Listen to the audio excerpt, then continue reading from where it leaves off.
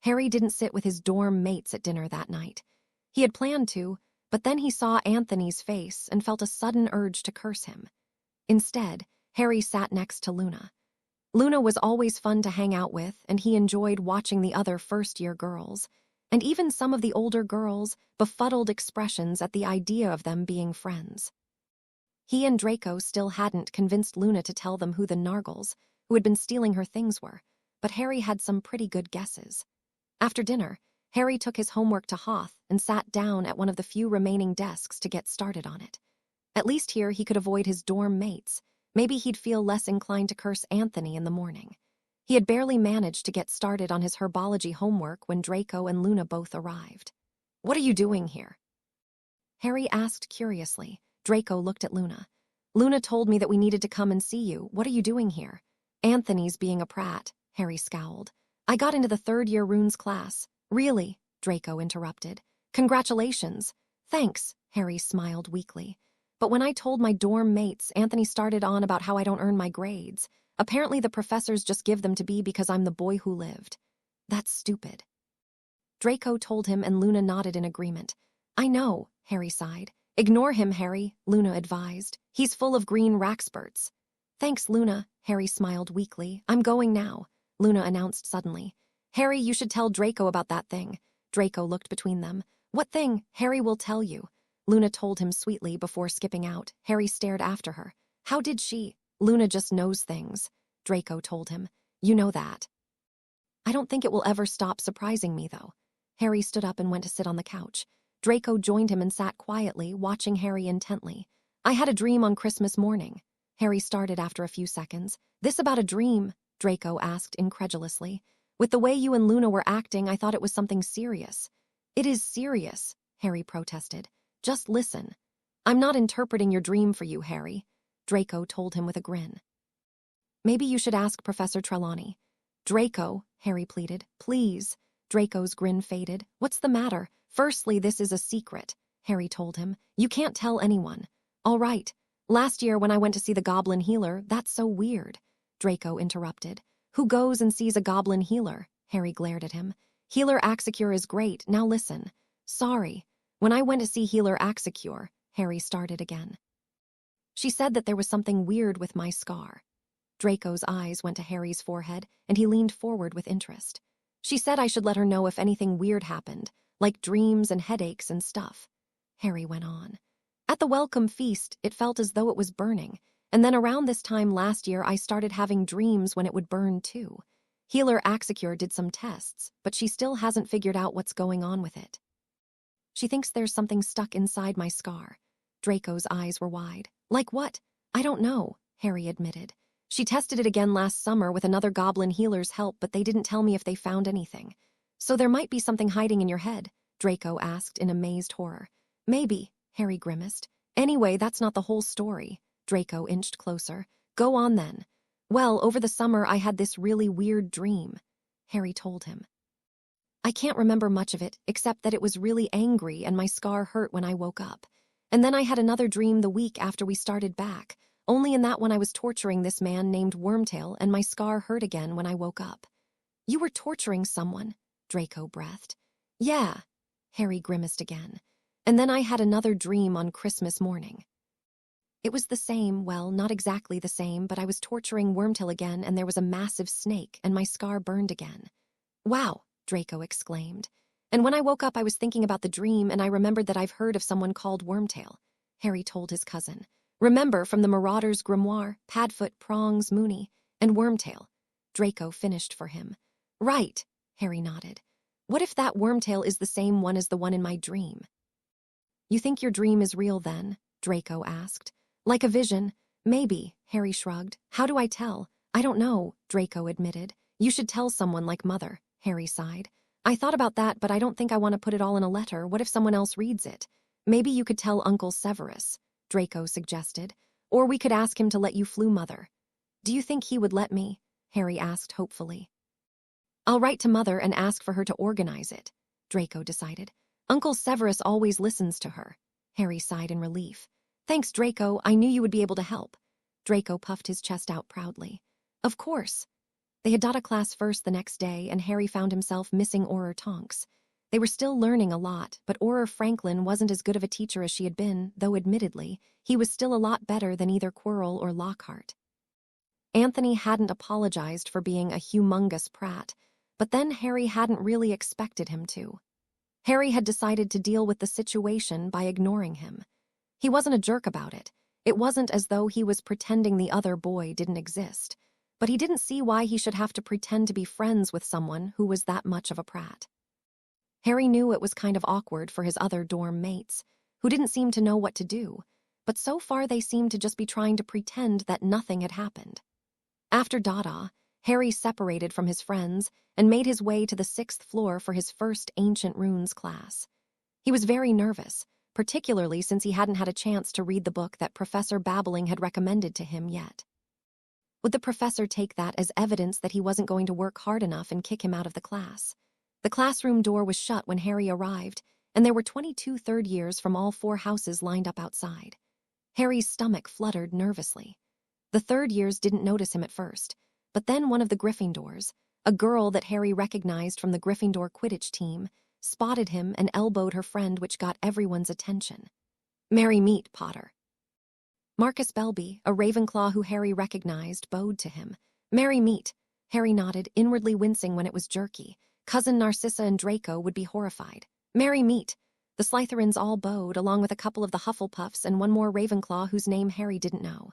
"Merry meet." Harry nodded again, thankfully much more smoothly. "Are you lost, kid?" One of the larger Gryffindor boys asked him gruffly. Harry shook his head quickly. "No, Professor Babbling told me to be here." "Why?" Katie Bell, who Harry recognized from the Gryffindor versus Slytherin Quidditch game, asked. "He's in our class now." Marietta Edgecombe, another Ravenclaw, answered with a sour look on her face. "What?" the Gryffindor boy from earlier asked. "But he's a second year. A second year who has probably read further ahead than all of you combined." Professor Babbling told him sternly from the doorway. "Come in, take a seat." Harry waited until all the third years had entered the classroom, trying to ignore the hostile looks that some of them were giving him, before cautiously entering the classroom. There were only 3 spare seats in the classroom, and Harry chose the one nearest the door. "Good morning," Professor Babbling told them all, standing near her desk. "Please place the assignment I trust you all completed over the holidays on your desk, and open your textbooks to page 158. This week we will be discussing the Con rune." Harry took out his textbook, along with some parchment, a quill, and some ink, and quickly found the correct page. This he could do. The rest of the week rushed by for Harry. Between his regular classes and his Ancient Runes class, he spent most of his evenings doing homework, and any time he had left over, reading Inscribing Runes, the book that Babbling had recommended, and practicing drawing the Con rune over and over again. It was really hard, and by the end of the week, Harry was still struggling to get the angles and proportions of it right consistently. It reminded him of their stupid astronomy project, making a mobile of their solar system. But at least this had a practical application. He and Anthony had reached some kind of unspoken truce where they mostly just ignored each other. It was awkward for their dormmates, but Harry didn't really care. It wasn't as though it was his fault. All he'd done was study hard and get good marks, and he wasn't going to apologize for it. As had become their habit, Harry met with Neville and Takashi on Thursday to practice wandless magic together, and he and Neville were both delighted to be able to consistently float the quill within a minute of meditating. Takashi still hadn't managed to make his quill move, though he told them that he thought he was making progress. Finally, Saturday morning arrived, and after a particularly intense Quidditch practice, Harry met Draco and Luna at Hoth to add the final ingredient to the Polyjuice potion. "Luna, do you want to do the honors?" Harry offered. Luna bit her lip nervously. "I don't want to muck it up." "You won't," Harry promised, handing her the bicorn horn. "You just drop the horn into the potion and Draco, and I will take it off the heat." Luna's took the horn, her eyes gleaming with excitement. "All right. On 3, Harry instructed, grasping one of the cauldron handles while Draco grabbed the other one. 1, 2, 3. Luna dropped the horn into the potion with an excited squeak, and Harry and Draco immediately lifted the cauldron off the stand and onto the floor. Black smoke suddenly billowed from the cauldron, and when it eventually cleared, the potion had thickened and turned a dark brown. "Oh no," Luna moaned. "I ruined it." "No, you didn't," Harry reassured her. "That's what it's supposed to look like." I can't believe we're going to drink that, Draco grimaced. It looks like mud. Mud doesn't taste so bad, you know. Luna told them. Harry and Draco exchanged a glance. We'll take your word for that, Luna. Harry opened their potion cabinet and passed Draco and Luna each a pourer and an empty potion vial before taking one for himself. Draco grimaced, but dipped his pourer into the potion. How long does this store for? 10 years, Harry told him with a grin. Apparently a potion master spent most of the 70s figuring out how to make it store for up to a year. Then one day he accidentally put too much boomslang skin in and the rest is history. Boring history, Draco muttered as he carefully poured the potion into his empty vial. Once the vial was full, he put a stopper in it and swapped it out for another empty one. No, it's not, Harry denied as he poured the potion into his own vial. Professor Snape doesn't think it's boring. He was the one to tell us the story, don't you remember? Harry, I'm sorry to break it to you, but not everyone remembers every single lecture word for word, Draco told him. Not even me. But it was interesting, Harry protested. It was part of his lecture on the preservative properties of boomslang skin. Draco rolled his eyes. So are we pranking the Weasley twins tonight? Definitely, Harry grinned.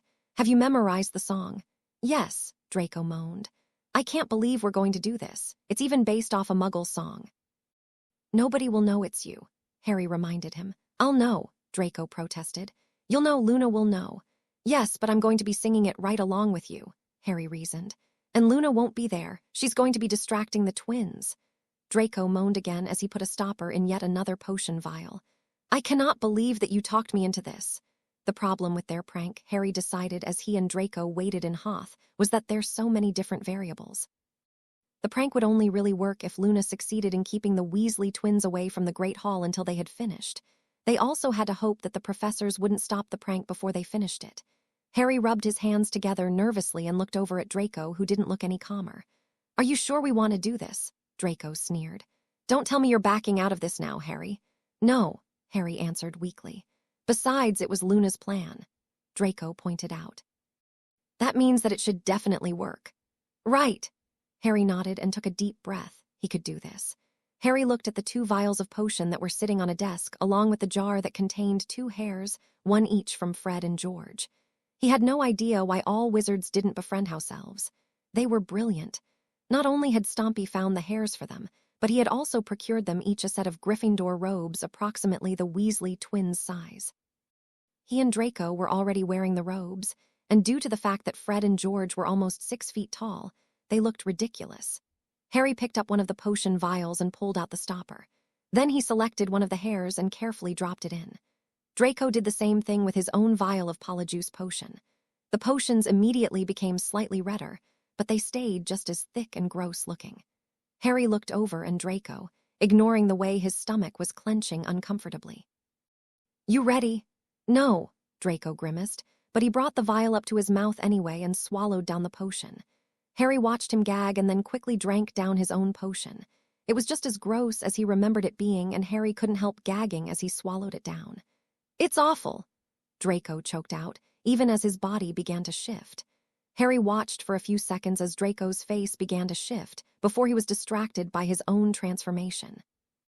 It was weird, feeling his whole body shift and change. He closed his eyes for a few seconds and the ground was suddenly a whole lot farther away. Wow! One of the twins' voice sounded from in front of him and Harry looked up in fright, sighing in relief when he realized that it was just Draco, who now looked exactly like one of the twins. It was so weird. This is smashing, Draco said as he brought his hands up to his face. You can't say that when we're out there, Harry cautioned. There is no way the twins would ever say smashing. Draco rolled his eyes. All right, you ready? Yes. I can't believe we're doing this, Draco muttered as they exited the room and began walking towards the Great Hall. Harry grinned. Come on, it'll be fun. The Great Hall was almost full by the time they arrived, but thankfully the food hadn't appeared yet. Harry and Draco paused at the hallway and looked around to make sure that the actual Weasley twins weren't there, before walking confidently towards the Gryffindor table.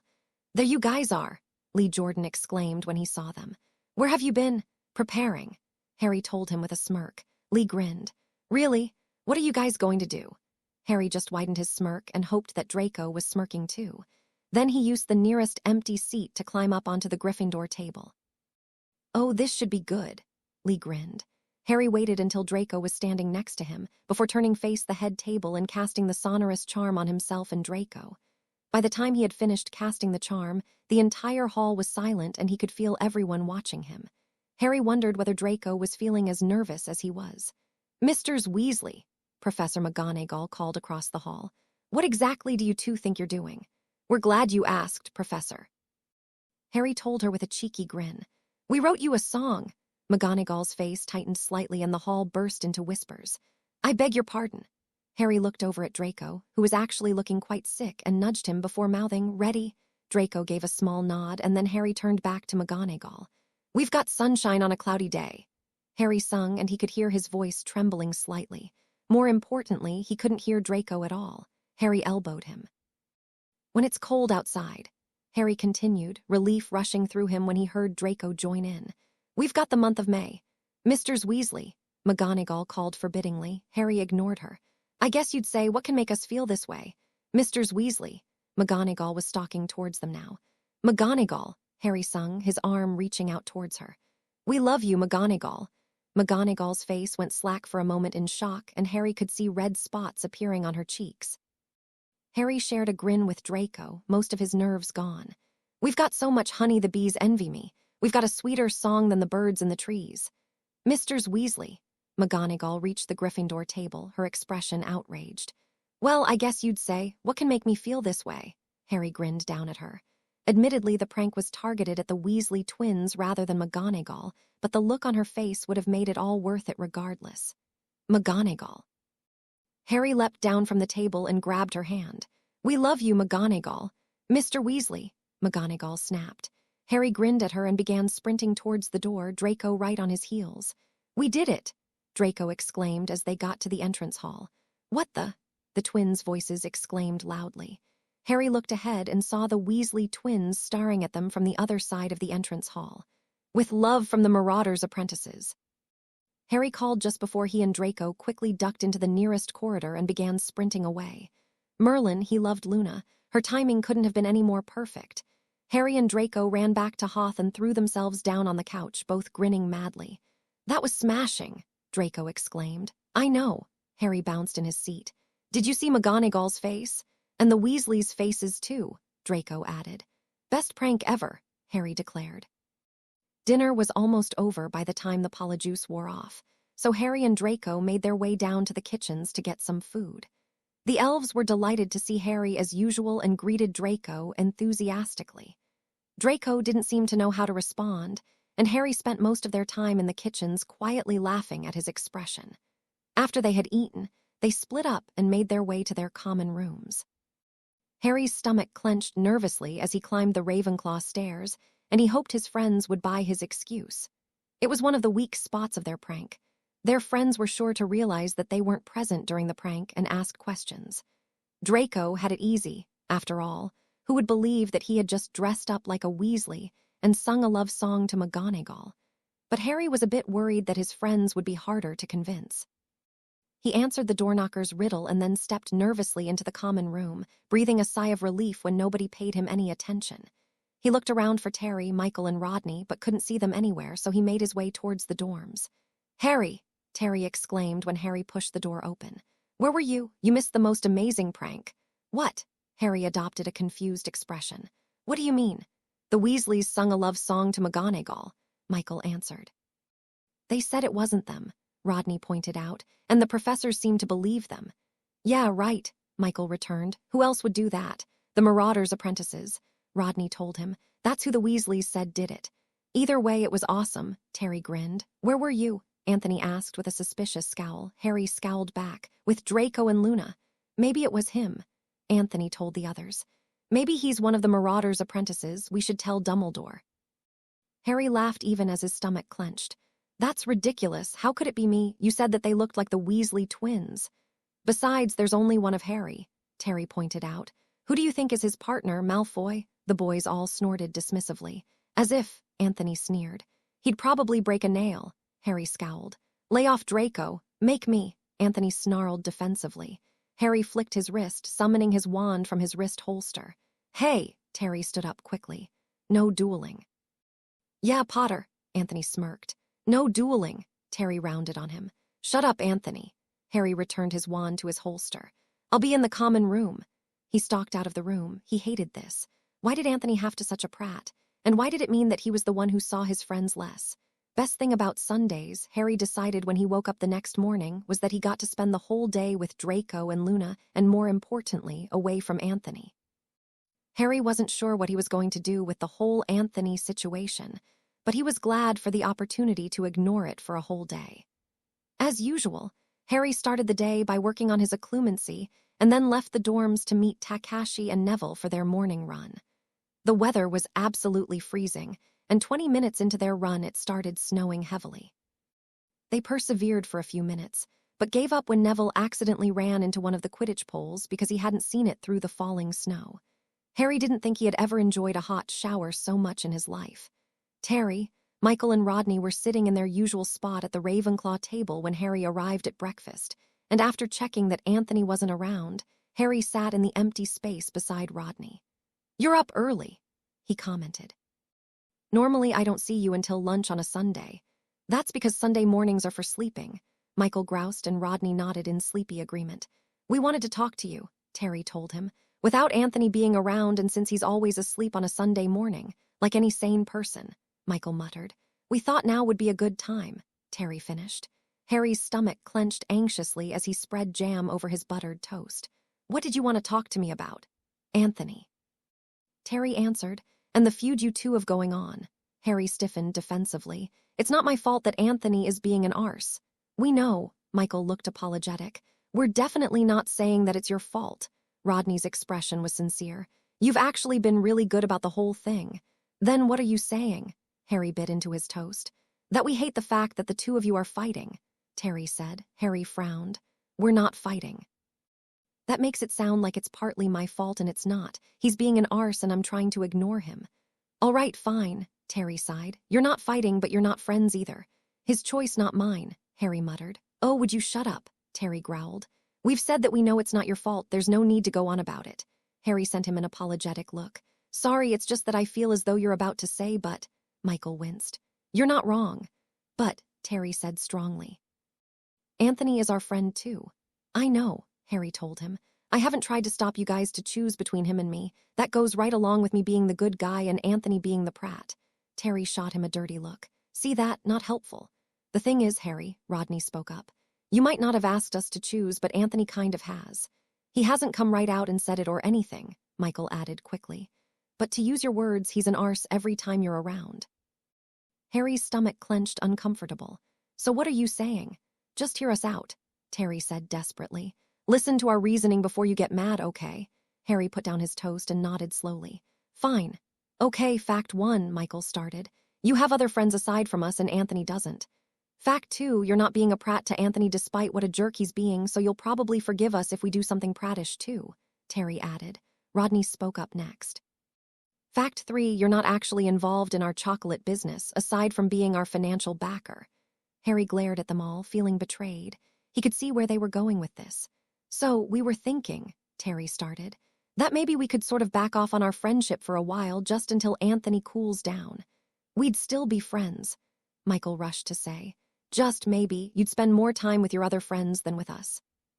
And then when Anthony stops being an arse, we can all hang out together again," Rodney added. Harry clenched his jaw. "So you're picking Anthony over me, even though neither of us has asked you to choose," Michael grimaced. "We just don't want to have to deal with all the awkwardness anymore. Anthony's awful when you're around." "Which isn't my fault," Harry snapped. "And even though it's Anthony's fault, you're still punishing me for it." It reminded him a little too much of the Dursleys punishing him for Dudley's crimes. "It's just for a little while," Terry told him. "Just until Anthony calms down." "What if he never calms down?" Harry challenged. "Anthony hates me because of who my parents were and because I get good grades. I can't change the first one and I refuse to change the second one. What if he never gets over it?" The three boys exchanged looks before shrugging. "We don't know," Terry admitted. Harry closed his eyes for a moment and took a deep breath. When the calmness that he experienced during meditation settled around him, he opened his eyes again. "All right, fine, what about in classes? We still want to partner with you in potions," Rodney said quickly. Harry fought down a sneer. "So you don't want to be my friend, but you still want me to tutor you in potions?" They all looked at him guiltily. It's not that we don't want to be friends. Terry defended. We just want to keep our distance for a while. I'll still sit with you in classes and stuff, but it's not as though you don't have other people to spend time with. Harry couldn't handle it anymore. The calm feeling was already gone, and he knew if he stayed any longer, he would either start crying or curse one of them. He stood up forcefully and grabbed his half-eaten piece of toast. Fine. This is why you shouldn't associate with blood traitors. Draco commented after Harry had finished telling him and Luna what had happened. They have no sense of fidelity. Terry and Michael aren't blood traitors. Harry protested weakly. They're just as traditional as you and I are. Obviously not, Draco answered frostily, or they wouldn't have chosen Goldstein over you. Don't worry about them, Luna put in. They're just silly. Draco nodded in agreement. Besides, now you will be able to spend more time with me and Luna. I suppose. Harry acknowledged glumly. And you'll be able to hang out with Theo and Daphne too, Draco added. They've been talking about how they haven't seen much of you this year. And you can always sit with me at meals, Luna told him. Whenever you sit with me, the Nargles don't bother me for days. Harry's eyes narrowed. Are they still bothering you, Luna? They won't now that you'll be sitting with me, Luna said airily. Harry exchanged a look with Draco. He hated the idea that people were bullying Luna. Tell us who the Nargles are, Draco ordered her. We'll make them stop. Don't be silly, Luna told him. You can't really stop Nargles. Anyway, they're not so bad now that I spend time with you and Harry. Is there anything else we can do? Harry asked. Maybe we could walk you to your classes or something. Luna giggled. You're sweet. Seriously, Luna, Harry leaned forward. You'd tell us if we could do anything, right? Luna shrugged with a small grin. Maybe. They spent the next few minutes trying to convince Luna to tell them something, but eventually she just started humming absently and they gave up. Instead, Draco challenged Luna to a game of wizarding chess and Harry sat down at one of the desks to practice drawing runes. He'd been in the third-year Ancient Runes class for 2 weeks and had found that he was actually miles ahead of the class in regards to theory. Unfortunately, he was rubbish at actually drawing the runes. Harry knew that he'd definitely made some improvement, but he was still nowhere up to Professor Babbling's standards, or his own for that matter, and so was practicing at every opportunity. There was no way he was going to settle for anything less than an outstanding in their final exam. Harry continued practicing until the lunch bell, and then he reluctantly followed Draco and Luna to the Great Hall for lunch. Anthony's smug expression was the first thing Harry saw when he entered the hall, and it had him fingering his wand. Terry, Michael, and Rodney all gave him guilty looks, but then seemed determined to ignore him. Harry and Luna sat as far away from them as they could, but Harry's stomach was churning too much for him to eat. He felt so betrayed. It was like primary school all over again when the kids who befriended Harry eventually ditched him after Dudley's bullying became too much for them to handle. By the time Harry had turned 8, he had given up on the idea that anyone would want to be his friend badly enough to put up with bullies. It was awful to have it happening again. At 2:45, Harry and Draco left Luna at Hoth and walked down to Professor Snape's office. Draco had been true to his word and had arranged for cousin Narcissa to fire call Harry at 3 that afternoon. Draco had somehow managed to get his godfather to agree for them to use his quarters under the provision that Snape was present for the entire conversation. Harry wasn't sure how he felt about that. It wasn't that he didn't trust Professor Snape. He just didn't trust the man as much as he trusted cousin Narcissa and Draco. They arrived at Snape's door at 5 minutes to 3, and Draco knocked on the door. The door swung open almost immediately, and Harry followed Draco into the room.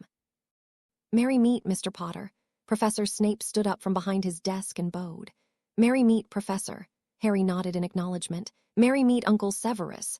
Draco smiled at his godfather. "How has your day been?" Professor Snape sat down. "Well enough." Draco peered at the parchments on the desk.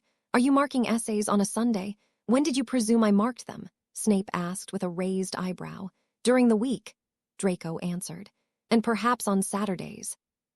"Has it occurred to you, Draco, that between preparing for and teaching classes, supervising detentions, and patrolling the corridors, I might not have the time to mark essays during the week?" Snape asked. Draco looked unimpressed. "What about Saturday? I was otherwise occupied, not that it is any of your business."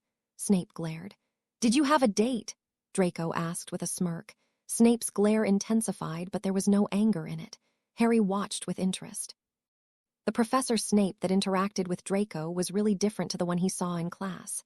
He seemed softer somehow, less angry. It wasn't the first time Harry had seen his professor like this. He's seen hints of it during his mediation lessons the year before, but he thought it was nice that Draco had a godfather who obviously loved him. "Your mother should be calling at any moment," Snape told Draco. "Perhaps you should move towards the fire." Draco's smirk grew. "You did have a date. Who was it?" "And there she is," Professor Snape said, ignoring Draco entirely. "Go and greet your mother, Draco." Harry quickly spelled his sleeves to be rolled up to his elbows and followed Draco towards the fireplace. "Merry meet, Draconus Harry."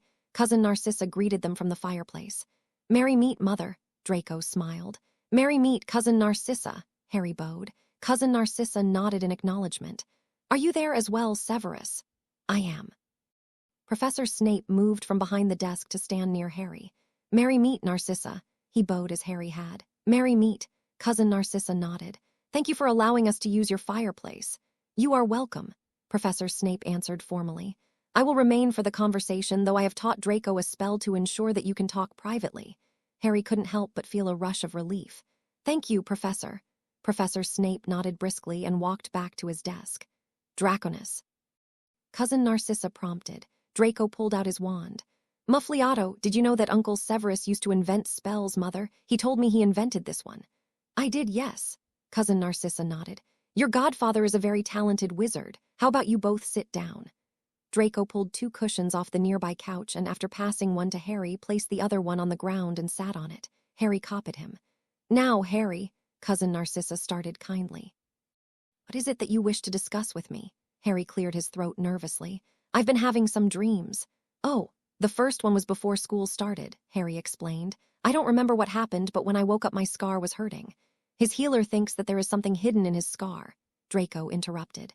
"She doesn't know what, though." Cousin Narcissa's expression tightened slightly. "Go on, Harry." "I had another dream that made my scar hurt in September," Harry continued. "Only I remembered what the dream was about. I was torturing a man named Wormtail." "How exactly were you torturing him?" Cousin Narcissa questioned. "With a spell," Harry answered. "I said Crucio and a red spell hit him." Cousin Narcissa's expression was even tighter now. "I see. Do you remember why you were torturing him?" Harry frowned in thought. "I think he had done something wrong. In the dream I said something about a boy, but that's all I remember." "Have you had any other dreams?" Cousin Narcissa asked. "Just one," Harry replied. "On Christmas morning, I was torturing Wormtail again and there was a really big snake. I think I said something about a boy again, and at one point Wormtail said that someone's dustbins had attacked him. I remember that because I thought it was really weird." Cousin Narcissa was looking very grim. "Is that all you remember?" Harry fought down the urge to squirm nervously. Cousin Narcissa's reaction was making him even more nervous. "He thinks he knows who Wormtail is," Draco answered for him. "I don't even know if the dreams are real," Harry corrected his cousin. "But after the last dream, I remembered that I had read the name Wormtail before. Sirius gave me a book that he and his friends wrote when they were in school. But instead of signing it with their real names, they signed it with their nicknames: Padfoot, Prongs, Moony, and Wormtail." Cousin Narcissa didn't say anything, and after a few seconds of silence, Harry gave in to the urge to squirm. He'd barely even begun when Draco elbowed him in the side and glared disapprovingly. Eventually, Cousin Narcissa spoke. "Thank you for telling me, Harry. Do you think they're real, Cousin Narcissa?" Harry questioned nervously. "Like visions or something?" "I do." Cousin Narcissa told him seriously. Harry's stomach clenched. "Does this mean I'm a seer, like Professor Trelawney? Should I take divination next year?" "Not necessarily," Cousin Narcissa answered. "I am going to make several requests of you," Harry nodded. "All right. First, do you remember that during the summer I spoke to you about a pensive?" Cousin Narcissa asked. "The things that you can store memories in," Harry asked. "Yes," Cousin Narcissa agreed. "I would like you to put your memories of the dreams in vials and give them to Severus. He will give them to me and I will view them in a pensive." Harry frowned. "How?" "Severus will help you," Cousin Narcissa promised. "Okay," Harry agreed. The whole idea of putting memories in vials seemed weird to him, let alone the idea of other people seeing the memories, but if Cousin Narcissa thought it was important. "Have you heard of occlumency, Harry?" Cousin Narcissa asked. Harry nodded. "Yes, I started learning it last year. Professor Snape lent me one of his books." "Did he?" Cousin Narcissa looked surprised. "Excellent, you should practice it as much as you can. It may help you to stop having dreams." "All right," Harry told her. "Thank you." Cousin Narcissa smiled, though she still looked worried. Please contact me again if you have any other dreams. Have you told anyone else? No, Harry answered. Well, except Healer Axicure.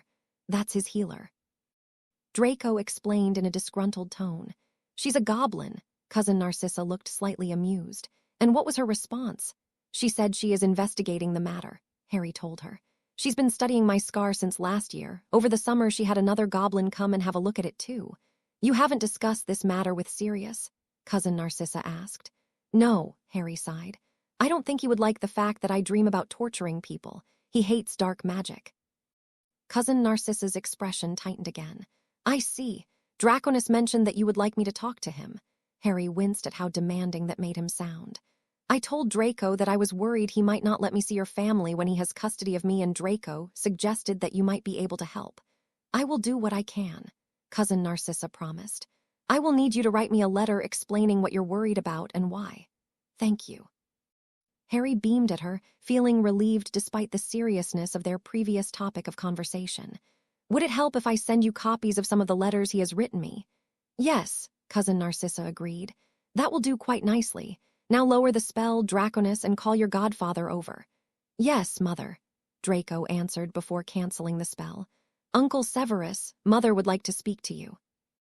Professor Snape scowled as he stood and walked towards them, but he didn't look particularly upset. Yes, Narcissa. Harry has been having some concerning dreams, Cousin Narcissa said. I need him to send me his memories. I have assured him that you will help. Harry's stomach fluttered nervously as Snape turned his scowl on him. I see, Snape answered. Was there anything else? It is vital that he learn occlumency as rapidly as possible, Cousin Narcissa told him. He has informed me that you have lent him a book. Is there anything else you could do to speed up the process? That depends on how much progress Mr. Potter has made on his own, Professor Snape said. The method of occlumency that he is learning takes time, and the first step must be done on his own. I've almost finished it, sir, Harry assured his professor quickly. I think I'll be finished by the end of the week. Professor Snape raised an eyebrow in surprise. Then I will expect you at precisely 7 next Sunday evening, Mr. Potter.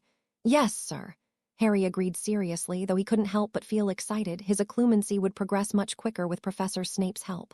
I will leave you to it then, Cousin Narcissa decided. Please send me the memories as soon as possible, Severus. Of course, Snape agreed. Merry part, Narcissa, merry part, Cousin Narcissa agreed. It took Harry a couple of days to figure out how to deal with his friends backing off from their friendship with him. At first, he'd mostly pretended everything was normal and sat with them in classes. But while they had claimed that they would be just backing off a little bit, to Harry it felt an awful lot like they weren't friends anymore. In fact, now it felt as though they were just using him to get good grades. As though that wasn't bad enough, the Ravenclaw girls had apparently decided that since the boys weren't talking to Harry, they wouldn't either. It didn't come as a huge shock to Harry. Lisa Turpin had never really gotten over their conversation about muggles from a few months earlier, but it certainly didn't make things easier. So, on the third day after his dorm mates had told him that they were backing off, Harry decided not to sit with any of his housemates in classes anymore. It was easy enough to do in their classes with the Slytherins and Gryffindors. In those classes, he would just sit with Draco and Neville respectively. But it was much harder with the class that they shared with the Hufflepuffs.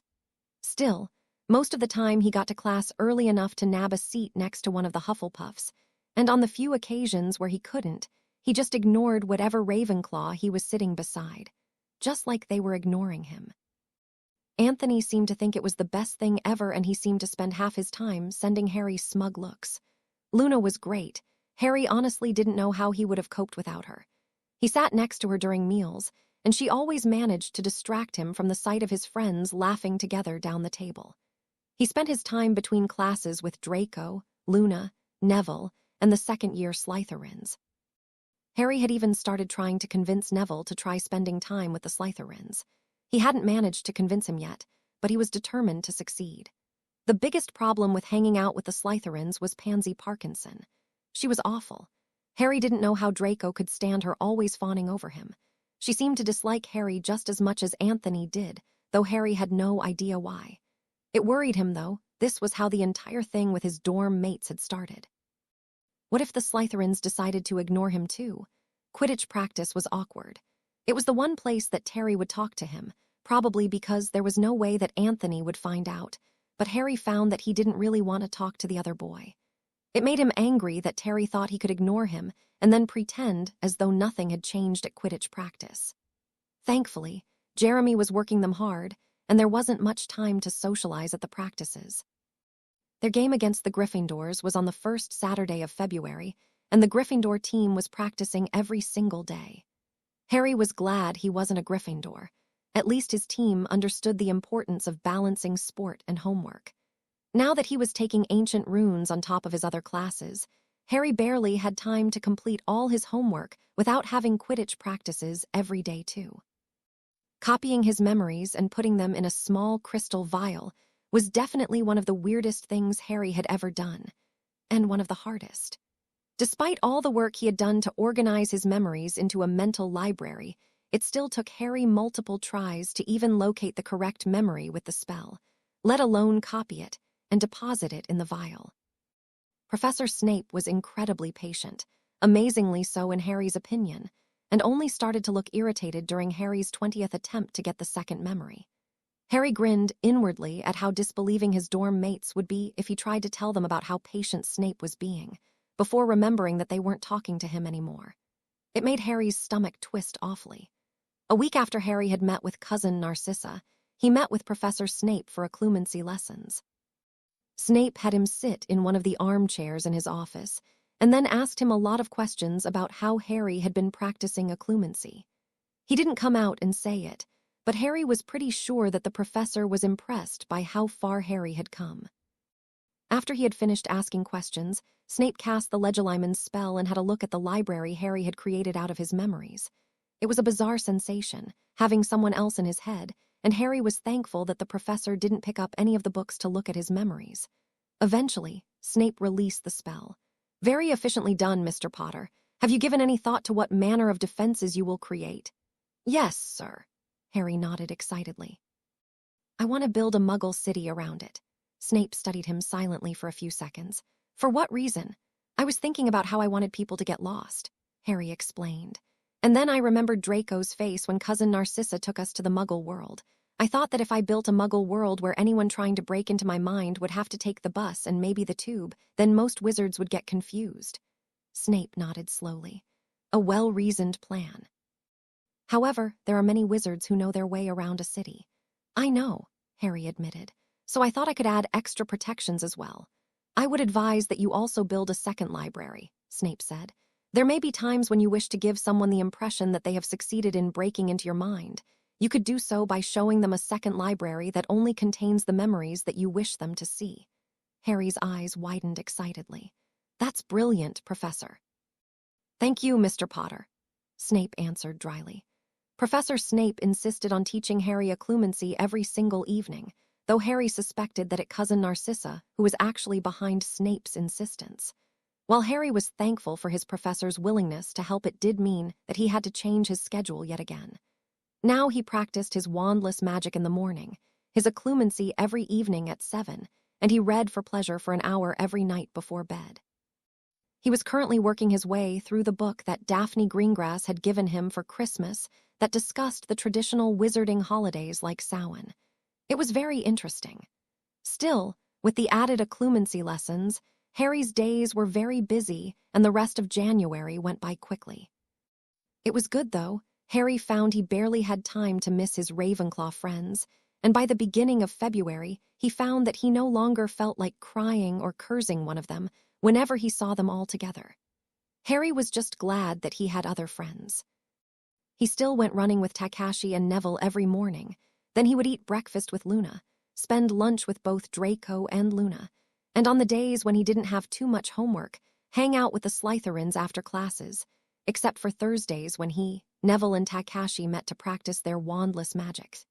He was still trying to convince Neville to hang out with the Slytherins with him, but the Gryffindor was stubbornly refusing. But why? Harry asked in frustration one day as they made their way to the Great Hall after their morning run. "What do you have against them?"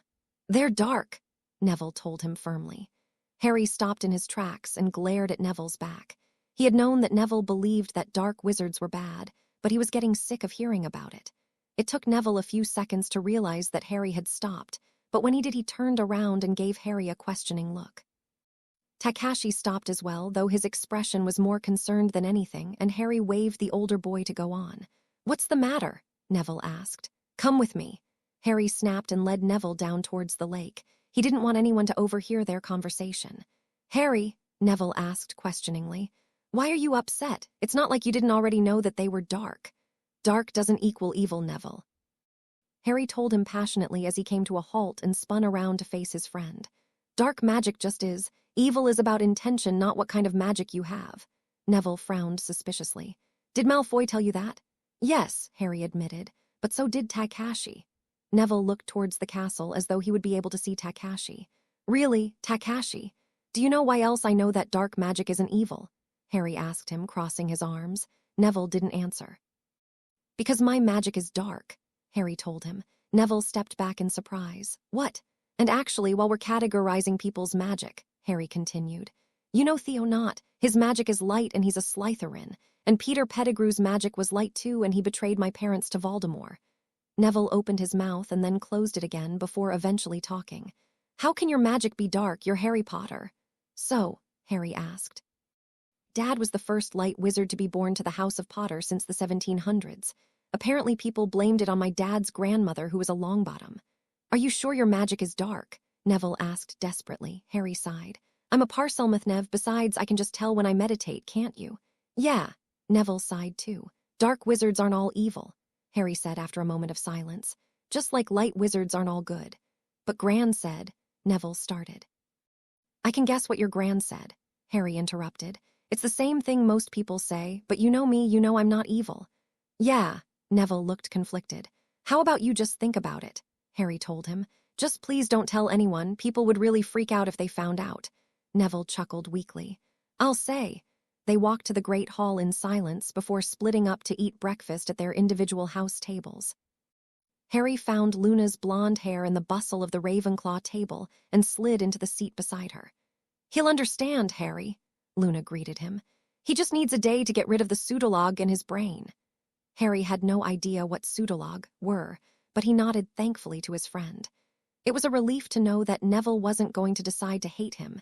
Harry had already lost enough friends that month. Despite Luna's words, Harry had expected it to take Neville at least a week to bring up their conversation. So he was surprised when Neville pulled him aside after their run the next morning. "I'm sorry," Neville told him nervously. Harry frowned in confusion. "What for?" Neville shrugged. "I shouldn't have freaked out." Harry laughed in relief. "It's fine, understandable even." "So you're really a dark wizard?" Neville whispered. "Yes," Harry nodded seriously. "Okay," Neville nodded slowly. "Then I believe you that dark wizards aren't all evil. I'm not going to tell Gran, though. She really will freak out." "Fair enough," Harry grinned. "Will you come hang out with the Slytherins then?" Neville frowned. "No, just because you're not evil doesn't mean that they're not." "They're our age," Harry argued. "They're no more evil than I am." "That's easy for you to say." Neville snapped. He took a deep breath and looked away. Harry stepped closer in concern. "Neville, what is it?" "Do you know what happened to my parents?" Neville asked quietly. "No," Harry answered softly, "but I presumed that they had been killed in the war or something since you live with your Gran." "They're still alive," Neville said, "but they're really sick. Some Death Eaters, including Bellatrix Lestrange, who is Malfoy's aunt, tortured them, and now they don't even know who I am." Harry stared at his friend in horror. "That's awful." "Yeah," Neville nodded brokenly. "So you'll understand why I don't want to spend time with Malfoy." Harry bit his lip unsurely. "But Neville, it wasn't Draco who hurt your parents. You can't blame him." "He's related to her," Neville spat. "So?" Harry asked. "Your great uncle dropped you out of a window, but I don't hate you because your uncle's a jerk." "That's different," Neville protested. "It wouldn't have been if you hadn't bounced," Harry argued. "Then he would have killed you." Neville was silent for a few seconds. "I just can't, Harry. Every time I see him, I think about my parents and how they don't know me. And then I think about the fact that he still has parents who know who he is, and I just want to curse him." Harry sighed. "All right, I'll stop asking you about it. Can I just say one last thing, though?" Neville nodded reluctantly. "I don't think Draco likes his aunt either," Harry told him. "He talks about her sometimes, and he thinks she's really horrible." Neville turned for the door. "We should go to breakfast." "Okay," Harry sighed. The day of the Ravenclaw versus Gryffindor Quidditch game was a few days later. Harry nervously ate his breakfast with the rest of the Quidditch team and tried to ignore Terry's presence beside him. He felt more nervous than he had before the Ravenclaw versus Hufflepuff game, and he thought it was probably because the older members of the team were more nervous too. "Harry!" The Weasley twins' voices chorused from behind him, and Harry barely managed to stop himself from flinching. That was the other reason he was more nervous. Fred and George were probably the best beaters at Hogwarts, and Harry really didn't want to be hit by a bludger. "What do you want, Weasleys?" Jeremy asked, half rising out of his seat. "We just wanted to wish our friend luck," one of the twins defended. "Good luck, Harry," they chorused, each slapping on him on a different shoulder. Harry twisted around so that he could see them. "Thanks, you too." "Luck," one of them asked. "We don't need luck, do we, Gred?" "Certainly not, Forge," the other twin replied before they walked back to the Gryffindor table. "You're friends with them?" Roger Davis, one of the Ravenclaw chasers, asked in disbelief. "Yes," Harry answered. "So we don't need to worry about protecting you from bludgers then?" Ingleby, the third-year beater, asked. Samuels, the other beater, snorted. "Are you kidding me? They'll probably target him more. They have a weird idea of friendship. You know, their friend Lee Jordan." Ingleby looked over at the Gryffindor table. "The black guy with dreads." "Yeah," Samuels agreed. "I heard that in their first year they replaced his shampoo with a hair removal potion. The kid took it really well, though, and wouldn't let Pomfrey grow his hair back for a week." "Really?" Ingleby's eyes widened. "Really?" Samuels nodded. Harry's stomach fluttered nervously, and he twisted around to look at Weasley twins who were sitting with the Gryffindor team, all of whom were laughing loudly. He really didn't want to be hit by a bludger. "And they're off." Lee Jordan's voice echoed around the Quidditch pitch. "Gryffindor has possession of the quaffle. Belle passes it to Angelina, who weaves around Davis and drops it down to spin it." Harry slowly circled the pitch as he searched the sky for any sign of the snitch, but couldn't see anything. The Gryffindor Seeker, a seventh year by the name of Warren Tate, was tailing him, and Harry wasn't sure whether he should be disgusted or pleased by the older boy's lack of skill. Tate had spent the entire Gryffindor versus Slytherin game tailing the Slytherin Seeker, and had had no chance of catching the snitch because of it. In a way it was good, though. Ever since he had faced Cedric Diggory in their game versus the Hufflepuff team, he had wanted to try faking a snitch sighting. At least with Tate's incompetence, he wouldn't feel half as worried about the idea. Hooch's whistle blew loudly, and Harry looked down to see that Gryffindor had just scored a goal. He winced when he saw the scoreboard, 40-10 to the Gryffindors. He really needed to catch the snitch fast. Harry scanned the field for the snitch again, and then, clenching his teeth in determination, he pointed his broom towards the far corner of the pitch and began racing towards it. His path took him straight into Katie Bell, and Harry smirked when she dropped the quaffle in her hurry to get out of his way. "Foul! Foul!" Jordan was shouting. He tried to run her down. Harry sped towards the ground at top speed, pulling up at the last minute and doing one of the trick turns he had been practicing. "Whoa!" Jordan's voice echoed. "Look at that turn. Pretty impressive, really, considering that this is only Potter's second game." Harry looked around for Tate and grimaced when he saw that the other Seeker had come to a halt 20 feet above him and was staring at him in shock. What was the point in pulling Wronski feint if your opponent couldn't keep up? "Impressive, Potter." Tate acknowledged as Harry flew past him. "Thanks." Harry went back to circling over the pitch, and much to his disgust, Tate went back to trailing him. Hadn't he just proven to the older boy that he had no chance of beating Harry to the snitch? Tate's only chance was to spot the snitch first. A few minutes later, Harry saw a black shadow out of the corner of his eye and grimaced. He had been so focused on looking for the snitch that he had forgotten to be on the lookout for bludgers. He turned his head slightly, and his eyes widened when he realized it was just seconds away from hitting him. Bollocks. Harry loosened his grip on his broom and threw himself to the side, swinging under the broom. Breathing a sigh of relief as the bludger harmlessly sped past him, Harry decided that he would have to thank Draco for teaching him that move. "Wow," Tate said. "That's amazing." Harry righted himself on the broom before grinning at the older boy. "Thanks." Bell shoots and scores. Jordan's voice rang out. "Gryffindor, 100, Ravenclaw, 40. Harry winced. He really needed to find the snitch. It was barely a minute later that the next bludger sped past Harry, who this time had spotted it in time to avoid it without ending up hanging from his broom. 30 seconds later, there was another bludger, then 3 minutes later, another one. Harry looked around the field for the Ravenclaw beaters who were supposed to be stopping the bludgers. It only took a few seconds for Harry to realize the problem. the Weasley twins were flying rings around them. Harry ducked out of the way of yet another bludger and aimed a glare at the closest twin. 150-60 to Gryffindor, Lee's voice announced, and Harry growled in frustration. The Gryffindors were 6 goals away from winning regardless of who caught the snitch. He needed to catch the snitch soon, but the Weasley twins were keeping him too busy to have much of a chance of spotting it. He scanned the pitch quickly and then sped towards the other end of the pitch quickly, stopping halfway to look again, before continuing. Once he reached the other side of the pitch, he stopped again, looked around for bludgers, and then, seeing that all was clear, scanned the field for the snitch again. There was nothing, so Harry sprinted across the field diagonally, stopping halfway again to search for the snitch. It was hard work, sprinting across the field over and over again, but it meant that was never in the same place long enough for the Weasleys to effectively aim a bludger at him. "Spinnet scores," Lee's voice echoed. "Gryffindor, 180, Ravenclaw, 70. Harry ducked quickly as bludger darted over his head. He had obviously stayed in the same place for far too long. It didn't take long for the Weasleys to figure out how to counter Harry's avoidance, and then Harry started having to zigzag across the field to keep them guessing. "Gryffindor, 200, Ravenclaw, 70, Lee announced gleefully. Harry darted left, then right, then dropped 10 feet, before darting right again. Damn the bludgers.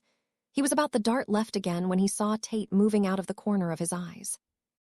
He turned quickly and saw that the older boy was racing towards the far end of the field. Harry turned his broom around and sprinted after the other seeker, ignoring the aching of his exhausted legs. He didn't think he had ever worked this hard before. He was never going to describe Jeremy's practices as intense again. He was halfway across the pitch when he saw the snitch, barely 30 feet ahead of Tate. Harry leant forward on his broom and just concentrated on it going faster. Faster, faster, he needed to go faster. Suddenly the snitch darted upwards and Harry immediately corrected his direction. Tate was just 10 feet away from the snitch now, but Harry was catching up, 20 feet and counting, and the snitch was still moving. It darted left, then right. Harry clenched his teeth tightly and focused entirely on the snitch. 15 feet, 10 feet, Tate was only 5 feet away from the snitch. Damn, damn, damn. Harry snarled to himself before suddenly getting an idea. He waited until he was 5 feet away from the snitch, and Tate was reaching out an arm to grab the snitch before shouting, "Tate, watch out for the bludger." Tate twisted his head around quickly, snitch forgotten, and Harry tried not to feel guilty as he sped past the other seeker and grabbed the snitch out of the air. "What?" Lee's voice sounded through the stadium. "Are you kidding me? Tate was so close." "Jordan," McGonagall's voice chided. "Fine." Lee's voice was glum. "Potter catches the snitch. Ravenclaw win." Harry held the snitch tightly as he slowed down and turned his broom around. Then he flew back to where Tate was hovering. "Sorry," Tate shrugged. "It's all right, I shouldn't have let you distract me. It was a pretty cheap move, though," Harry acknowledged. "It's Quidditch, kid," Tate grinned wryly.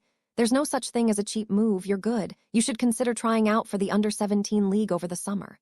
"Seriously?" Harry asked incredulously. He had heard of the league, of course. But the players in it were almost always at least 15. "Maybe in a few years," Tate admitted. He reached out a hand. "Good game." Harry grasped his hand. "Thanks, you too." Narcissa Malfoy gracefully stepped out of the Interlaken Magical Wellness Retreat's fireplace, before pausing for a moment to spell away any ash that might have settled on her robes. International fluing was always more irritating than domestic fluing, as it required multiple stages of the journey. On this instance, she had flued from Malfoy Manor, to the British Flu Terminus, then to the French equivalent, then to the Swiss equivalent, before finally fluing to the wellness retreat where Sirius was staying. "Can I help you, ma'am?" Narcissa shifted her attention to the young witch who had addressed her in German. The girl, who looked as though she was barely out of school, was dressed in tidy gray robes with the name Injegered embroidered on the left panel. "I am here to see Lord Black." Narcissa answered in slightly accented German. Her mother would have been horrified. Clearly she needed to spend more time speaking the language. Injegered looked surprised and then slightly jealous. "Is Lord Black expecting you, ma'am?" "No," Narcissa answered flatly. "Please inform him that his cousin, Lady Malfoy, is here to see him." The girl looked relieved, and Narcissa mentally rolled her eyes. Sirius was obviously feeling better if he was seducing the help. Though why he would have chosen that particular girl to flirt with was beyond Narcissa's understanding. The girl was at least 10 years younger than him. "Merlin," She hoped Sirius wasn't going to take after their Uncle Alfred, who had been infamous for seducing girls less than half his age. It was no wonder Alfred had died so young. Narcissa was surprised that it had taken 52 years for an angry father to decide to dispose of the man. Once Ingegerd had left through a large wooden door, presumably to find Sirius, Narcissa looked around the room. Clearly she was in some sort of reception area. There was a large desk near two large glass doors that were obviously the main entrance and a few chairs that she presumed functioned as a waiting area. Narcissa wasn't accustomed to waiting. It wasn't something that was often required of her, but she made her way towards the seats and sat down. There was a selection of magazines on a small table beside her chair, and she eventually chose one on the subject of business. The House of Malfoy didn't have any investments in Switzerland. Perhaps she ought to consider changing that. Lady Malfoy? Yes. Narcissa returned the magazine to the table and turned her attention to Ingegerd. Lord Black has agreed to meet with you, Ingegerd answered, looking a bit disgruntled. If you'll follow me. Narcissa followed the girl through the building, and then into a small room that reminded her of one of the many sitting rooms in Malfoy Manor, though not quite as tastefully decorated. Sirius was sitting in one of the large armchairs, looking every inch the noble lord he was, well, except for the childish scowl on his face. Narcissa studied her cousin for a moment, before turning her attention to the other wizard in the room. The man looked vaguely familiar, but Narcissa couldn't place him. He looked closer to Bellatrix's age than Sirius, and his robes were faded and frayed. Is there anything else I can get you, Sirius?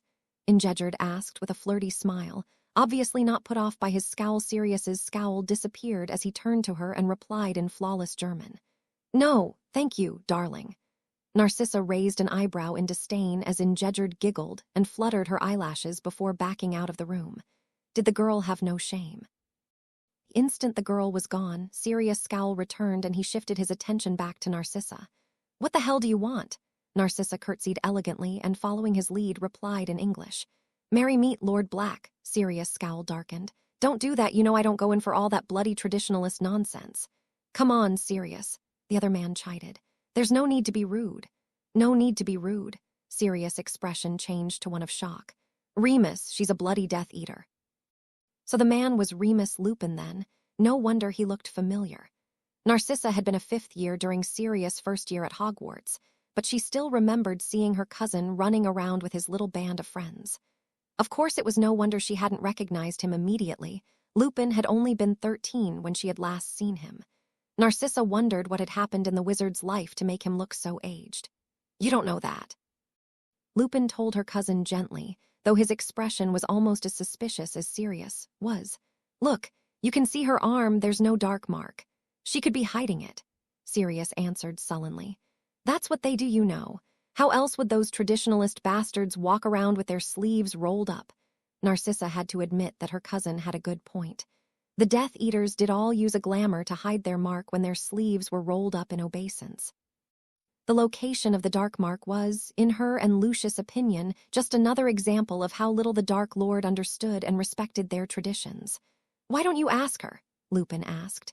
And what good will that do? Sirius answered belligerently. She'll just lie. Lupin tapped his nose with a weird amount of deliberateness. Why don't you ask her? Sirius stared at him for a moment, before his expression suddenly transformed into one of understanding, though Narcissa had no idea what it was that he thought he understood. Oh, right, yeah. Sirius nodded and turned his attention back to her. Are you a Death Eater? No, Narcissa told him flatly, and then, because she wanted her cousin to believe her for Harry's sake if not for her own, she added, I have never supported the Dark Lord's campaign. Lupin's expression shifted into one of shock. She's telling the truth. Really? Sirius asked disbelievingly. Are you sure? Well, either that or she's an exceptionally talented liar, Lupin admitted. Sirius scoffed. Sissy a good liar, she can put on a good face, sure, but lying was never her area of expertise. Bellatrix, however, is a Death Eater. Narcissa finished smoothly before mentally berating herself for forgetting her manners and interrupting him. Sirius was the lord of the most ancient and noble house of Black now, and she needed to remember that. Sirius let out a bark of laughter. Glad you're not going to try to deny that. As was Regulus, Narcissa reminded him, ignoring the way her cousin flinched at the reminder. So let's not judge one another for the decisions of our siblings. Fine, Sirius answered grudgingly. Are you going to sit down, or we're planning on standing all day? With your lordship's permission, Narcissa answered. Sirius scowled. Sit. Narcissa daintily settled herself in the chair opposite the two wizards and settled her hands in her lap. What do you want, sissy? Sirius asked after a short silence. I am here on behalf of your heir, Narcissa told him. Harry, Sirius' expression darkened again. Why the hell would I talk to you about Harry? You might not be a bloody Death Eater, but your husband is. My husband was the one who got you out of Azkaban, Narcissa retorted. Madame Bones got me out of Azkaban, Sirius argued, along with the Wisengamot. And who do you think it was that brought your case to Lady Bones' attention? Narcissa asked. Sirius and Lupin exchanged astonished looks. What? The instant that Lucius and I heard that you hadn't been granted a trial, we began working for your release, Narcissa told him. I am only sorry that we did not find out until last year. But why? Sirius looked confused. Why would Lucius Bloody Malfoy care? Because you are my cousin, Narcissa told him, and Harry's godfather and the lord of the most ancient and noble House of Black. Sirius grimaced. Don't remind me. You know Harry then? Lupin asked. Of course, Narcissa answered. He is Draconis' best friend, not to mention my cousin. Draconis? Sirius asked with an incredulous chuckle. You named your son Draconis, Narcissa frowned slightly. It is a perfectly respectable name. And he's not your cousin, Sirius said. You're barely related to him. He's my first cousin once removed, Narcissa retorted. His grandmother was my great-aunt. Really? Lupin asked. And what do you mean he's your son's best friend? Sirius went on. I would know if they were friends. Narcissa frowned disapprovingly. From what I understood, he told you of his acquaintance with our family in one of his first letters. When it took you 4 weeks to reply to that letter, Draconis advised him to keep their friendship a secret so not to upset you. Sirius winced. But I asked him about your family a few months ago, and he didn't say anything. Narcissa pulled a piece of parchment out of her pocket and unrolled it. She was glad that Harry had sent her several of Sirius' letters. It would certainly make her role here easier. I presume you are referring to the letter in which you wrote. Narcissa paused and began to read from the parchment. You're not still spending time with him, are you? I doubt he's the one who attacked the cat. He is only your age, but he is a Malfoy and his father was one of the you-know-who's most loyal supporters. The Malfoys are dark wizards through and through. Narcissa, the Malfoy in your year's mother, is actually my first cousin, which explains everything really. Sirius, Lupin chided his friend. What? Sirius asked defensively. It's true. Narcissa shot him her most disapprovingly look. Shall I read you the letter that Harry sent me last month? Harry writes you letters, Sirius asked in horror. Yes, please, Lupin answered her politely. Remus, Sirius protested. Come on, Sirius, Lupin said gently. Don't you want to know more about Harry? Fine. Sirius crossed his arms sulkily. Narcissa looked back down at the parchment in her hands. Dear Cousin Narcissa, he calls you Cousin Narcissa, Sirius interrupted loudly. Quiet, Sirius, Lupin chided. Dear Cousin Narcissa, Narcissa started again. I hope that you and Lord Malfoy are well. As you know, I have been corresponding with Sirius, but his letters make me uncomfortable. He's always writing about how much he hates Slytherins and Professor Snape and your family and dark wizards. A lot of the time he sounds really cruel. What if he starts being cruel to me too? What? Sirius asked weakly. I would never, Narcissa continued. What if he finds out that my magic is dark and hates me like the Dursleys hate me for having magic? His magic is dark, Sirius sounded horrified. But how? Surely you have not forgotten your magical theory, Narcissa asked disdainfully. And I don't mean the nonsense that you were taught at Hogwarts. Sirius scowled. Just because you believed everything that your parents taught you, and you believed everything that Dumbledore taught you, Narcissa interrupted him. Dumbledore is a great wizard. Sirius snapped. Dumbledore is a muggle-loving fool, Narcissa retorted. I knew you were a Death Eater. Sirius stood up angrily. I am not a Death Eater. Narcissa stood as well, angrier than she had been in years. Preferring my own culture's traditions over another's does not make me a bloodthirsty terrorist, just as being an untraditional Gryffindor did not make Peter Pettigrew a good man. Sirius and Lupin both flinched back as though she had slapped them. The world is not all black and white, Sirius, Narcissa told him. Not all traditionalists are dark wizards and not all dark wizards are evil. Name me one dark wizard that isn't a traditionalist, Sirius sneered. The Dark Lord, Narcissa snapped. But Lord Ajin is a traditionalist and he is a light wizard. Peter Pettigrew was a light wizard and he was a Death Eater. I am a dark witch and I am not a Death Eater.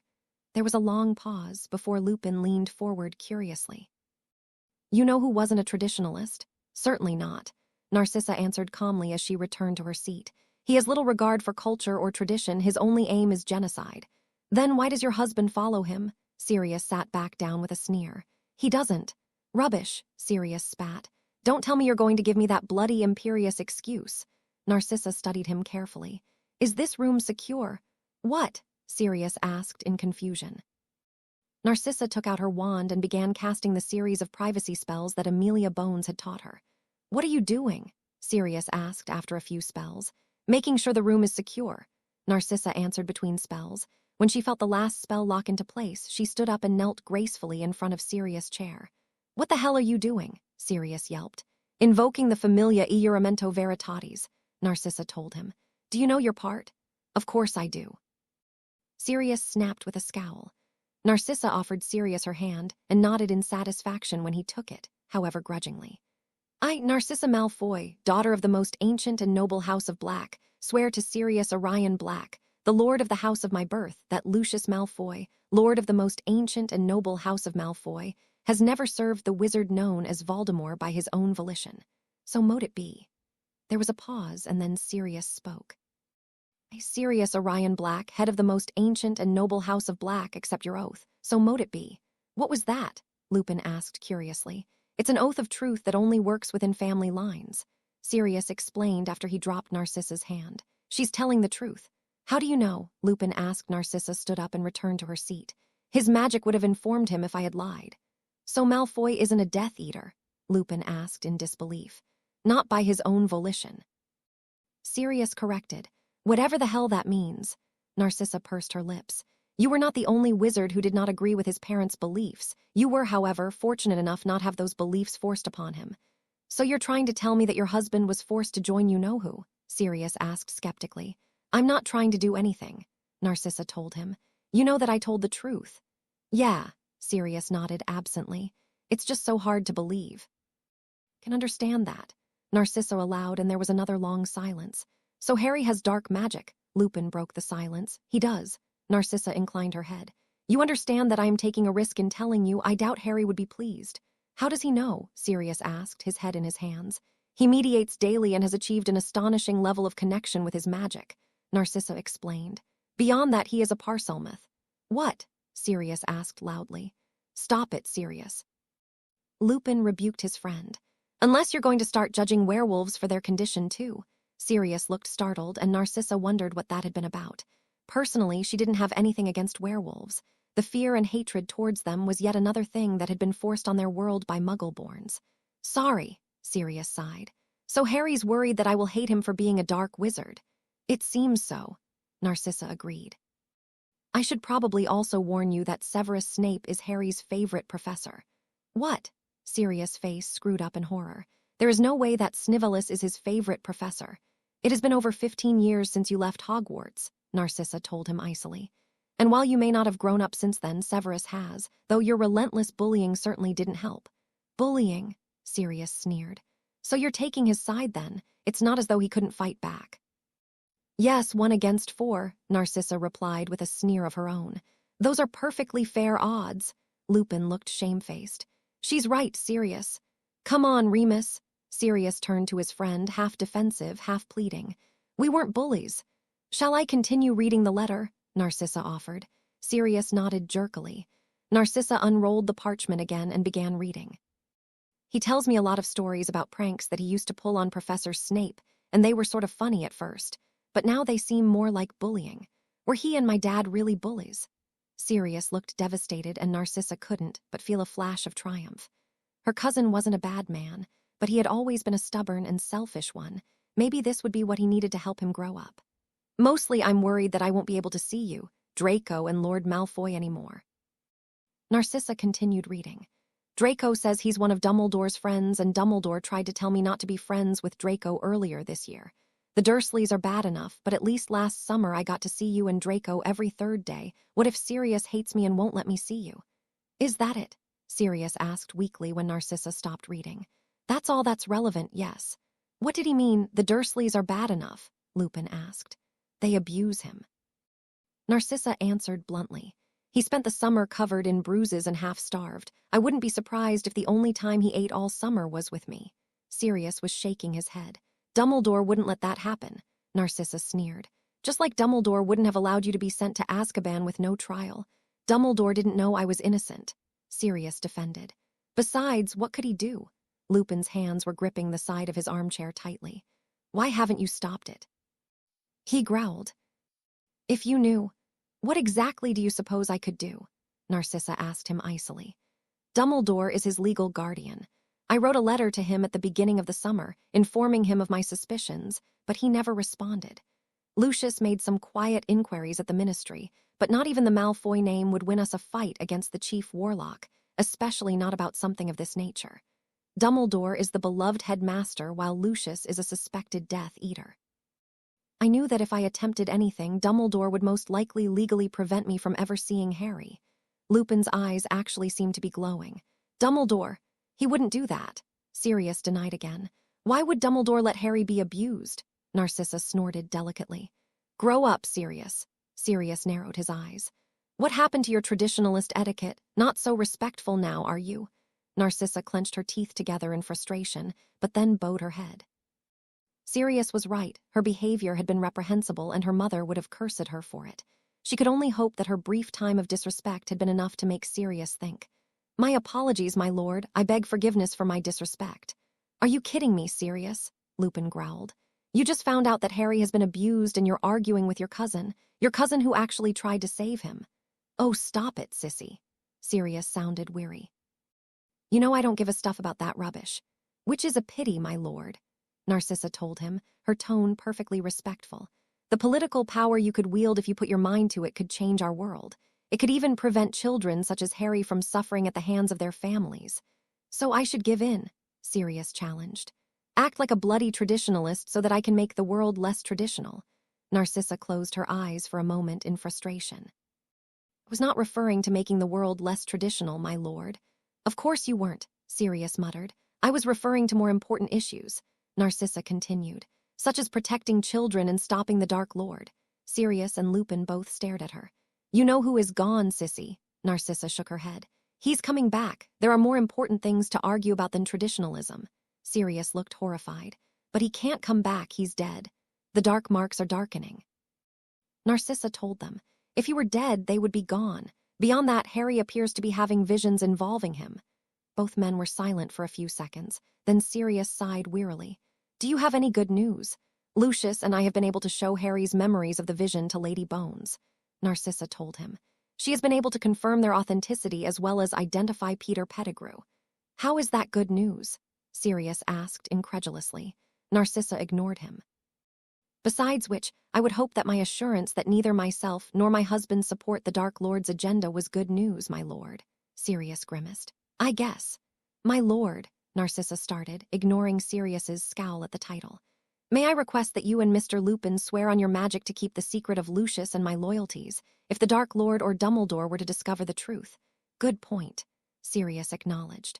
About you-know-who, I mean. You should definitely tell Dumbledore. No, thank you, Narcissa told him, inwardly wincing when her tone came out slightly too sharp to be considered respectful. I have seen how that man treats his allies. Sirius scowled. Fine. Sirius Orion Black, Lord of the most ancient and noble house of Black, swear on my life and my magic that I shall not in any way communicate the loyalties of Narcissa Malfoy, daughter of the most ancient and noble house of Black, lady of the most ancient and noble house of Malfoy, and Lucius Malfoy, Lord of the most ancient and noble house of Malfoy, to anyone. So mote it be. Narcissa nodded in thanks, and then listened as Lupin made a similar vow. Thank you, my lord, Mr. Lupin.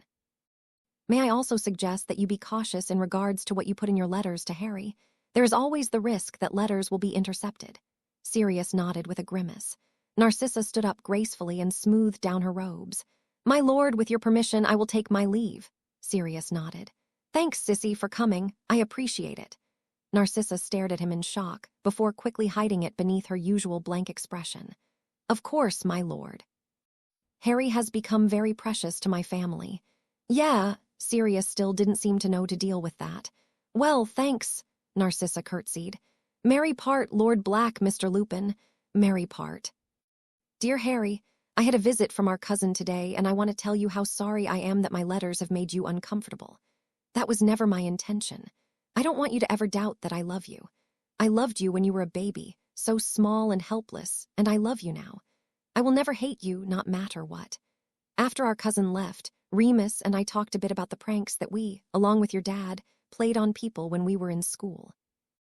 Remus helped me see that sometimes we might have gone too far. The thing is that if I imagine someone doing to you what we did to Snape, it makes me angry enough to curse someone. I want you to know that we never intended to be bullies, but then I guess not many bullies do. I promise that I'm going to try to be better. You know how I'm staying at the Interlaken Magical Wellness Retreat? Well, part of that includes being treated by mind healers. I hated it at first, actually. I still hate it now, but I have to admit that it is really helping. I was 22 when I was thrown into Azkaban, and mostly my time there seems like one big nightmare. Remus told me that in many ways I'm still the 22-year-old who got thrown in there in the first place, and I don't think he means that as a good thing. What I'm trying to say, Harry, is that whenever I sound like an immature prat, Remus words, not mine, it's probably because I am. But I'm doing my best to grow up for you, Harry. I can't wait to get to see you. I'm doing everything I can to make sure that you can come and live with me this summer. I promise you that I will let you see all your friends, even our cousins, and as I said before, I won't hate you no matter what. Your godfather, Sirius. Harry stared at the end of the letter in surprise. What in Merlin's name had cousin Narcissa said to Sirius? It took another 2 readings of the letter for Harry to truly believe his eyes, and even then, it seemed almost too good to be true. Not only did Sirius want Harry to live with him that summer, which meant no more Dursleys, but he was going to let Harry see Draco, cousin Narcissa, and Lord Malfoy. And on top of that, if Harry read between the lines, it almost seemed as though cousin Narcissa had told Sirius about his magic being dark, and Sirius had promised that he didn't hate him. It was such a relief. The letter arrived on a Thursday morning, so, as well as showing it to Draco and Luna at lunchtime, Harry told Neville and Takashi about it when they met for their wandless magic practice. "So you will be living with him this summer, then?" Neville asked curiously. "Hopefully," Harry grinned. "Sirius says he's working on it, but I don't know what that means. I suspect that he needs to get permission to take over your guardianship," Takashi told them. "He'll need to prove that he's recovered from Azkaban and can look after you." Harry nodded in understanding. "He says he's getting heaps better." "That's great," Neville smiled. "Anyway," Harry stretched out his neck, "how about I watch you guys first?" "Are you sure?" Neville asked in concern. "You almost always watch first." "I honestly don't mind," Harry assured him. "It gives me an opportunity to do some exercises." "Okay then," Neville nodded. "Thanks. Make sure you wake me this time." Takashi told them firmly. "I want to take a watch too." "But I'm serious," Takashi interrupted. "All right," Harry sighed. "I promise." Neville and Takashi adjusted their positions and then shut their eyes, while Harry rolled onto his back and began doing sit-ups, being careful to keep his eyes focused on the twigs in front of the 2 wizards mediating. It was his job to let them know when they had managed to levitate their twigs, and he didn't want to miss anything. It took Neville all of 15 seconds to begin floating his twig. He let it hover there for a few seconds and then slowly lowered it. 15 seconds later, the twig was floating again. Takashi's twig was stationary, as it always was, and Harry felt a twinge of sympathy for the older boy. Takashi didn't seem to mind the fact that he hadn't managed to float the twig yet, putting it down to the fact that Harry and Neville's magic was apparently stronger than his, but Harry still felt bad for him. After a while, Neville's twig dropped and he opened his eyes. "Bother. I can't levitate it when I'm not meditating either," Harry commiserated. "Maybe we're doing it wrong." "Have you had another look through the book?" Neville asked. "Yes," Harry nodded. "It says that we should eventually be able to slowly pull ourselves out of our mediation while keeping the twig afloat. So I guess we keep trying," Neville sighed. "Do you want to go now? You only had 15 minutes, Harry told him. "I'll go again after you," Neville explained. Harry straightened his back and crossed his legs.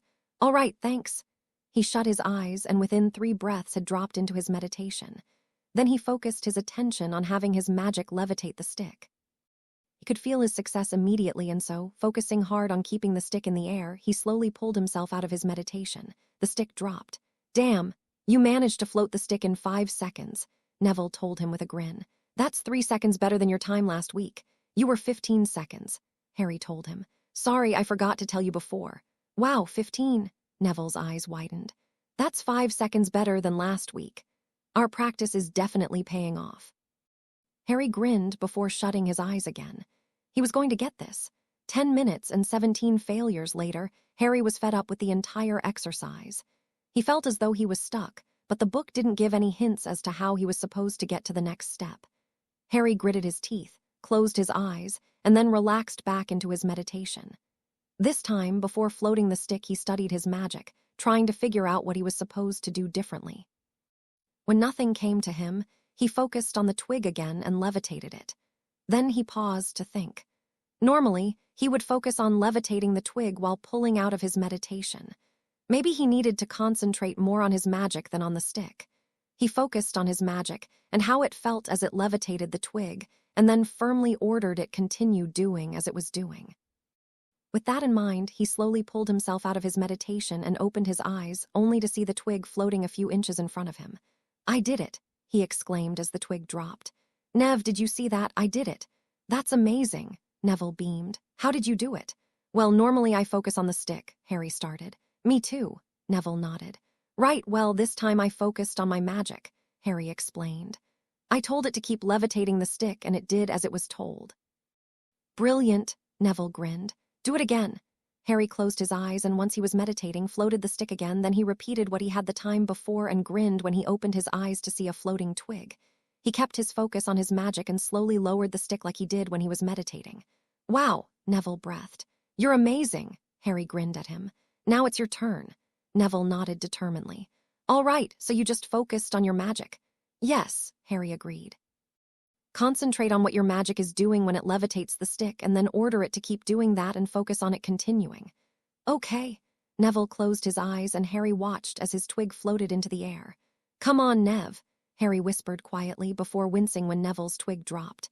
Try again, he ordered as his friend opened his eyes. It took Neville 3 more tries, but eventually he got it. I did it, he whooped. I did it, take that, Ron Weasley. Harry grinned in amusement. He's still giving you trouble, Neville shrugged. He thinks I'm completely incompetent, except for when it comes to herbology, then he tries to cheat off me. Takashi opened his eyes. Is it my turn to watch? I heard a noise. Neville winced. Sorry, I was just really excited. What happened? Takashi asked. We both managed step 2, Harry answered with a grin. Congratulations. Takashi bowed solemnly from his seated position. That is a great achievement. Harry nodded in acknowledgement. Now all we need to do is figure out how to levitate the twig without meditating at all. Harry continued to practice his wandless magic every morning, and by the end of the next week, was able to not only lower the twig when he wasn't mediating, but levitate it again as well. He still hadn't figured out how to do it without meditating first, but he was confident that it would come with practice. When the weekend came, Harry was tempted to spend both days in bed practicing, but he knew that Jeremy would kill him if he missed Quidditch practice. Well, maybe not kill him, but definitely make his life miserable for a while. It seemed that the more games they won, the more fanatical their Quidditch captain got about practices. So far, Ravenclaw had won both of their Quidditch matches, and so long as they beat Slytherin in their final match, they had a good chance of winning the Quidditch Cup for the first time in decades. Thankfully, though, Jeremy had yet to reach the level of fanaticism that the Gryffindor captain had. Harry was already having enough trouble keeping up with his homework without having practices every day too. Well, that wasn't entirely true. He was having trouble completing all his homework by Saturday night, but he was unwilling to give up his homework-free Sundays. He liked studying, but he thought he would probably go insane if he never got a break from it. In the past, Harry had spent his Saturday afternoons working on his homework with his Ravenclaw dorm mates, but now that they had decided to cut off their friendship, Harry had now started studying with the second-year Slytherins. It was nice to have more time to spend with them, and while Harry still missed his Ravenclaw friends, he often found himself thinking about how much easier the Slytherins were to hang out with. Admittedly, they weren't all easier. Pansy still seemed to hate him for some reason, but the more time he spent with the Slytherins, the less he missed his Ravenclaw friends. Some nights, as he lay in bed attempting to sleep, Harry wondered what he would do if Terry, Michael and Rodney decided that they wanted to friends with him again. After all, they had assured him that their ignoring him would be temporary. But that had been a month ago, and Anthony wasn't showing any signs of getting over his hatred of Harry. Harry wasn't sure that he even wanted to be friends with them again. Sure, they were some of his first friends, and he had really liked them, but they had betrayed him for stupid reasons. Harry wasn't sure what was worse, their betrayal, or the fact that they had seemed to think that he would just be willing to forgive them afterwards and act like nothing happened. On the first Wednesday of March, Terry handed Harry a roll of parchment as he passed him in the common room, but didn't stop to talk. Harry frowned after him, annoyed at his former friend's lack of courtesy. Couldn't he have at least explained what the parchment was, or said "Merry meet" or something? Harry unrolled the parchment as he left the common room and saw that it was the first bi-monthly report for the chocolate business he had invested in. When Backrog had originally insisted on the reports, Harry had been a bit confused. After all, why did it matter? It wasn't as though he didn't actually sleep in the same room as the other people involved in the business. Now, though, he was relieved. Sure, he'd seen people in the common buying chocolates from his dorm mates, but other than that he hadn't actually heard anything about how the business was going. He skimmed through the report quickly, and despite how angry he was at his dorm mates, he couldn't help but be pleased at how well their chocolate business seemed to be going. According to the report, they had sold twice as many chocolates as they expected to. Apparently they had even had students from other houses buying some. It wasn't just good news for his dorm mates, since Harry would be getting 40% of the profits, and while he knew that the amount he would be getting was a pittance compared to the amount of money that the Potter house's other investments made him every month, there was something thrilling about getting money that he had actually done something to earn. Even if all he had done was agree to invest money.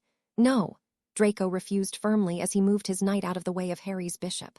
"Come on, Draco," Pansy begged, moving closer and grasping hold of Draco's arm. "It will be fun."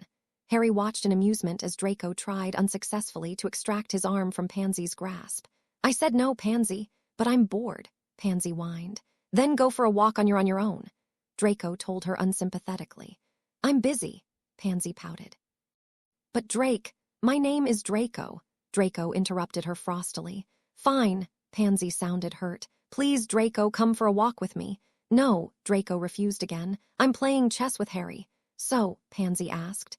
"He's terrible, you'll beat him in 5 minutes." Harry flushed in embarrassment as he turned his attention back to the board. He knew he wasn't exactly up to Draco's level, but he was getting better. "Pansy, dear." Daphne's voice called from where she was lounging on the grass a few feet away. "You are terribly boorish today." Pansy's face flushed a dark red color and she turned to scowl at Daphne. "Daphne!"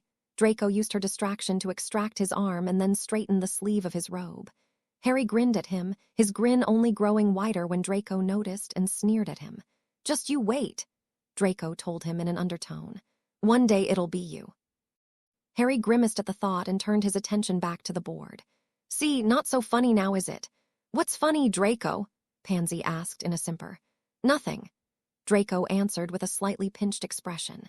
Harry moved his rook and then looked over to where Luna, Theo, Daphne, Blaze, Tracy, Greg, and Vincent were all sitting. Theo was watching Draco and Pansy with an amused expression, something that Harry could completely relate to. He hoped that he never had to deal with someone like Pansy trying to get his attention. He didn't think he would be nearly as patient as Draco was, partly because he didn't understand why Draco was so patient with her. Why would Draco put up with Pansy's annoying behavior? Harry suddenly remembered one of the conversations he'd had with cousin Narcissa over the summer and inwardly blanched. What if Draco was betrothed to Pansy? That would explain her obsession with him and his reason for being so patient. Surely cousin Narcissa and Lord Malfoy wouldn't force Draco to marry her, though. It wasn't until later, when they were alone in Hoth, Luna had said something completely nonsensical and had wandered off, that Harry brought up the subject. "Draco?" Draco asked absently, his attention focused on his book. "Do you mind if I ask you a potentially rude question?" There was a long pause before Draco put his book down and turned to Harry. "What sort of question?" "Regarding betrothal contracts," Harry answered cautiously. Draco frowned. "Why would you want to ask me about them?" "Do you mind?" Harry persisted. "No. Are you betrothed to anyone?" Harry asked. "Yes," Draco answered. Harry grimaced. "Please tell me it's not Pansy." "Definitely not," Draco's tone was emphatic. Why would you even ask me that? I don't understand why you put up with her, Harry explained. She's awful, but you're so nice to her. Nice? Draco sounded horrified. I'm not nice to her. Well, maybe not nice, Harry acknowledged, but you're so patient with her you don't snap at her or anything. Because that would be impolite, Draco told him. So you just have to put up with her being boorish, Harry asked. Draco's mouth twitched. Boorish? Daphne used it today, Harry explained. I think it fits her well. Draco smirked. It does. So would your mother really want you to put up with her? Harry asked. Surely you're allowed to draw the line somewhere. Draco looked relieved. Do you think so? She's driving me mad. Harry had no idea why Draco was asking him. Draco had been his etiquette tutor, not the other way around. Why don't you ask your mother? I will. Draco nodded firmly. Thanks, Harry. You're welcome, Harry told him. So if you're not betrothed to Pansy, who are you betrothed to? Astoria Greengrass. Draco answered, his tone glum. Daphne's younger sister. Harry asked in surprise. Yes, why not Daphne? Daphne was betrothed to Lord Augen's oldest grandson, Draco explained. But he died from dragon pox 4 years ago. That's awful, Harry gasped. Not really, Draco answered. Eugene was a bully. He was 5 years older than us and Daphne was terrified of him. Oh, do you have a betrothal contract? Draco asked curiously. I don't think so. Harry answered. Your mother didn't think so, but she said I should ask Sirius.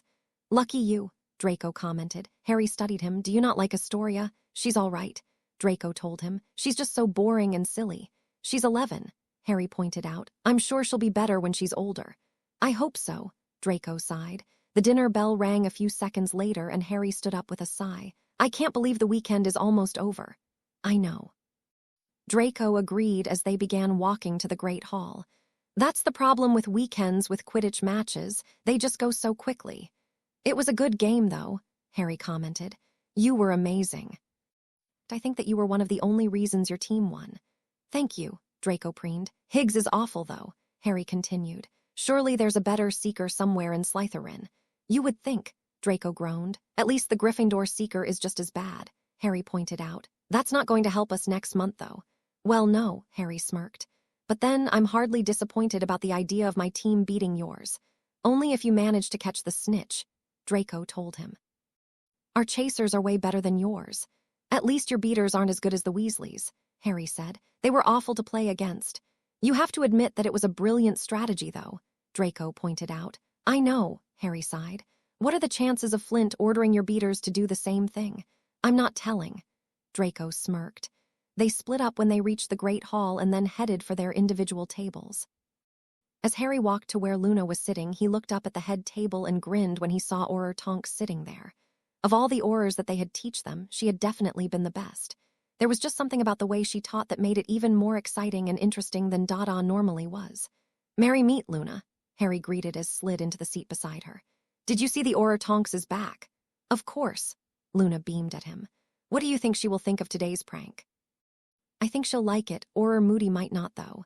Harry gave her a puzzled look and lowered his voice. Luna, we haven't planned a prank for today. Of course you haven't, silly, Luna told him. I didn't mean us. Harry searched the hall quickly, looking for anything suspicious. Is someone else going to pull a prank? Luna rolled her eyes. That's what I said. Harry found it hard to concentrate on eating when he knew that there could be a prank at any moment. For a moment he had felt a little worried that he, Draco, and Luna might be the targets, but that was silly. Nobody knew that they were the Marauders' apprentices. When dessert arrived, without any kind of prank having taken place, Harry turned to Luna. When? Soon, Luna promised. Any minute now. Harry selected a treacle tart from the dish in front of him and bit into it absently as he scanned the hall for anything suspicious. There was nothing, just hundreds of students talking amongst themselves and eating dessert. He took another bite of his treacle tart, blinked, and then blinked again. Where had all the colors come from? It was as if every single person in the hall had suddenly had their hair dyed a bright neon color. There were pinks, greens, blues, reds, yellows, and more. There didn't seem to be any pattern to it either. Every house table had every color. The noise level increased drastically as everybody noticed and began exclaiming, some in excitement, some in horror over the change. Harry grinned. It was awesome and definitely livened the place up a bit. He hoped it lasted for a few days. He looked down the table and saw that Takashi's hair was green. Jeremy had purple hair, Terry and Rodney had orange hair, Anthony's hair was green too, and Michael's hair was red. At the Slytherin table, Draco looked absolutely disgusted by his purple hair, while Daphne and Theo both had yellow hair. Luna giggled. "You probably shouldn't have chosen the treacle tart." "What?" Harry turned to look at her, taking in her neon yellow hair. "Why, your hair is pink." Luna giggled again. Harry tried to get a look at his hair, but it was too short. "Pink! Hey, look!" One of the students at the Hufflepuff table called loudly. Harry turned around to see what they were pointing at and took in the writing on the wall.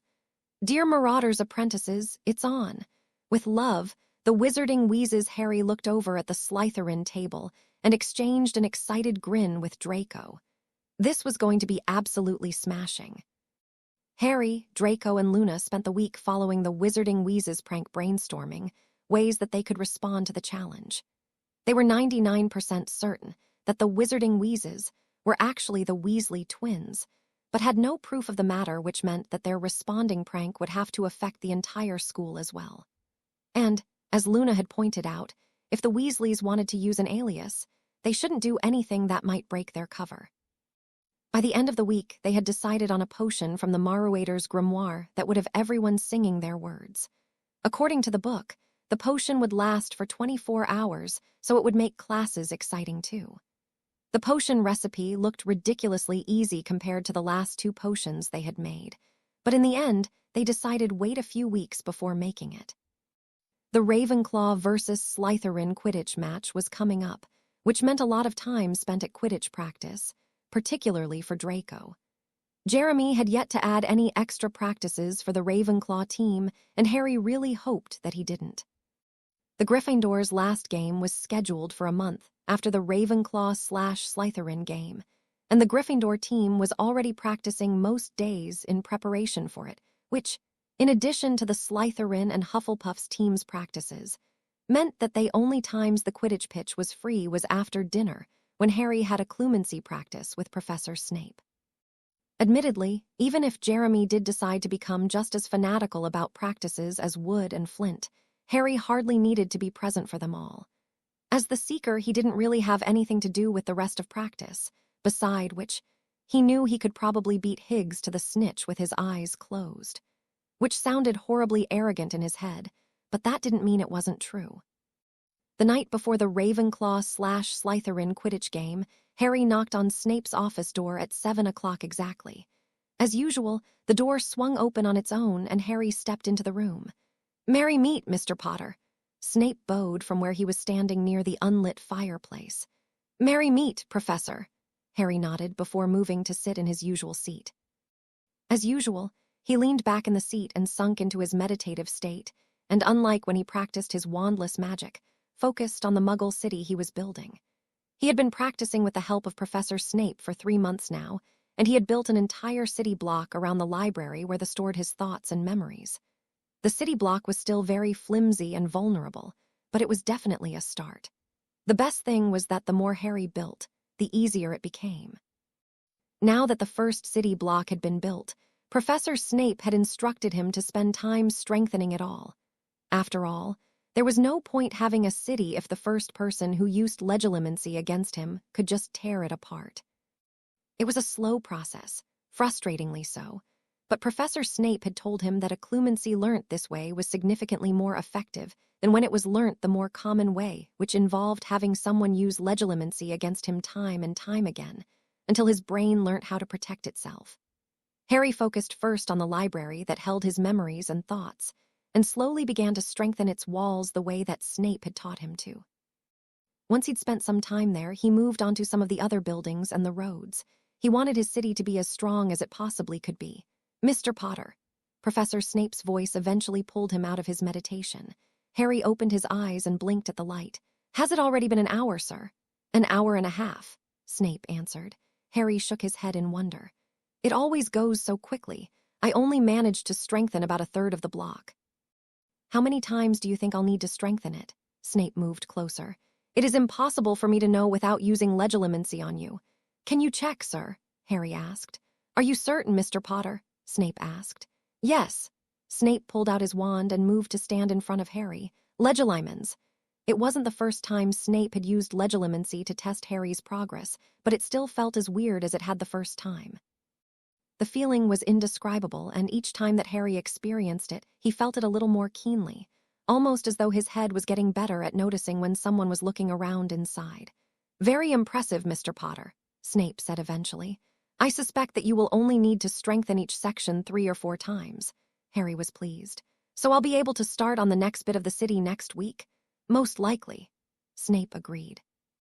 "I would advise that you spend some more time creating defenses in your library.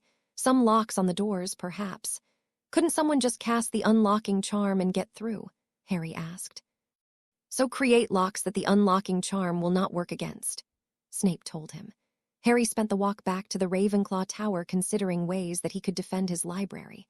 Maybe he could put a Notice Me Not charm on it like he and Draco had put on the door into Hoth, or perhaps even a parcel magic spell. The book on parcel magic that he had found in the Come and Go room contained several different locking spells, one of which required a password, in parcel tongue, to be unlocked.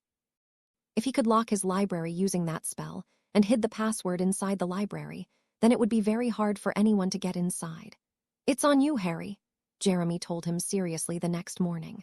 "The Slytherin chasers are about as good as the Gryffindor ones, and the Gryffindors would have flattened us if you hadn't caught the snitch. You'll need to catch the snitch very early for us to have a chance." Harry's stomach clenched nervously. "You know that we can't win the Quidditch Cup, right?" Jeremy sighed. "I know. Slytherin are way ahead of all of us in points, but we can at least win this game and be the first Ravenclaw team in decades to have won all 3 games. Terry, you need to keep Malfoy out of the game," Jeremy continued. "He scored at least half of their goals in their game against Hufflepuff. We need him distracted, keep on his tail." Harry smirked inwardly at that, both out of pride for his cousin and amusement at the idea that Terry would be able to stop him. He's practiced with both of them and knew that Draco would be able to fly rings around Terry. "All right, kids," Jeremy grinned. "Let's do this."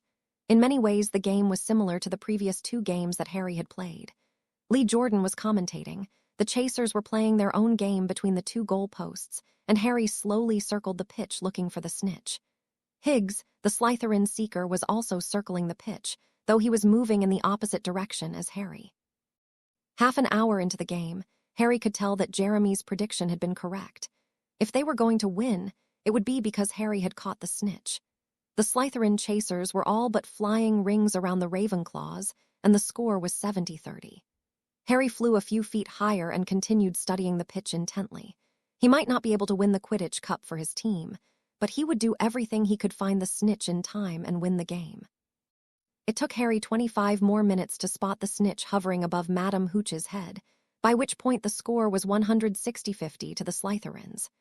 Harry ignored the snitch for a moment, taking the time to ensure that Higgs hadn't seen it, before swinging his broom around and taking chase. He flew quickly, but cautiously. The last thing he wanted to do was fly into Madame Hooch. The snitch waited until he was 10 feet out, before darting away and making Harry follow it through the chaser's game, darting around the players. Harry was less cautious now that there was no risk of flying into the referee, and at one point was sure that he had very nearly knocked Terry off his broom, completely by accident. Harry tried not to feel too pleased.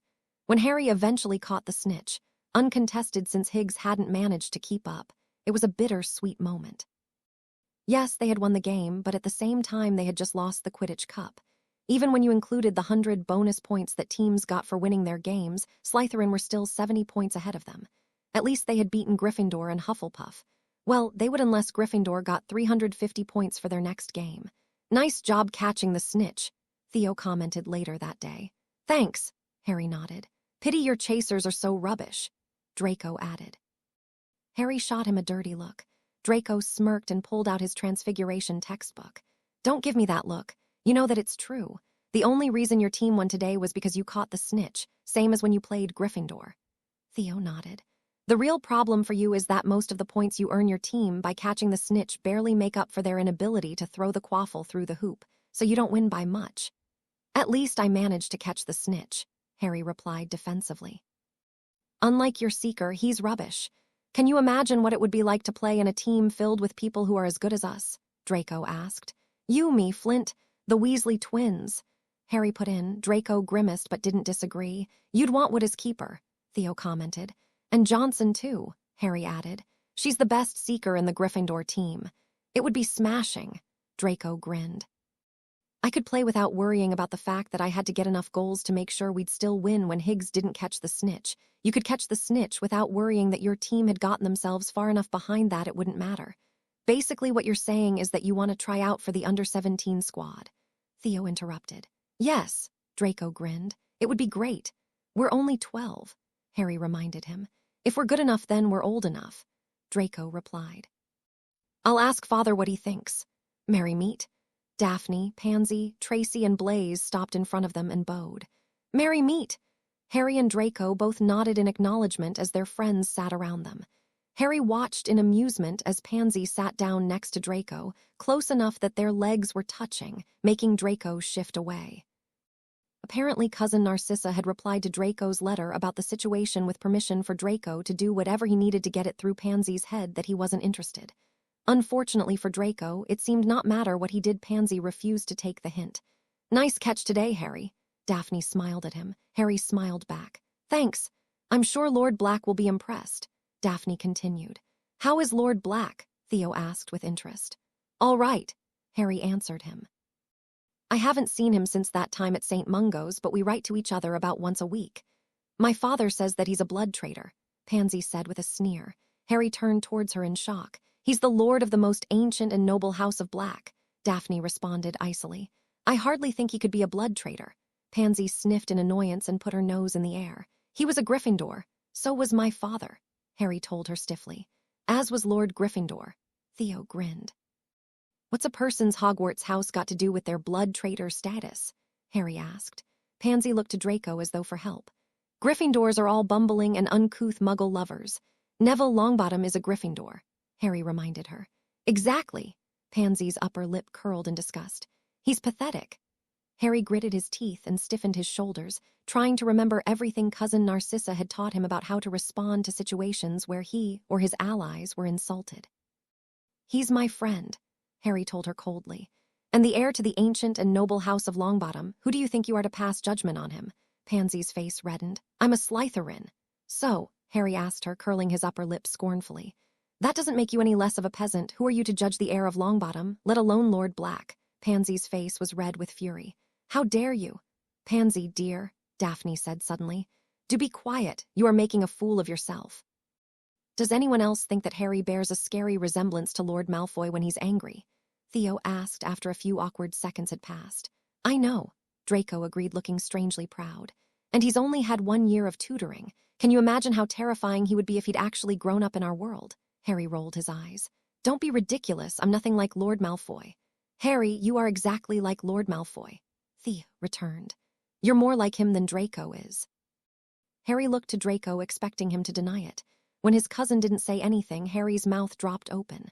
Seriously, only when you're angry, Draco said defensively. You should get angry more often, Theo commented. Just not at us, Harry grinned. Somehow I doubt other people would have the same enthusiasm for my anger that you do. My dorm mates, for example, Draco sneered. They deserve it. Are they still being prats? Theo asked in surprise. I thought they would have gotten over it by now. Apparently I am everything that Anthony stands against, Harry told them. His family is aggressively non-traditional, and despite the fact that Terry and Michael are traditionalists, they have decided to pick his side over mine to avoid conflict. You know what really annoys me? Theo asked rhetorically. That it's acceptable for him to be a prat about being non-traditional. If we treated non-traditional people the way they treat us, everyone would hate us for it. Harry raised an eyebrow skeptically. Draco does treat everyone like that. I do not, Draco protested. Name one non-traditional person that you willingly talk to, Harry challenged. Draco frowned in thought. Exactly, Harry smirked. Yes, well, Draco's Draco, Theo said. The rest of us aren't like that. And not all the non-traditional people are like Anthony, Harry pointed out. Rodney Johnson's not. Theo looked skeptically. He's been a prat to you. Besides, he glares at us all the time. All your dorm mates do. That's because of their prejudice against dark magic, Harry explained. But we don't all have dark magic, Theo argued. I don't, and neither does Tracy. No, but you're Slytherin, Daphne commented coldly. That's enough for them. How is your sister, Daphne? Harry asked in what he knew was a very unsubtle attempt to change the topic of conversation. Daphne smiled softly. "Is well, thank you. She is enjoying Hogwarts a lot and hardly seems to be homesick at all. You being here probably helps," Theo commented. "Most likely," Daphne agreed. "I think Mother and Father are missing her more than she is missing them. She's the youngest and Mother says the house is very quiet with all of us gone." Harry watched Daphne as she answered and couldn't help but notice how pretty she was. She was definitely the prettiest girl in their year. "What's Thomas doing?" Draco asked curiously. "Still traveling around Europe," Daphne answered. "Father's starting to despair of him, I think. In his last letter, he said something about watching Muggle carriages race." Harry grinned in amusement. "I think you probably mean motor cars." "What are they?" Theo asked. "They are like carriages, except they have a motor that makes them move without needing any magic or any kind of animal to pull them along," Draco answered. All the Slytherins turned to stare at him. "Draco?" Theo questioned. "Is there something you need to tell us? How in Merlin's name do you know that?" "Harry and I rode in one over the summer," Draco answered haughtily. "Seriously?" Theo leaned forward. "You rode in a Muggle carriage," Pansy sniffed disapprovingly. "This is what happens when you spend time with blood traitors." Harry narrowed his eyes at her. "Are you accusing me of being a blood traitor, Parkinson?" "If the wand matches," Pansy replied disdainfully. "And what exactly is it about me that makes me a blood traitor?" Harry asked her. "You're a half-blood," Pansy snapped.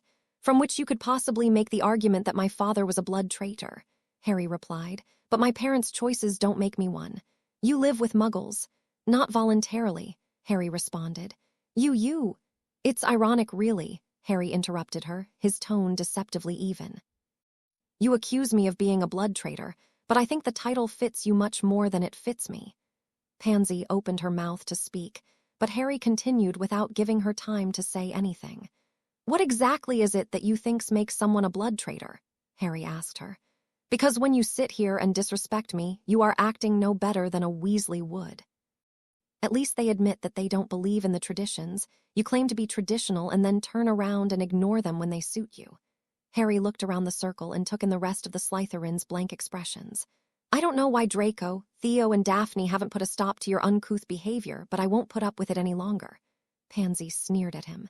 "And what exactly do you think you can do about it, Harry?" "It's Potter to you," Harry snapped. "Only my friends get to refer to me informally, and I don't want to be friends with a two-faced blood traitor like you." "You think you're so high and mighty, Potter," Pansy spat, "but you're just a half-blooded blood traitor playing at being noble." Harry raised an eyebrow icily. "Oh, I'm not playing, Miss Parkinson. I know exactly what I'm doing." He stood up. "Merry meet. Draco, I will see you this evening." Stalking away, Harry tried to figure out what he was supposed to do now. He knew he'd done the right thing in standing up to her. Cousin Narcissa had taught him that it was important for him to stand up for himself when he was insulted.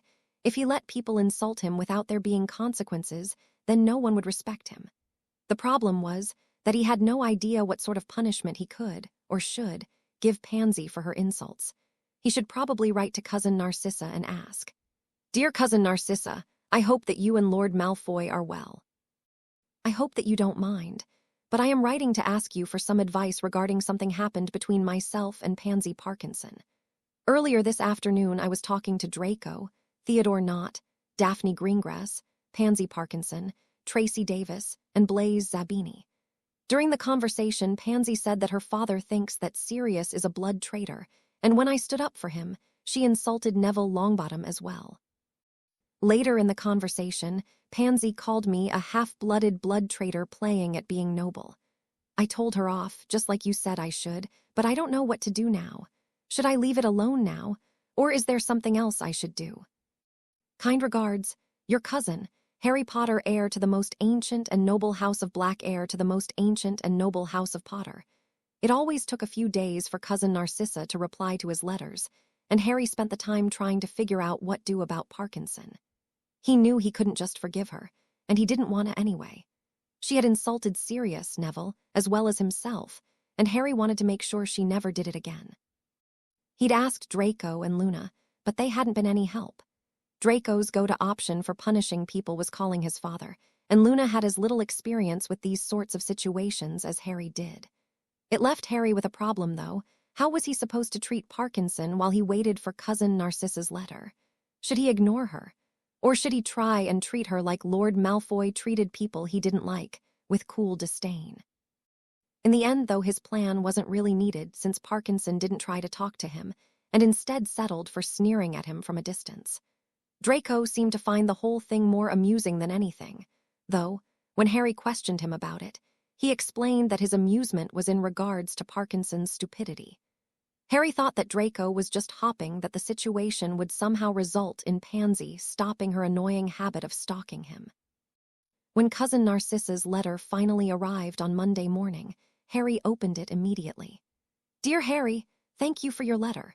Lucius and I are both very well. I admit to being surprised to read about your unfortunate interaction with Miss Parkinson. Draconis had mentioned that her manners left much to be desired, but I had no idea that she was quite so uncouth. The House of Parkinson, whilst faithfully continuing to uphold our traditions, has never been haut-ton, however. In the past, they have tended to demonstrate more refined manners than Miss Parkinson seems to have. I applaud you for having defended your family, self, and allies. In regards to what your response ought to be, there are unfortunately limited options, particularly in regards to your young age. Your first action should be to explain what happened to your godfather. It may be that he is willing to take care of the matter for you. If he is not, then I suggest that you write to the head of the House of Parkinson, who in this case is Miss Parkinson's great-grandfather, and give an account of her actions. You should also write to your Gringotts, account manager, and ask for information in regards to any business ventures that the House of Potter has with the House of Parkinson. If Mr. Parkinson responds to your letter as he ought, with apologies and a promise of discipline, then you may consider the matter closed. If he does not respond as he ought, then you will want to have that information on hand in order to properly explain the possible consequences of the insult to your house and allies. You will not be able to follow through on any threats you might make until you are 15, of course, but 3 years will not seem very long from Mr. Parkinson's perspective. Please give my love to Draconis, your cousin, Lady Narcissa Malfoy, the most ancient and noble house of Malfoy." Sirius couldn't help but grin when he saw Harry's owl flying towards him. Harry's letters were the best part of his week. If possible, the letters had become even more enjoyable now that Harry wasn't holding back on him. He hadn't even realized how much his godson was holding back until Harry started telling him the truth about things. It was still weird to read about Harry's friendship with Narcissa's son, though. Some days, Sirius wondered what James and Lily would think of their son's best friend being a Death Eater's son. Except, according to Narcissa, Lucius wasn't actually a Death Eater, and as much as Sirius hated to admit it, he knew that she hadn't been lying. Sirius retrieved the letter from the owl and quickly opened the envelope. He was pretty sure that Harry had had a Quidditch game on Saturday. Maybe the letter would contain details about it. Sirius couldn't wait to see him fly one day. "Dear Sirius, I hope that you don't mind that I'm sending you this letter. I wasn't planning to, because I know that you don't like traditionalism, but when I wrote to Cousin Narcissa, she said that I should tell you about it too." Sirius closed his eyes, and using the techniques that his mind healer had taught him, forced away the sudden flare jealously. Of course, Harry was still writing to Narcissa about things. Not only had Harry known her for longer, but she had tutored him over the summer. He shouldn't be jealous of Narcissa. He should be thankful that she had instructed Harry to write to him as well. "I know you're not traditional, but I sort of am. I hope that's okay." Sirius gritted his teeth. He hated the way Harry's letters often sounded anxious, as though his godson was afraid that Sirius wouldn't like something he had said and would get mad. And he especially hated the way that his letters to his godson had most likely exacerbated the boy's fear. Narcissa's first visit had been a real wake-up call for him. He was 33 years old, and to use Remus' words, needed to grow past his immature teenage discriminations. "This afternoon, after the Quidditch match, which we won, we won't win the cup though, Slytherin are way ahead of us in points. I was hanging out with some of my friends." Draco was there, as well as Theodore Nott, Daphne Greengrass, Pansy Parkinson, Tracy Davis, and Blaise Zabini. Sirius reread the list. He'd heard a lot about Draco, of course, but Theodore Nott. The House of Nott was notoriously dark, as were the houses of Greengrass and Parkinson. What was Harry doing spending time with dark witches and wizards? Sirius took a deep breath and then another. His prejudice was showing again. He needed to remember that his godson's magic was dark. There was nothing wrong with dark magic. It was just another kind of magic. He took another deep breath. He refused to stay the prejudice git, Remus' words, not his. He had been at Hogwarts. And at one point Pansy said that her father thinks that you are a blood traitor, which I know probably won't bother you, since you don't like traditionalism, but it was really rude of her. When I defended you, she then insulted Neville Longbottom, the heir of the ancient and noble house of Longbottom, and then later called me a half-blooded blood traitor playing at being noble. I originally wrote to Cousin Narcissa to ask her advice on what my response should be. I have included a copy of her letter for you to read, and she thought that you might be willing to take care of it. It's all right if you're not. I know that you're not traditional and that you don't really like traditional people. I wouldn't have asked, except Cousin Narcissa told me I should. Your godson, Harry Sirius, ran a hand through his hair. Bollocks. This was exactly what being a prejudiced git had got him, a traditional godson who thought, not wrongly, that he didn't like traditional people. He was tempted to blame the whole thing on Narcissa. None of this would have been a problem if he hadn't had a traditional godson, and he very much doubted that his godson would have been traditional if not for the Malfoys' influence. Still, pointing the blame was not a healthy or effective coping strategy, according to his mind healer, and it certainly wouldn't help him deal with the situation. It didn't really surprise him that Perseus Parkinson thought he was a blood traitor. Perseus had been a year ahead of him at Hogwarts and had been a traditionalist git. Not that there was anything wrong with being a traditionalist, Sirius reminded himself quickly, but there was something wrong with being a git. It did surprise him that Perseus' daughter had such poor manners. Perseus might have been a git to Remus and Peter, but he'd never been anything besides respectful to him and James. Not that he and James would have done anything if he had been disrespectful. Despite the fact that both their sets of parents were traditional, they had both jumped on Dumbledore's non-traditional bandwagon in their first year at Hogwarts and never looked back. His parents had been horrified, and James' parents hadn't been much happier about the situation, though they had been a lot less violent in their displeasure. How ironic that James' son would be just as traditional as his grandparents had been. Sirius looked back to the letter. Well, like it or not, he was the godfather and hopefully soon guardian of a traditionalist, and he needed to live up to his responsibilities, which, right now, meant writing a scathing letter to Perseus Parkinson. Good thing he still remembered all his mother's and Cousin Doria's lessons on traditional protocol. The week after Pansy insulted him was, in Harry's opinion, bizarre. He'd sort of expected the Slytherins to take her side and ignore him, but instead they were snubbing Pansy. It was completely unexpected and wonderful. Harry didn't think he had ever had friends who had picked his side before. When Harry received a letter from Sirius informing him that he had written to Pansy's father, Harry considered pinching himself to make sure he wasn't dreaming. He didn't think he had ever had so many people take his side. Not only that, but Sirius had written to Mr. Parkinson even though he hated traditionalism. It was amazing. 3 days later, when he was working on his homework near the lake with Draco, Luna, Theo, and Daphne, Pansy approached him and curtsied. "Merry meet." Harry stood up and raised an eyebrow. "Parkinson." Pansy's face flushed at his brusque slight, though Harry couldn't tell whether it was out of embarrassment or anger. "Herr Potter," Pansy started. "I beg your forgiveness for my audacious behavior last week. I acted no better than a blood traitor, and you called me a half-blooded blood traitor playing at being noble," Harry interrupted. Pansy flushed darker and she stared at the floor. "I beg your forgiveness." Harry studied her. She looked more angry and embarrassed than repentant. Still, there was no point in drawing the matter out any further. "If she did it again, though, I accept your apology," he told her. "Do try to be less uncouth in the future." "Yes, Herr Potter," Pansy curtsied again. "May I join you?" "Yes." Harry sat back beside Luna. There was an awkward silence as Pansy sat down near Daphne and Harry turned his attention back to his potions essay.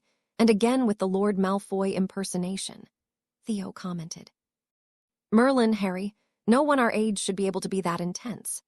Harry gave him a half-smile.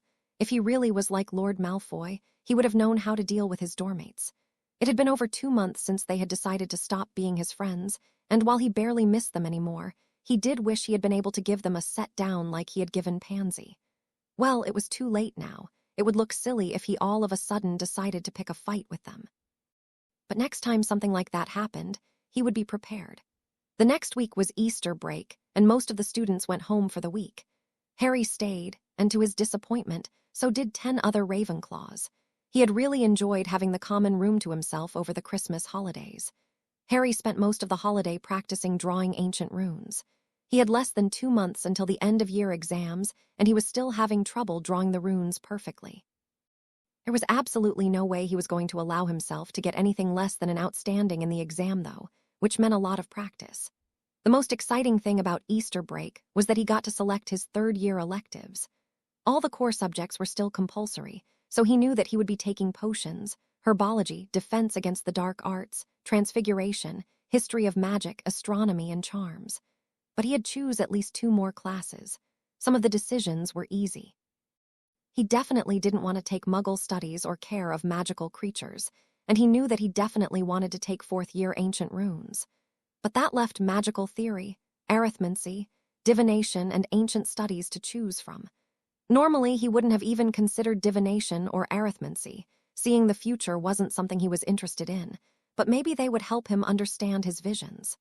Which, now that he thought about it, was a stupid reason to take a subject. He didn't even know if the classes would help, and he didn't want to get stuck in a useless class if they didn't. Which left magical theory, ancient studies, and of course, ancient runes. It seemed like a massive decision to make on his own. After all, picking the wrong subjects would affect his ability to get a job in the future, so Harry wrote to Sirius to ask for his advice. Sirius' reply was enthusiastic, and while he admitted thinking Harry was crazy for wanting to take 3 subjects when he only had to take 2, let alone choosing the 3 that were famous for being the hardest, he approved of Harry's choice. The rest of the students returned on Saturday, which meant that Harry, Draco, and Luna were able to spend Sunday brewing the potion that they were planning to use to prank the school body. It was an easy potion to brew and only took 2.5 hours, a far cry from the month that their last potion had taken. When they had finished, they handed the 4 cauldrons worth of potion over to Stompy, Harry's house elf friend, and then went down to dinner filled with excited anticipation. They didn't have to wait long. The potion recipe made it so that the potion activated 10 minutes after the potion had been ingested, a fact that Harry found fascinating. He couldn't wait until Snape taught them about time-delayed potions, and exactly 10 minutes after dinner started, the hall was suddenly filled with the sound of people singing. It sounded hilarious and absolutely terrible. Nobody was singing the same tune, and it reminded Harry of the school song that they always sung at the beginning of the year. Except this time, nobody was singing the same words either. Harry turned his attention to the wall in front of him and waited for Draco to activate the words that they had spelled there earlier. "Dear Wizarding Wheezes, we hope you like musicals." With love, the Marauders' apprentices later, Harry decided that the funniest part of the whole evening was Dumbledore trying to issue threats to whoever it was who was behind the prank, in an opera-esque tune. The next morning, Dumbledore announced, again sounding more like an opera singer than anything, that classes would be cancelled for the day. Apparently the professors didn't want to have to teach classes whilst singing. There were a few more threats of detention, loss of points, and even suspension as well, but Harry mostly just ignored those. Draco wasn't nearly as blasé about the threats, and it took Harry and Luna 10 minutes to talk him down from his panic.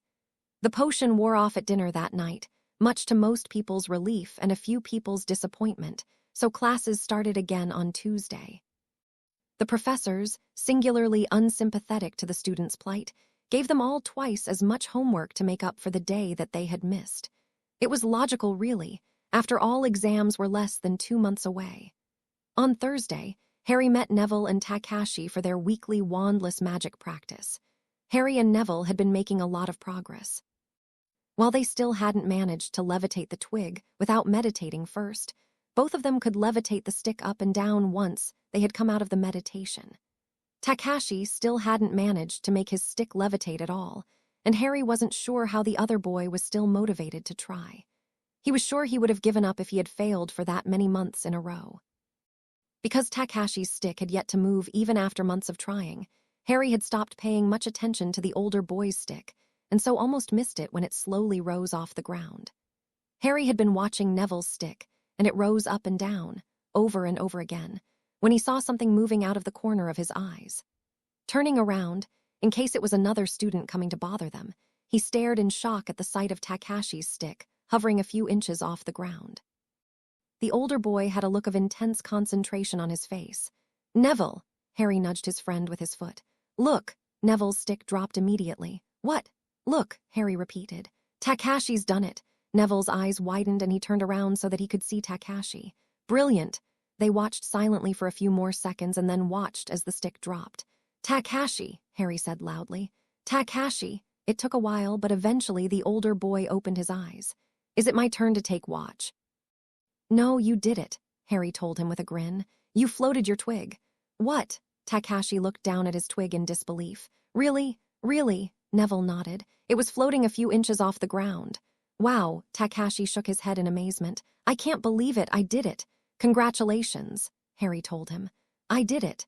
Takashi repeated, almost to himself, his eyes focused on the twig. My father is going to be so proud. The day of the last Quidditch game of the season arrived before they knew it, and Harry couldn't help but be jealous of the perfect weather conditions. Why couldn't it have been this nice for the Ravenclaw games? After breakfast, Harry and Luna began to make their way back to Ravenclaw Tower to get Harry's omnioculars. They were halfway up the first staircase when Harry suddenly heard a voice. Kill this time. Let me rip. Tear. Harry spun around quickly. Who's there? Don't worry, Harry, Luna told him calmly. It's just the giant worm. Harry stared at her, trying to figure out what she meant. Do you mean that it's the thing that was petrifying students? Of course, Luna nodded. Merlin. Harry's stomach dropped. What should we do? Luna shrugged and started climbing the stairs again. We have to tell someone, Harry decided as he followed her. Last time you talked about a giant worm, you said that Aurors Moony and Tonks had fought it. Maybe I should tell the Aurors. If you like, Luna smiled. Would you like me come with you, or should I go and get your omnioculars? I can do it, Harry told her. But don't worry about my omnioculars. They're locked in my trunk. Okay, Harry. Harry raced back down the stairs and them into the Great Hall. He studied the head table, looking for the Aurors, and groaned when that they weren't there. Maybe they would be in their classroom. It took Harry 4 minutes to reach the Dada classroom, though his hurried run had earned him some strange looks from other students. He knocked loudly on the door and hoped desperately that they were there. When the door swung open, showing Auror Shacklebolt, Harry almost laughed in relief. Can I help you? Auror Shacklebolt asked him. Harry froze. What exactly was he going to say? In order to explain what he'd heard, he would have to admit to being a Parselmouth. Why don't you come in? Shacklebolt asked. Thank you, sir. Harry followed the Auror into the classroom. He had to tell him. What if someone got petrified or worse, killed because he had wanted to keep a secret? I think another person is going to be petrified today, sir. Shacklebolt looked surprised. What makes you say that? Harry paused nervously. I'm a Parselmouth, sir. If Shacklebolt had looked surprised before, he looked positively stunned now. You're a Parselmouth? Yes, sir, Harry answered. What's your name, kid? Shacklebolt asked. Harry Potter. Harry answered and immediately saw Shacklebolt's eyes dart to his forehead. And you're a Parselmouth? Shacklebolt asked again. Harry sighed in frustration. Yes, sir, I haven't really told many people because I don't want them to get upset. Shacklebolt nodded. Okay, so why do you think there's going to be another attack today? I heard a voice, Harry admitted. I was on stairs and I heard something talking about killing someone. I was with Luna Lovegood, and she didn't hear anything, so I think it must have been in Parseltongue. I see. Shacklebolt studied him for a few seconds. What staircase were you on? The marble one off the entrance hall, Harry answered. Thank you, Mr. Potter, Shacklebolt told him. I'll look into it. Harry sighed again, this time in relief. Thank you, sir. An hour later, Harry was sitting in the Quidditch stands waiting for the game to start with Luna, Draco, and the other first-year Slytherins, when Professor Dumbledore walked out onto the pitch. What's he doing? Daphne asked in confusion. Maybe he's going to referee, Theo grinned. If I could have your attention, please. Dumbledore's amplified voice echoed around the stadium. I am pleased to announce that Aurors Kingsley and Proudfoot have apprehended the creature responsible for the petrifications earlier this year. Please be advised that the 3rd floor will be out of bounds for the rest of the day as they deal with the situation. Harry didn't know when he had last felt so relieved. Sirius eyed the door of 12, Grimmauld Place, with trepidation. Narcissa had assured him that she had sent some of her house elves over to clean and redecorate the house. Even she admitted that his mother's taste in interior design had been dreadful, but he had so many bad memories attached to the house. To be honest, he was tempted to just sell the place and buy another house for him and Harry to live in, but Narcissa had convinced him to hold off on the decision until he had seen how she transformed the house. You all right? Remus asked gently from the step below him. Yes. Sirius pushed the door open and stepped inside, only to stop in shock. The hall was nothing like he remembered it being. It was light and welcoming. The old-fashioned gas lamps had been replaced with tasteful modern ones. The wallpaper and carpet had been replaced. The ugly umbrella stand that had been made out of a troll's leg had been replaced by a silver one. And most importantly, the house elf heads were gone. This isn't so bad. Remus commented from behind him. Narcissa does good work, Sirius explained. Thank you, my lord, Narcissa said as she emerged from a door at the end of the hall. She curtsied. Merry meet, merry meet. Sirius responded automatically and heard Remus doing the same. I beg your pardon for my presence here, my lord, Narcissa told him as they approached her. I was not expecting you for a few hours yet and wanted to ensure that everything was ready for you. Thank you. Sirius in a heartfelt tone. The place looks amazing. Will you stay for a drink? Narcissa inclined her head in acknowledgement. Sirius looked around and took in the large landscape portrait on the wall. That's new. Yes, Narcissa agreed. Your mother's portrait sat there previously, but I presumed that you would rather have her in a less used part of the house. Or burnt, Sirius muttered. She was very difficult to get off. Narcissa commented as they walked through the house and into a room that Sirius remembered had once been his mother's sitting room. The room looked just as light and welcoming as the hallway. I had to have some goblin cursebreakers to come and take care of it, Sirius grimaced. That sounds like my mother. Stubborn as marble, that woman. They sat down, and Narcissa called for a house elf to serve tea. It wasn't one that Sirius recognized, and it made him wonder whether Creature was still around. Have you spoken to Dumbledore yet?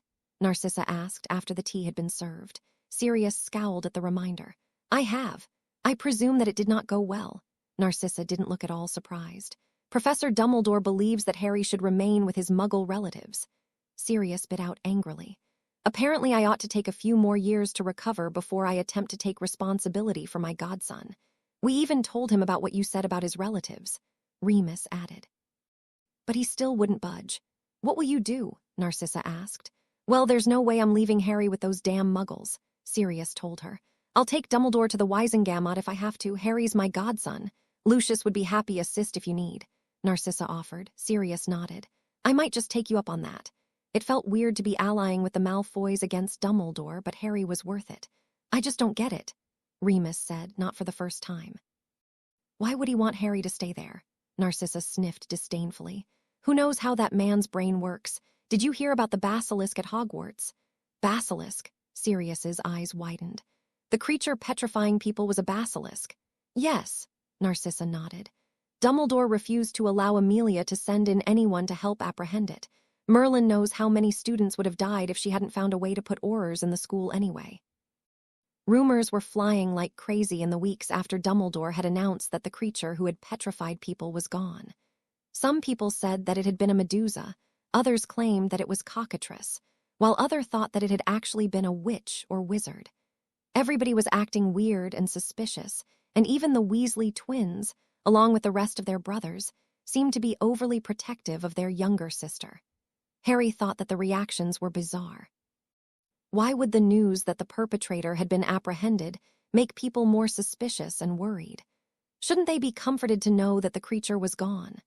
Thankfully, the panic died down after a couple of weeks, something that Harry put down to the fact that Professor Snape, Professor Sprout, and Madame Pomfrey had finally managed to complete the potion to unpetrify the victims. The day after the students had been unpetrified, the Wizarding Wheezes pranked the school during dinner again, this time giving everyone animal noses. Harry, who ended up with a cat's nose, thought it was hilarious. Draco, who ended up with a pig's snout, didn't enjoy it nearly as much. Exams started the next day, and as Harry looked around the Great Hall at breakfast, he wondered what would happen to the students who had spent most of the year petrified. Would they have to repeat their year? Or would they be allowed to try and catch up over the summer? Neither option sounded ideal. The charms exam was first, and Harry was almost disappointed by how easy it was. There had been a few questions that he'd had to think hard about, but most of them were easy. The practical part was just as simple, and Harry left the exam hoping that his other exams would be more challenging. Herbology was the next day, and while it was definitely harder than the charms exam, Harry still thought he'd done well. He just wished he'd spent more time studying the different soil types. Next was Transfiguration, then Astronomy on Friday night, and then they had a break over the weekend. Harry spent most of it studying, though Draco and Luna managed to convince him to study outside near the lake.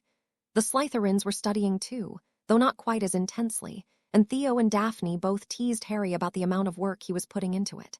Pansy didn't say anything. Monday brought their History of Magic exam, and while he left with an aching hand, Harry couldn't help but feel smug at the sound of his classmates panicking over the test. It served them right for sleeping through class. Potions class was on Tuesday, and both Harry and Draco's potions turned out the perfect glossy yellow color. Neville's potion ended out a glossy green color, though, and Harry had absolutely no idea how his friend had done it. Harry's classmates spent the rest of Tuesday celebrating the end of their exams, and Harry couldn't help but feel jealous. His Ancient Runes exam wasn't scheduled until the next Tuesday, and while that gave him a lot of extra time to study for it, he was ready for the year to be over. Harry spent the next week studying hard for his exam. He was definitely better at the drawing the runes, but he still struggled to get the angles correct. He knew what the runes looked like, but translating that to paper wasn't easy. When the morning of the third-year Ancient Runes exam finally arrived, Harry was a nervous wreck. What if he failed? Would he draw all the runes wrong? What if he forgot everything? He followed the third years in the exam room and sat at a desk on the far right. When the examiners eventually gave them permission to unroll their exam parchments, Harry read the first question and breathed a sigh of relief. He knew that one. In fact, as Harry worked his way through the test, he found that he knew all the answers. He was still a little concerned about the angles of his runes, particularly the Hagall rune. Still, by the time the exam was over, Harry was feeling much more relaxed about the whole thing. It was over, for better or worse, it was over, and he couldn't do anything more to earn a good grade. He was officially on holiday. It was a great feeling. The great feeling lasted for less than an hour. The good thing about studying was that it had taken his mind off the fact that summer was almost there. Without any reason to study, Harry couldn't help but think about the fact that he still didn't know whether or not he would be allowed to live with Sirius over the summer. The idea that he might be sent back to the Dursleys was horrible. The Wednesday edition of the Daily Prophet didn't help at all. Lord Blacksue's headmaster Dumbledore for guardianship of Boy Who Lived. Just reading it made Harry's stomach drop. Why would Sirius have to sue Dumbledore for guardianship? Shouldn't his godfather automatically be his guardian? Wasn't that what his parents had wanted? What if Sirius lost and Dumbledore sent him back to the Dursleys? Harry waited until the nearest student with a copy of the paper had finished reading it before asking to borrow it. The article was frustratingly uninformative. Basically, Dumbledore was Harry's guardian. Sirius wanted to be. Lord Malfoy was helping him, and the Wisengamot was going to meet the next day to decide the matter. As unhelpful as the article was, at least the witch who wrote it seemed to be on Sirius' side. She emphasized that he had been wrongfully imprisoned and pointed out that, without the Ministry's mistake, Sirius would already be Harry's guardian. After returning the paper, Harry stood up and walked quickly out the Great Hall. He wanted to get away from all the students who were staring, pointing, and whispering. It reminded him of the year before during Sirius' trial.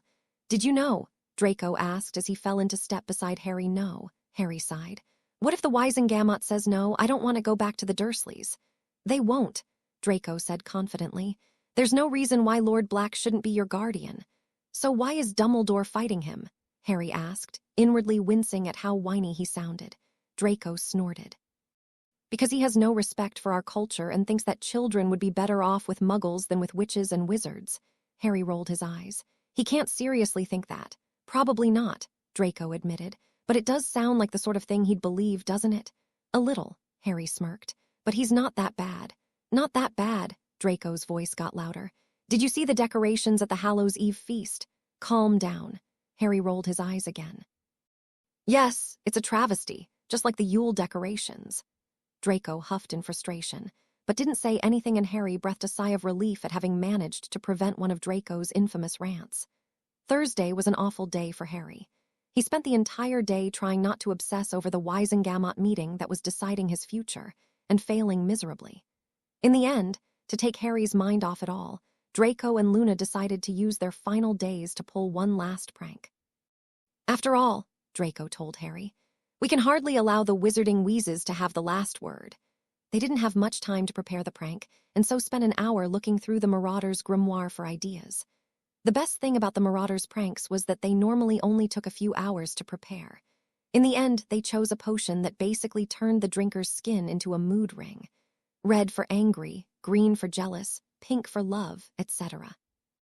It was an easy potion to make, and they had managed to finish it before dinner.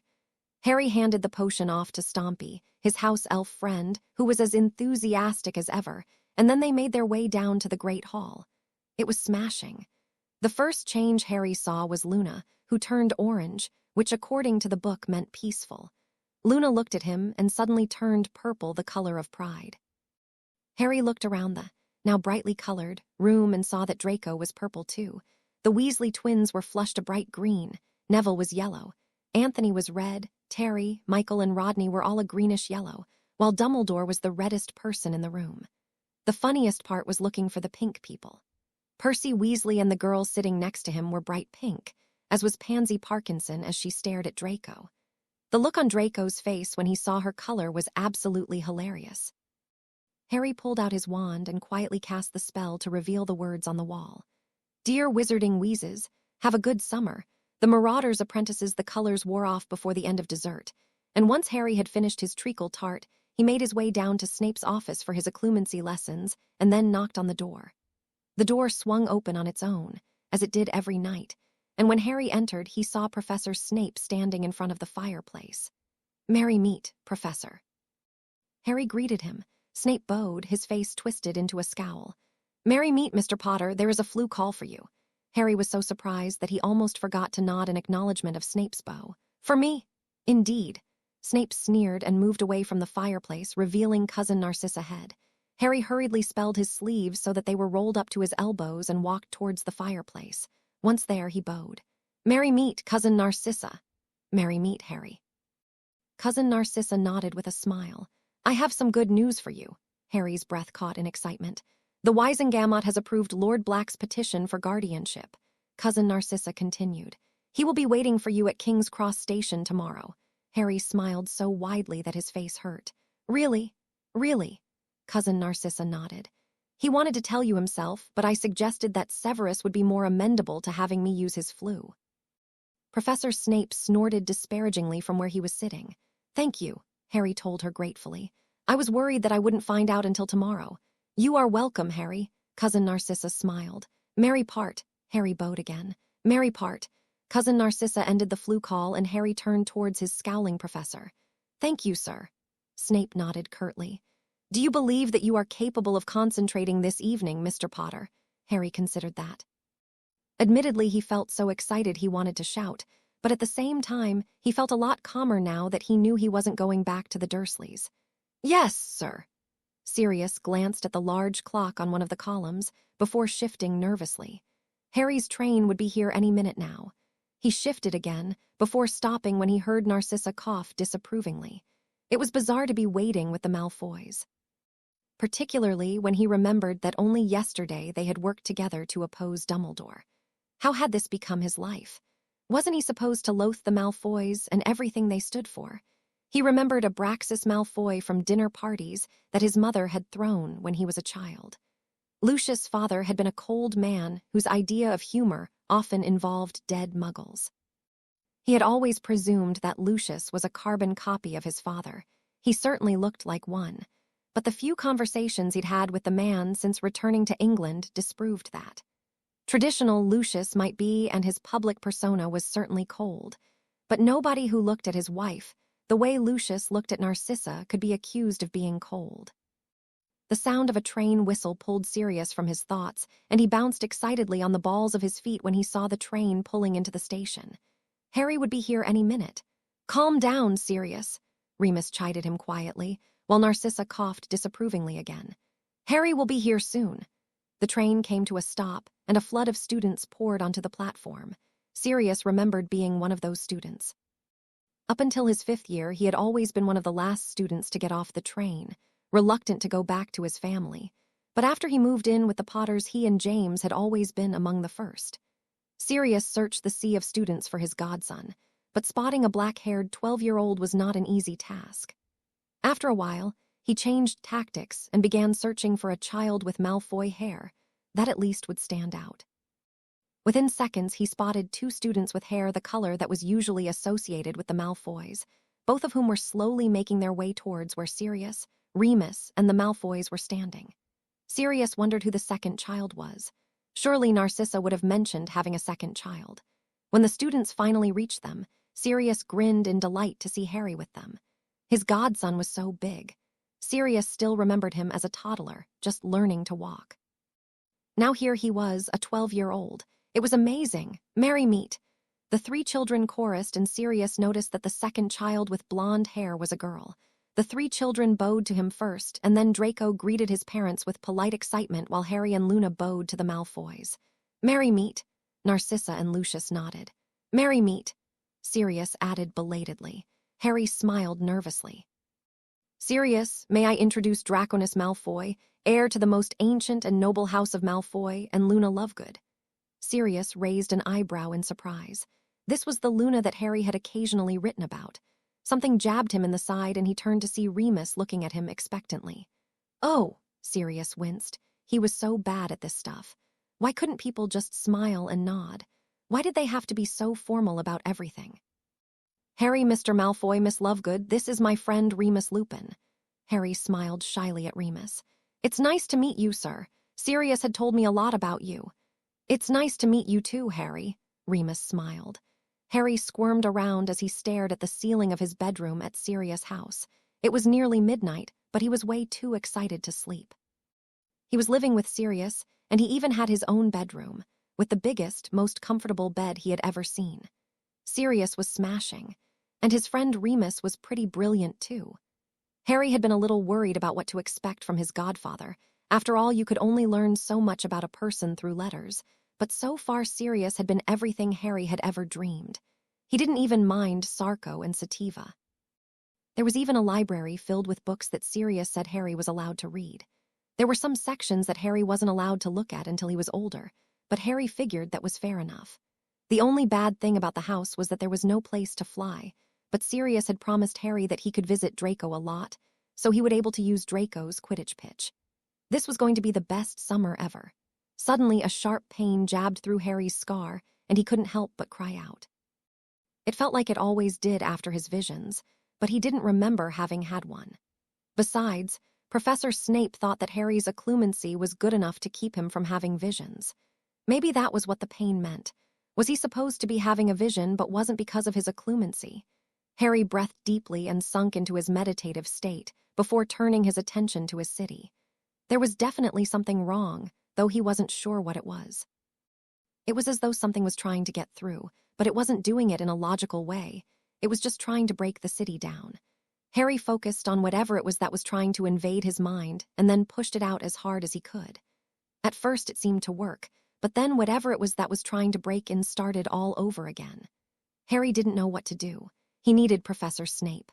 And then, as quickly as it had begun, it was over and the invader was gone. Harry looked around the city again and winced when he saw how much of it he would need to fix. He slowly pulled himself out of his meditation and rubbed his scar. What did it mean? He's back! Lucius watched sympathetically as Amelia Bones' hands shook. He is. How? Amelia asked desperately. From what I understand, he has been living in wraith form since his original defeat, and last night he had Pettigrew perform a ritual that would restore his body. Lucius explained. Bartemius Crouch Sr. is dead. I suspect the Dark Lord used him for the ritual. But you don't know. Amelia was already sounding calmer. No, I wasn't called until after his body had been restored. Lucius swallowed down a flinch as he remembered the pain he had experienced the previous night. The Dark Lord hadn't been pleased with any of them and had made his displeasure known. What are his plans? Amelia asked. I don't know, Lucius admitted. He was more concerned with past events than future ones. He did mention Harry Potter multiple times. Amelia sighed. Of course, is he aware of your family's connection to the boy? Yes, Lucius answered. He questioned why I had supported Lord Black's petition for guardianship. And your answer? Amelia queried. That I thought Potter would be easier to attack out of Dumbledore's hands. Lucius told her. I presume that Dumbledore will know of his return by now, Amelia asked. Lucius nodded. Severus would have definitely told him by now. Sirius, Remus' confused voice sounded from the doorway. What are you doing? What does it look like I'm doing? Sirius responded, carefully placing a knife and fork on either side of one of the plates on the table. I'm setting the table for breakfast. Yes, but why? Remus' tone was long-suffering, and it reminded Sirius of all the times Remus had asked him and James that question when they had been at school. Sirius grinned. Harry will be down soon. I want everything to be perfect. It's just breakfast, Remus pointed out. I know, Sirius agreed, but it's his first breakfast living with us. I wanted to make him breakfast myself, but the elves were horrified at the idea, so we compromised. Remus frowned. The elves didn't want you to cook breakfast. You're not that bad of a cook, are you? Well, it has been 12 years, Sirius told him, but I think they'd be horrified if anyone wanted to cook. It's their job, you know. Not really. Remus shook his head. I've never really had anything to do with house elves. Oh, Sirius stepped away from the table and studied it critically. Then he moved toward it again and straightened a knife. House elves are very attached to their work and don't like to feel as though they've failed in any way. Me cooking would have made them feel as though they had failed. But they don't mind you setting the table, Remus asked. Sirius winced. I think they'd rather I didn't, but I talked them around. Because you wanted everything to be perfect for Harry, Remus said blankly. Sirius gave his friend a wry grin. Well, maybe not perfect. If I had wanted to perfect, I would have let the house elves do it. I just wanted to do something to welcome him. Remus smiled warmly. Fair enough. I think that fork's crooked. Sirius's gaze swung to where Remus was pointing, and he quickly straightened the fork in question. Thanks. Harry's coming, Remus told him, moving out of the doorway. Oh, Sirius's stomach clenched nervously. What should I do? Act normally, Remus answered. Sirius wasn't sure he could. Harry was here, living with him, finally. It was the most exciting thing that had happened since he'd been released from Azkaban, and the most terrifying. What if he screwed it up? What if Harry hated him? What if the discriminating attitudes that Sirius had been working so hard to get rid of came back and alienated Harry? Harry appeared at the doorway, and Sirius took a moment to take the sight of his godson. Harry was so tall. He was only 12 and was only about 5 inches shorter than Sirius. He had James' hair, though it looked more ordered than James ever had, and Lily's eyes, but he looked more like a black than anything. Not entirely surprising, given that his grandmother had been a black. Merry meet, Sirius, Remus. Harry greeted them formally, as he bowed to Sirius. Sirius wanted to tell him not to do that. Even if he hadn't hated traditionalism since he was 11, he would have hated the idea of Harry treating him so formally. But he didn't want Harry to think that he was discriminating against traditional culture. He wanted his godson to trust him, and if that meant allowing some traditional behavior, then so be it. The whole traditional versus non-traditional argument was seeming less and less important every day anyway. Merry meet, Harry. Sirius nodded in acknowledgement. Merry meet, Remus parroted. Come have a seat, Sirius commanded his godson. Yes, sir. Harry moved quickly to obey. Sirius frowned, the bowing he could put up with, but sir, don't call me sir, I'm just Sirius. Harry's eyes widened slightly. Yes, see Sirius, sorry. Breakfast, Remus suggested gently as he sat opposite Harry. Right. Sirius sat at the head of the table. Lindy. Lindy, a young female house elf that Narcissa had acquired for Grimmauld Place, immediately appeared beside him. Master Black be calling Lindy, sir. We would like some breakfast, Sirius told her. I'll have my usual, Remus. I'll have my usual too, Remus answered. Harry, Sirius prompted. Harry was smiling at the elf. I'll have some cereal and milk, please, Lindy. Lindy's ears drooped slightly. Master's heir is just wanting cereal and milk. Well, Harry answered slowly. Normally I just have cereal and milk because it's healthy. Do you have any other ideas of a healthy food I could have? Lindy tilted her head to the side. Lindy could be getting Master's heir a fruit smoothie. Harry smiled. That sounds wonderful, Lindy, thank you. Lindy's eyes grew wet. Master's heir is too kind. Lindy be getting Master's food. Sirius waited until the elf had popped away before turning to his godson. Very smooth. Do you have a lot of experience with house elves? A little. Harry answered. I visit with the Hogwarts elves about once a week, and I've gotten to know one of them really well. You found the kitchens? Sirius asked in surprise. Harry smiled. Yes, the Weasley twins introduced them to me when I was a first year. The Weasley twins? Sirius asked. He inwardly winced at the relief he was feeling to hear Harry mention friends from a non-traditional light house. He forcibly squashed down the relief. There was nothing wrong with traditionalism or dark magic. Fred and George Weasley, Harry explained. I don't their parents' names, sorry. Arthur and Molly, Remus supplied for him. He was a 7th year when we were first years. Sirius frowned. They were in the order, weren't they? Remus winced and glanced pointedly towards Harry who, now that Sirius thought about it, probably wasn't supposed to know anything about the Order of the Phoenix. Yes, they were. Molly was a Prewett before she married Arthur. A Prewett. Harry asked in surprise before looking uncomfortable when Sirius and Remus both turned their attention back to him. Sorry. No need to apologize, Sirius told him. Do you know the Prewetts? They've died out, haven't they? Harry asked. Their house is unclaimed. Sirius's stomach dropped horribly at the reminder that Fabian and Gideon were dead. He'd forgotten.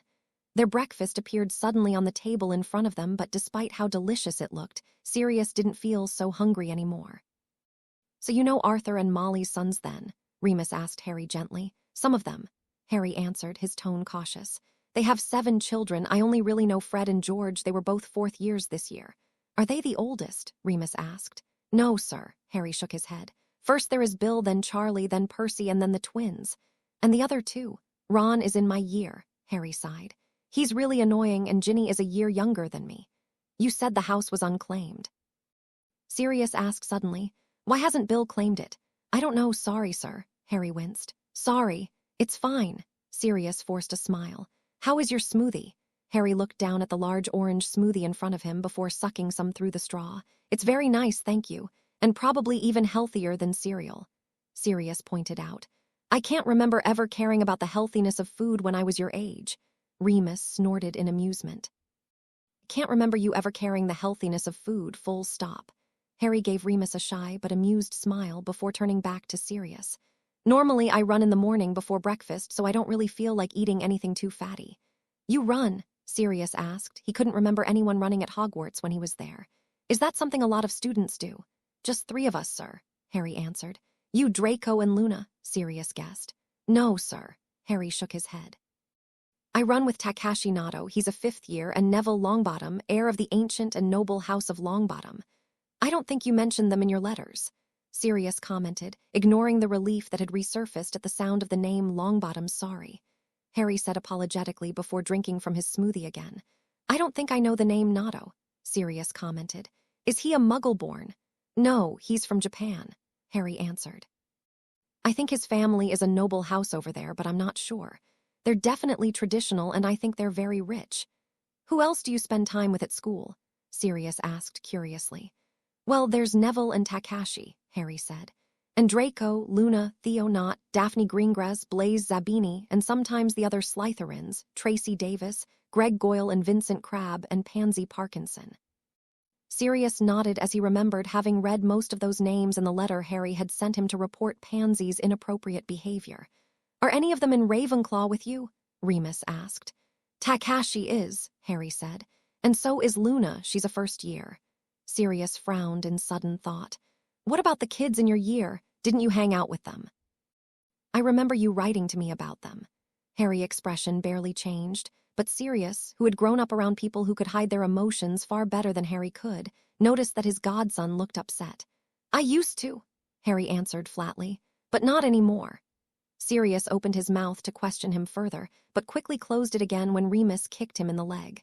He turned to glare at his friend, but Remus just shook his head sharply. Okay, so no questioning Harry about why he didn't hang out with his friends anymore.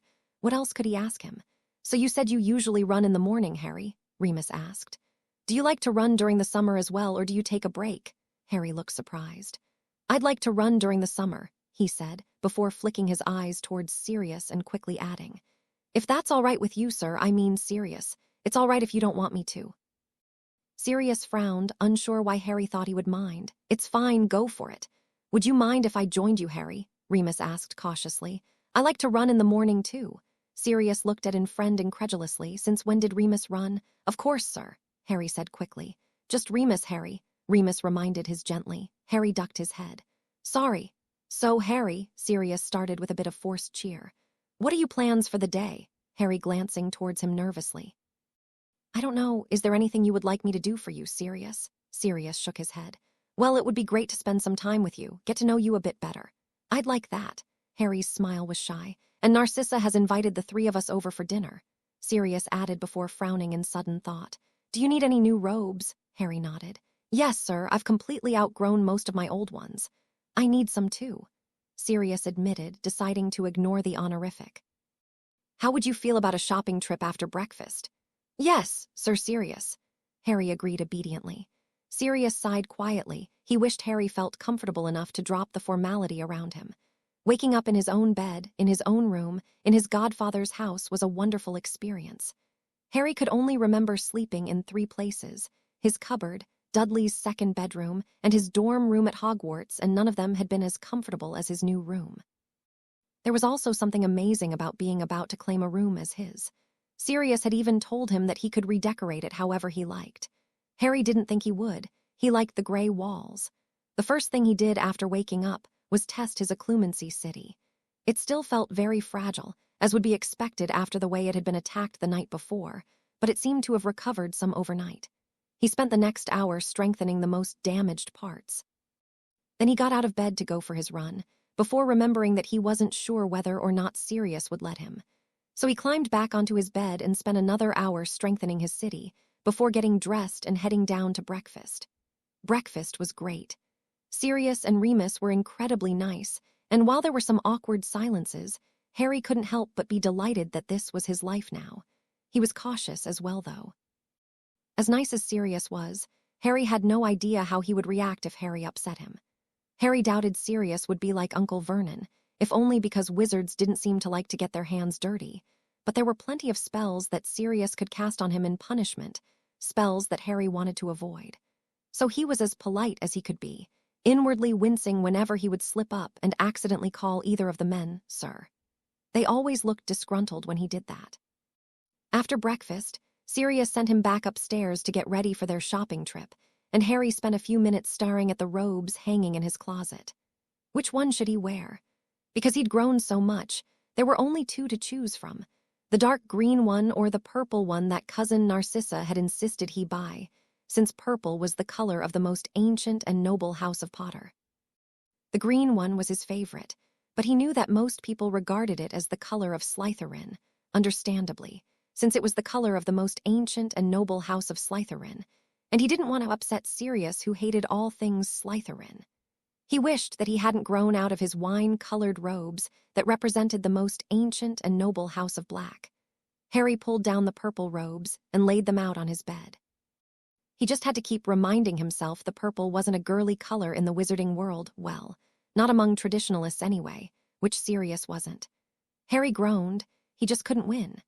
Still, Sirius was still more likely to get upset over the green robes than the purple's ones, so Harry would just have to go with the girly option. Once dressed, Harry turned his attention to his hair and quickly arranged it the way Cousin Narcissa had taught him to. Then, wand securely in its holster, and his sleeves carefully rolled up since he couldn't spell them that way, he descended the stairs to meet Sirius and Remus. Very nice.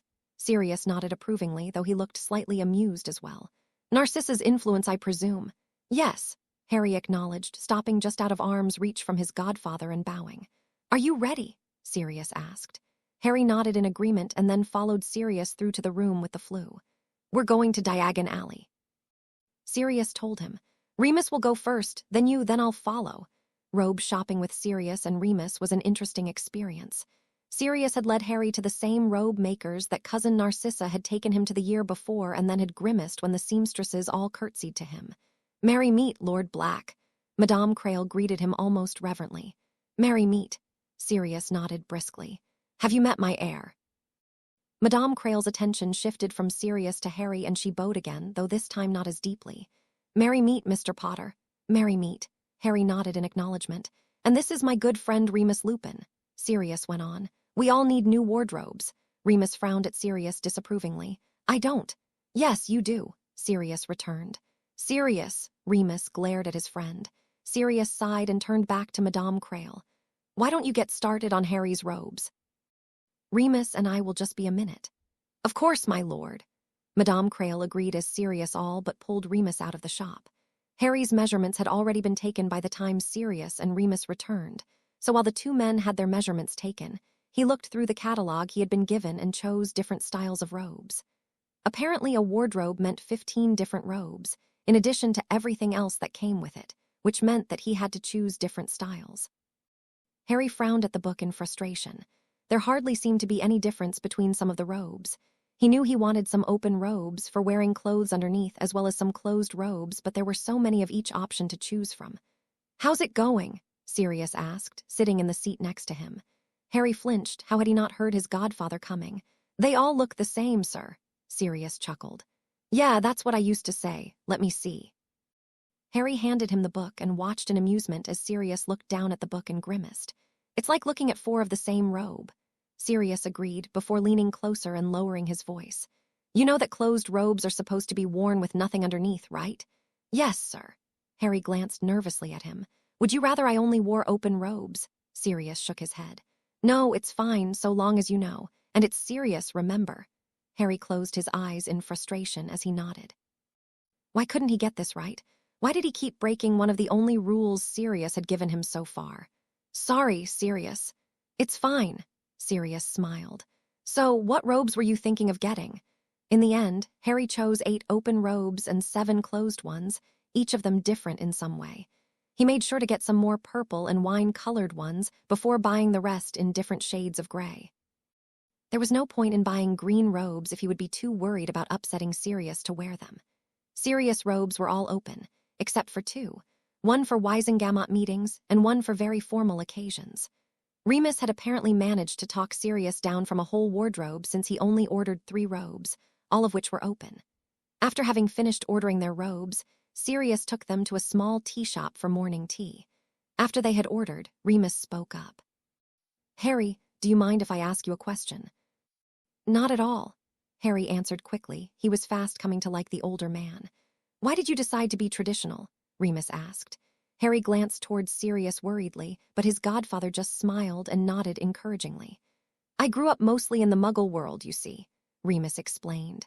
"My dad was a wizard, but my mum was a Muggle, and since Dad was untraditional, I'd never even heard of traditionalism until I went to Hogwarts. I met Sirius and your dad there. We were dorm mates, and they were traditional until they weren't, but I just thought they were a bit odd. And snobbish," Sirius put in. "You thought we were snobby elitist toffs, and I can't ever remember wanting to learn how to be traditional too," Remus continued as though Sirius hadn't spoken. "But obviously it was different for you." "Yes," Harry admitted as calmly as he could. He paused, trying to decide what to say. "When did you first decide you were interested in being traditional?" Remus asked. Harry thought about it. "On my 11th birthday, I think. I was on my way back to the Dursleys after Hagrid had taken me to Diagon Alley for the first time, and I was reading one of the books that Backnog had recommended to me on the train." "Hold up," Sirius interrupted with frown. "Who is Backnog?" "He's the goblin who manages the Potter accounts," Harry explained. "And he recommended some books to you." Harry smiled. "Yes, I think he must have figured out that I knew absolutely nothing about the magical world, so he gave me a list of books that would be helpful." "So what book were you reading?" Remus asked curiously. Harry frowned. "I think it must have been History and Customs of the British Wizarding Community by Ophelia Macmillan. It was really interesting. It talked about the magical royal family, but it didn't explain why they had been overthrown." "I never ended up asking anyone about that. Were you taught about the French Revolution in elementary school?" Remus asked. Harry nodded. "It was connected to that," Remus told him.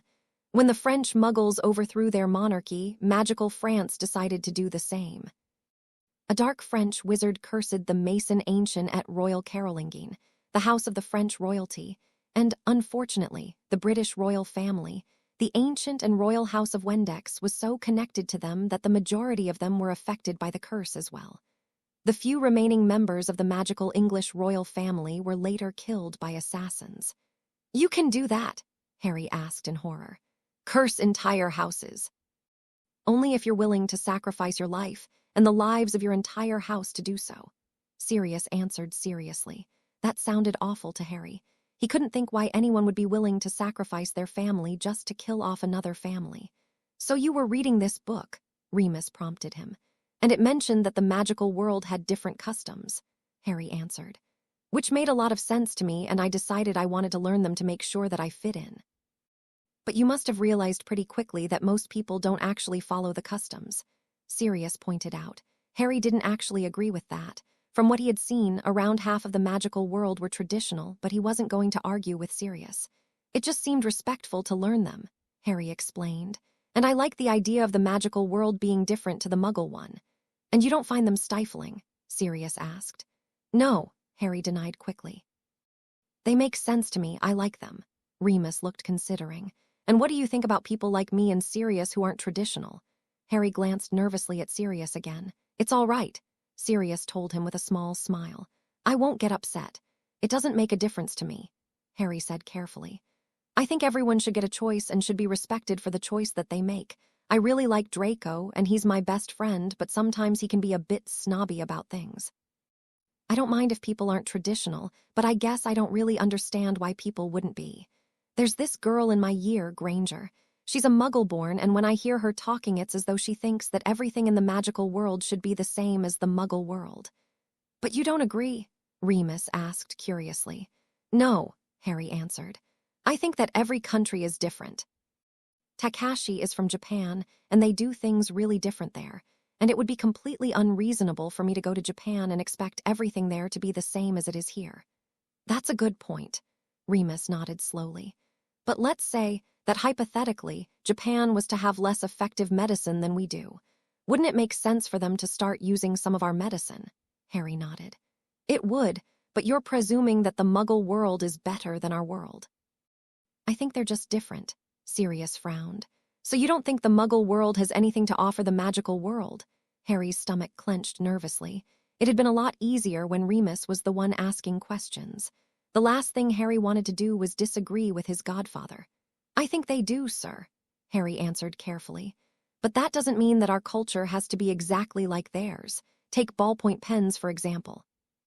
Writing assignments would be a lot easier if we could use them, but just because they're better than quills doesn't mean that we should do everything the ways the Muggles do. And yet it is traditional people who refuse to even consider using ballpoint pens, Sirius retorted. Harry winced inwardly at Sirius' tone.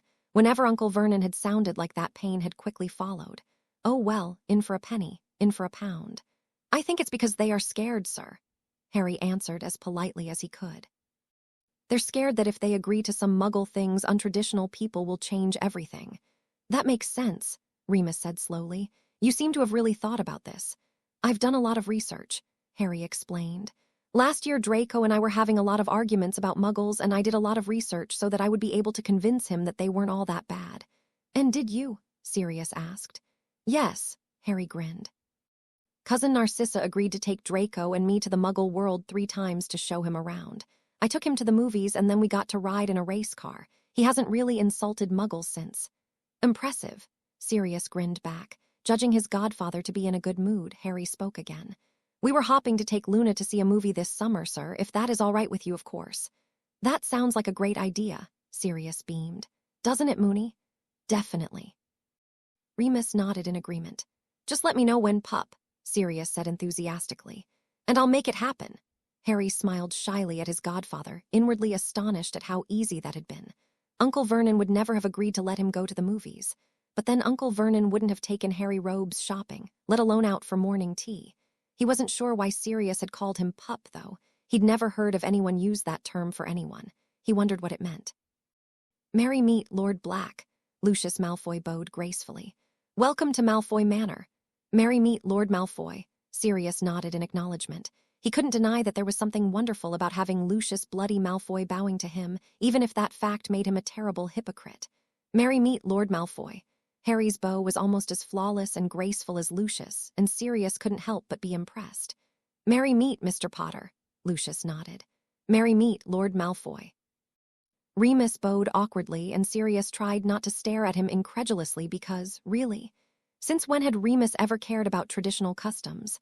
Merry meet, Mr. Lupin. Lucius' corresponding nod was just as polite as when he had nodded to Harry, and Sirius couldn't help but respect the man a little more for that. The Malfoys might have been elitist snobs, but at least they were polite. Lucius led them through the house into a small sitting room where Narcissa and Draco were waiting, which, of course, set off a whole new set of bowing. Once that was done, Draco pulled Harry away to practice Quidditch with him, leaving Sirius and Remus alone with the adult Malfoys. Would you like a seat, my lord? Narcissa asked. And yes, Sirius was definitely a hypocrite because it was a lot easier putting up with traditional customs when you were at the top of the hierarchy. Thank you. Sirius sat in the nearest chair, a surprisingly comfortable wooden armchair. "Mr. Lupin," Narcissa prompted, and Remus quickly sat in the chair next to Sirius. The first few minutes of conversation were awkward, but eventually the subject changed to the subject of Harry. "How has your first day with Harry been?" Narcissa asked. "Good," Sirius nodded. "We went robe shopping this morning. He said he had outgrown most of the ones that he bought last summer. He has grown a lot since then," Narcissa acknowledged. "He's going to be tall." "Yes," Sirius agreed. "I wouldn't be surprised if he was taller than me by the time he has finished growing." Remus snorted in amusement. "He's going to be taller than you by the end of the summer." Sirius groaned at the thought. "He'd better not." Lucius and Narcissa both looked amused.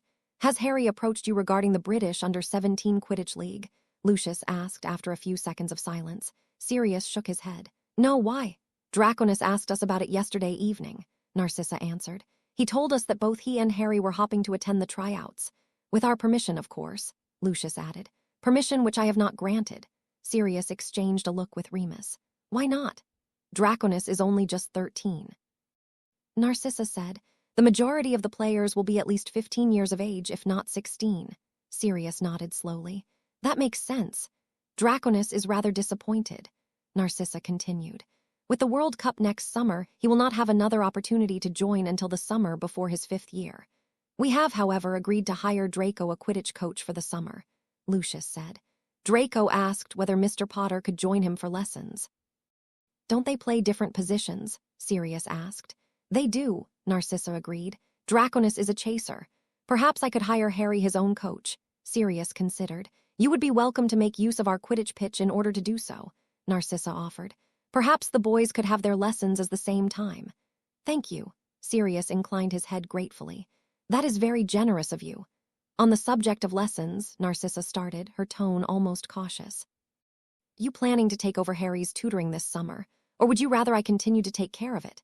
It was cleverly put, after all. Sirius could hardly tell her that he didn't want Harry tutored.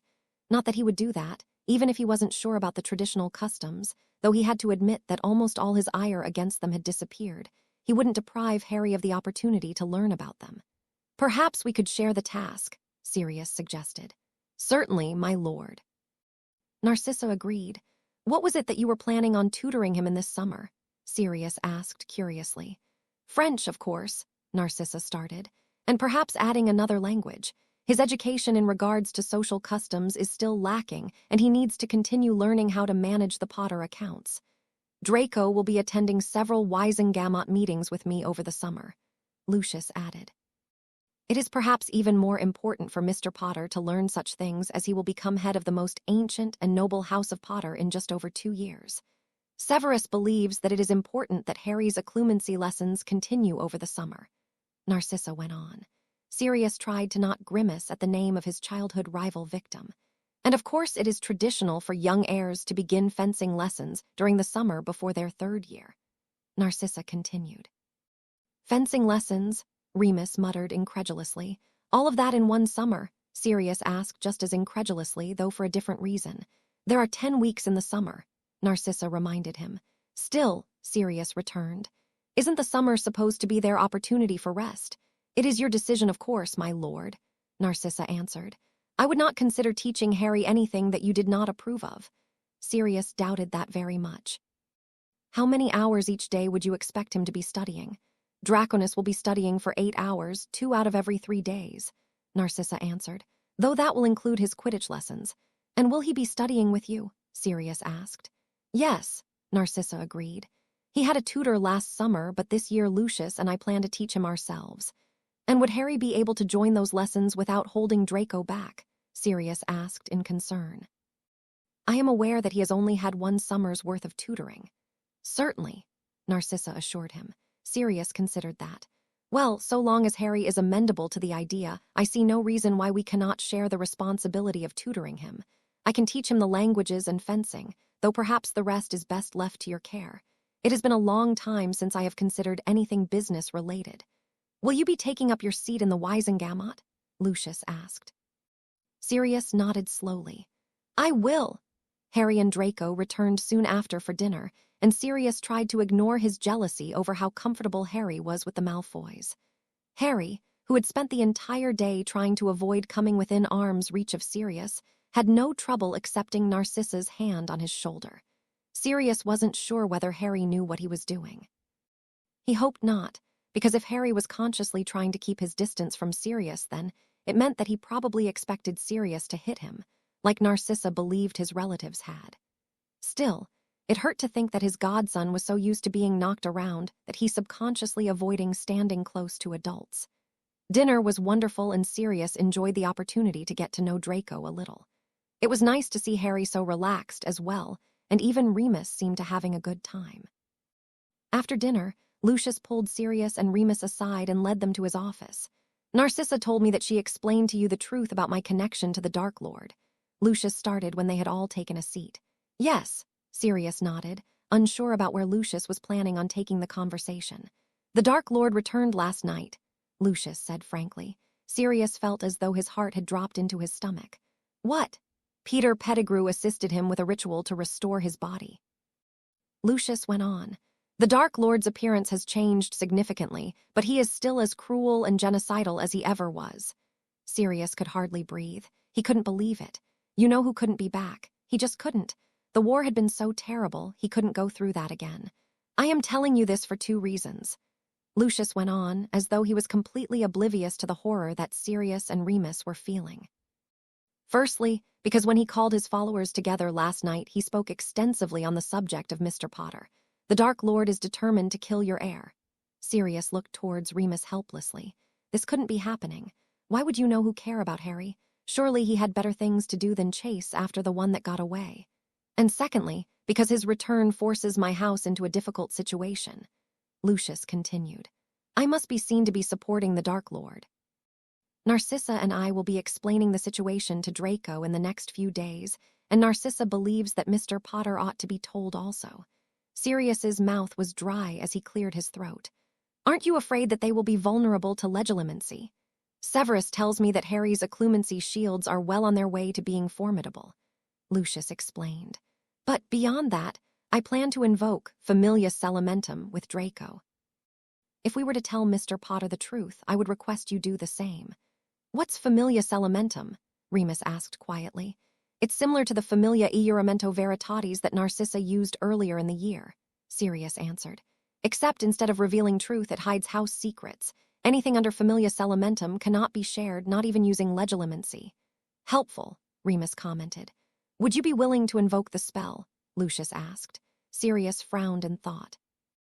On the one hand, it was a dark spell and very illegal. On the other hand, there was no real harm in it so long as you weren't caught. Yes, he agreed eventually. When did you want to tell him? I am not yet sure, Lucius admitted. That will depend on how Draco takes the news. Harry sat across from Sirius and forced down the nervous urge to juggle his leg. He wasn't sure what his godfather wanted to talk him about, but he doubted it would be good news. Sirius had been particularly solemn since they had left the Malfoys the night before. Harry just hoped that his godfather didn't forbid him from seeing the Malfoys anymore. So, Harry, Sirius cleared his throat. I was talking Narcissa last night about how she tutored you last year. Harry nodded silently. He had been hoping, against all hope really, that Sirius would let cousin Narcissa tutor him again this year, though he didn't even know whether she would be willing to do it again. She has offered to tutor you again this summer, Sirius continued. Would you like that? Harry stared at him in surprise. Yes, sir, Sirius nodded slowly. All right then, how much time would you like to spend studying? I know it's your holiday, so you're going to want to spend some time relaxing as well. Harry considered that.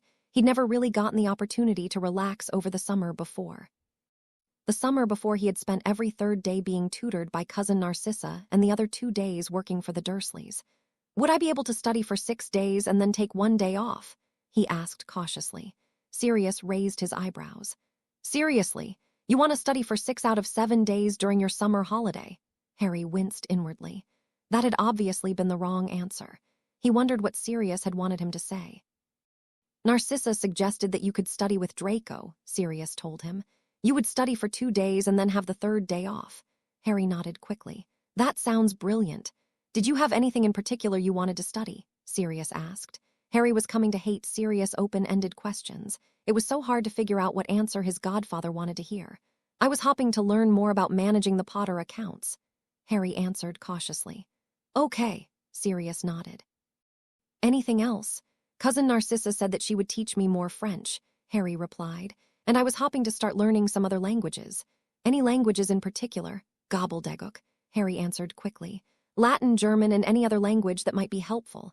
Sirius looked surprised. Gobbledegook? Yes, sir, Harry nodded. I've wanted to learn it since before I started Hogwarts. Well, I can teach you Latin and German, Sirius offered. But we could hire a tutor to teach you Gobbledegook. Really? Harry asked before he could stop himself. Of course, Sirius smiled happily. What else did you want to learn this summer? Harry considered lying, but in the end decided to just grit his teeth, bear the consequences. I'd like to learn more about traditional customs, sir. Sirius just nodded. Okay, anything else? Lucius is planning on taking Draco to some Wisengamot meetings. Are you interested in learning a bit about politics? Harry nodded quickly. Yes, sir, definitely. It's just Sirius. Sirius reminded him gently. Sorry.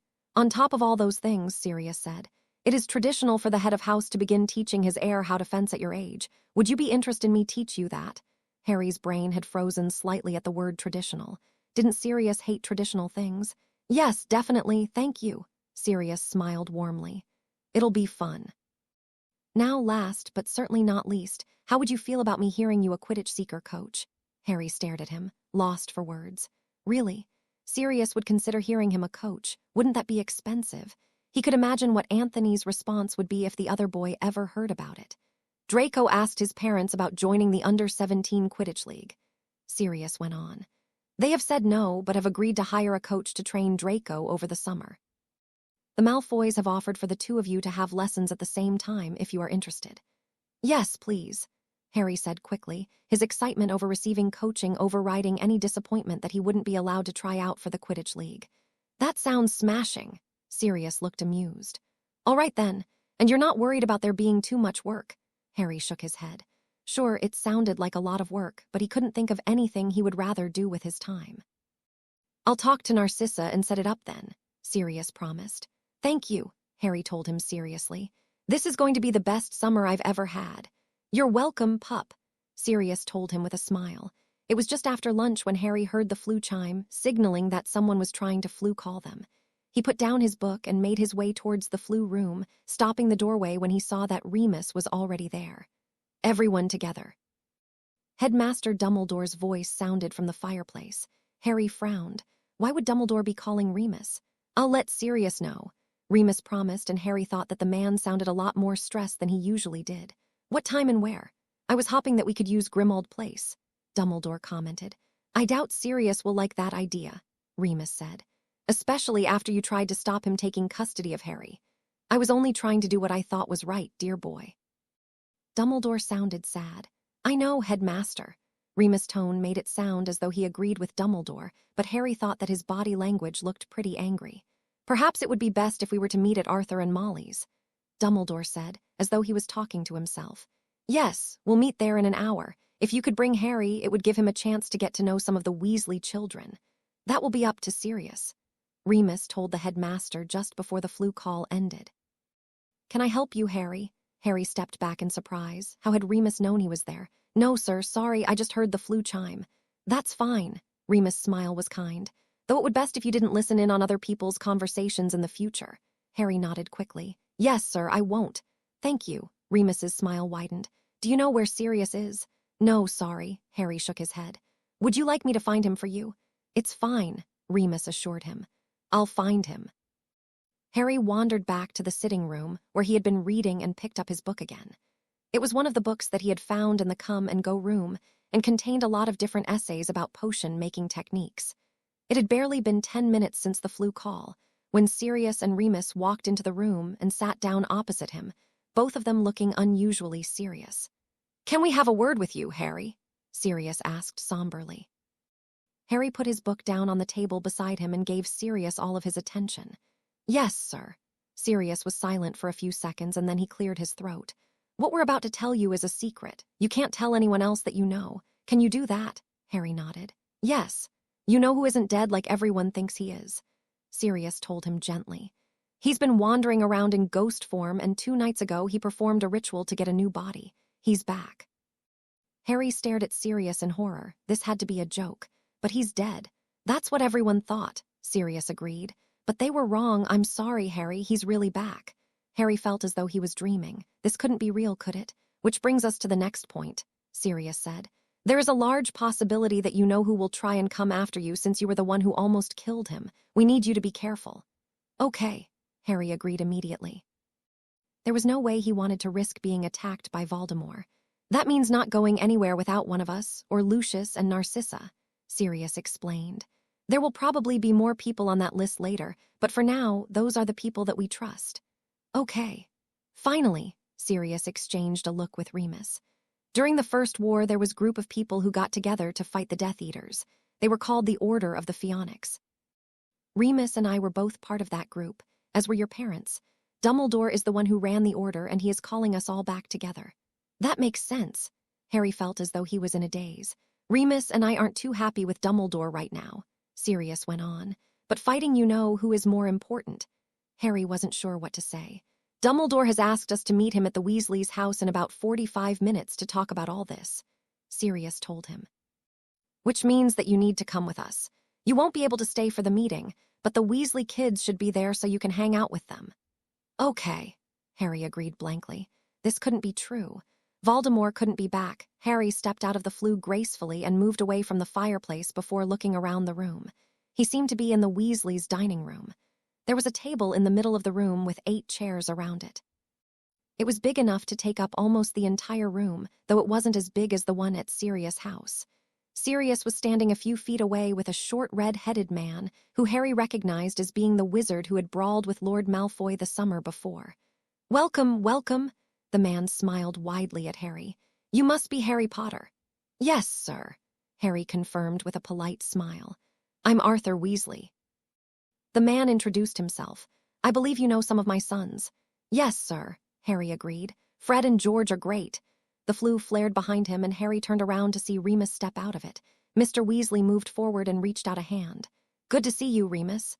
You too, Arthur. Remus shook his hand. We're the first to arrive, are we? Seems so, Mr. Weasley agreed. Do you know who else is coming? Sirius asked, moving to stand next to Harry. Harry tried not to feel too uncomfortable about the close proximity. Mad-Eye will be coming and bringing his protege, I imagine, Mr. Weasley answered. She's your cousin, isn't she, Sirius, Andromeda's daughter? Sirius looked surprised. Nymphadora. Harry looked up in interest. Auror Tonks had been the best Dada professor he'd ever had. He hadn't realized she was related to Sirius. Arthur nodded. I'm sure Diggle will be here and Podmore. The flue flared again, and Harry was surprised to see Professor Snape step into the room. Professor Snape glanced at them before his gaze paused on Sirius. Then he bowed, first to Sirius and then to Harry with a sour expression. Lord Black, Mr. Potter. Snape, Sirius nodded, his tone brusque. Merry meet, Professor. Harry smiled politely, trying not to remember all the stories that Sirius had written to him involving the Marauders playing pranks on Snape. Where are Molly and the kids? Remus asked Mr. Weasley after the silence had begun to get awkward. Molly should be here any minute, Mr. Weasley answered. She went to get some milk. We were almost out. The kids are outside. You all right joining them, Harry? Sirius asked. Of course, Harry nodded. Do I just go through the door, Mr. Weasley? Mr. Weasley nodded and moved ahead of Harry to open the door. Then he looked out. Percy, Fred, George, Ron, Ginny. Harry winced at the loud noise, but it was effective because 15 seconds later Ron could be seen jogging towards them. Yeah, Dad. Harry's going to hang out with you guys for a while, Mr. Weasley explained. Can you show him around? Just make sure you stay outside. Ron's eyes focused on Harry. Sure, Dad. Great, thanks, Mr. Weasley said before returning to the house and shutting the door behind him. Harry put his hands in the pockets of his robes. Merry meet. Yeah, hi. Ron nodded and began walking back the way he'd come. How's your summer going? Harry considered it. On the positive side, he was living with Sirius now and had seen the Malfoys the day before. On the negative side, Voldemort was back. Good, how is your summer going? Brilliant, Ron grinned. I love being able to sleep in until lunch. Harry couldn't really relate. Oh, cool. So, what have you been doing? Ron asked. I went robe shopping yesterday, Harry started. Oh, is that why you're wearing that Ponzi robe? Ron asked. You don't have to wear it here, you know. I mean, you look like a bloody toff. Harry looked down at his robe. He had chosen to wear an open robe because he didn't know what they would be doing, what was wrong with it. And who was Ron to judge him on his clothing? Ron, who had tomato seeds dried to the front of his t-shirt. "What else have you been doing?" Ron questioned. Harry took a deep breath and decided to let it go. "Well, last night we had dinner with the Malfoys, which was great. Otherwise, I've just been reading." Ron scowled. "You went to the Malfoys?" "Yes," Harry confirmed. "It was brilliant." "Why you choose to hang out with the slimy git is beyond me." Ron sneered. "He's a Death Eater." "No, he's not," Harry snapped. "He's my cousin." "Yeah, well, you've got bloody awful relatives then," Ron told him. Harry could feel himself getting angry. "I beg your pardon. But then that's hardly new, is it?" Ron continued with a sneer. "After all, your godfather murdered 13 muggles." Harry gritted his teeth. "He was found innocent." "Only because he bought off the Wisengamot," Ron accused. "That's the problem with you toffs, you get away with everything, prancing around here with your Ponzi robes."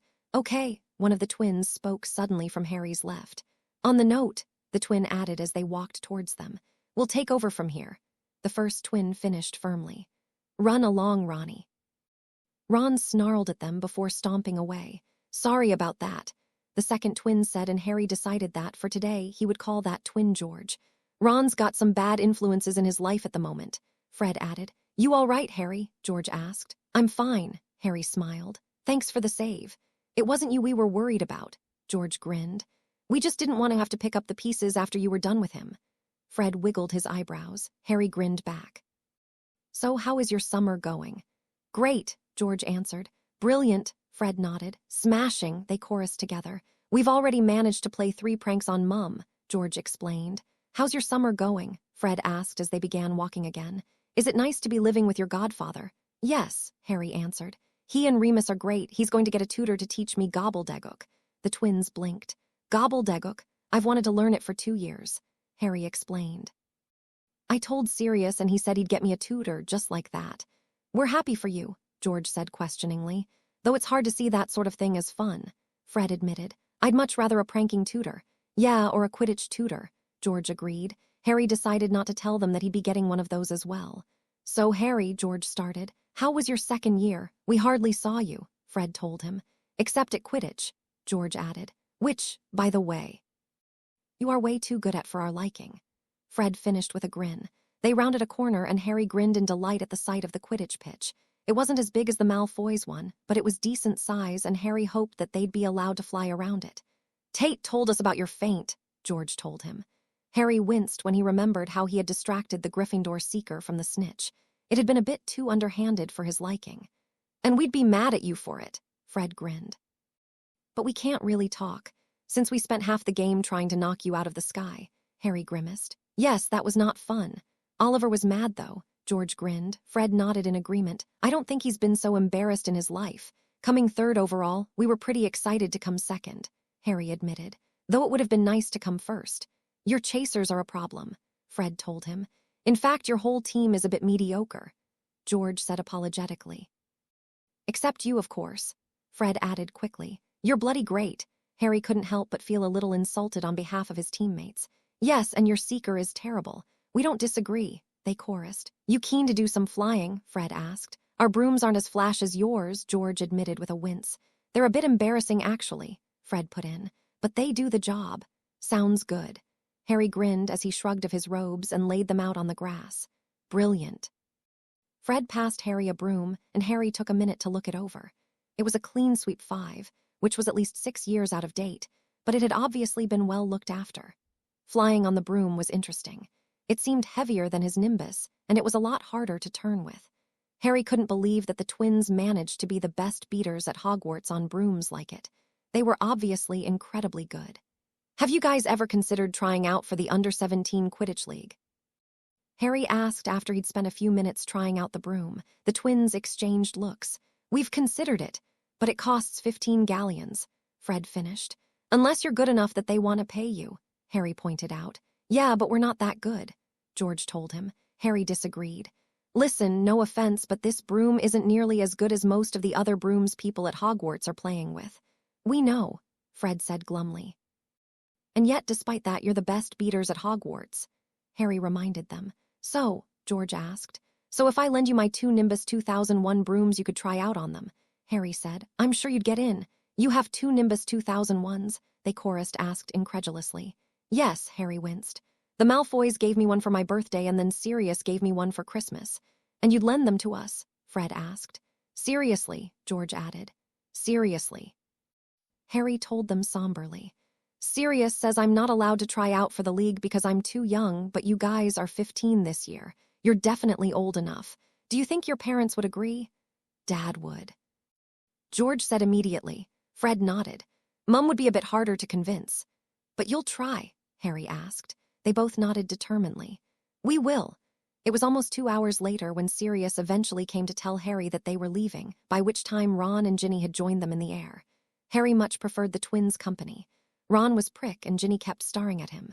Sirius, Harry and Remus all flew back to Grimmauld Place where Lord Malfoy's eagle owl was waiting for them. Apparently Lord Malfoy had something he wanted to talk to him and Sirius about. It seemed strange to Harry, given that they had been at Malfoy Manor the night before. Draco greeted them when they stepped through the flue and Harry frowned when he saw how pale and tired his friend looked. What could have happened in the last 24 hours to make Draco look like that? Well, other than Voldemort returning, but why would Draco know about that? Draco led them to a small sitting room where Lord Malfoy and cousin Narcissa were waiting for them.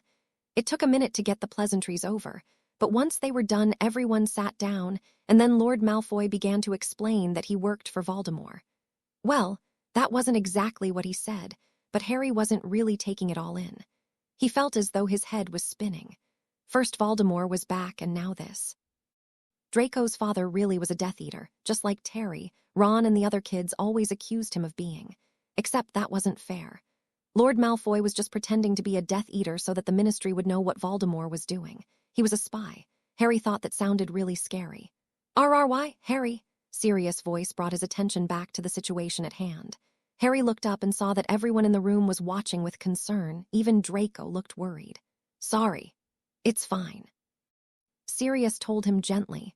Are you all right? Harry nodded. He was fine. He was just feeling a bit spacey, like the world had slowed down or something. It's really important that you don't tell anyone, Harry. Sirius' tone was serious. If you know who finds out that Lucius isn't loyal to him, he paused. The Malfoys will get hurt. Harry felt like rolling his eyes. Sirius didn't need to treat him like a child.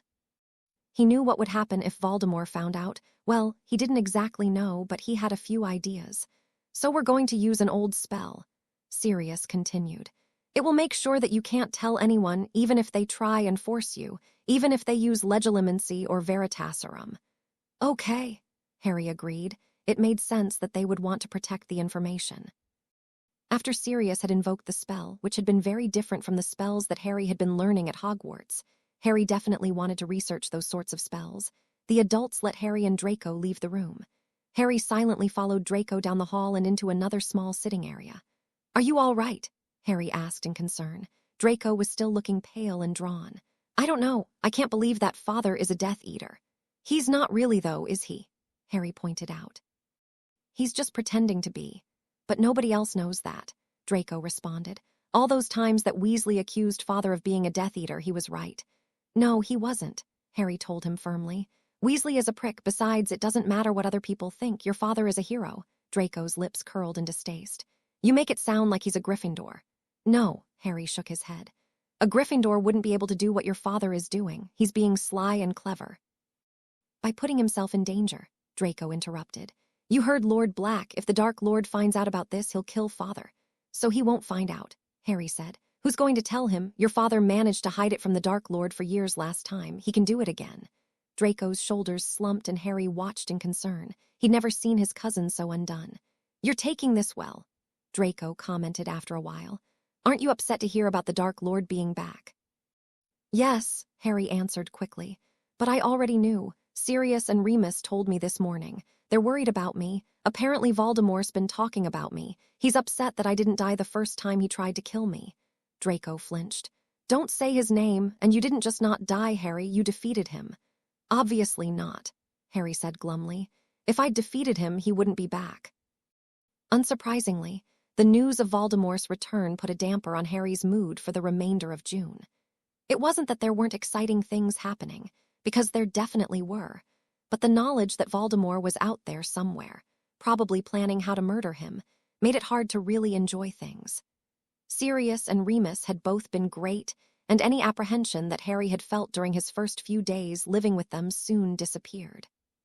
Sirius had started helping him with his French and had even instigated French days when he and Harry were only allowed to talk in French. Remus tended to make himself scarce on those days, since he didn't actually speak the language. And he'd also started teaching Harry German and Latin. Harry was also, finally, learning gobbledygook since Sirius had been true to his word and had found Harry a tutor.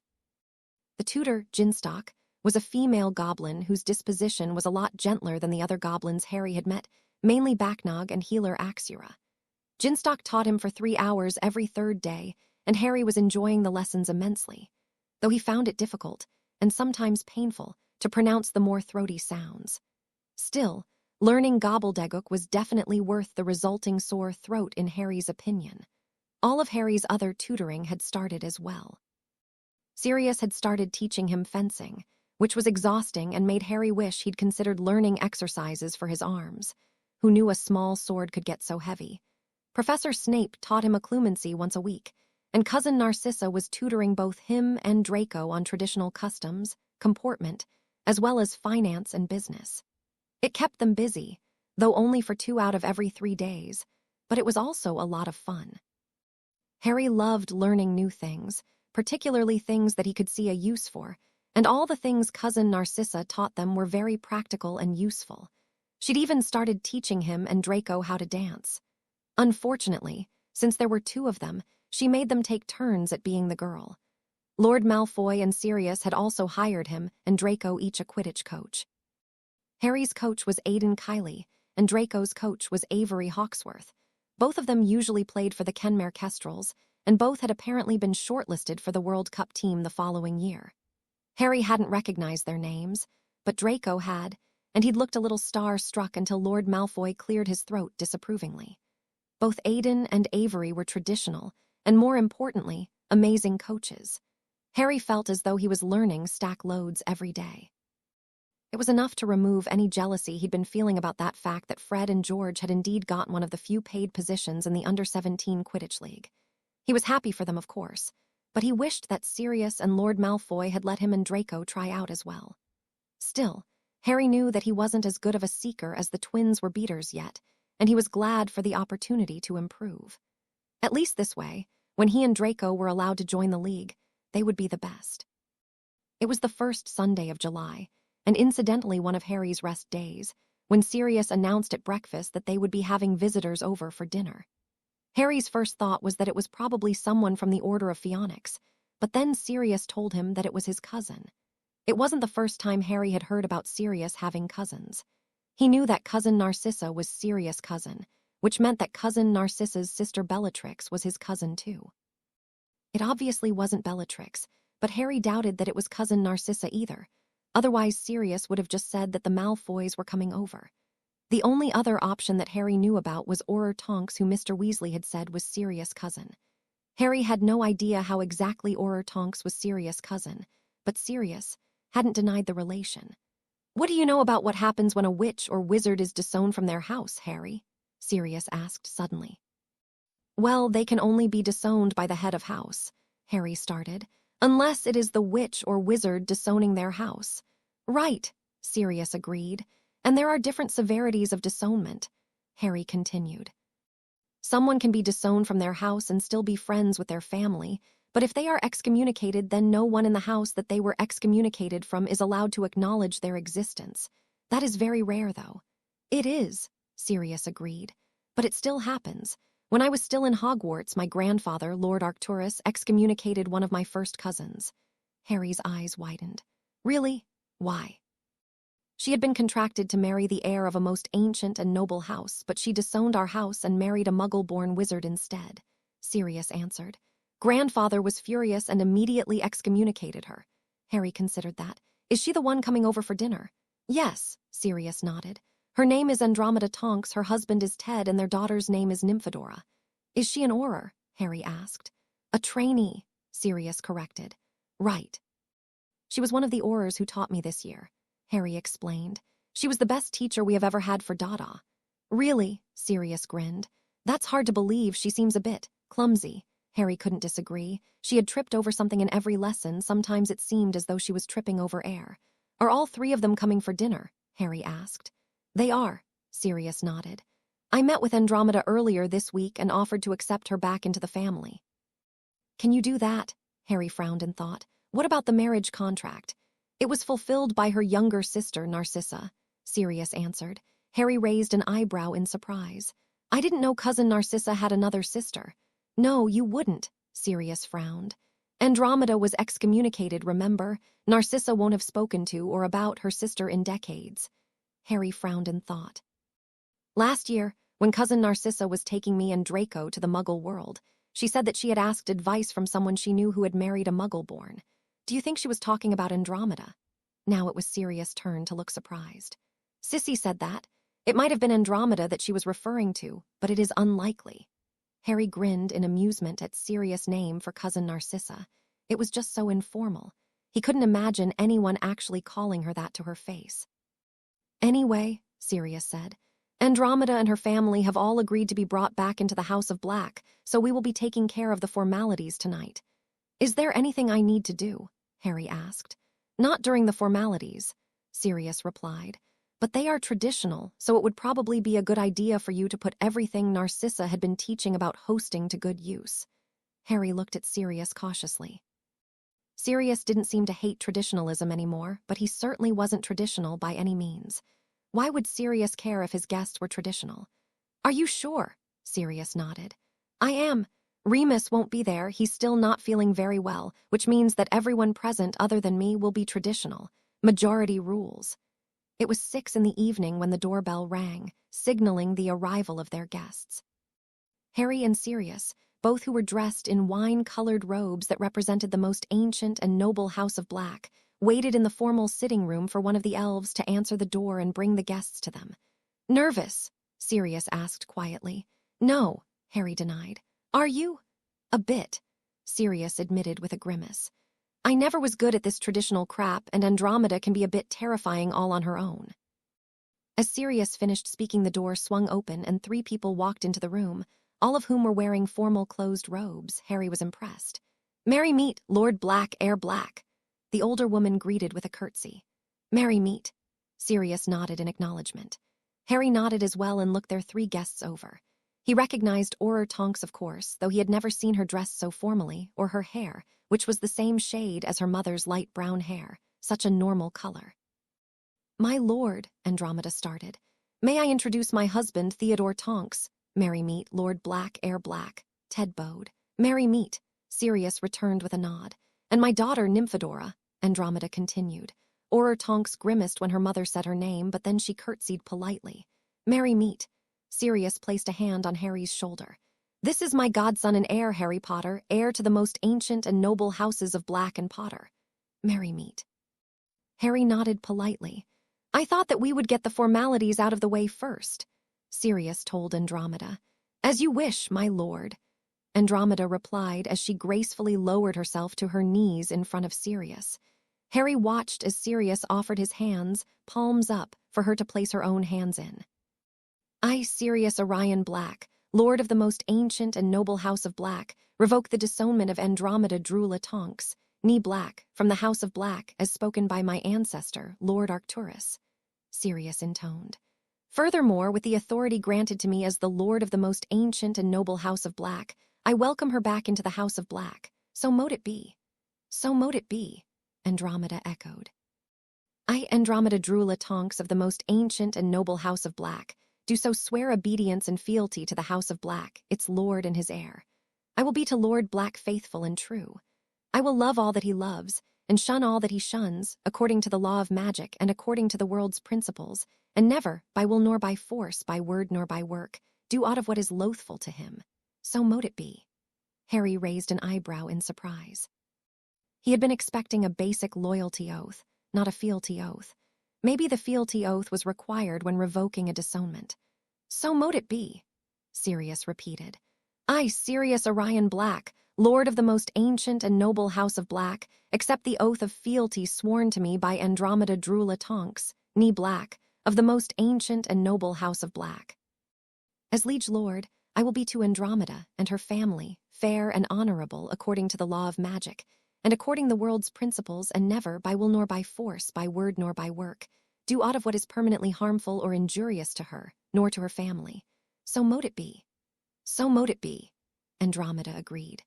Lord Black, as a member of the most ancient and noble house of Black, I humbly ask for your blessing for my marriage to Edward Theodore Tonks. As lord of the most ancient and noble house of Black, I, Sirius Orion, hereby give my blessing for the marriage of Edward Theodore Tonks and Andromeda Drula Tonks, of the most ancient and noble house of Black.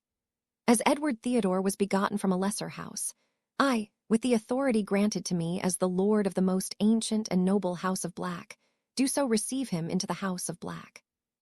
Harry watched in shock as Edward knelt beside his wife, albeit much less gracefully than Andromeda had, and repeated the same fealty oath that his wife had.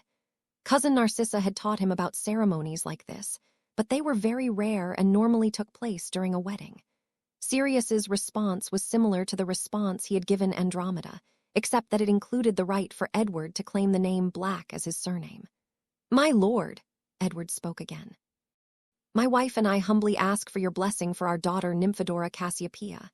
And then it was all repeated again, only this time between Sirius and Auror Tonks. Harry wondered whether he should maybe start calling her Nymphadora. So mote it be, Sirius eventually finished. So mote it be, Andromeda, Edward, and Nymphadora all repeated. Excellent, Sirius grinned, rubbing his hands together excitedly. Welcome to the family. Thank you, my lord. Edward answered, climbing to his feet and then offering his hand to help his wife up. Call me Sirius. Sirius instructed them, gesturing towards the seats. And have a seat, your knees must be feeling a bit achy. A little, Andromeda admitted as she and Edward sat on the two-person couch. Harry stepped forward. Can I offer you a drink, Sirius, cousins? I'll have an elderberry wine, thank you, Harry, Sirius replied. Likewise, Andromeda agreed with a gentle smile. I'll have a butterbeer, please, Air Black, Edward agreed. Please call me Harry, Harry smiled. Then you ought to call me Ted, Edward agreed. Harry nodded and turned to Nymphadora. Cousin Nymphadora, I'll have a wine too, thanks, Harry, Nymphadora grinned. And while we're on the subject of names, please don't call me Nymphadora. Andromeda frowned disapprovingly, and Harry couldn't help but be amused at how similar it was to cousin Narcissa's disapproving expressing. What would you rather we called you? Sirius asked her. Nymphadora gave him a cautious look as though she was scared that she had upset him. Harry understood that. He'd given Sirius similar looks when he'd first moved in with him. Normally I go by Tonks, my lord, Nymphadora answered as her mother's frown deepened. Really? Sirius tilted his head to the side. Not Dora or Cassie, Nymphy, Nymphadora grimaced. Nymphy, Sirius grinned. Not to your liking, then. Harry sat beside Sirius, before muttering his own preference for butter beer under his breath. Less than a minute later, the appropriate drinks appeared on the small tables beside each of the seats. Harry loved house elves. The Tonks, or Blacks as they had decided to be known as, were great. Nymphadora, or Tonks, was brilliant. Harry had always thought that she was fun, but it turned out that she was even cooler when she wasn't his professor. Andromeda was a more laid-back version of cousin Narcissa, but her husband was nothing like Lord Malfoy. It was weird to remember that Andromeda had been supposed to marry Lord Malfoy. Harry was glad that she hadn't. Both witches seemed very happy with the husbands that they had. The next day, Harry informed cousin Narcissa and Draco about the dinner, and most importantly, the fact that Sirius had accepted Andromeda back into the family. Cousin Narcissa stared at him for a few seconds, before swiftly leaving the room. Harry watched her leave feeling disconcerted. He had never seen her lose her composure before. Draco was excited to hear that he had another cousin and claimed that he had suspected it all along, which wasn't too far-fetched since Tonks was a metamorph magus, and the House of Black was the only remaining house that claimed that blood trait. Later that week, Harry received a letter from healer Axicure requesting his presence at Gringotts. She instructed him to bring Sirius, which Harry didn't exactly mind, except that it meant he would have to tell his godfather about the fact that he sometimes had visions of torturing someone. It wasn't as though Harry was scared of Sirius anymore, but he had no idea how his godfather would take the news. Sirius took the news weirdly well, before admitting that cousin Narcissa had already told him, but he seemed a bit perturbed to find out that Harry's healer was a goblin. Still, he agreed to accompany Harry to the bank anyway. In fact, he seemed almost delighted to have been invited. Backrog met Harry and Sirius in Gringotts' entrance hall, before leading them through the bank towards Healer Axecure's rooms. It was strange being back in the healing rooms, particularly when he considered that it was the first time he had been there without any bruises and welts. It was amazing to consider just how much his life had changed since the previous summer. Harry greeted Healer Axecure in slightly stuttered gobbledygook, before grinning inwardly when she rewarded him with a toothy smile. "Up on the bed, Mr. Potter," Healer Axecure told him briskly. "Yes, Healer," Harry agreed. "First, though, may I introduce my magical guardian, Lord Sirius Black, of the most ancient and noble House of Black." Healer Axecure nodded. "Yes, that was who I presumed he was." "Sirius," Harry started. "This is Healer Axecure. She has been my healer since the summer before my first year." Sirius didn't seem to know how to react. "Merry meet." Healer Axecure nodded sharply and turned back to Harry. "Why aren't you on the bed?" She started, as she always had in the past, with a full body scan, and Harry enjoyed knowing that she wouldn't find any bruises. Well, except the one on his leg from falling off his broomstick the day before. His Quidditch tutor had been teaching him a new kind of dive, which was amazing, but it had taken Harry a few crashes to get it right. After the scan, Healer Axecure led Harry and Sirius through a door and into a small room with 4 chairs, 2 of which were human-sized. Already sitting on one of the smaller chairs was a goblin that Harry recognized as the healer that had helped Axecure study his scar the year before. "Merry meet, Healer Benthog." Harry greeted him politely. Healer Benthog nodded abruptly. Harry sat down before introducing Sirius to the new goblin. "Right," Healer Axecure said the moment the introductions were done. "We have discovered what is in your scar." "Oh," Harry looked towards Sirius. He hadn't been expecting that. "What is it?" "A Horcrux," Healer Benthog said with a disgusted sneer. Harry frowned. "Sorry." "A Horcrux is a fragment of a soul," Healer Axecure started to explain. Harry frowned. What did that even mean? Axecure continued. "When a person dies, their soul leaves this plane of existence. However, if that soul has been split into pieces, it is unable to go until all the pieces have been destroyed.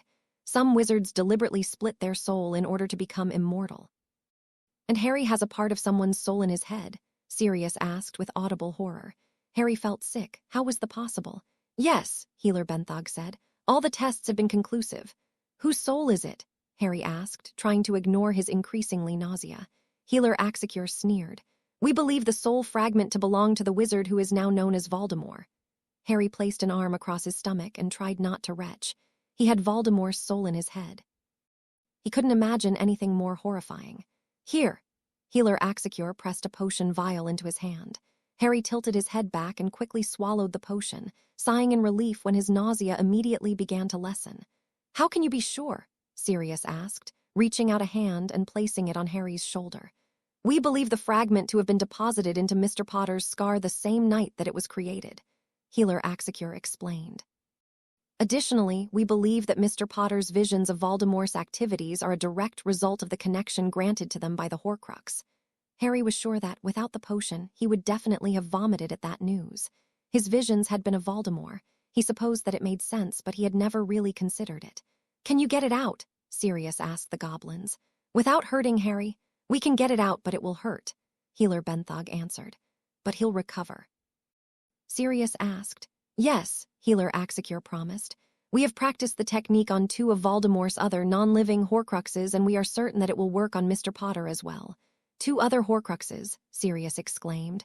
"How many does the bastard have?" 6, Healer Benthog answered flatly. Harry grimaced. The whole idea was just too horrible. "How did you know where to find them?" "We didn't," Healer Axecure told him. "But Horcruxes are a repugnant form of magic that we will not allow in our territory. Our king has commissioned teams to destroy them." "So you've gotten half of them then?" Harry asked. "If you include me." "We have," Healer Axecure nodded. "Can we help?" Sirius asked. "You have already helped Lord Black," Healer Axecure told him.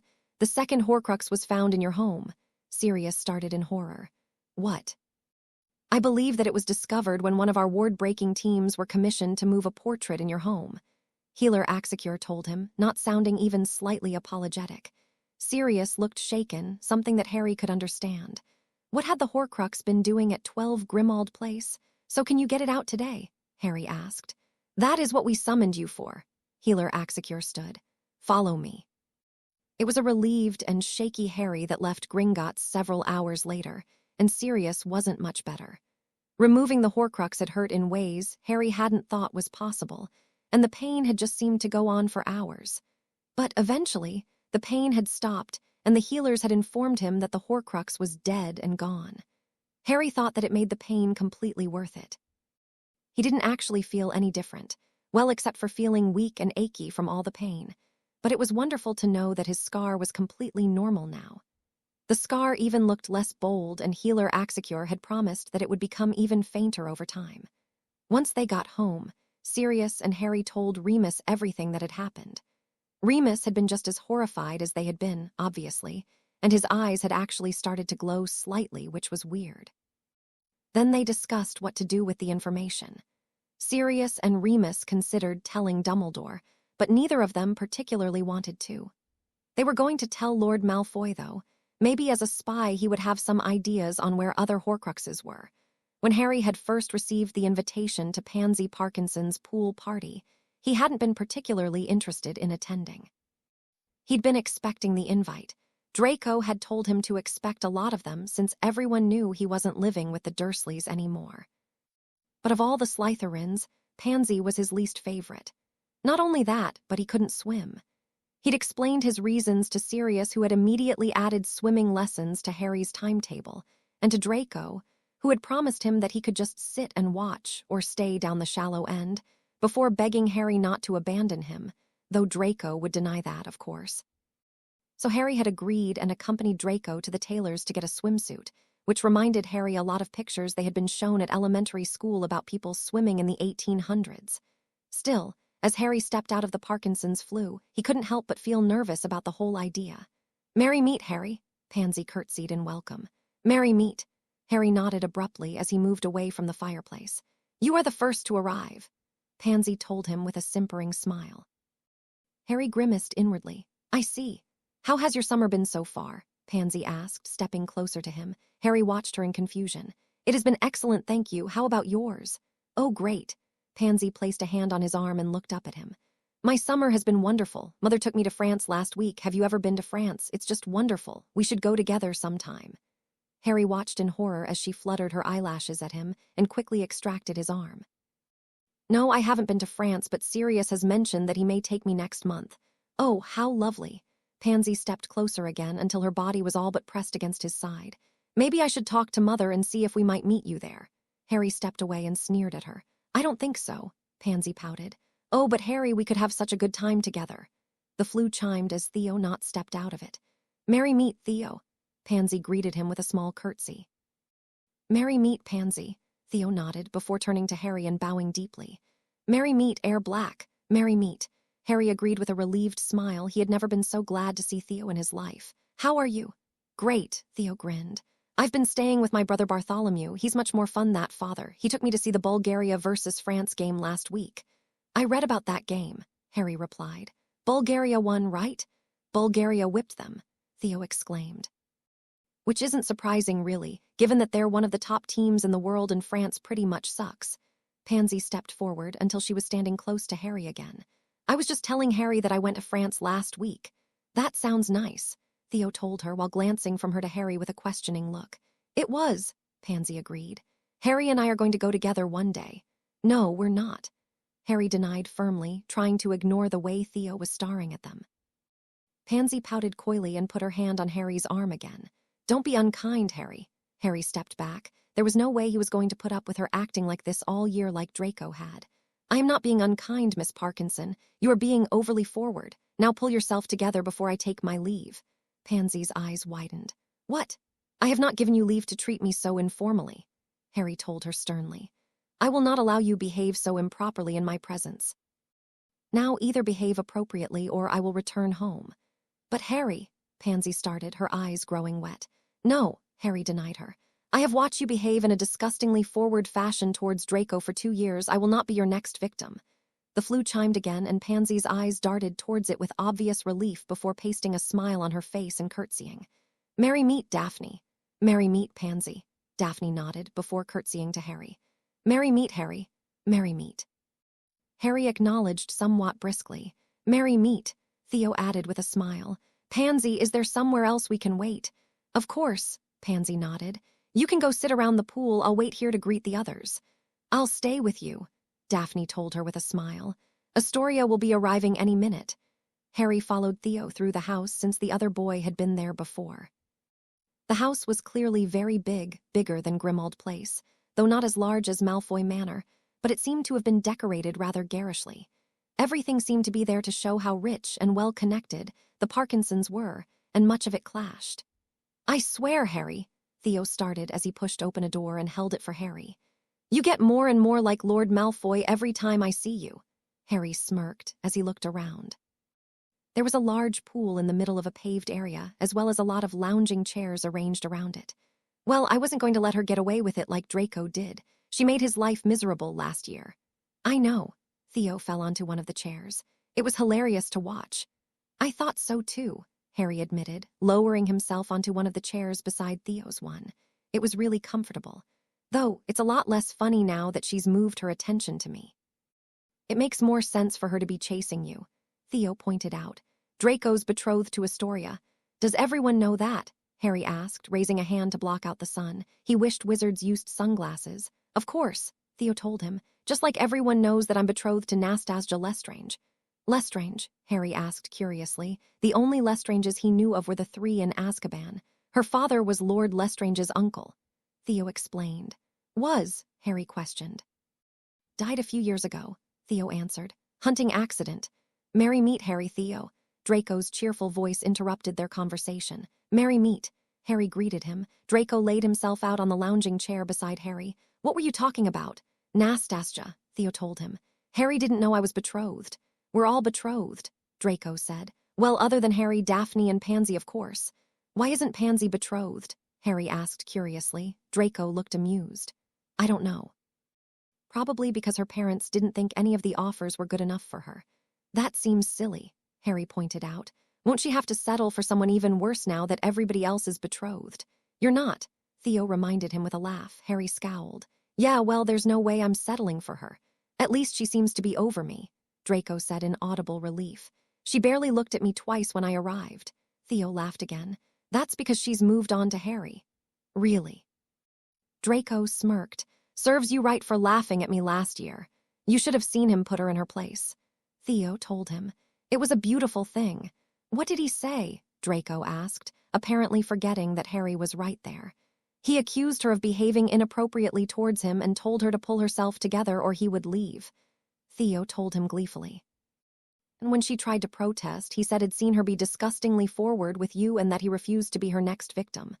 Ouch, Draco grinned. Then what happened? Daphne arrived, Theo said disappointedly. You two are such gossips, Daphne said as she arrived, her younger sister beside her. Theo laughed. Like you're one to talk, Daphne. Harry raised a hand to shade his eyes again so that he could see Daphne and Astoria. Merry meet, Air Black Draco, Astoria curtsied prettily. Merry meet. Harry nodded in acknowledgement. Draco stood up and kissed the back of Astoria's hand. Merry meet. Harry watched in amusement. Part of their lessons with cousin Narcissa so far had involved how to court witches. It was more relevant to Draco than to Harry, since Draco already had someone that he needed to court, but Harry knew that he'd have to start courting a girl sooner rather than later. Would you like a chair, Astoria? Draco offered politely as he released her hand. Yes, please, Draco. Astoria blushed. Draco moved to pull one of the nearby chair over to where they were sitting. Harry watched for a few seconds before standing up and moving to pull a second chair over for Daphne.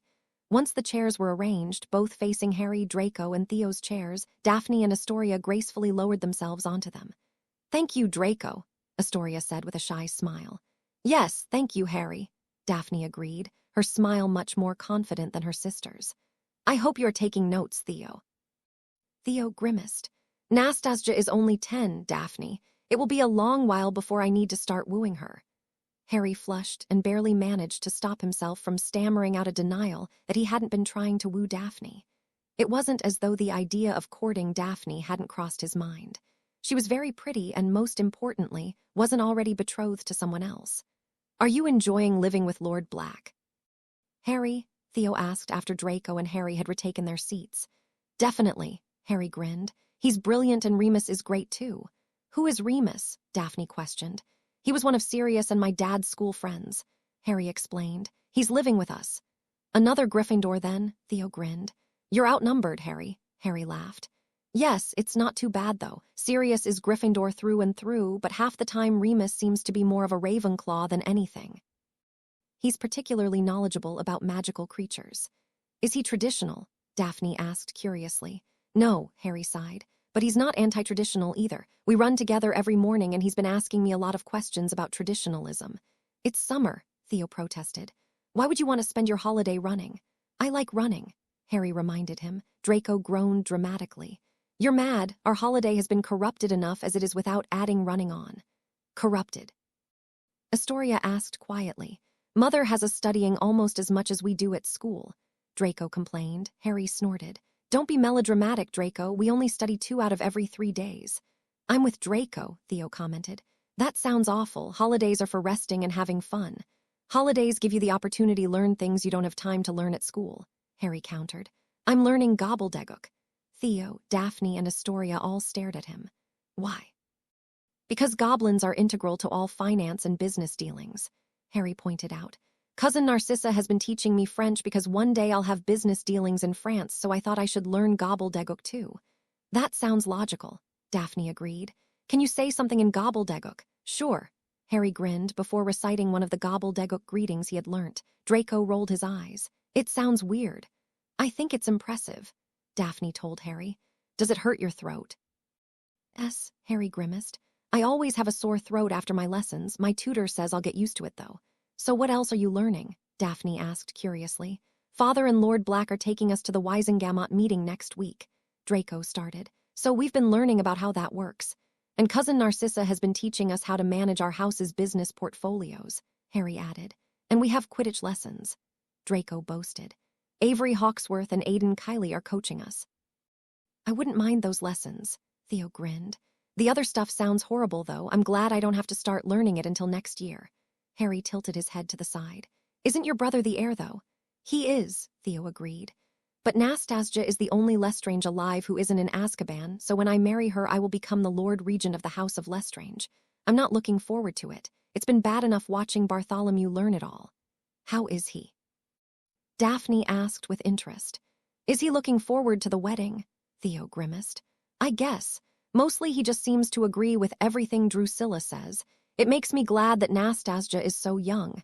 I won't have to marry her for another 7 years. Harry looked over at Draco and wondered what he thought about the fact that he would be getting married in 5 years. Harry couldn't imagine getting married at all, and not for the first time, silently thanked his parents for not having signed a betrothal contract for him.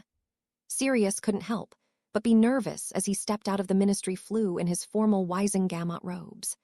The last time he had attended a Wisengamot session, it had been to fight Dumbledore for custody of Harry.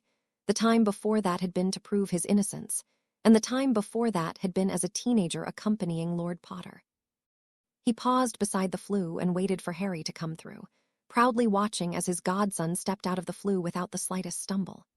Fluing could be a difficult skill to learn, and it was rare to see anyone managing it with same poise that Harry did. They made their way to the Wisengamot Hall in silence, and Sirius tried not to let the fact that he wasn't wearing anything under his robes, since he had decided, in a fit of insanity, to wear the robes traditionally, make him feel too self-conscious. After all, everyone else would be naked under their robes too. The Wisengamot Hall was bustling when they walked in, and Sirius quickly led Harry through the hall, and then up the stairs to the topmost row. There were 20 seats along the back row, 2 for each most ancient and noble house, 1 for the Lord and 1 for his heir. The Lord's chairs were much more elaborate than any other chair in the room, while the heir chairs, which sat to their left, were much like the chairs representing the ancient and noble houses. Above each of the Lord's chairs hung that house's shield, the animals on which were enchanted to be animated. It was amazing to think that he was now going to sit in the Black Lord chair, and surprising to discover how much he actually cared. Since there were only 5 most ancient and noble houses that were currently extant, one of which being the House of Potter, the majority of the chairs were empty, but Sirius recognized 5 of the 6 people sitting in the row. Lucius and Draco were obvious, as was Snape, who was sitting in the Prince Heir chair. Snape's grandfather, Lord Septimius Prince, was also there. He had been friends with Sirius' father and was, to Sirius' recollection, a piece of work. Lord Tiberius Ogden was there too. He had been a contemporary of Sirius' grandfather and looked even older than Dumbledore. Tiberius' heir was unfamiliar to Sirius, probably because he looked to be in his mid-20s. Sirius wondered what had happened to the generations between the two men. Sirius sat regally in the Black Lord's seat, nodding in acknowledgement as all 6 of them bowed to him, and then watched as Harry bowed to the 3 lords before taking his own seat. It was hard to see the Potter seat empty. It was a stark reminder of the loss of his friend. James should have been sitting there, with Harry to his left. Sirius wondered whether the empty chair was a kick to the stomach for Harry as well. "We're so far up." Harry murmured quietly. Sirius nodded in agreement. "Do you remember what the different rows are for?" "The row below us is for the ancient and noble lords," Harry started. "Then the next row is for Order of Merlin recipients, then comes the row for the elected members, and the bottom row is for the ministry officials." "Exactly," Sirius agreed. "How many elected members are there?" 10, not including the youth representative, Harry answered. "There are currently 15 Order of Merlin seats filled, which is more than usual because of the war. And there are 9 different ministry officials who are allowed a vote, the Minister of Magic and the heads of 8 of the ministry departments." "Which departments?" Sirius asked. "Department of Magical Law Enforcement," Harry started. "Department of Mysteries, Department of Magical Accidents and Catastrophes, Department of the Regulation and Control of Magical Creatures, Department of International Magical Cooperation, Department of Magical Transportation, Department of Magical Games and Sports, and the Department of Magical Education." "And who are the non-voting members?" Sirius prompted. "The senior undersecretary, an assistant whose job it is to record everything that happens, and any ambassadors who might wish to attend," Harry answered. Sirius nodded. "And the role of the chief warlock. He presides over the Wizengamot." Harry's eyes moved towards where Dumbledore was sitting in the chief warlock's seat. "He's supposed to be impartial, and if any of the lords think that he isn't being impartial, they can protest." Sirius thought that Harry's answer said an awful lot about his opinion of Dumbledore. Clearly his godson had some trust issues when it came to his headmaster, which, to be fair, Sirius could completely relate to. He hadn't believed Narcissa at first when she had pointed out that Dumbledore had left him to rot in Azkaban, but the more he had thought about it, the more it had made sense. Dumbledore might not have been able to free him, but he could have at least called for a trial. The large clock on the wall opposite them suddenly chimed, announcing that it was 10 o'clock, and the room quietened down. Dumbledore stood from his seat, which sat directly across from the other seats, and called for their attention. "Greetings, and welcome to the 6022nd Wizengamot meeting." As Sirius listened to his old headmaster's speech of introduction, he couldn't help but feel slightly miffed about Dumbledore's complete disregard for any sort of traditionalism. It felt wrong almost, that Dumbledore should be presiding over one of the oldest and most traditional institutions in magical Britain and be completely ignoring all tradition. Which wasn't to say that Dumbledore ought to be following all the traditions, he quickly reassured himself. After all, traditionalism was outdated and elitist, but still would it have hurt Dumbledore to have at least started with a merry meet? Sirius was surprised that the traditional faction hadn't ousted Dumbledore from the position years ago. "Before we get started," Dumbledore continued, "I would like to welcome Sirius Black to our number. Sirius will be filling the black seat." The response was immediate. Every single lord and heir in the room, along with a third of the other members, stood and bowed to Sirius. Sirius nodded in acknowledgement and tried not to enjoy Dumbledore's sour expression too much. If the old bastard had wanted a non-traditional ally, he shouldn't have left Sirius to rot in jail, let alone left Harry with abusive relatives, and then tried to deny Sirius custody. The first hour of the Wizengamot was as boring as hell as somehow they managed to spend the entire time arguing about the thickness of cauldron bottoms. Still, Sirius was interested to note that the 2 people he knew actually used cauldrons regularly, Snape and Lord Ogden, were both arguing for the same thickness. Sirius still hated Snape, he thought, probably. Either that or he felt terribly guilty and hated himself for having bullied the other man so badly. but he figured that the potion's master probably knew more about what made a good cauldron than most other people in the room. So, when it came time to vote, he voted for the same thickness that Snape had been arguing for. Harry chose the same option for the Potter votes, though Sirius actually cast the votes, of course. Harry wouldn't be able to do that until he was 15.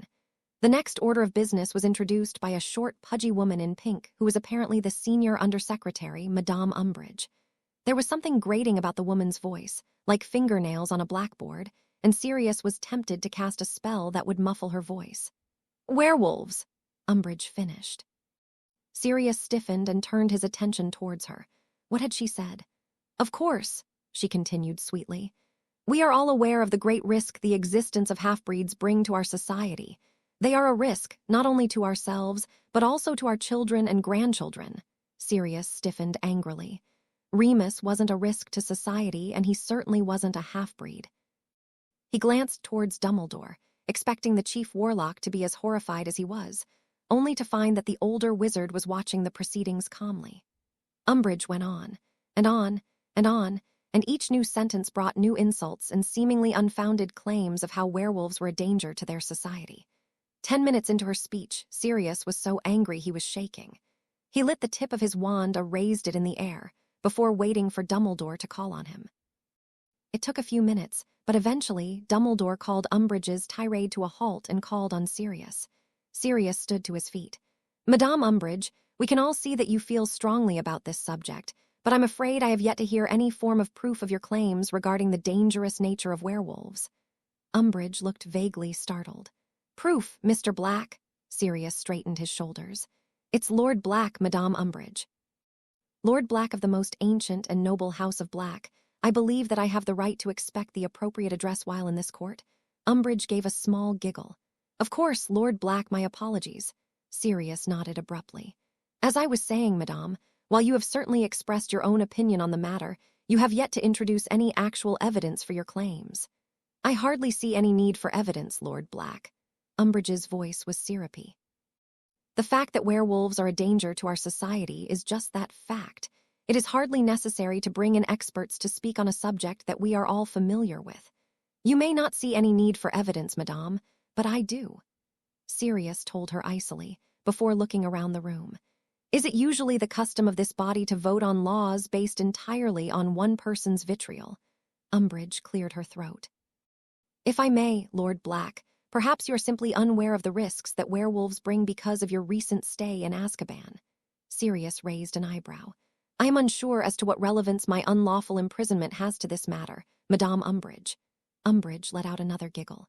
"Simply that extended exposure to Dementors has been known to cause mental deterioration and memory loss."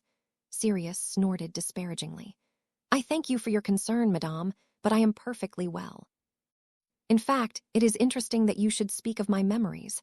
I remember many lessons that I learnt at my father's knee about the place of werewolves in our society, and not one of them involved them being dangerous or half-breeds. I hardly think your father has any relevance to this conversation, Sirius," Dumbledore put in. Sirius almost snarled.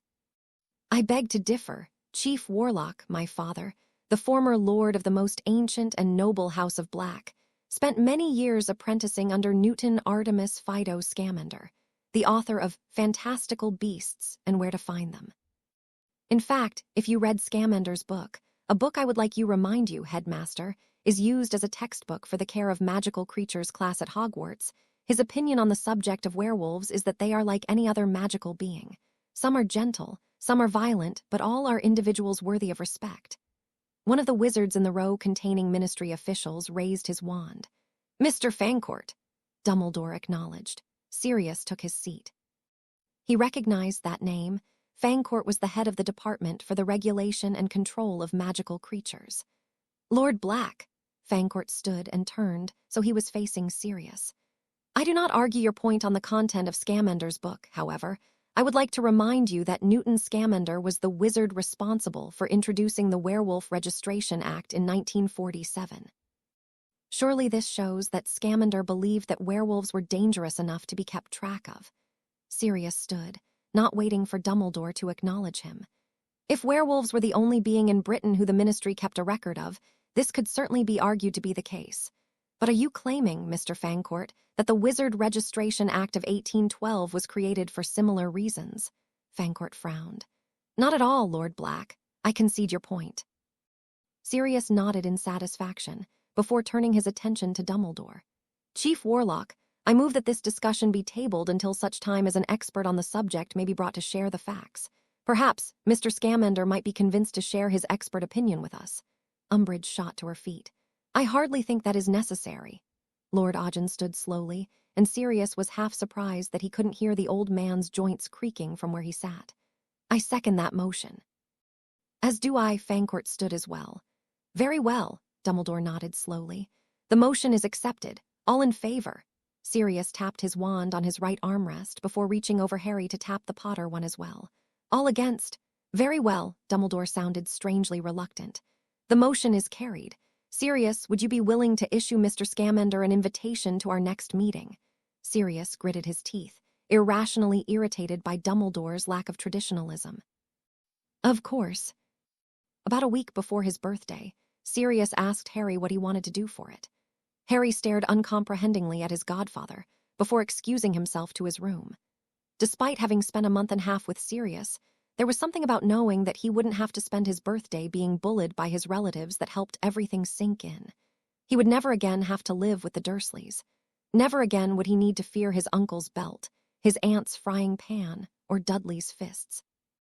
Harry's 13th birthday was on one of his, and Draco's prearranged days off from tutoring. Harry was glad of that fact since it meant he didn't have to choose between celebrating his birthday and learning new things. Draco was less impressed since it didn't give him an excuse to skip tutoring. It took Harry a few hours to decide what he wanted to do, and then another hour trying to choose between the different ideas before eventually deciding that he would just try and fit everything in. Which was why, after Sirius, Remus, and Harry had eaten a special breakfast, they flew to Malfoy Manor where they were meeting Draco, Cousin Narcissa, and Luna to go and see Star Wars. Episode 4, A New Hope. Luna was already there when they arrived, and she greeted them with a polite curtsy, before throwing her arms around Harry and hugging him. Happy birthday, Harry, she murmured into his muggled jumper, and Harry winced when he considered how awkward he must look.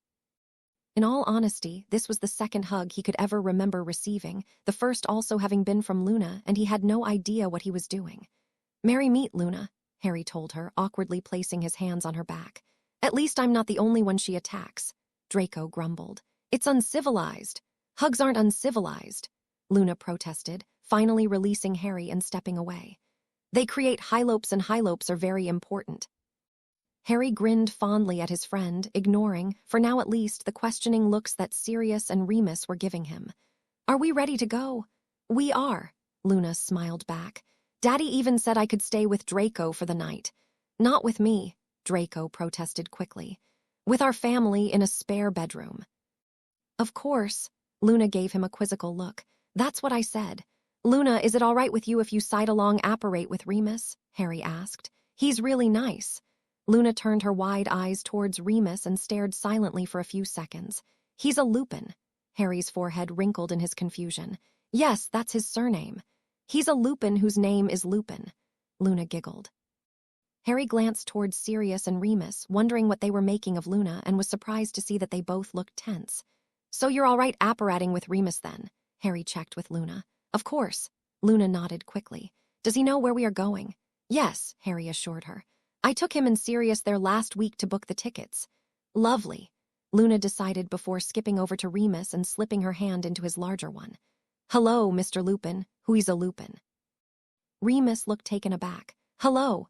You can just call him Remus, Luna, Harry told her. Oh, okay. Luna smiled up at Remus. Merry meet, Sirius, Harry, Remus. Cousin Narcissa greeted them as she entered the room. Merry meet. Harry returned with Sirius and Remus as Cousin Narcissa stopped beside Draco and curtsied to Sirius. Are we ready to leave? Cousin Narcissa asked. Of course, Sirius grinned. We were just waiting for you, sissy. Cousin Narcissa's expression tightened for a moment. Excellent, shall we? Harry stepped closer to Sirius, wrapping his arms around his godfather's waist. Sirius wrapped an arm around him, before apparating them both to the small alley near the movie theater that Cousin Narcissa had used in the past. Harry held onto Sirius for a few seconds, until his head had stopped spinning, before stepping away just as the other 4 members of their party appeared in the alley. Luna was giggling. "That's so much fun." Fun. Draco frowned as he stepped away from his mother. "Sure, if you enjoy being squished through something very small. Can we do it again?" Luna asked Remus. Remus looked completely nonplussed. "Oh, well, we're going to see a movie, Luna." Harry quickly rescued him. "We'll apparate home again afterwards, though."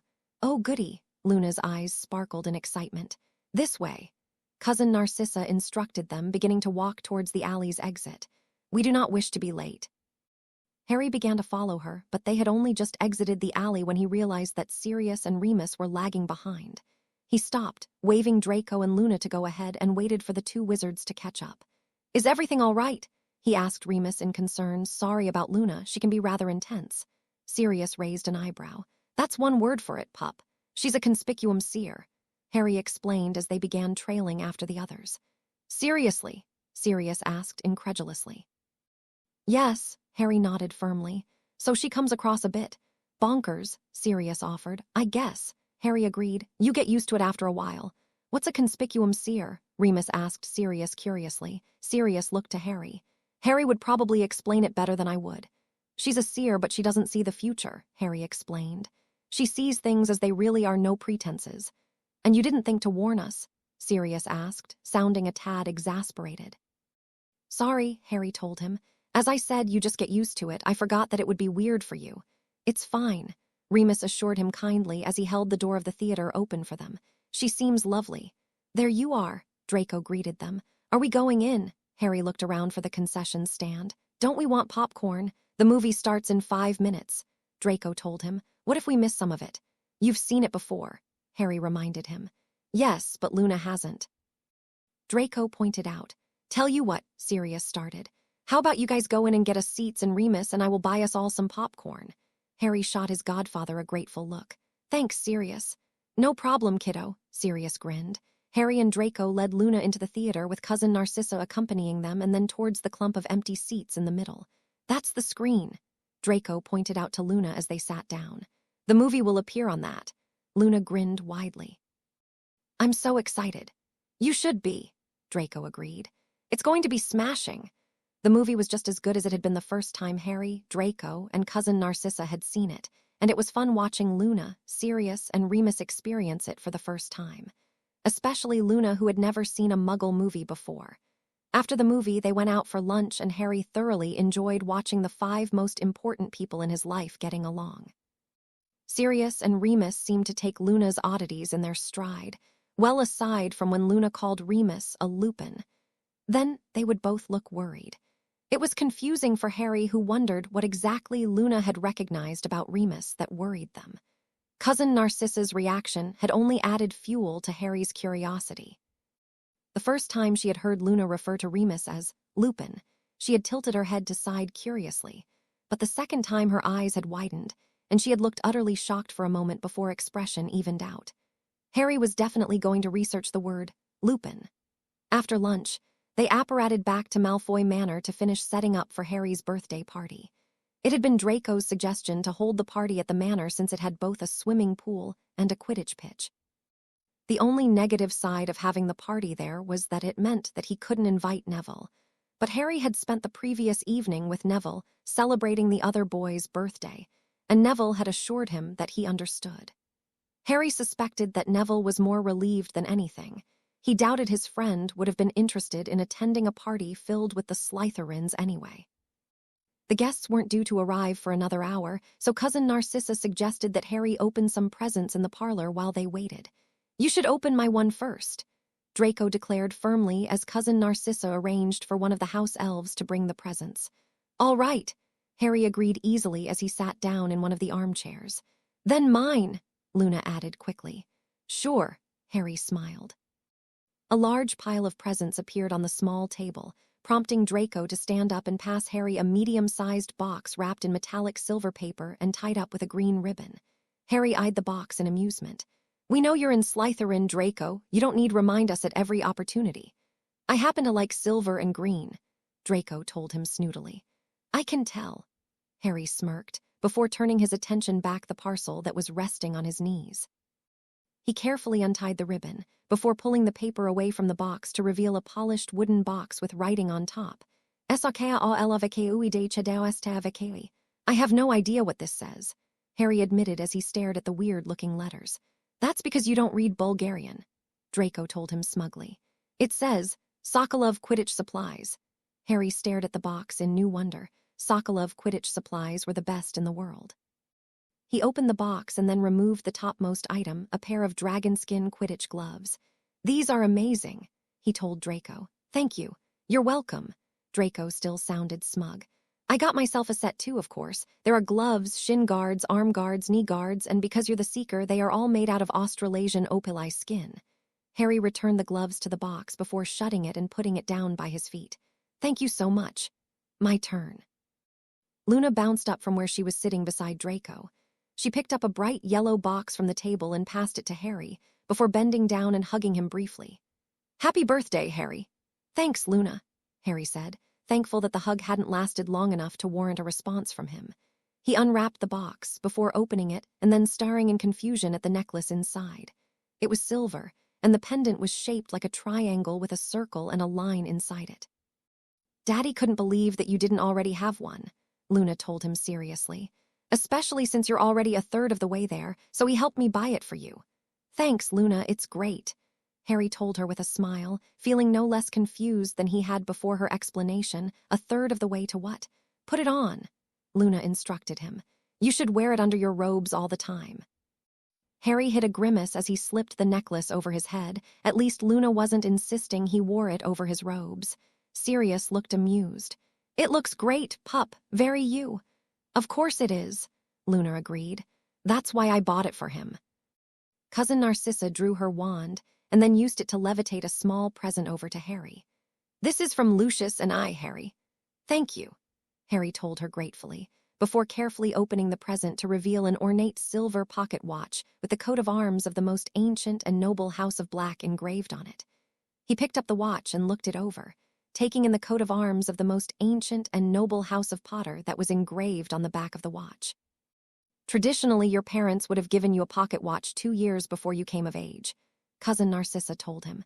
However, as your parents are not able to do so, Sirius gave us permission to fill in for them. Harry blinked the moisture that had gathered in his eyes. It's brilliant, thank you. You are most welcome, Cousin Narcissa told him with a smile. Harry couldn't believe that Sirius had agreed to let the Malfoys give him the pocket watch.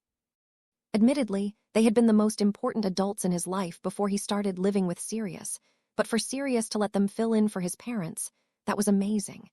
Harry looked towards Sirius and was relieved to see that his godfather was smiling, albeit sadly. Me next, I think, Remus said after a long pause. Though mine isn't anything that you can unwrap. Harry slipped the pocket watch into his robe pocket as he turned his attention towards the older man. Remus looked nervous. It's more of a promise than anything. I'm promising you 1 tutoring session each week for the school year. Sirius thought you might be interested in learning how to duel. Harry wrinkled his forehead in confusion. How? Remus is your new Dada professor, Sirius interrupted with sudden exuberance. Harry's eyes widened. Really? That's great, Remus shrugged uncomfortably. And you're going to teach me to duel? Harry asked, suddenly remembering Remus' promise. That's amazing, thank you. Remus smiled gently. You're welcome. It was Sirius' idea. I'm not as good a dueler as Professor Flitwick, but I can get you started on the basics. Now me, Sirius said, standing up.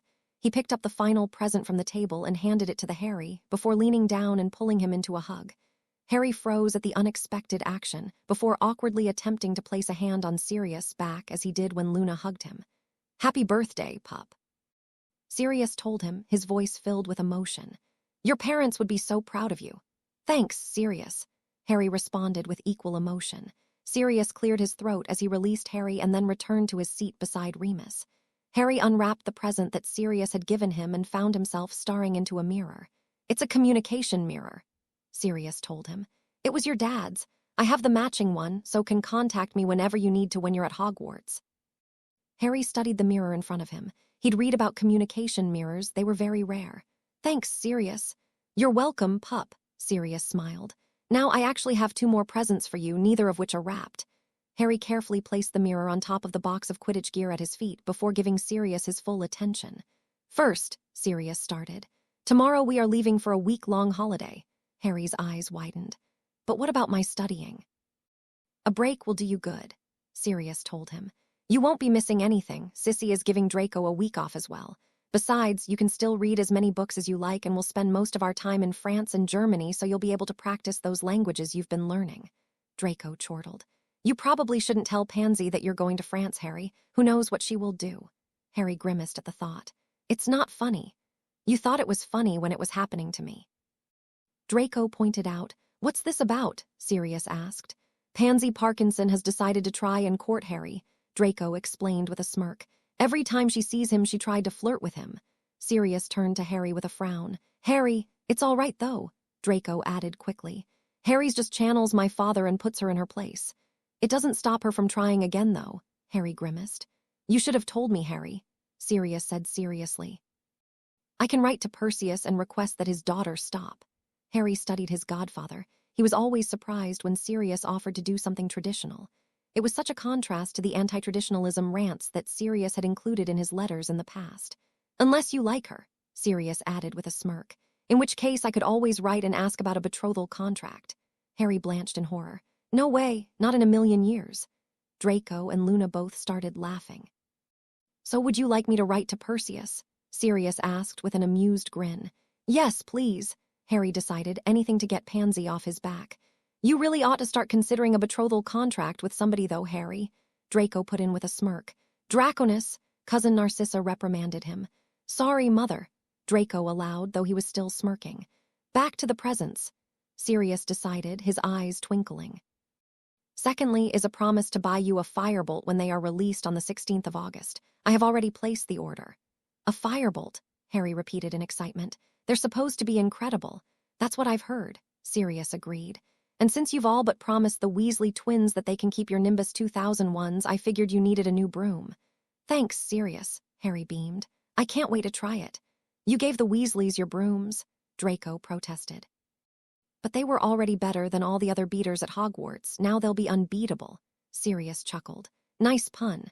Draco's forehead crinkled before his eyes widened in understanding. Completely unintended. Harry, your guests will be arriving in 15 minutes, Cousin Narcissa announced. Are you ready? I should put these somewhere. Harry gestured at the presents on the floor in front of him. If you put the mirror in the box, then we can put it somewhere safe until we leave. Sirius suggested. You're wearing the other two presents. Harry pulled his new pocket watch out and opened it, admiring the ornate decorations. He watched as the second hand ticked along until it was 12 to 3 before closing the watch and returning it to his pocket. I should probably get changed, Draco grimaced. Oh, I completely forgot. Be quick. Cousin Narcissa frowned disapprovingly. Yes, Cousin Narcissa, Harry assured her, looking down at his presents. I'll do it, pup. Sirius told him. You kids go get ready. Pansy was the first of Harry's party guests to arrive, and despite Draco and Luna's presence, she greeted Harry with far too much familiarity. Obviously, the many snubs Harry had given her hadn't discouraged her in the least. Thankfully, Sirius joined them in the Malfoys' flu room within a minute of Pansy's arrival. Pansy might have been brazen, but at least she had enough good sense not to act inappropriately around Harry's godfather.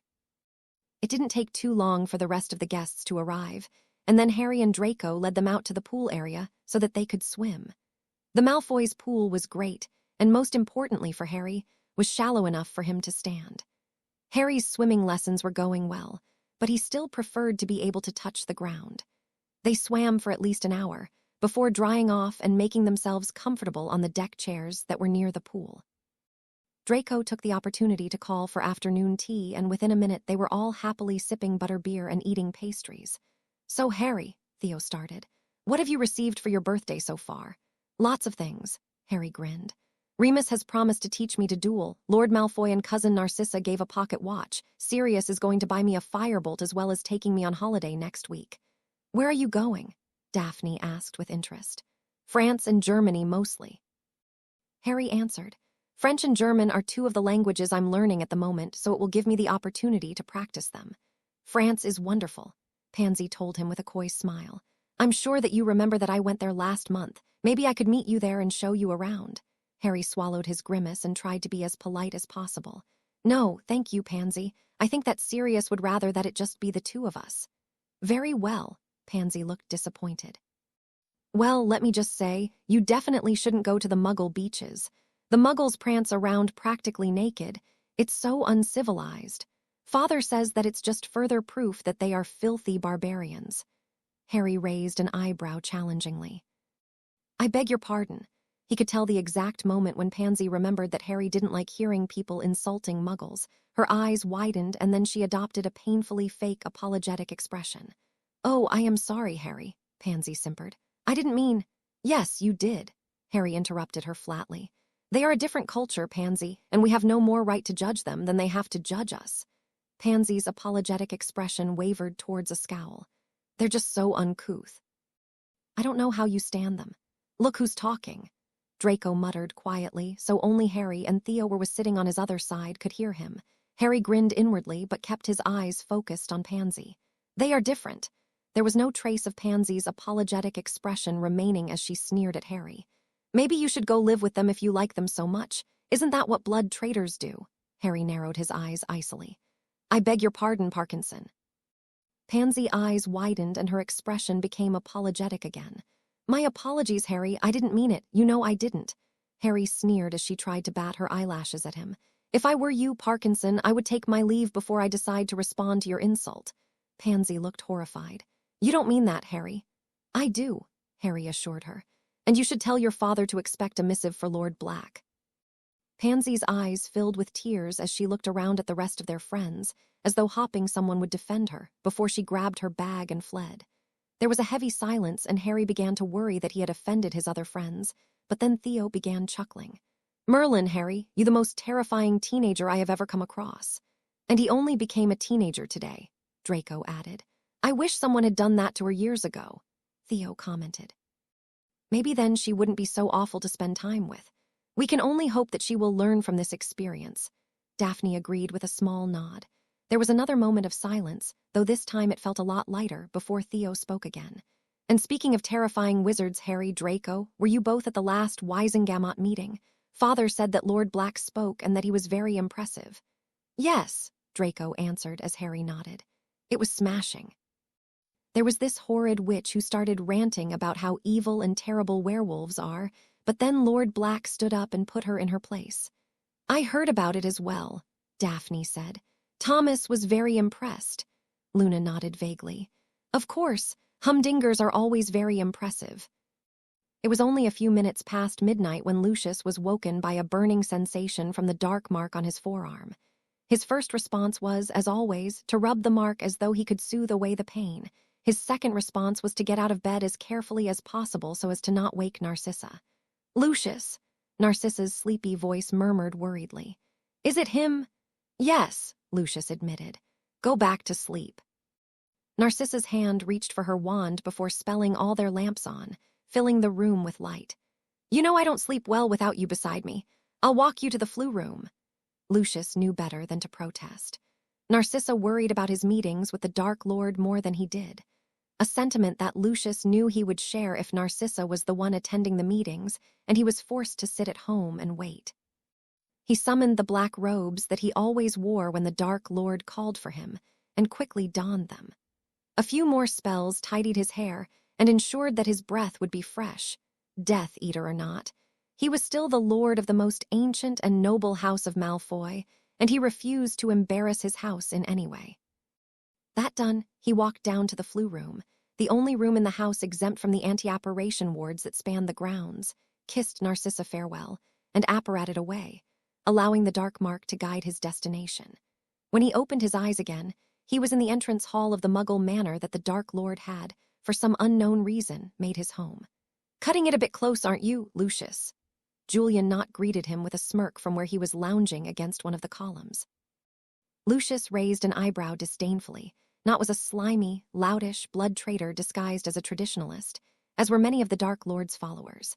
It was one of the many reasons that Lucius found himself opposed to the Dark Lord's agenda. The wizard seemed to encourage his followers to ignore the traditional customs of their world.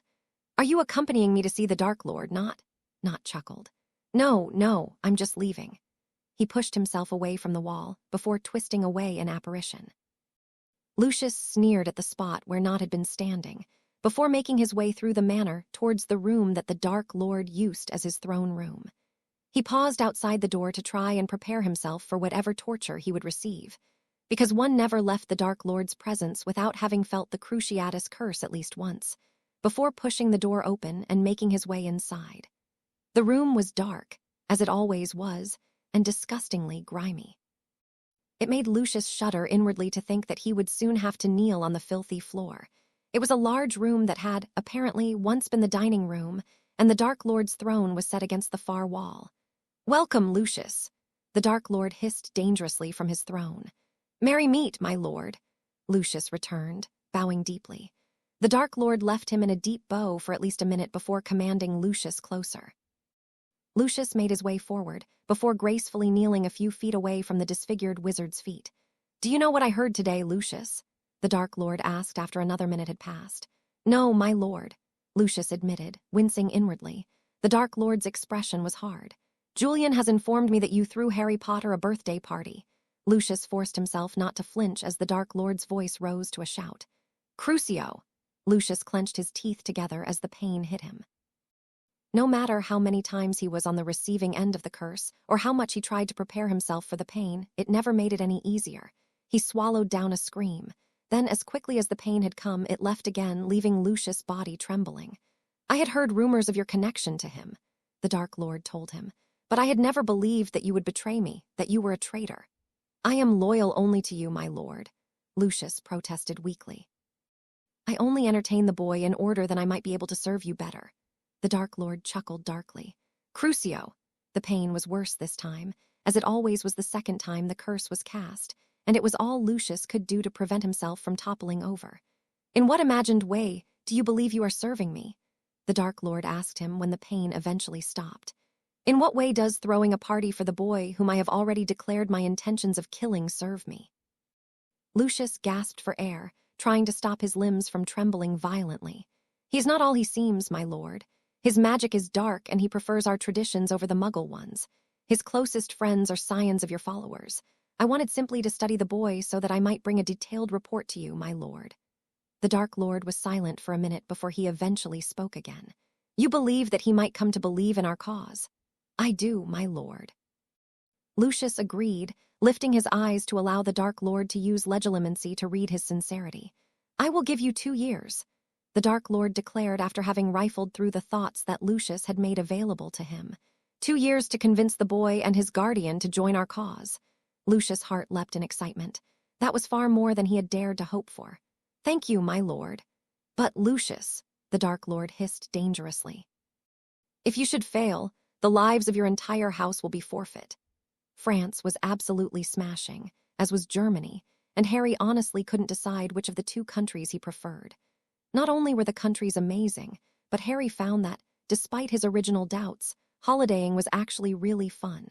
It was nice to have the opportunity to relax, to wake up and know that there was nothing he had to do and learn for another week. It didn't stop him from learning things, of course. At Harry's request, Sirius had taken him to a bunch of magical museums and monuments, and Harry had brought a few books on magical theory to read.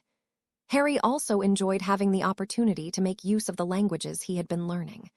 By the end of their trip, his French was all but fluent, and his German was passable. Harry still hadn't decided on the languages he would learn next. There were just so many to choose from. The best thing about the trip was the time he got spent with Sirius. Harry had never in his life had an adult pay him as much attention as Sirius paid him. Sirius seemed to be interested to hear all of Harry's thoughts and ideas, and actually wanted to spend time with Harry. It was everything Harry had ever wanted. The most serious conversation they had during the holiday was about Remus lycanthropy. After Luna's comments during his birthday, Harry had done some research on the word lupin, and had come to the conclusion that Remus was either a werewolf or a tall flowering plant, or that it was one of those times when Luna's words were uninterpretable. Harry hadn't really believed it, until he did the calculations and realized that Remus had been sick for the week of the full moon. Still, Harry hadn't been sure until he had cautiously brought the subject up with Sirius. Sirius seemed surprised and a little worried to hear that Harry had figured it out, and was audibly relieved when Harry assured him that it didn't change anything. Werewolves were just magical creatures. they certainly weren't evil. Remus lycanthropy definitely explained why Sirius had gotten so upset over Umbridge's werewolf legislation, and now that Harry could put a face to the condition, he couldn't help but feel more passionate about the subject too. Harry and Sirius returned from their trip on the 9th of August, just in time for Harry to start attending his tutoring lessons again on the 10th. It was nice to see Draco again. Harry hadn't realized how much he had missed his cousin until he saw him again. It had been weird to go an entire week without speaking to Draco. When they were in school, they saw each other every day, and they had been spending 2 out of every 3 days together since the summer started. It was nice to see Remus as well. The older man had chosen not to accompany them, declaring that Harry and Sirius needed to spend some time together without him hanging around, and when both Sirius and Harry had protested that point, claiming that he had a lot of preparation work he needed to do before Hogwarts started. As nice as the holiday had been, though, it was great to have his tutoring lessons again. Not only did he enjoy learning, but there was just so much to learn and not much time to learn it in. He only had 1.5 summers until he would become Lord Potter. Harry was surprised at how easy he found it to get back into the routine he'd had before the holiday, and before he knew it, it was the day of the 6023rd Wisengamot session. A day he had very much been looking forward to, mostly because he wanted to see Sirius be awesome again. Both Sirius and Remus seemed nervous at breakfast, something Harry could definitely understand. Remus' nerves were especially understandable. After all, if Umbridge's legislation was passed that day, Remus' life would probably never be the same. Harry and Sirius flew to the Ministry of Magic again, and despite having seen it before, Harry was astonished at the change in his godfather. Sirius was normally so untraditional, though he didn't seem anti-traditional anymore, and it was weird to see him acting more like Lord Malfoy than his usual self. Sirius was still a little less haughty, and a little more charming than Lord Malfoy, though. It was amazing to watch him interact with the women they came across. Sirius had most of them blushing and fluttering their eyelashes in just a few sentences. Harry followed Sirius into the Wisengamot Hall and then up the stairs to their seats, while trying not to stare at the empty Potter seat. He wondered what it would have been like to have attended the Wisengamot with his father. Would James Potter have been as accepting of Harry's decision to be traditional as Sirius had been? Though, maybe if he had grown up with untraditional parents, he wouldn't have turned out traditional. It was scary to think that in 2 years, he would be the one sitting in that seat, the youngest Wisengamot member in 58 years. It seemed like a lot of responsibility to put on a 15-year-old. How would he know what to do? He doubted he would ever be able to get a whole room of people to listen to him like Sirius had the month before. Still, it was worth working towards at least because, regardless of how prepared he was still going to become a member of the Wisengamot when he turned 15. It took another 10 minutes for the rest of the Wisengamot to arrive, and Harry couldn't help but think that it wasn't so different from Hogwarts classes. There were more people, and they were all older, but there were a lot of similarities. The clock across the room began its series of chimes to announce that it was 10 o'clock, and Harry watched as another dozen or so people quickly rushed through door. He dubbed them the Ron Weasley, Dean Thomas, and Seamus Finnegan of the Wisengamot. When the clock had finished chiming, Dumbledore stood up and began to the proceedings. Harry wasn't sure why Dumbledore was the chief warlock. In the Muggle world, the position of Speaker of the House of Lords and the position of Speaker of the House of Commons, for that matter, was a full-time position, as was running a school. Dumbledore talked for a while, before turning the floor over to the head of the Department of Magical Transportation, who proceeded to give the most boring speech Harry had heard in his life. He hadn't thought that anything could be more boring than the discussion about the thickness of cauldron bottoms during the last Wisengamot meeting, but apparently he had been wrong. Because Alistair Shafik spent 40 minutes talking about the positives of flying carpets as a means of transport. Apparently the carpets had been outlawed 47 years before, and Shafik thought that should be made legal again. Unfortunately, other people disagreed and spent another 40 minutes listing all the negatives. Harry just wanted it to stop. Eventually, Dumbledore called the matter to a vote, and the Wisengamot decided not to legalize them. A decision that Harry thought was not only ridiculous — carpets were no more dangerous than Muggle cars — but also meant that the last hour and a half of his life had been a complete waste of time. Next came a thankfully shorter discussion regarding Gringotts. Apparently one of the elected members, who was clearly Muggle-born, thought that magical Britain ought to run its bank like the Muggle world did, and had come up with a strategy on how to make the goblins comply. The goblin Liason then quickly, and sharply, rebuked the man because, really, did he want to start another goblin rebellion?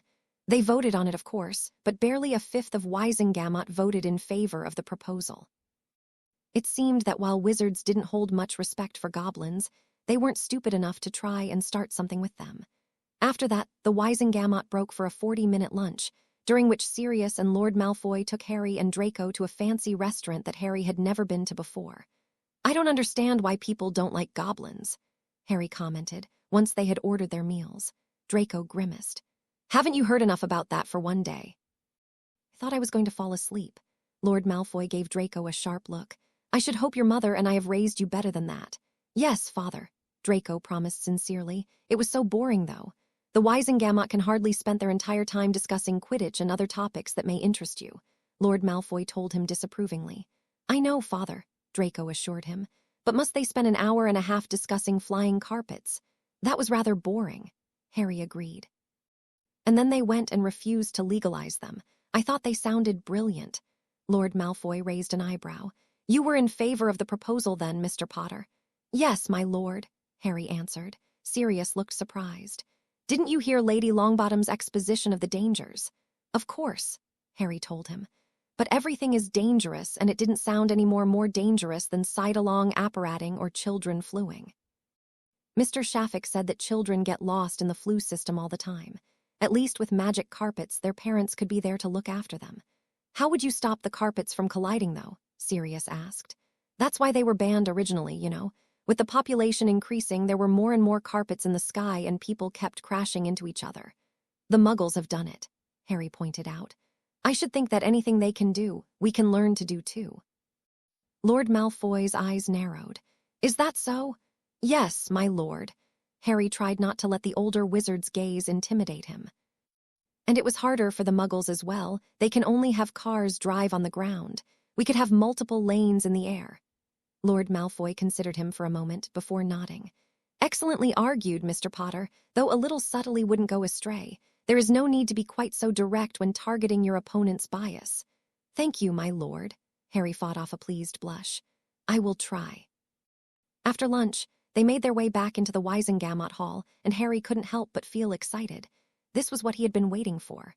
Dumbledore welcomed them back and then turned the floor over to Sirius, who stood and then stalked his way down the stairs so that he was standing in front of the Wisengamot. "Thank you, Chief Warlock." Sirius nodded towards Dumbledore, before turning his attention to other members of the Wisengamot. "Merry meet, members of the Wisengamot." As had happened the month beforehand, the lords, heirs, and a third of the other members of the Wisengamot stood and bowed to him. "Merry meet, Lord Black. Last month we heard from Madame Umbridge, who serves as the Undersecretary to the Minister of Magic, on the subject of werewolves." Sirius started. However, despite Madame Umbridge's obvious passion for the subject, and her presumed knowledge of the protocols of this body, she failed to provide an expert witness. "Because of this, I have, with permission from this respected body, provided a witness for her." Harry looked towards where Umbridge was sitting and swallowed down an amused smirk when he saw her scowling at Sirius and practically vibrating with rage. Which was understandable, really. Sirius had just insulted her. "Before I introduce Mr. Scamander, however, I ask that I may have a few minutes of your time." Sirius continued. "While I am in no way a lauded expert in the same way that Mr. Scamander is, I have spent a lot of time in the company of a werewolf. I did not meet this werewolf in Azkaban, as I am sure many of you are thinking. Rather, I met this werewolf at Hogwarts." There were a few surprised gasps around the room, and Harry looked around to try and figure out who had made the noises. It hadn't been anyone in his row, nor in the row below him. He thought that one of the gasps had probably come from Umbridge. "I tell you this story because I understand how easy it can be to judge an entire group of people by their most notable member." Sirius continued. "I myself have been guilty of this. I have spent years doing this. I have considered all wizards with dark magic to be like you-know-who, just as I am sure that many of you judge werewolves as being similar to Fenrir Greyback. Fenrir Greyback is a monster, and he ought to be brought to justice. I will not argue with that, however. That doesn't not make all werewolves monsters. Harry felt as though his heart would burst with pride as he watched members of the Wisengamot nod in agreement. Sirius was smashing. Now, Sirius turned to Dumbledore. Chief Warlock, I ask for the admittance of Mr. Newton Scamander, Order of Merlin second-class recipient, famed magizoologist, former head of the Department of Magical Creatures, since renamed the Department of the Regulation and Control of Magical Creatures, and author of Fantastic Beasts and Where to Find Them. After that, it got boring again. Mr. Scamander looked almost as old as Dumbledore and was just as odd. Despite that, though, he certainly knew his subject and managed to talk for over an hour on why Umbridge's Werewolf Act was a terrible idea. Mr. Scamander was pretty scathing about the whole thing, actually, which was pretty funny. After Mr. Scamander had finished speaking, Dumbledore allowed Umbridge to have a final say, and thankfully, after hearing Mr. Scamander's side of things, her speech sounded much stupider than it had the month before. Especially since she kept saying things that contradicted Mr. Scamander's expert opinion. The one interesting part of her speech was her claim that the number of werewolf attacks had been increasing and had tripled in the past year. Harry wasn't sure whether or not it was true, especially since nothing else in her speech seemed to be. Eventually, she stopped talking and Dumbledore called on the Wisengamot to vote. It was closer than Harry thought it would be, and he could hardly believe his eyes when he saw Lord Malfoy voting for the proposal, though the more he thought about it, the surer he was that Lord Malfoy would have only done that because Voldemort had asked him to, though Harry had no idea why Voldemort would care. But eventually, Dumbledore announced that the proposal had not been passed. Harry tried not to feel too gleeful at the sight of Madame Umbridge's furious expression. The final week before Hogwarts was very busy for Harry and Draco as they organized themselves for Hogwarts. Their school letters had finally arrived the day after the Wisengamot meeting, but they hadn't included their grades again, so Sirius and Lord Malfoy sent off letters requesting them. It felt wonderful to have someone there to do that sort of thing for him. Sirius had even agreed to sign Harry's Hogsmeade permission slip, something Harry couldn't imagine Uncle Vernon ever having agreed to do, on the condition that Harry promised to stay within the township the whole time. When Harry had expressed his disappointment at not being able to see the Shrieking Shack, a rite of passage at Hogwarts, Sirius and Remus had taken him there for a picnic lunch. The Thursday before school started, they spent the entire day at Diagon Alley, buying their books, potion supplies, and new firebolt brooms. They had to go robe shopping again as well since Harry had grown 3 inches over the summer. He stood at 5 feet and 5 inches now, which made him 3 whole inches taller than Draco, much to his cousin's disgust, and 2 inches shorter than Sirius. He was still 9 inches shorter than Remus, though you couldn't usually tell that Remus was that tall since he had terrible posture. Harry's grades didn't arrive until the 31st of August, and when Harry went to open the letter immediately, Sirius insisted that he wait until lunch so that Remus could be there too. Which, it turned out, was a surefire way to ensure that Harry's morning went as slowly as possible. When lunchtime finally arrived, it took every bit of Harry's willpower to politely wait until Sirius brought the subject up. Thankfully, though, Sirius didn't leave him waiting too long, and after they had each served their lunch, he suggested that Harry could open the envelope if he wished. Harry looked around for a letter knife, and when he couldn't find one, decided to make do with his butter knife just this once. After all, Cousin Narcissa would never know. He unfolded the letter and quickly skimmed over Flitwick's comments before getting to the grades. 87% in astronomy. Damn, that was much lower than the year before. Harry blamed the stupid planet mobile they'd had to make. Come on, pup, Sirius interrupted. Read it out to us. Harry nodded obediently and pulled his eyes back to the top of the letter. Dear Mr. Potter, Harry read. Well done. I hope you are as proud of these marks and I am to have you in Ravenclaw House. You are a credit to our house. I am excited to witness what you will accomplish this year. Kind regards, Professor Flitwick. A credit to your house. Sirius was beaming. That's our Harry. Well done, Harry, Remus agreed. What are your grades? Harry sighed and looked down at his plate. I only got 87% in astronomy. That's 5% less than last year. 87%, Sirius asked. That's amazing. Harry studied his godfather's expression to judge his seriousness. Really? I think I would have gone a higher mark, except some of our grade came from those annoying mobiles we made. I'm not very good at craft. That's okay, Remus reassured him. You can't be good at everything, and it makes the 87% even more impressive. Harry gave the man a half smile. Thanks. What else? Sirius asked excitedly. Harry looked back at the letter and couldn't help but smile. 98% in charms, 100% in Dada, 91% in herbology, 100% in history and magical theory, 96% in potions, 98% in transfiguration, and 94% in ancient runes. Holy cow, Sirius exclaimed, before plucking the letter out of Harry's hand and studying it. That's incredible, you're a genius. That's amazing, Harry, Remus agreed gently. 3 subjects with full marks. Sirius commented in amazement. Everything in the 90% range except astronomy, but even then I bet your theory was spot on. Harry tried to force down his smile. He didn't want to look smug, but he was too excited to succeed. Maybe you should consider asking being put up a year in some of your subjects, Sirius added. Harry wrinkled his nose. I'd rather not, I'm already ahead a year in ancient runes. Besides, Remus put in, he's picking up an extra subject this year. That's true, Sirius admitted. You chose ancient studies, right? Yes, Harry nodded, and I'm continuing runes and magical theory. So you'll already be taking 1 subject more than most people, Remus said. Sirius pulled a face. I have no idea why anyone would choose to take 3 electives. 2 is hard enough. Sirius accompanied Harry and Remus to platform 9 3/4 to see them off. Harry thought it was a bit strange that Remus would be taking the Hogwarts Express with them, but when he mentioned that to Remus, the new professor explained that apparently there was always at least 1 professor on board. Harry had just never seen them. It was weird having someone there to see him off, but definitely in a good way, and Harry tried not to look too awkward when Sirius pulled him into a farewell hug. Sirius had been hugging Harry a lot recently, and Harry still wasn't sure how he was supposed to respond. The Malfoys arrived a few minutes later, which meant that Harry got to say farewell to cousin Narcissa and Lord Malfoy as well. When Draco had finished farewelling his parents, he and Harry made their way onto the train and found Draco's usual compartment. I presume you aren't planning on abandoning me for the trip again this year, Draco asked haughtily, as they pushed their trunks under their seats. Harry frowned at the reminder of how much his friendship circle had changed in the last year. This time last year, he had left Draco to sit with the Ravenclaws, but they still weren't talking to Harry, and Harry was well past caring. Anyone who thought it was okay to ignore their friend for 6 months wasn't anyone that Harry wanted to be friends with anyway.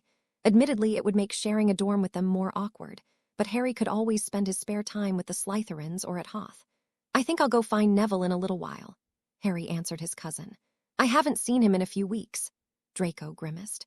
I suppose I should be thankful that Longbottom is at least traditional, but his family is so light. Harry rolled his eyes.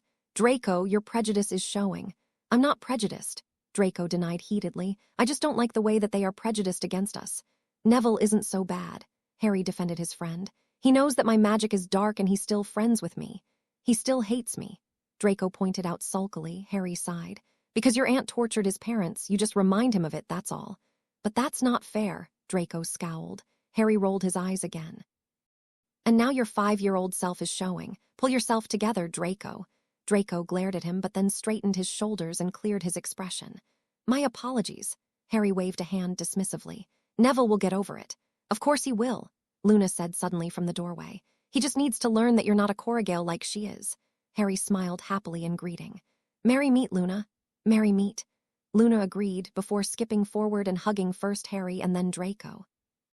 How was your last few weeks? Harry asked once Luna had settled down on a seat beside him. I haven't seen you since my birthday. It was lovely. Luna beamed at him. Daddy and I went exploring in Croatia. Did you find anything interesting? Draco asked her. Lots of things, Luna nodded quickly. Daddy even found a weoprine. What's a weoprine? Oh, you know, Luna told them airily. They're about this big and bright blue, and they have 5 horns. I had never seen a blue creature before. Daddy says they're very rare. Harry had never heard of blue animals before, well, except for some fish and whales, and some birds and lizards and frogs, and wow, there were a lot more blue animals than he had thought. Are you excited about this year? Draco asked her. You're a second year now, there will actually be people smaller than you. Hard though that may be to believe. Harry grinned. At 4 feet and 10 inches, Luna was very short. Luna rolled her eyes. I'd watch out if I were you, Draco. What if you were to stop growing now? You'd be short then, too. Draco stared at her in horror. What? No, I can't stay this short. I would be the shortest Malfoy in history. Tell me that's not one of your seeing things, Luna. Tell me you just made it up. Luna's grin was wicked. Maybe I did, maybe I didn't. We'll just have to wait and see if you grow. Draco stared at her for a few more seconds before pulling himself together. I don't believe you. He told Luna snootily. You're just trying to upset me. That's not how I describe what just happened. Harry grinned. I'd say that she successfully upset you. Draco lip curled into a small sneer. Oh, har, very funny, make fun of Draco just because I'm 3 inches shorter than you. Just you wait, Harry, I'm going to grow so tall. Not according to Luna. Harry smirked. Besides, Luna put in, her grin still wicked. You started it, Draco. You made fun of me first. Yes, but you actually are short, Draco argued. It's not making fun of someone if you're telling the truth. I'm not short. Mother says that I'm the perfect height for a Malfoy. I don't disagree, Harry nodded. But then your father is short too. Draco's eyes widened in shock. He is not. He is, Harry's smirk grew. He's 5 inches shorter than Remus. At least he's taller than Sirius, Draco returned. Maybe that's why you're going to be so short, Draco. Luna's eyes sparkled. It comes from both sides of the family. I am not going to be short, Draco denied loudly, just as the compartment door slid open to reveal Theo and Blaise. I'm not sure how to respond to that, Theo said in obvious amusement. Except to point out that you're shorter than both me and Blaise. Aren't you shorter than Pansy too? Draco was on his feet, his wand pointed at Theo in seconds. You take that back. Theo raised his hands defensively. Whoa. All right. Harry stood up. Come on, Draco. You know, we were just teasing you. You're not that short. Draco glared at him. I'm not short at all. All right, Harry agreed amiably. You're the perfect height to match your perfect face, your perfect hair, and your perfect personality. Draco returned his wand to its holder and sat down again with a smug nod. Exactly, thank you. Harry rolled his eyes. Merry meet, Theo, Blaise, merry meet. Both Theo and Blaise bowed. May we join you? Of course. Harry nodded in acknowledgement. Come in. Have you seen the girls? I saw Pansy on the platform. Theo grimaced as he shoved his trunk beside Harry's and sat down beside Draco. She was making a fuss about something. Isn't she always? Draco asked before smirking with Harry. Good luck with her this year, Harry. Harry's lip curled unconsciously. I do not have the patience for her drama. I don't know how you put up with it for 2 whole years, Draco. It was longer than 2 years. Theo grinned. She's been mooning after him since we were 7. Well, she won't be mooning after me for that long, Harry declared. Either she will behave appropriately or there will be consequences. I refuse to allow her to hang off me all year. It's unseemly. What are you going to do? Blaise asked curiously from where was sitting on Draco's other side. Theo leaned forward gleefully. You should see him, Blaise. It's a beautiful thing. He actually sent her home halfway through his birthday party. This is why you shouldn't go away for an entire summer. Harry looked away uncomfortable. He still felt a bit bad about it. She just wouldn't stop. She knows that I don't like it when people insult muggles around me. Wait, Blaise looked confused. Why would she insult muggles around you if she's trying to court you? Nobody's ever accused Pansy of being the brightest wand in the shop. Theo pointed out. Blaise sighed. I can't believe I missed it. I've been wanting to do something like that since first year. She's insufferable. Why didn't you? Harry asked. Maybe if someone had called her on her behavior earlier, she wouldn't be so horrible now. Blaise looked toward Draco uncomfortably. It wasn't really my place. Harry admitted that it was a good point. If anyone should have set Pansy down, it should have been Draco or at the very least Theo. It wasn't my place either. Theo agreed. You know how it goes, since Draco was all right with it, we had to be as well. I wasn't all right with it, Draco protested. I just didn't want to make her cry. Luckily for us, we have Harry now, Theo grinned. And Harry has no problems making girls cry, Harry grimaced. You make me sound so horrible. I don't like making Pansy cry. I still feel bad about what happened at my birthday. Don't, Theo said quickly. Seriously, she obviously got over it. She was trying to cozy up to you at Daphne's house 2 weeks later. Besides, if we don't hold people accountable for their behavior, then we're no different than the blood traitors. You are a bit different. Luna put in from behind the book she had started reading. You're just hypocrites. Thank you, Luna, Draco said dryly. I'm sure that makes us all feel better. Luna's twinkling eyes peeked over the top of the book. Oh, sorry, Draco, I must have said it wrong. I wasn't trying to make you feel better. Draco's mouth fell open in surprised outrage. Since when have you been this cheeky? I'm a second year now. Luna answered seriously before disappearing behind her book again. The girls joined the soon after, something that Harry had mixed feeling about. On the one hand, Daphne was always fun to hang out with, not to mention very pretty, and Millicent and Tracy were nice too. On the other hand, Pansy. Harry was just glad that Daphne had been the first of the girls to enter the compartment and had chosen to sit next to him. Otherwise, he was sure that Pansy would have tried something, and Harry would have had to choose between putting up with her inappropriateness or making her cry again.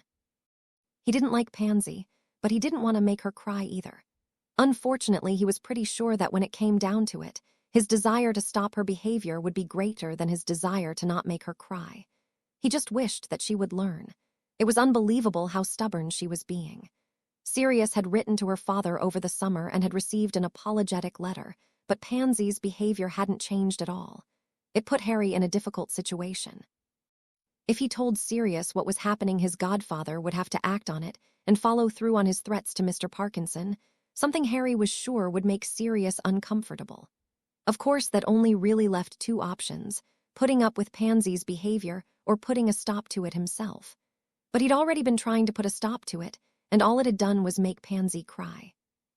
So if he really wanted to make her stop, he'd probably have to be even tougher, which would probably make her cry even more. Harry sighed. It was times like this that made him wonder whether the non-traditional people had it easier.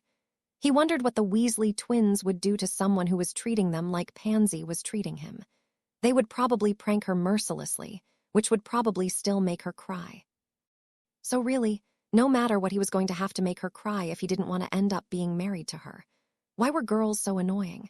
When Greg and Vincent joined them a few minutes later, Harry decided that it would be a good time to go find Neville.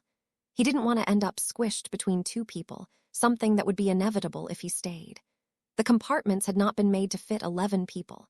Luna apparently felt similarly, because she decided to come too. It took them 10 minutes of poking their heads into different compartments to find Neville, but eventually they found him in a compartment with Weasley, Finnegan, and Thomas of all people. Weasley, Finnegan, and Thomas all scowled when they saw Harry. "What do you want, Potter?" Weasley spat. "Merry meet, Neville," Harry greeted his friend, pointedly ignoring the other boys. "Merry meet." Neville stood and bowed gracefully. Harry couldn't help but be impressed as he nodded in acknowledgement. Neville was much less awkward than he had been in first year. But then so was Harry. Weasley, Finnegan, and Thomas' scowls darkened. Luna curtsied from beside Harry. "Merry meet, Heir Longbottom." Neville looked surprised, but nodded in acknowledgement. "Merry meet. You're Luna Lovegood, right? I don't think we've met." Weasley's face was turning red. "Get out, Potter, and take Loony with you." Harry's expression hardened. "Watch your mouth, Weasley." Neville cleared his throat uncomfortably. "Maybe we should go find another compartment, Harry." "You're going with him?" Finnegan asked in outraged disbelief. "He's practically a Slytherin." Harry eyed him quizzically. "How do you figure that?" "You hang out with them, don't you?" Thomas spat. "Yeah," Finnegan agreed. "And you hate muggles just like they do." "I beg your pardon," Harry asked in confusion. "You do know that I grew up with muggles, don't you?" "Don't play dumb," Weasley snarled. "Heard you last year, talking about how much better you liked the wizarding world and how you were never going to talk to your relatives again because they're muggles." Harry groaned inwardly. He'd known that his conversation with Lisa Turpin would come back to bite him in the arse. "I don't hate muggles," he tried to reassure them. "I think they're great," Thomas snorted. "Sure you do. That's why your friends all the mini-Death Eaters." Harry wasn't sure when this conversation had gotten so far out of his control. "They're not Death Eaters," which, to be fair, wasn't strictly true. Draco's father definitely was, even if he was a spy, and according to Sirius and Remus, Theo, Greg, Vincent, and Pansy's fathers were too. But Daphne's parents weren't, and neither were Millicent, Tracy, or Blaze's. "Of course they bloody are," Weasley sneered. Neville cleared his throat uncomfortably. "Maybe we should go." "And you know this how?" Harry asked Weasley. "Everybody knows that they're Death Eaters," Weasley spat. Harry sneered at him. "And yet they're not in Azkaban, are they? Only because they bought their way out," Finnegan snapped. "That's the problem with you bloody toffs." "We could find another compartment," Neville suggested quietly. "No wonder you're in Gryffindor," Harry told Finnegan disparagingly. "You'd never make it in Ravenclaw. We actually depend on the facts to back up our opinions." Which, to be completely honest, wasn't true either. In fact, all the Ravenclaw third years, aside from Harry, believed that the Slytherins were mini Death Eaters too. Luna spoke up from his side. "Let's go find another compartment, Harry." "Good idea." Neville sounded relieved. "I'll come too." All three other boys turned to him in disbelief. "You're going with him? You're choosing him over us." Weasley's face was completely red now. "He's my friend," Neville defended. "You're a bloody traitor," Thomas snarled. Harry drew himself up and opened his mouth to defend Neville, but found himself being pulled away by Luna. Neville quickly followed them. "Boys," Luna sounded exasperated as she led them to an empty compartment. "You're so silly." "I wasn't being silly," Harry retorted heatedly. "It's not worth arguing with them," Neville told him with a shrug. "They're not really listening to you." Harry could feel himself calming down, and he looked at Neville in concern. "They won't do anything to you, will they?" "You didn't have to come with us, you know. We could have met up at school." Neville looked away. "They're jerks. It's not as though we're really friends anyway." Harry deflated. "Sorry if I've made things more difficult for you." "They'll get over it," Neville promised. "They already knew that we were friends. I sit next to you in all our shared classes." "Do people really think I hate Muggles?" Harry asked in concern. "Or is it just them?" "Well, not everyone," Neville answered. "But a lot of people do." "You don't have any friends who are Muggle-born. You spend most of your time with Malfoy, and you're traditional." "You're traditional," Horror pointed out. "Do they think you hate Muggles too?" "I'm a Gryffindor," Neville said, as though that explained everything. "Besides, I don't spend time with Malfoy, and I actually talk to Muggle-borns." "I talk to Muggle-borns," Harry retorted. "Only when you have to," Neville pointed out. "Of course, your conversation with Turpin last year didn't exactly help." "It's not that I don't want to talk to Muggle-borns," Harry defended. "It's just that I don't really have anything in common with them, except being raised in the Muggle world," Neville pointed out dryly. Harry ran a hand through his hair in frustration. "But I wasn't raised like they were. They had happy homes with parents who loved them. My relatives were horrible and they wouldn't let me doing anything." "I know that," Neville said gently, "but they don't. I shouldn't have to have a Muggle-born friend." Harry said in frustration. "That's like saying that everyone ought to have a black friend so people will know that they're not racist." Neville's forehead crinkled. "What's racist?" Harry stared at him, sure he'd never come across racism in the magical world, but how could Neville not know what it meant? "Racism is when you think that one race is better than another race," he explained. "You know how Thomas' skin is brown?" "Yes," Neville said slowly. "Well, some Muggles would think he wasn't as good as they are because of that," Harry explained. Neville looked even more confused. "But that's ridiculous." "Yes," Harry agreed, "but then so is the blood supremacy debate." Neville was silent for a minute before eventually speaking again. "So you don't really think that purebloods are better than Muggle-borns?" Harry's stomach clenched and hurt. "What? Of course not. How could you think that?" "Well, you do hang out with Malfoy a lot," Neville said weakly. "Draco doesn't think purebloods are better either," Luna put in. "He just thinks he does." Neville stared at her uncomprehendingly. "That makes no sense." "Draco's been into the Muggle world with me," Harry told him.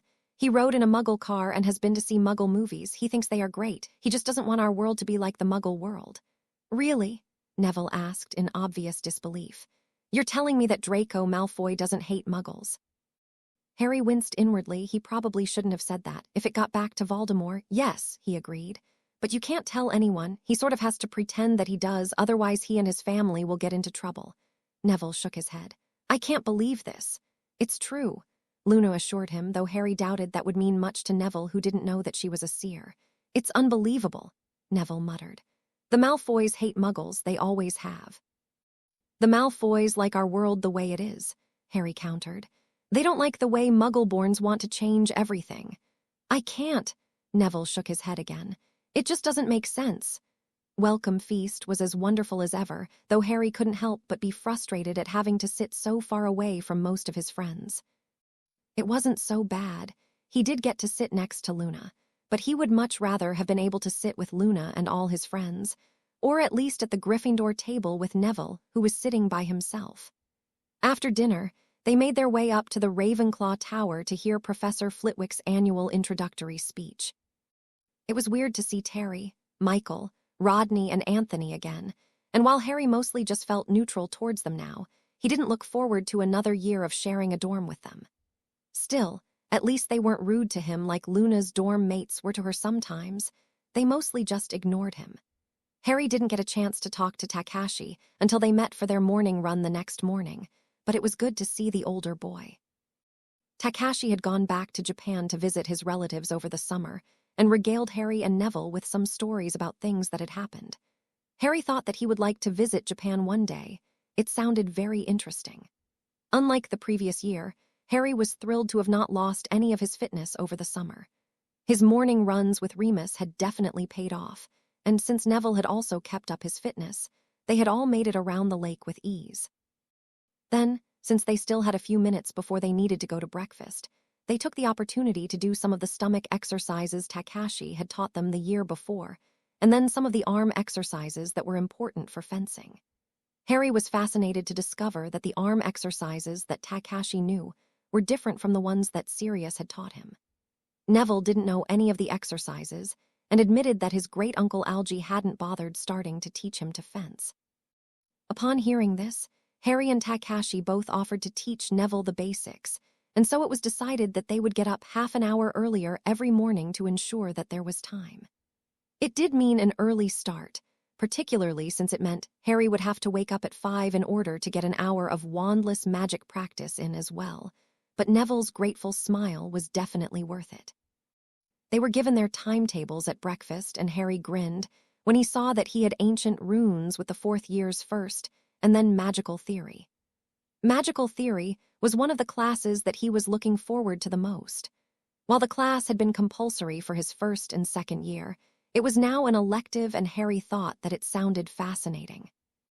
He had already read the textbook, as he had done for all of his classes, and while the first part of the book was much of the same, the second part was about the basic theory around inventing your own spell. He was also a bit nervous about the class, since it would be the first time he would share a class with both Draco and Neville.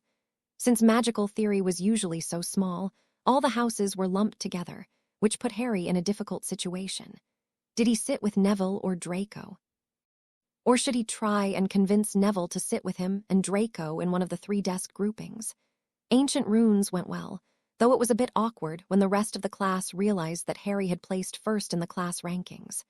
It wasn't too bad, but there definitely a few dark looks thrown in his direction. It was a sentiment Harry couldn't definitely understand. He wouldn't want a 2nd year beating him in any of his classes either.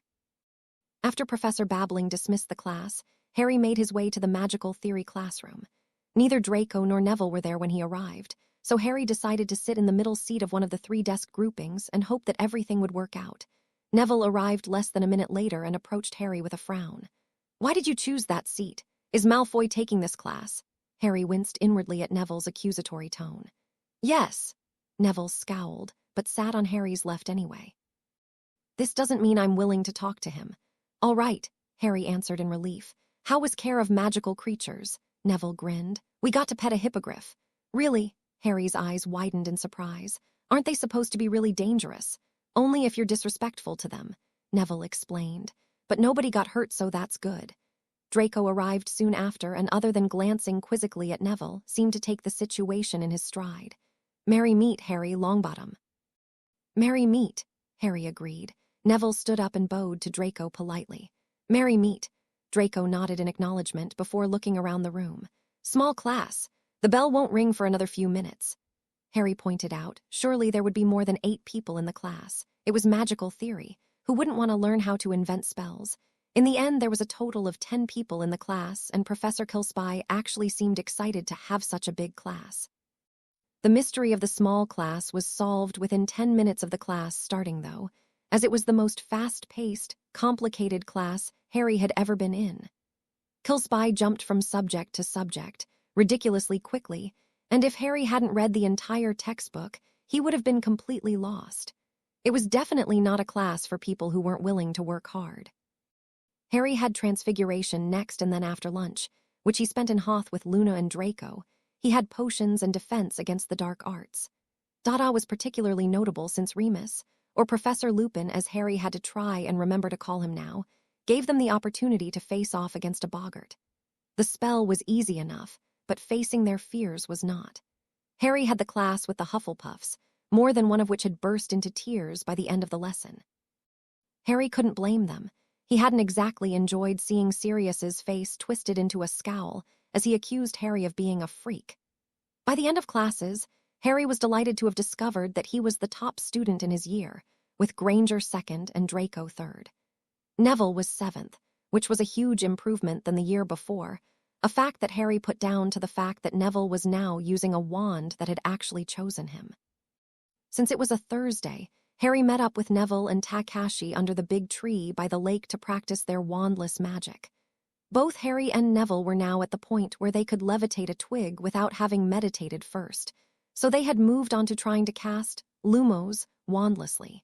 It was frustrating, because it meant that they had to start from the beginning again. According to Harry's book on wandless magic, they would have to relearn each spell using meditation before being able to use them more freely. Still, it was progress, and having practiced over the summer, both of them could now create light within 20 seconds of meditating.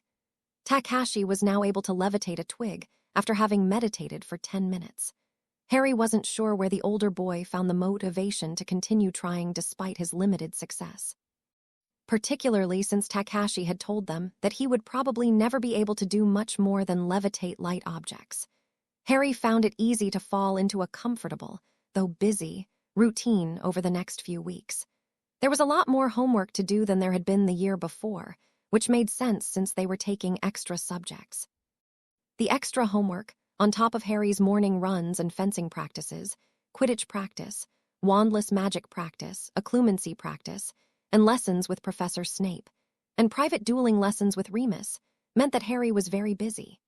Their second week back started with a bang as the Wizarding Wheezes, who Harry, Draco, and Luna were still sure was the Weasley twins, somehow charmed everyone's teeth to flash neon colors. It was fun and harmless, and inspired Harry, Draco, and Luna to come up with a new prank as well. After all, they couldn't let the Weasleys win. So, 2 weeks after the Wizarding Wheezes prank, the entire school found itself speaking with bizarre accents courtesy of the Marauders' apprentices. It felt a little weird signing their pranks as the Marauders' apprentices, with one of the original Marauders there, but Remus seemed delighted by the prank and even gave Harry some ideas of what they could do next. One of the most exciting things about being a third year, aside from being able to take elective classes, was the Hogsmeade trips. The first trip was on the 25th of September, and Harry couldn't help but feel old and mature as he accompanied the rest of the 3rd to 7th years to the small magical village.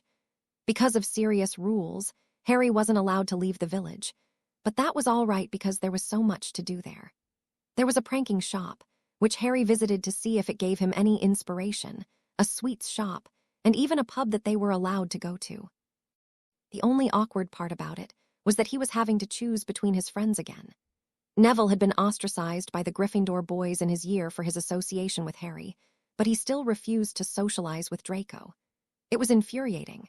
Harry couldn't exactly leave Neville on his own, but that meant that he didn't get to enjoy Hogsmeade with his other friends. It wasn't that Harry didn't understand where Neville was coming from, but still, it wasn't Draco's fault that his aunt was horrible. That was silly as Pansy calling him a blood traitor because his father had married a Muggle-born. It wasn't as though he had been the one to decide that they should get married. A fact that Harry told Neville, often. Meeting Remus for dueling practice was one of Harry's favorite parts of his week. Not only was it wonderful to get to know him better, especially since Sirius had assured him that Remus would have been his second godfather, if there was such a thing, but Remus was teaching him a lot. When Remus had first offered the dueling lessons as Harry's birthday present, Harry had presumed that he would be mostly just learning new spells. That wasn't the case. Sure, Remus taught him some new spells, but most of what they practiced was the strategy around when to cast, and when to shield, and, possibly the most useful in Harry's opinion, when to duck. During their first lesson, Remus had wiped the floor with Harry, not just because he knew more spells, but because not one of Harry's spells had hit him. Harry had never seen anything like it. Somehow, Remus had managed to avoid Harry's spells while simultaneously attacking Harry with his own. It had been very humbling for Harry. He hadn't expected to beat Remus, but he'd thought he would at least get one hit in. From then on, Remus had him practicing how to duck, dodge, weave, and roll away from spells, and when Harry had started managing to successfully avoid the spells, he had Harry practice returning fire while in motion. It was incredibly hard and took Harry weeks to begin to consistently hit a stationary target, which, if his opponent was anything like Remus, wouldn't be very useful. Harry had never before felt so challenged by what he was learning. Sure, his classes always contained new information, or at least information he had only read in the textbook, but it normally only took him a few minutes to perfect the spell, and then he would have to wait while the rest of his class tried to get it. But with Remus, Harry would set a goal that would take him over a week of practice to complete, and the minute Harry had managed to start to consistently meeting the goal, Remus would give him a new one. It was exhausting, but Harry loved it. There was one Hogsmeade trip a month, and by the time the December one arrived, Harry was thoroughly sick of Neville's refusal to spend any time with Draco. The other Gryffindor third years were still refusing to speak to Neville, accusing him of being dark, which was ludicrous. But Ron Weasley and his gang of prejudiced idiots had never been the brightest minds in their year, which meant that Harry was officially Neville's only friend, though Luna had been spending some time with him recently as well. It wouldn't have been a problem if it wasn't for Neville's stubborn refusal to be within 50 feet of Draco unless classes or mealtimes forced the issue. Harry was determined not to choose sides, partly because he knew what it felt like to have friends choose the other guys, and partly because it was stupid and there shouldn't have even been sides to choose. He had argued the issue so many times with Neville throughout their 3 months at Hogwarts, and apart from it completely pissing Neville off, it hadn't seemed to make any difference. But when Harry saw the notice for their 4th Hogsmeade weekend, he decided that he'd had enough. The next morning, after Neville and Takashi had finished their morning run and fencing practice, Harry waved Takashi ahead and led Neville down to the lake. Once there and well out range of any person who might have tried to overhear, Harry spun around to face his friend. "All right, enough." Neville looked confused. "What? There's a Hogsmeade trip this weekend," Harry told him. "And I want to go with you and with Draco." Neville's jaw tightened. "Harry, no," Harry held up a hand. "Don't say anything. I know that you think that you have a right to hold this stupid grudge against Draco, because his mother had the misfortune of having a serial killing psycho as an older sister. I get it. Well, okay, no, I don't. As I'm sure you've picked up, I think it's stupid. I think it's just as stupid as my relatives hatting me because I'm a wizard. And just as stupid as Fudge's senior undersecretary wanting to make it illegal for people to hire werewolves, just because they had the misfortune to be bitten. And I think it's just as stupid as Voldemort wanting to wipe out all the Muggles and Muggleborns because they're not purebloods. So no, I don't get it, but I don't see why your stupidity should have mean that I don't get to go to Hogsmeade with 2 of my best friends," Harry exclaimed. "You don't have to like him, you don't even have to talk to him, but you will come to Hogsmeade with us, and you will put up with it because I'm your friend and I'm asking you to." Neville stared at him silently. "All right, fine. Good," Harry nodded in satisfaction. "Thank you. But if he makes one comment," Neville started. "He won't," Harry promised. "He'll be perfectly polite and so will you." Surprisingly, the Hogsmeade trip wasn't a complete disaster. Sure, it was probably the most formal event Harry had attended since the Wisengamot, but thankfully between Harry, Theo, Blaise, and Daphne, it didn't get too awkward. Pansy, of course, was no help, though her continued attempts to woo Harry did provide some common ground between Harry's 2 friends, even if that ground was just their joint amusement at Harry's pain. But regardless of how formal the trip had been, when the Hogwarts Express left for London 2 days later, Neville voluntarily joined Harry in the Slytherins' carriage. Harry was flabbergasted and couldn't for the life of him figure out what had happened on the trip that would have sparked such a change in Neville, but he certainly wasn't going to let the opportunity pass by. Neville's presence did make the train ride more formal than it would have been without him, especially since he seemed to go to every length possible to avoid interacting with Draco in any way. But Luna's presence certainly soothed everything over. Besides, Harry was too excited to be going home over Christmas to care about the formality.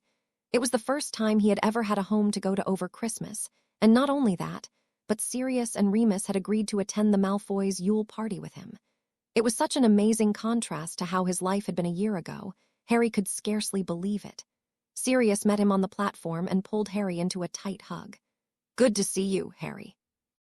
"Good to see you too," Harry replied once Sirius had eventually released him. "How have you been?" "You know how I've been," Sirius pointed out. "We talked using the mirrors last night." "True," Harry acknowledged. "But I know you've been holding some things back. Cousin Narcissa told Draco that you have all but taken over the Wisengamot." Sirius looked uncomfortable and, after gripping tightly onto Harry again, apparated them both back to Grimmauld Place. "I wouldn't go that far." "She says that you're just like your grandfather," Harry told him, "and that Lord Malfoy has been using a pensieve to show her his memories of Dumbledore's put-out expressions." "Would you like something to drink?" Sirius asked, before calling a house elf to take Harry's trunk up to his room. "Butter beer," Harry decided. "We don't get them at school except for on Hogsmeade trips." "I remember." Sirius grimaced as he led Harry into their usual sitting room. "I don't know of a single person who went to Hogwarts who can stand pumpkin juice anymore. 7 years of it is enough to turn anyone off it." Harry sat in his usual chair before picking up the butter beer that immediately appeared on the small table beside him. "So, the Wisengamot?" Sirius ran a hand through his hair. "Yeah, at first it was just the werewolf thing. I remember," Harry nodded. "But then there was this stupid bill about banning Aurors from using lethal spells, even in emergencies," Sirius continued. "At the moment, they're allowed to use a lethal spell, but then they have to defend their use of it. Then, Nott gets up and suggests that they shouldn't even be allowed to do that, and suddenly the Wisengamot thinks it's a great idea. It was you-know-whose idea, obviously. He doesn't want the Aurors to be able to fight back, but Lady Bones and I managed to put a stop to it." Harry leaned forward seriously. "What is Voldemort doing? I haven't seen anything in the Prophet." "Not much," Sirius told him. "He's got his werewolf followers going around attacking people every full moon, probably with the hope that once they're discriminated against by the Ministry, they'll join his side. Fortunately, we managed to stop Umbridge's law from going through, so it's not as bad as it could be." Harry nodded in understanding as he finally got his answer as to why Voldemort would have wanted Lord Malfoy to vote for the law. "Other than that, he seems to be laying low and trying to pass stupid laws through his followers," Sirius continued. "Poor Lucius has had to champion 3 separate bills, each as awful as the next. Have any of them gotten through?" Harry asked worriedly, trying to remember what he had read in the Prophet. "Just one," Sirius sighed. "I couldn't do anything about it." "It's not too bad anyway, just a bill to make it harder for the minister to declare a state of emergency. Not that Fudge would, anyway. The man's a blundering idiot. Lady Bones and Dumbledore have both tried to tell him the you-know-who's back, but he wouldn't believe them. They had to drop it or risk losing their positions. At least with them where they are, we have a fighting chance." Harry grimaced inwardly. He wasn't exactly Dumbledore's biggest fan, and the man hadn't exactly done anything to try and stop the werewolf act from passing. He just sat there and let Umbridge talk until Sirius had spoken up. "Not that Dumbledore has been much help," Sirius continued to Harry's surprise. "I know the Chief Warlock is supposed to be impartial, but they're still supposed to uphold the rules of the Wisengamot. Dumbledore just sits there and ignores all kind of faux pas. It's as though he thinks that all traditional rules ought to be ignored, even the ones that are there for good reason. Which is why Lord Malfoy hates him," Harry pointed out. "He's trying to destroy our culture." Sirius looked uncomfortable for a moment before eventually nodded. "Which isn't to say that there are aspects of our culture that don't need to change." "No," Harry agreed. "But so long as wizards like Dumbledore are trying to change everything, people are going to hate any kind of change." "People always hate change," Sirius told him, "but I don't disagree with your point." Harry stared at him. "Who are you and what have you done with my anti-traditional godfather?" Sirius winced. "Well, I hope I haven't been anti-traditional for about 9 months, but let's just say that your influence has challenged my views on things." "Really? Really?" Sirius smiled warmly. "I wouldn't go so far as to call myself traditional, but I'm definitely getting closer to the traditional way of thinking than to Dumbledore's way of thinking." Harry was silent for a minute as he tried to process it all. It was incredible to think that Sirius cared enough about him that he had actually listened to Harry's perspectives, let alone that he had changed his mind because of Harry. "You know," Harry said eventually. "This time last year, I was at Hogwarts for the holidays, and I honestly didn't think you would ever let me go to the Malfoys' Yule party. I thought I was going to have to wait until I was 15. Sirius frowned. "I'm sorry that I was such an arse." "It's fine," Harry assured him. "The Dursleys were always arsies, and they probably always will be. At least you got over it." Remus arrived home in time for dinner that night. As they ate, he raved to Sirius about how good at dueling Harry was getting. Apparently, Harry was exceeding all of Remus' expectations and was well on his way to becoming a first-class dueler. Harry spent the meal trying not to grin like an idiot. He felt as though he might burst with pleasure and pride. He'd never received so many compliments from an adult he respected in his life. After dinner, they returned to the sitting room and Sirius and Remus's expressions both became unusually serious. "There's something we need to tell you," Sirius started. Harry forced his expression clear and tried not to allow himself to jump to conclusions. "Before you returned to Hogwarts, you know who spoke to Lucius about his involvement with you," Sirius continued. "Lucius informed him that he thought that you might be convinced to become a Death Eater." "What?" Harry exclaimed before he could stop himself. "He didn't mean it," Sirius added quickly. "It was part of a plan that he had prearranged with Lady Bones. You know who gave him 2 years to convince you to join them." Harry's eyebrows rose in surprise. "That's a long time. Your loyalty would be great publicity for him," Sirius pointed out. "Anyway, you know who told Lucius that if you refuse to become a Death Eater after the 2 years, he will kill all the Malfoys." Harry's stomach dropped in horror. "But I'll never become a Death Eater. Why would Lord Malfoy risk his entire family for me?" "We know that, pup," Sirius reassured him. "And so does Lucius." It was either that, or the Malfoys completely cut off any communication they might have with you. You wouldn't even be able to talk to Draco at school. "But what happens in 2 years?" Harry asked anxiously. "Hopefully we've defeated him in 2 years," Sirius said seriously. "But if not, then the Malfoys will go into protective custody until we do." Harry considered that, his stomach churning at the very idea. Sure, he would have hated to be cut off from Draco, but surely that was better than Voldemort being after his cousin. "Is that why people have been giving me odd looks?" he asked curiously. "Who has been giving you odd looks?" Sirius said with interest. "Some of the older students," Harry told him. "Draco says that most of their parents are Death Eaters. Does Draco know about this?" "No," Sirius shook his head. "Lucius and Narcissa are planning on telling him this week. And yes, I imagine that this is the reason that you are receiving odd looks. You know who has likely asked some of his younger followers to keep an eye on you?" Harry's eyes widened. "They're Death Eaters, but some of them aren't even 17 yet." Sirius and Remus both looked upset. "You know who doesn't tend to care how old people are, just as long as they're useful to him." It was easy to see why the Malfoys' Yule party was considered the event of the year. Not only were the decorations beyond anything Harry had ever seen before, but the guest list was practically a who's who of the magical world. Sure, Minister Fudge was there, but so were the French, German, Italian, Greek, and Bulgarian ministers.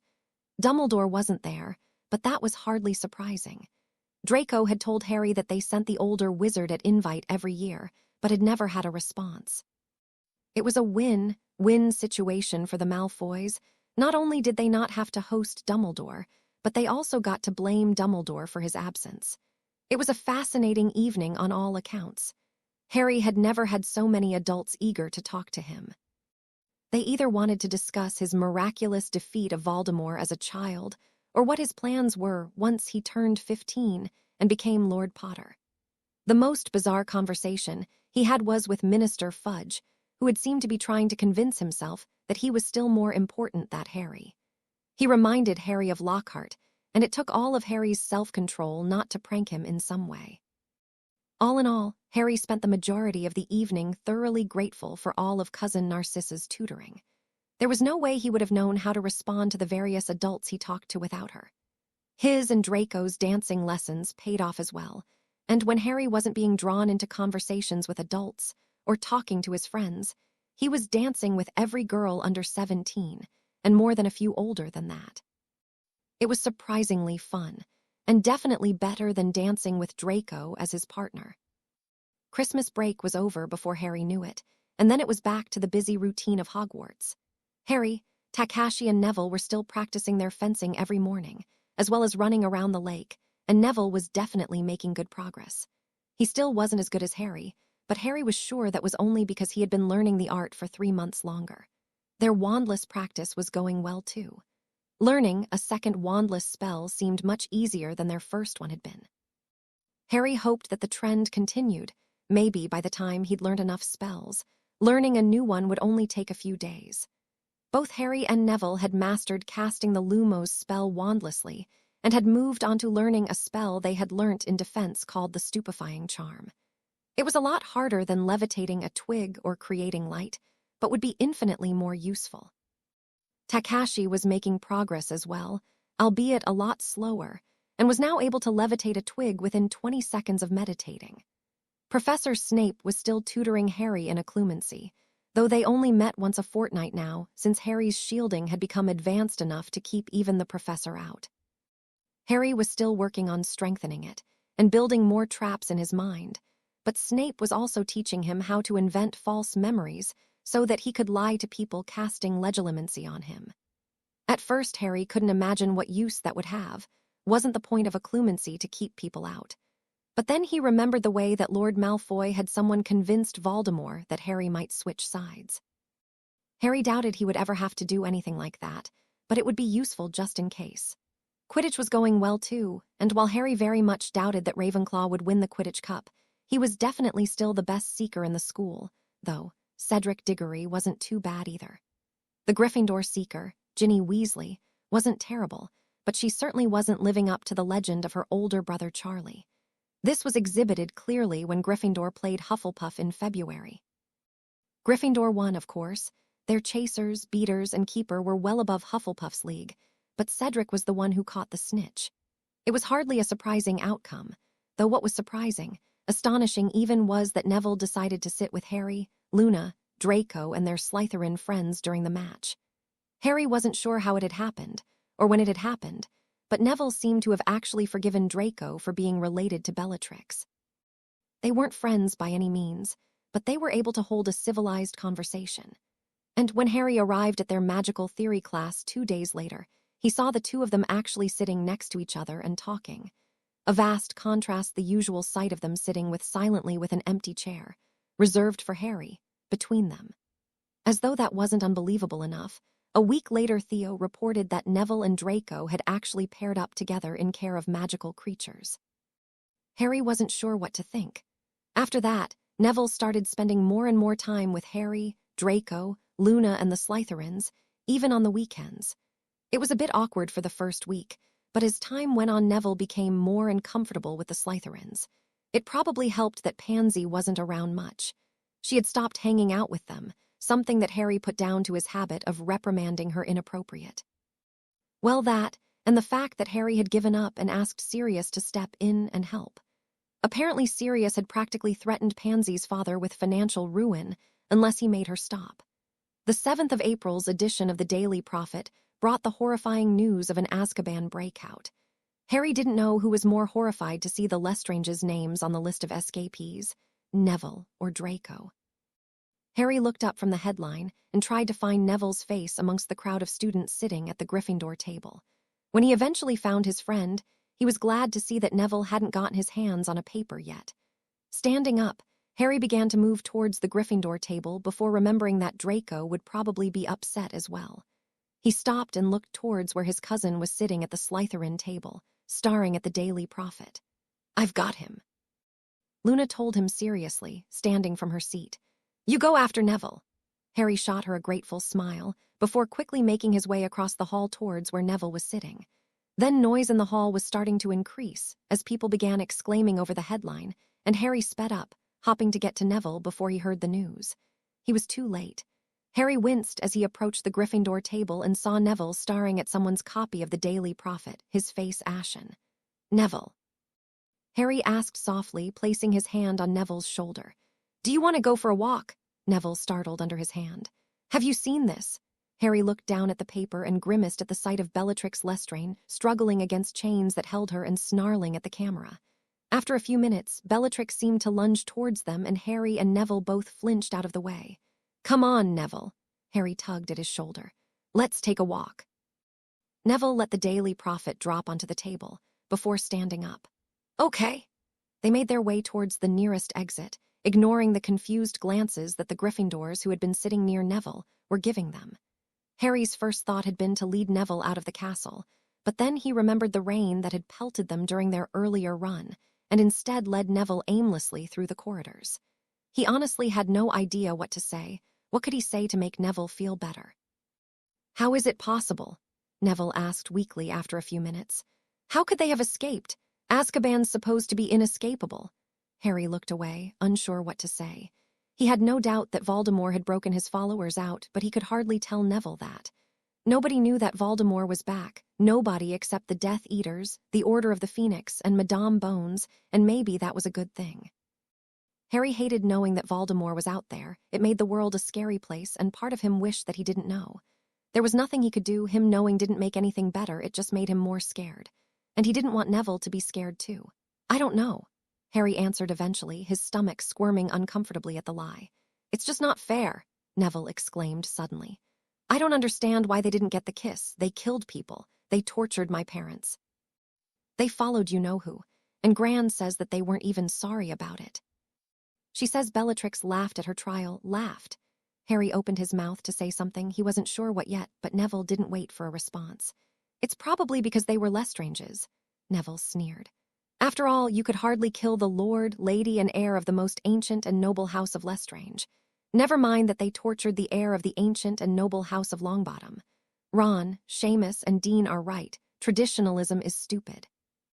"They're not the only ones who didn't get the kiss, though," Harry defended. "Did you read the list of names of the other Death Eaters who escaped? Dohalov, Mulciber, Rookwood, Travers, Rowell. None of them are from important houses, and they didn't get the kiss either." Neville looked betrayed. "Are you defending them?" "Of course not," Harry snapped, hurt that Neville would even consider that. "I'm not saying that they didn't deserve the kiss. I'm just saying that you can't blame traditionalism for the fact that they weren't." Neville looked unimpressed. "I bet Malfoy's thrilled." Harry stopped and grabbed Neville's arm, pulling him around to face him. "Don't you dare say that to him. Draco's probably just as upset about this as you are." Neville snorted. "I highly doubt that." "Get off your high horse, Neville," Harry snapped. "Yes, it's awful that they've escaped, and yes, you're allowed to be upset and angry about it. But be angry at them, be angry at Azkaban, be angry at the minister, but you don't get to be angry at Draco."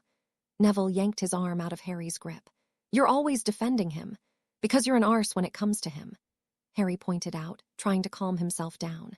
"Yes, the people who hurt your parents just broke out of the prison, but so did Draco's aunt, who he absolutely hates. Think about it. Bellatrix isn't going to come after you, why would she? But there's good chance that she'll try and visit her sister. What if she hurts Draco's mother?" Neville looked away. "Why would she do that?" "Because she's insane," Harry answered flatly. "And cruel and sadistic. Why would she do anything that she's done?" Neville turned and started walking again. Harry quickly fell in step beside him and waited for his friend to speak. "I hate that he's related to her," Neville admitted quietly after a few minutes. "So does he," Harry replied softly. Magical theory was awkward, with Neville and Draco apparently back to not talking to each other. Harry sat between them and tried to ignore the unsure glances that his friends kept shooting each other when they thought the other person wasn't looking. After magical theory came lunch, which thankfully meant that Harry had the chance to talk to Draco and Hoth. "He blames me, doesn't he?" Draco asked angrily. "As though it's my fault that she's escaped. He doesn't know who to blame," Harry pointed out. "So I'm the closest target?" Draco asked, packing across the room. "No matter that I hate her too. No matter that she's a bloody pisco who I don't remember ever meeting. I'm related to her, so obviously I must be just as bad as she is. Did you see him last class? He wouldn't even look at me." Harry sighed. Obviously Draco's emotions were running just as high as Neville's. "You just need to give him some time." "I shouldn't have to," Draco pointed out, falling into a chair. "No." Harry honestly had no idea what to say. "Mother must be upset too," Draco said after a minute. "She doesn't talk about Bellatrix much, but I think that she was really awful when they were young too. It would make sense." Harry shuddered at the idea of growing up with someone like Bellatrix Lestrange. Growing up with the Dursleys had been bad enough. The awkward silences in magical theory continued for the rest of the week, and according to Theo, Draco and Neville weren't pairing up in magical creatures anymore either. It was unsettling, being in the middle of two fighting friends again, and in a way it actually seemed worse this time since he knew how much better it could be. Thankfully, the ranting had stopped though, and while Neville and Draco still weren't talking to each other, they weren't complaining to Harry about it either. The weekend came and went, and Harry was glad for the reprieve from the awkwardness that magical theory class had become. The weekend wasn't much different from normal, except that Neville didn't come and hang out with him, Draco, and the Slytherins. Then Monday arrived, and Harry prepared himself for the awkwardness again. He spent the walk between ancient studies and magical theory, trying to come up with some kind of strategy to get his friends talking again, only to walk into the classroom to the sight of Draco and Neville laughing together. "What?" Harry muttered to himself, stopping in his tracks. "Are you moving or not, Potter?" Granger's frustrated voice moved him into action, and he strode towards the desk that he shared with his friends. "Merry meet."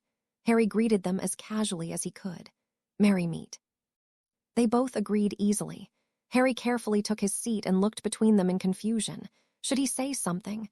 Ask why they were talking to each other again, maybe? Or just be glad that they were and leave it at that? "Draco has some great ideas about things we could do to the Lestranges," Neville commented with a dark grin. "So does Neville," Draco added. "Did you know there are plants that eat human skin?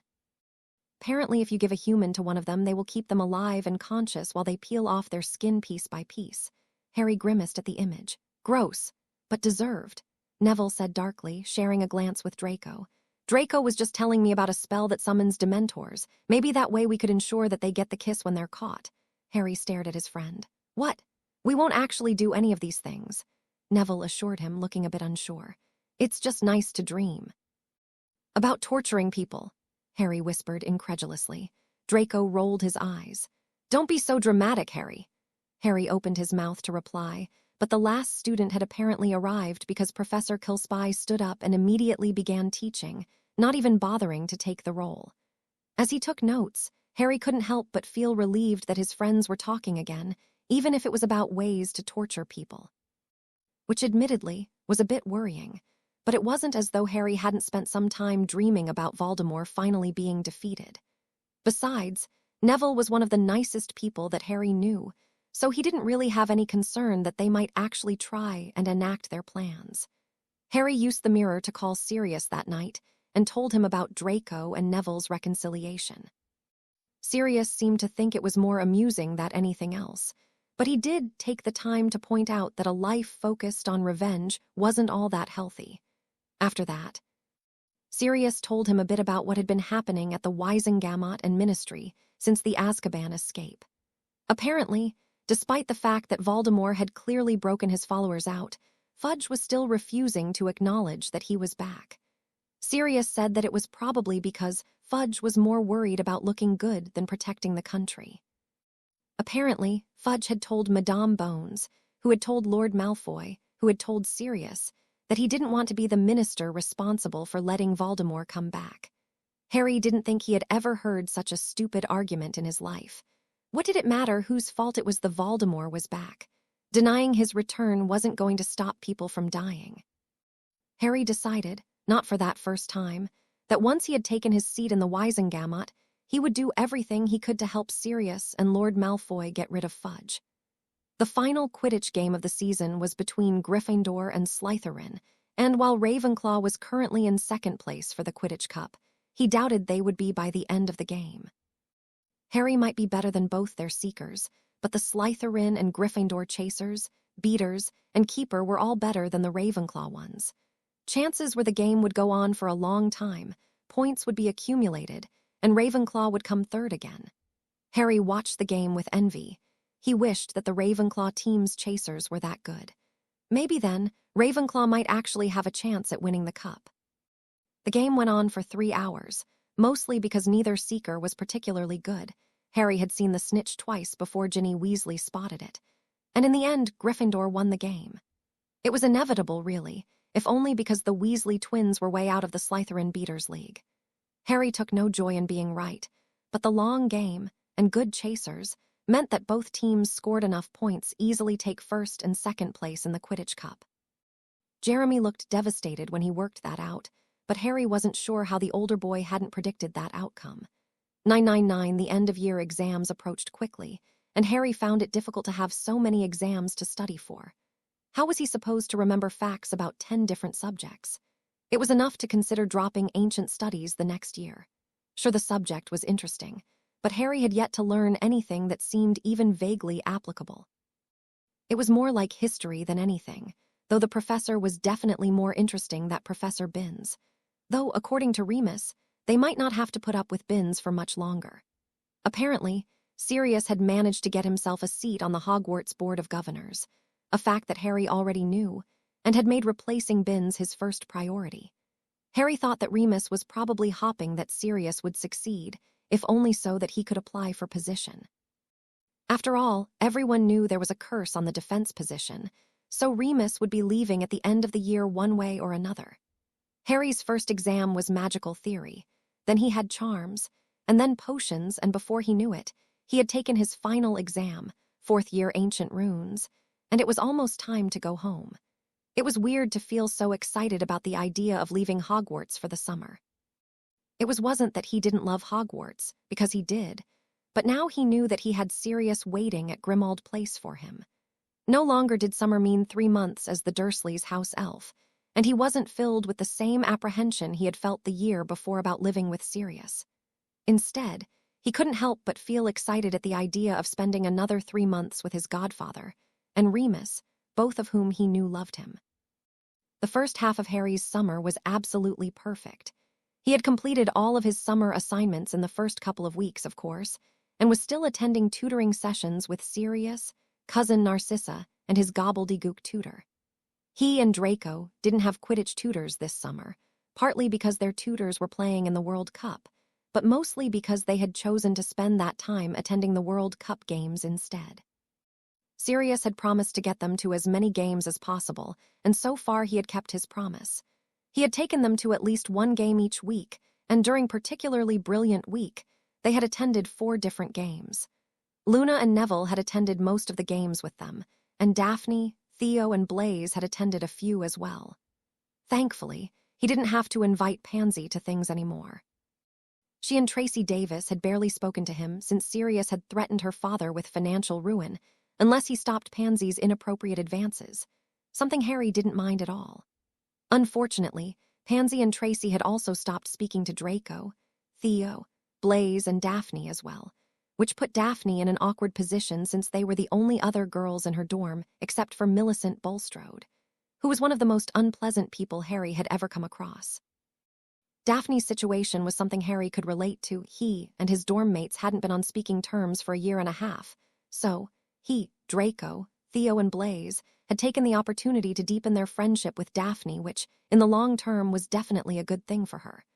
After all, 3 of them were going to be lords of most ancient and noble houses one day.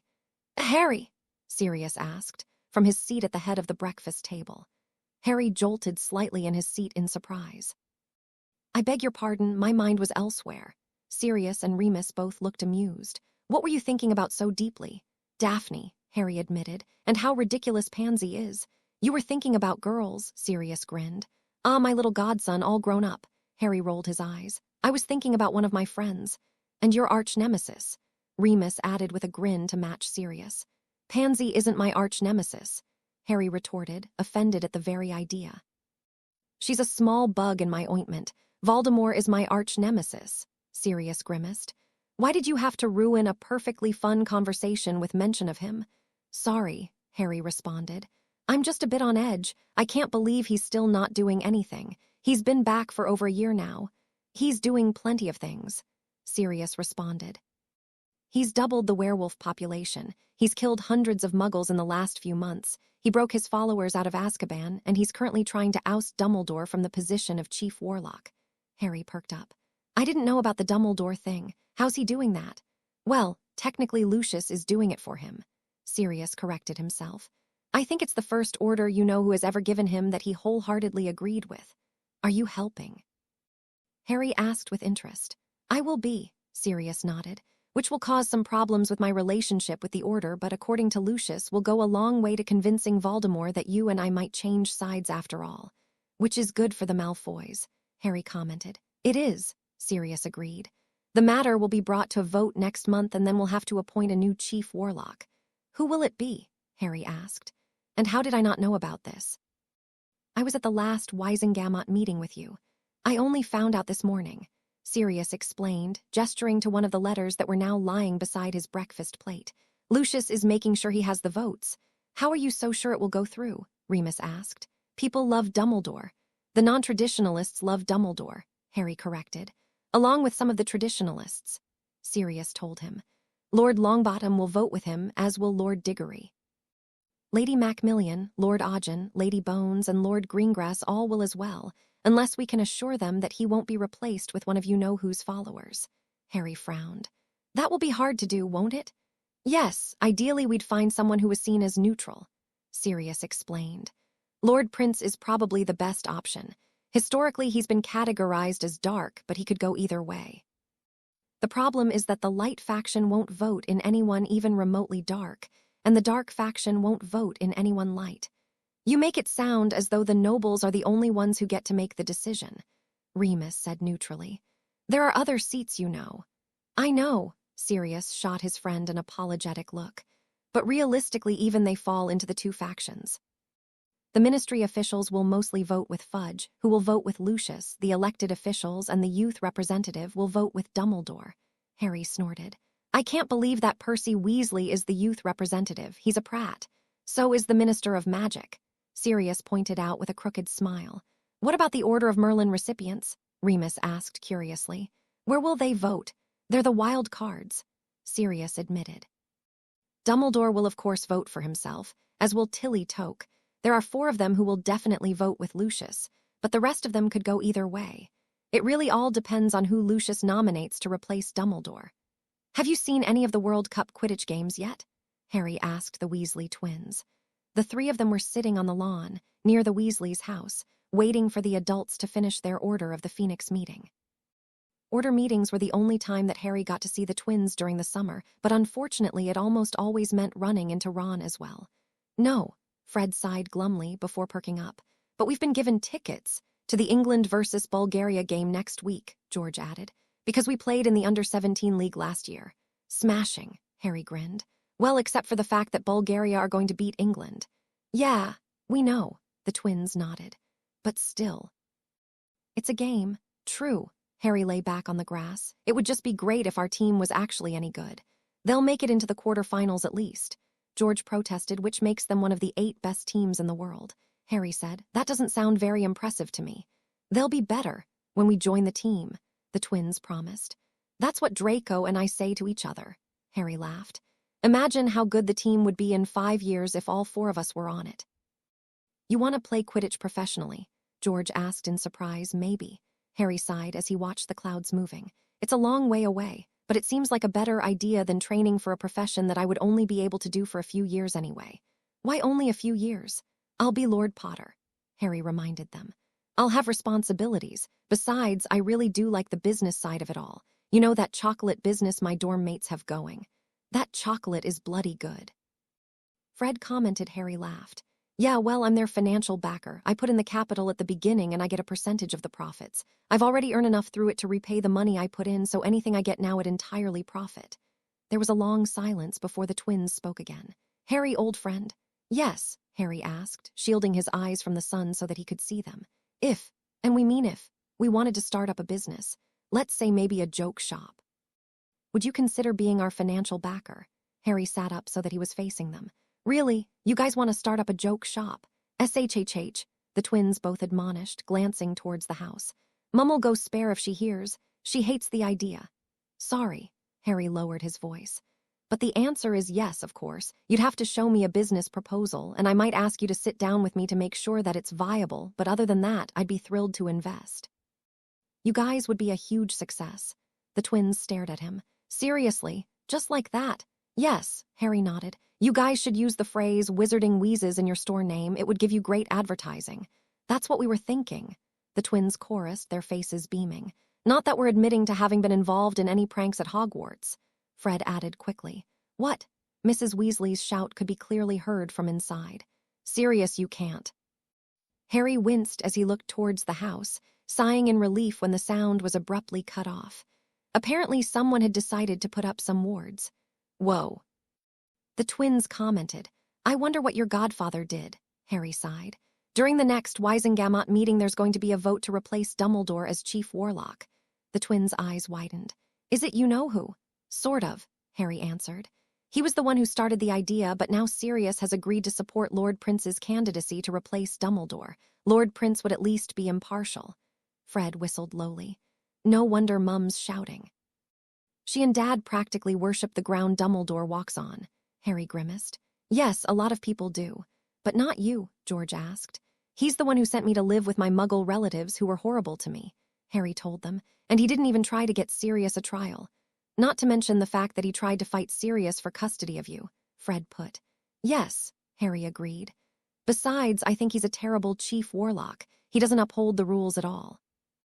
Are you sure you're not just saying that because you're traditional? George asked. Harry considered his words carefully. He and twins had never actually discussed the issue of tradition before. I'm sure that has something to do with it, but if there is any place left in our country where traditions ought to be respected, don't you think the Wisengamot would be that place? Muggle government is significantly more traditional than ours is with Dumbledore as chief warlock. Besides, it's not just the traditional parts, Harry told them seriously. Last summer, the undersecretary was trying to pass a new law that would discriminate against werewolves. She spent ages going on and on about how horrible they were and didn't try to offer any kind of evidence to support her opinion. Dumbledore should have stopped her and asked for evidence, but he did nothing. Eventually, Sirius stood up and did it. So Sirius wants Lord Prince to be the next chief warlock. Fred asked. I'm not sure whether he wants him exactly, Harry answered. But he doesn't want Dumbledore to be chief warlock, and he doesn't want one of Voldemort's supporters to be either. He thinks Lord Prince is a good middle ground. Why did you decide to be traditional? George asked after a few seconds of silence. Don't you find it ridiculous? Fred put in. I was going to say restricting. George grinned. But yeah, ridiculous works too. No to both questions. Harry answered with a smile.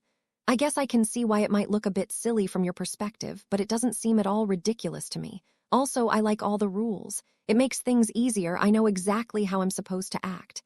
You're just saying that because you're on top of the food chain, Fred pointed out. That does make it easier, Harry admitted.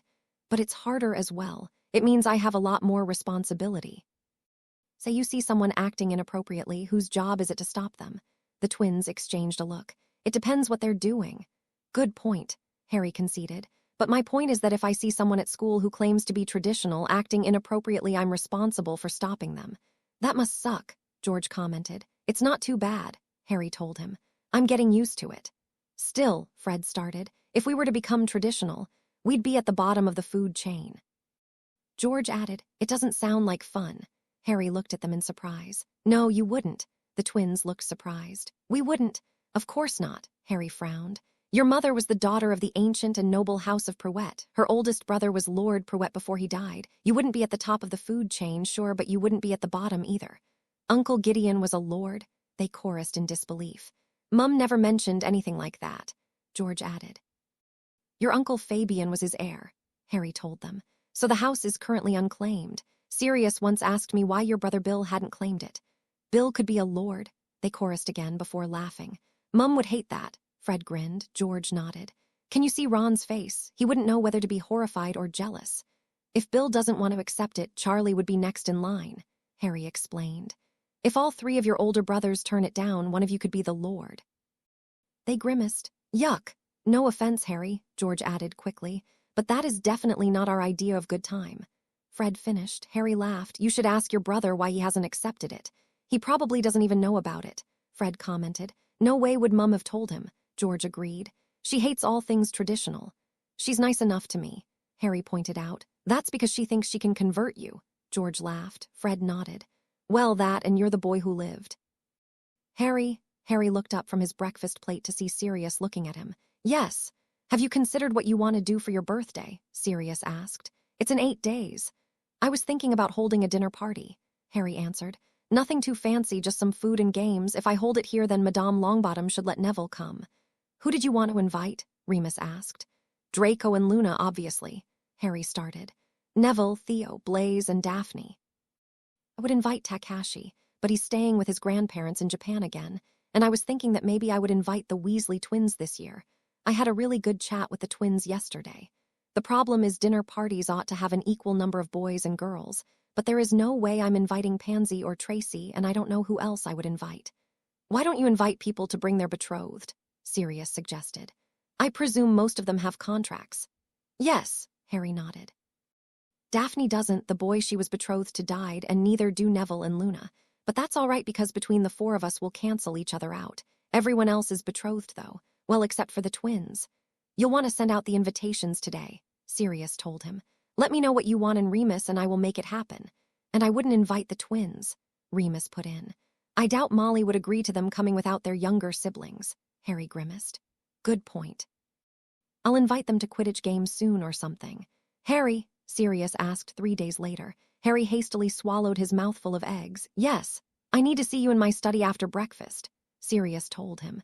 Harry looked towards the pile of opened letters to the side of Sirius' plate. Is everything all right? Of course, Sirius smiled reassuringly. I've received some correspondence that I would like to discuss with you.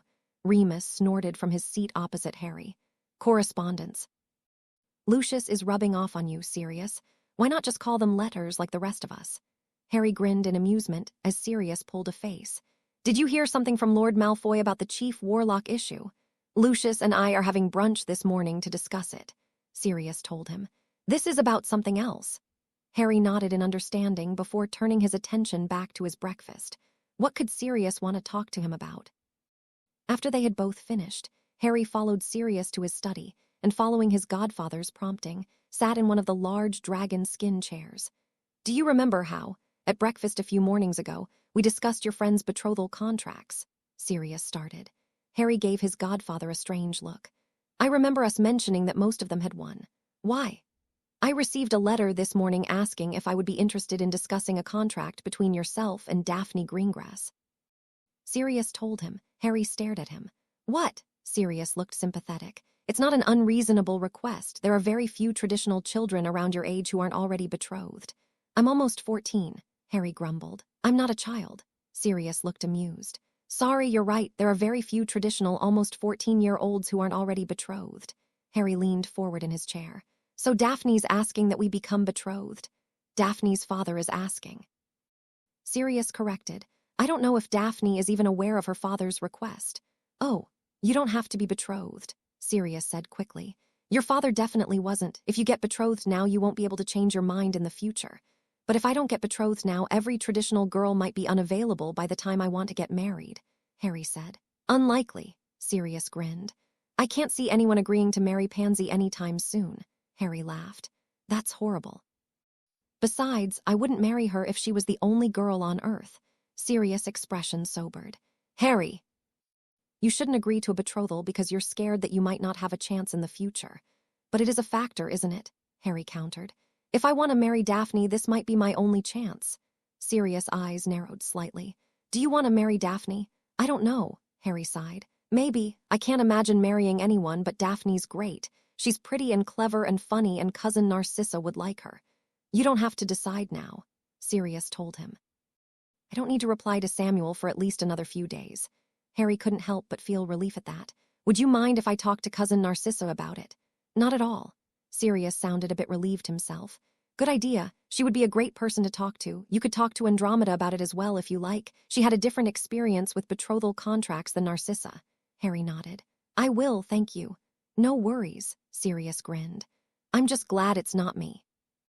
Harry made arrangements to meet Cousin Andromeda for afternoon tea. He was thankful that Lord Greengrass' letter had come on one of his days off from tutoring.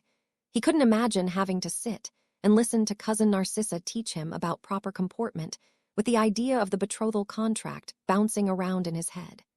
He flew to Cousin Andromeda's house at 3:15 and was relieved to see that neither Cousin Ted nor Tonks were present. He really didn't want to have to talk this through with an audience. Cousin Andromeda greeted with a polite curtsy before leading him to a small spindly table outside where afternoon tea was laid out. Tea, Harry? Cousin Andromeda asked. Yes, please. Harry inclined his head, sitting in one of the chairs. They were much more comfortable than they looked. Harry watched silently as she poured them both tea and focused all his willpower on not fidgeting. Normally it was natural for him. Well, it had been ever since Cousin Narcissa had forced him to learn how to sit still, but today it was harder than usual. Eventually, the tea was poured and the pleasantries had been completed, allowing Harry bring up the subject he had come to discuss. A betrothal contract? Cousin Andromeda asked, setting her teacup down on the table. Yes, ma'am, Harry nodded. With the eldest daughter of the Lord of the ancient and noble House of Greengrass. The House of Greengrass has always had an excellent reputation. Cousin Andromeda nodded. I am surprised that she is not already betrothed. She was betrothed to the eldest son of the heir of the most ancient and noble House of Agen, Harry explained, but he died of dragon pox a few years ago. I see. Cousin Andromeda inclined her head. And what are your thoughts about being betrothed to this young lady? Harry sighed and sipped at his tea. I don't know. She is my friend, but it seems like a really big decision.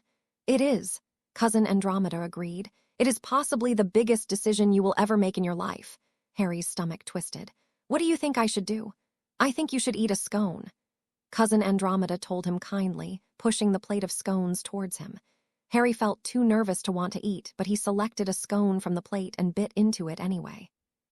I presume that you are aware that I was contracted to marry Lucius Malfoy, Cousin Andromeda asked. Harry nodded before swallowing his mouthful of scone. Yes, ma'am. Unfortunately, Lucius and I never got along, Cousin Andromeda told him. I found him terribly boring, and I suspect he believed the same of me. Boring? Harry asked in disbelief. He couldn't imagine anyone describing either Lord Malfoy or Cousin Andromeda as boring. Cousin Andromeda smiled. Yes, terribly. But to Narcissa, Lucius was the most fascinating man she had ever met. It's all relative, you see. But how will I know if I will find her boring in the future? Harry asked. Do you find her boring now? Cousin Andromeda asked. Not at all, Harry denied. She's brilliant. Well, that is certainly a good start. Cousin Andromeda smiled. And when you imagine yourself marrying her, what do you feel? Harry frowned. I can't imagine being married to anyone, but I think I'd rather it was Daphne than anyone else I know. I love Luna, but she would drive me crazy, and Pansy is crazy, and all the other girls I know are really boring. Cousin Andromeda's smile grew. Then what are your concerns? What if I change my mind? Harry asked. What if I meet someone when I'm older, like you met Cousin Ted or my father met my mother, who I like more than Daphne? But what if I say no, and she gets betrothed to someone else and I never meet anyone better? Changing your mind is not an option, Cousin Andromeda told him. That is why it is the biggest decision you will make in your life. You changed your mind, Harry reminded her. It was never my choice to be betrothed to Lucius. Cousin Andromeda countered. It was my grandfather's decision. I made the choice to marry Ted, and while it is not a choice I regret, it shamed both my family and Lucius. How do you think he felt to hear that I had run off with another man? Harry winced. Not so good. Once you make this decision, you must live with it for the rest of your life, Cousin Andromeda told him. So you must decide which of your what-if scenarios you think is more likely, that you one day cease to find Miss Greengrass to be interesting, or that you never find someone you like as much as her.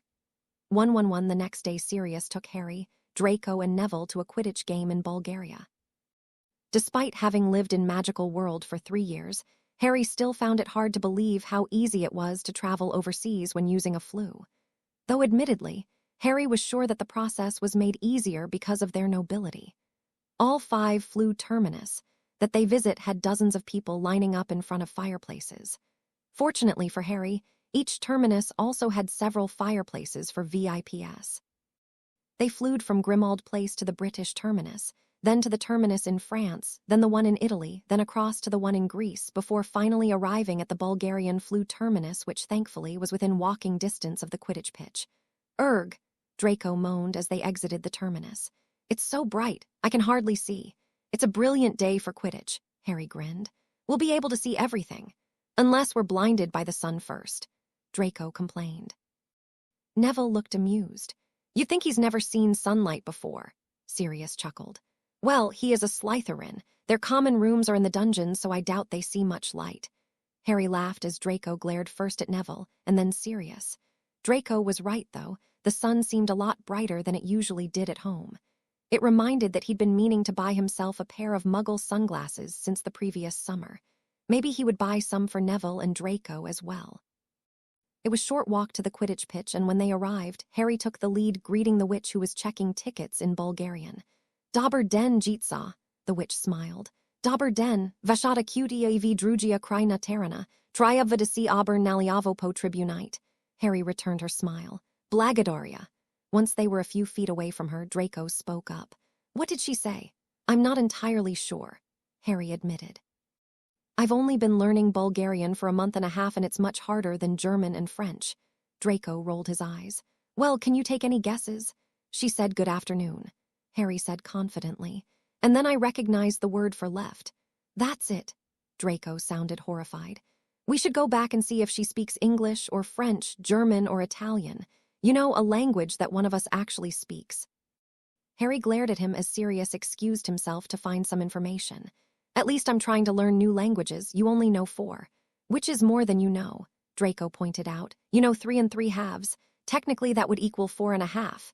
Neville put in with a small smile. Don't be stupid, Draco told him. 2 half languages don't make a whole. Well, you're both better than me, Neville sighed. I only speak 2.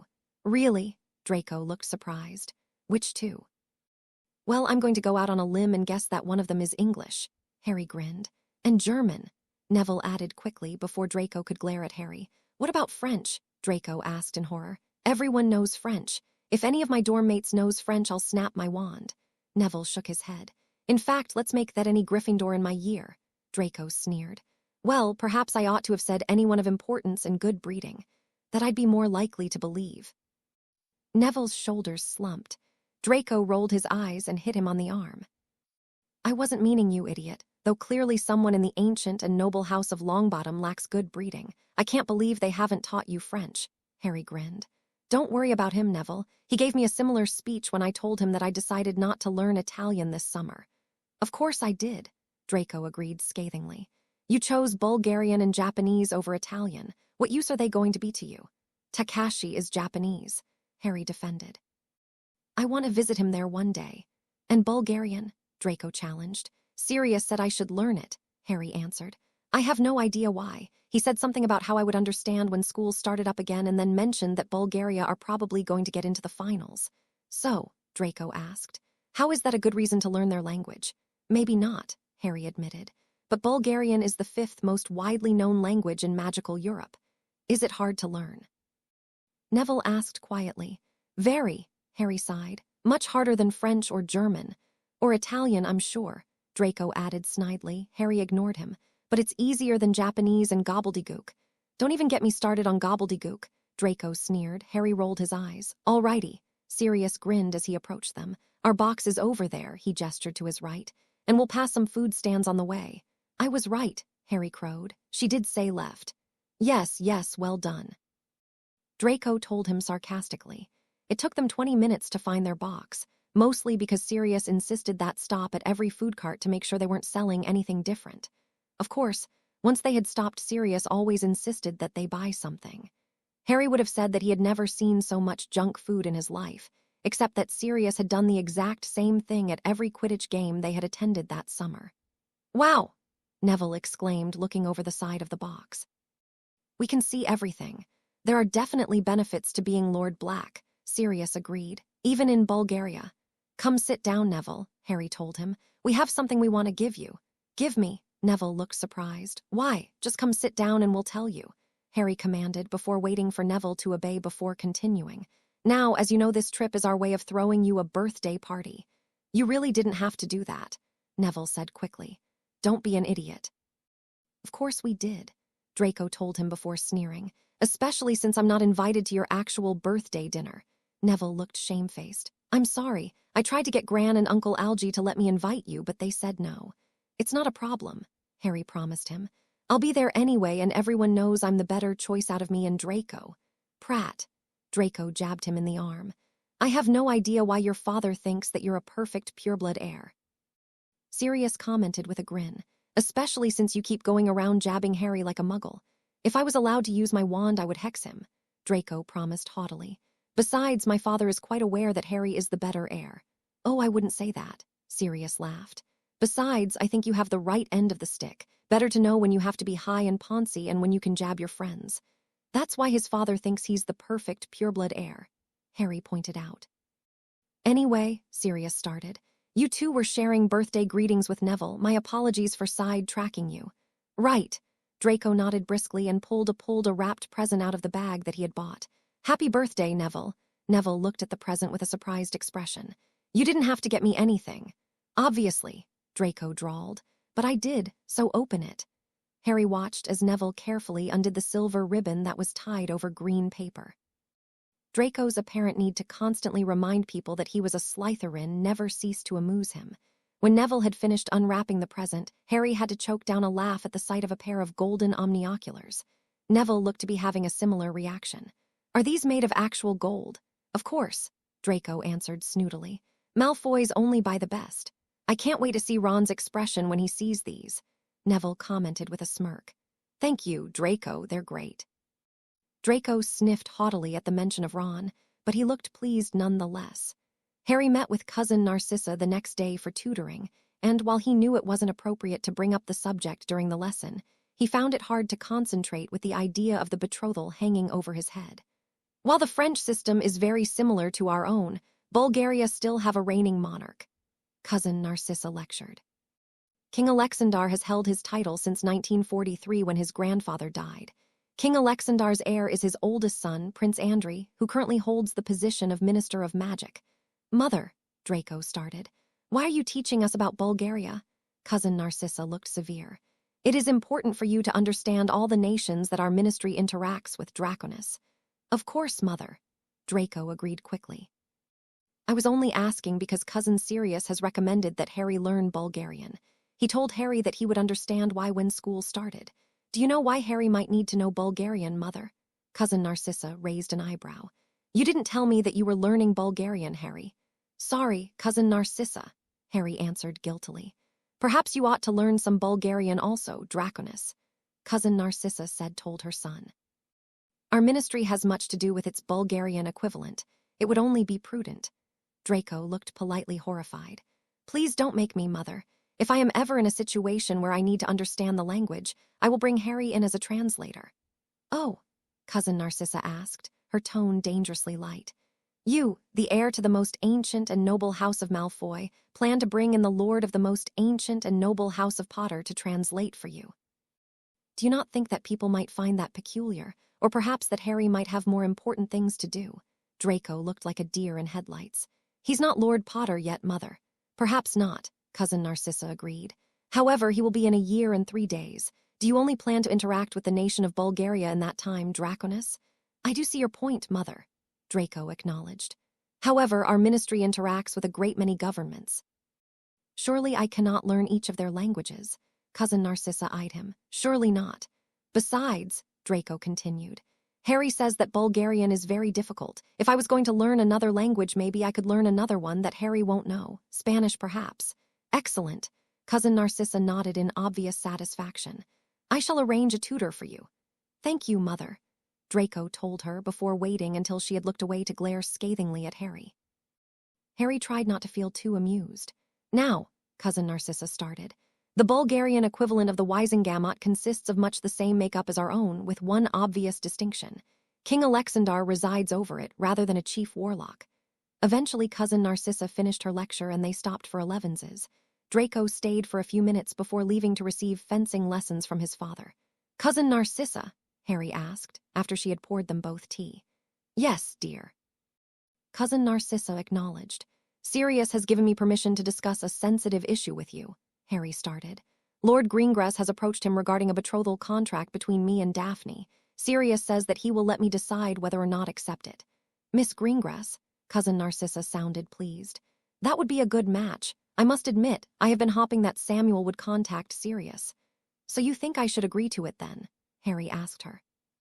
Cousin Narcissa considered him. What do you think? Harry swallowed down a groan. Why couldn't someone just tell him what he should do? I don't know what to do. Why would you say yes? Cousin Narcissa asked neutrally. Because she's great, Harry answered with a smile. She's smart and funny and really pretty, and she's always very poised. All important factors. Cousin Narcissa agreed. Why would you say no? What if in a few years I don't like her anymore? Harry asked. What if I meet someone like better? You cannot think of it like that, Cousin Narcissa told him reprovingly. If you decide to accept a betrothal contract with Miss Greengrass, you must choose her every day for the rest of your life. I did not choose to marry Lucius. You are now being given the choice to with Miss Greengrass, and yet Lucius and I have both worked hard to ensure that our marriage has been a success. Harry leaned forward in interest. You had to work at it. Every couple has to work at it, Cousin Narcissa told him seriously. Harry sighed. I don't know what to do. Would you rather have Sirius make the decision for you? Cousin Narcissa asked. No, Harry denied quickly. I'm glad he asked me. I've just never had to make a decision this big before.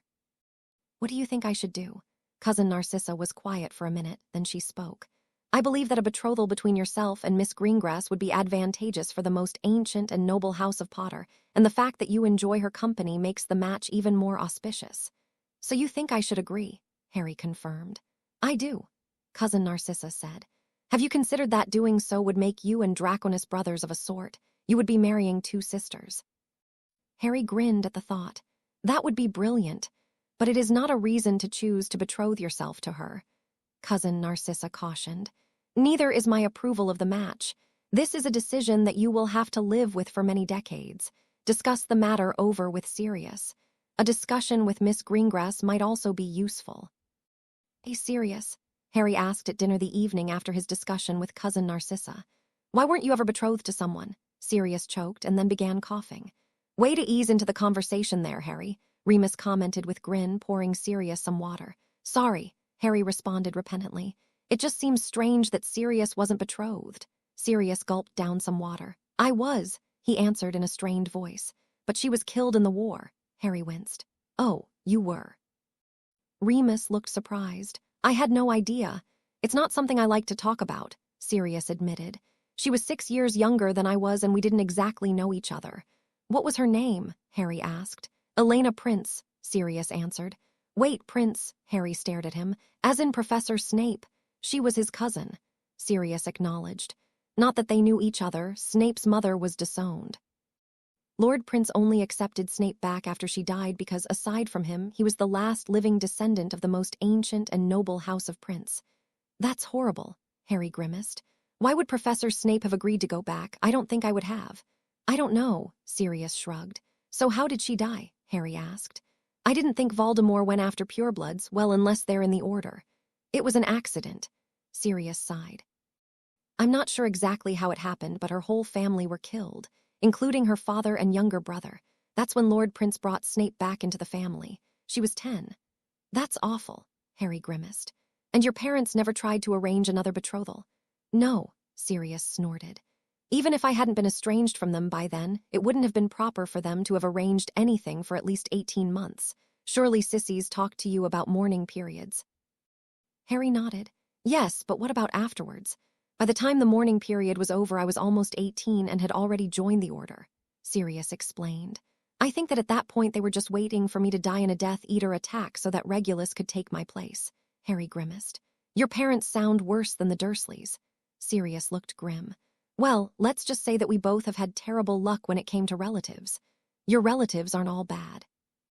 Harry reminded him. "Cousin Narcissa's great and so is Cousin Andromeda." Sirius smiled wanly. "True, how did your chat with Sissy go?" "She thinks I should say yes," Harry answered. "She pointed out that it would make Draco and me brothers." Sirius looked confused for a second before he nodded in understanding. "Oh, right, he's betrothed to the younger sister. She said it wasn't a good enough reason to do it, though," Harry continued. "What do you think I should do?" Sirius leaned back in his chair and gestured to Remus with a grin. "Why don't you take this one first, Moony?" Remus shot his friend a dirty look. "It wasn't my opinion he was asking for, Padfoot." "I do want your opinion, though," Harry reassured him quickly. "What do you think?" Remus was silent for a few seconds before answering carefully. "Well, I have to admit that it doesn't make much sense to me. It all seems very outdated, but then so does a lot of traditionalism." "That's why it's called traditionalism," Sirius pointed out with a grin. "But," Remus continued, throwing Sirius another dirty look, "you are traditional and you seem to like the outdated aspects of it, so it is part of your culture." Harry considered that. "So you think I should do it?" "That's up to you, Harry," Remus told him gently. "But I will say this, just because you like one part of a culture doesn't mean that you have to embrace all of it. You can like most of traditionalism, but decide not to be betrothed." "Well said," Sirius grinned. "I completely agree," Harry sighed. "Except if I'm the only traditionalist who doesn't get betrothed, then there won't be anyone for me to marry when I'm older." He paused and pointed a finger accusingly at Sirius. "And don't even consider bringing up Pansy." "Surely not all your traditionalist friends are betrothed," Remus commented. "If Pansy isn't, there have got to be others who aren't as well." "Luna isn't," Harry admitted. "But as much I love her, she would drive me crazy, but everybody else is. Even the girls I'm not friends with, like Susan Bones and her friend Hannah Abbott, are betrothed." Remus shook his head. "Was it like this in school, Sirius?" "It wasn't quite so bad," Sirius admitted. "Alice and Frank were betrothed, not that you would have known it. They were head over heels for each other since first year. Marlene McKinnon was betrothed to Gideon Prowett. Molly and Arthur weren't betrothed. She ran off with him and it was quite the scandal. She was very nearly disowned over it, but then her father died and Gideon became the head of house. He was only 17 at the time, but he stood his ground and refused to let his mother go ahead with disowning her. Amelia Bones was betrothed to Fabian. Regulus was betrothed to Anthea Burke. Remus cut him off with a laugh. I didn't need the entire list, Sirius. You said it's worse now. Sirius looked grim. There's nothing quite like fearing for the future of your house to have people scrambling to have betrothal contracts put together. Remus shook his head. I had no idea. Well, Harry, you could always marry a foreign girl. We're not the only country that has betrothals, Remus, Harry told him. According to Cousin Narcissa, France, Bulgaria, Germany, and Italy all have higher betrothal rates than we do. It's like there's this secret world within our one, Remus commented. I would have never known this stuff if you hadn't been around to explain it to me. That's why I think there ought to be wizarding culture classes at Hogwarts, Harry explained. Sirius snorted. You mean traditionalism classes? Yeah, I can see that going over with Dumbledore. Harry rolled his eyes. Muggleborns should at least have the choice to decide whether they want to be traditional or not. And half-bloods, Remus agreed. Sirius looked at his friend in surprise. Moony, Remus looked sheepish. I'm not saying that they ought be forced to traditional, Sirius, but I wish I'd at least known about this stuff before now. Did you know traditionalists are much more accepting of werewolves? I didn't. If I had, maybe I wouldn't have spent the last decade being ostracized by anti-traditionalists. Sirius looked as though he couldn't believe his ears, which, to be fair, was a sentiment Harry completely agreed with. And when were you planning on telling me that you had made me a vassal of the House of Black? Remus asked with a frown. I haven't, Remus, Sirius protested. I swear I would never do anything like that. Well, let's say that I believe you, which I don't, Remus told him. Why not? What's stopping you? Sirius opened his mouth and then closed it again. Last week I went to the apothecary in Knockturn Alley and the shopkeeper practically fell over himself to serve me, Remus continued. When I was leaving, he asked me to send his good wishes to you. It's not the first time that sort of thing has happened. Everyone knows that we're friends. But normally they ask me to send Lord Black their good wishes. Do you want to know what this man said? Sirius winced. Liege Lord? Exactly. Remus pointed an accusing finger at Sirius. Now, you can imagine that I was rather confused about the entire thing, so I went to see Tonks to ask her opinion. Sirius frowned.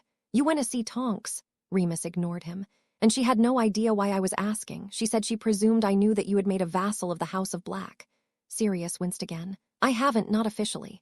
Just unofficially, Remus asked. Not even that, Sirius said quickly. It's just that with you living here and working at Hogwarts, people started presuming that I might have done something like that. I just didn't see the point and correct them. At least this way people will know better than to treat you badly. Remus shook his head and Harry started wondering whether he could sneak away from the table. He really didn't want to present for the fight he was sure was coming. You're a good man, Sirius, Remus said eventually. What? Sirius asked. Harry silently seconded the question. That was not the reaction he had been expecting. Remus looked up and gave him a crooked smile. You're a good man. When should we make it official? Sirius's mouth fell open in shock. Moony, don't look at me like that, Remus admonished him. I've done my research. I know what I'm signing myself up for. Maybe this way I'll finally manage to find the funding to write that book I've been wanting to write. I'll give you the money, Remus, Sirius told him quickly. You don't have to be my vassal for that. Remus smiled softly. I've been your vassal since we were 11, Sirius, and we both know it. Might as well make it official. You're not my vassal. Sirius protested. You're my friend, my best friend, who benefits from the protection of your name and bank account, Remus commented. But it's not just about that. You're traditional now, Sirius. You might try to deny it, but we both know that you are. And so is Harry. Harry tried to sink down in his chair when both men turned to look at him. He really felt out of place in this conversation. And I don't want to be left behind, Remus finished. I would never leave you behind. Sirius promised. Never. I know that, Remus agreed. But at least this way people will understand why. You shouldn't have to swear an oath to me for people to understand that you're my friend, Sirius protested. Harry sighed. Remus is right, Sirius. He's pretty much your vassal already. You might not have gotten him the defense against the dark arts job, but you definitely are the reason he's going to be our new history professor. It makes sense to make it official, and it will offer Remus some protection against idiots. No one would be stupid enough to insult a vassal of the most ancient and noble House of Black. Exactly, Remus nodded. Thank you, Harry. Besides, Harry smirked, this way it will be easier for him to marry Tonks. Sirius' mouth fell open. What? Remus looked just as astonished. Oh, come on, Harry grinned. Anyone with eyes can tell that she's head over heels for you. If you're a vassal of the House of Black, it will give you credence when you decide to offer for her. Moony, Sirius asked in a high voice. Remus was blushing. I have no idea what he's talking about. Tonks, Sirius asked. Really, she's 20 years old. She'll be 21 in a few months. Harry put in quickly. And it's not as though Remus is that old. He's younger than you, Sirius. Yeah, by 3 months, Sirius returned. You're 14 years older than her, Remus. Remus looked down at the table. Leave him alone, Sirius. Harry defended him. It's not his fault. Tonks has been after him for months. He's been turning her down all year. Sirius frowned. How do you know all this? You've been at school. Tonks told me. Harry told him, trying not to sound too smug. She wanted my help in convincing him. Sirius stared at him for a few seconds before turning his attention to Remus. What's wrong with Tonks? Why haven't you said yes? Remus gave Sirius an incredulous look before groaning in horror. Harry gave in to his urge to laugh. A few hours later, when Harry was lying in bed reading, Sirius knocked on his open bedroom door. Mind if I come in? Of course not. Harry sat up straighter and put his book on his bedside table. How may I help you? Sirius sat on the edge of the bed. We didn't get to finish our conversation at dinner. You wanted to know what I thought about this betrothal business. Harry nodded. Cousin Andromeda seemed to think it was a good idea, though she didn't say it, and Cousin Narcissa thinks that I should agree. What do you think? Sirius frowned thoughtfully. First, tell me what you think. You've had a lot of time to consider it since I showed you the letter. I want to say yes, Harry admitted, looking down at his bedding. This is going to sound silly, but ever since first year I've wanted to grow up to be like Lord Malfoy.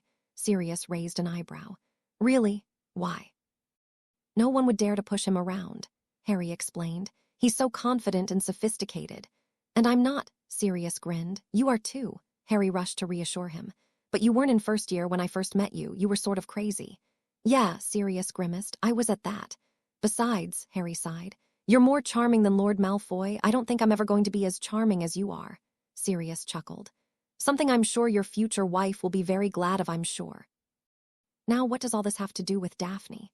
Well, if I'm going to be like Lord Malfoy, I need to marry someone like Cousin Narcissa, Harry explained. And Daphne is like her. She's really pretty and poised, and she's intelligent and funny. Sirius grinned. Sounds as if you really like her. I do, Harry admitted. I can't imagine ever meeting anyone better. Sirius smiled. Well, you definitely shouldn't agree because you think she's the next Narcissa Malfoy. That wouldn't be fair on her. But it sounds as if you want to agree. I do, Harry sighed. But then I start worrying that maybe it's the wrong decision. What if we hate each other when we're older? What if I'm supposed to marry someone else? Sirius looked serious. Those are some hard questions, pup. I know, Harry groaned, leaning his head back against the headboard. But what if I say no and she ends us betrothed to someone else? Tell me, Harry, Sirius started after a moment of silence.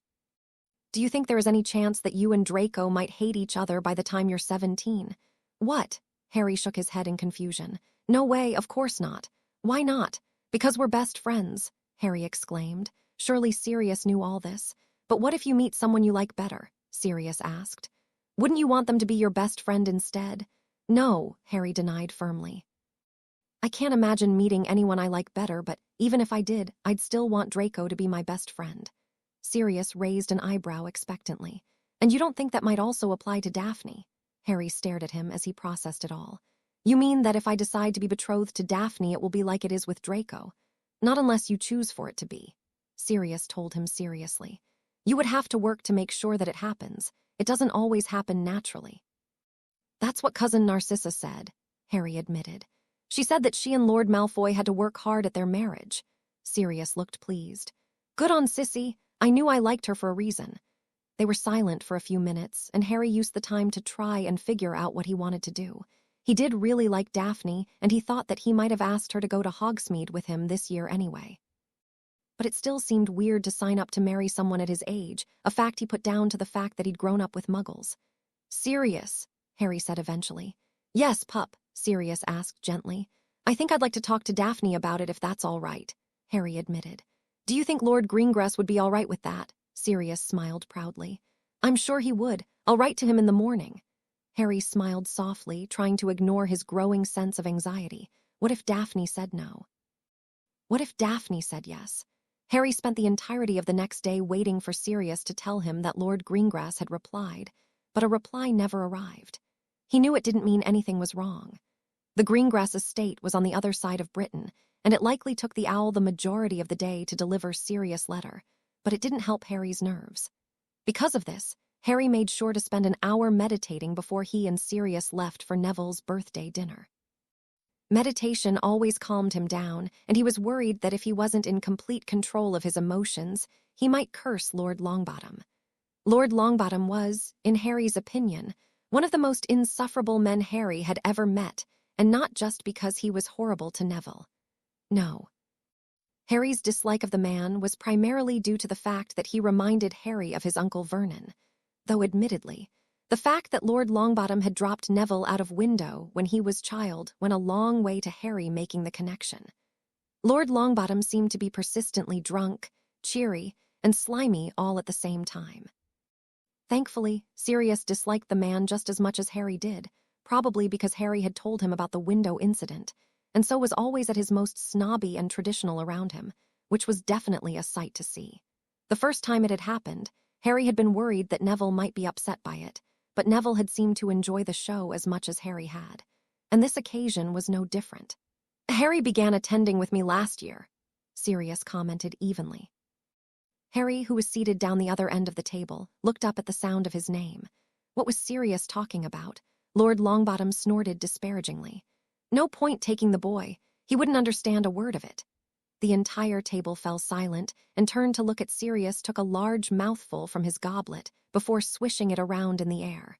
"Oh, that seems hard to believe. Neville seems to be a very bright young man to me."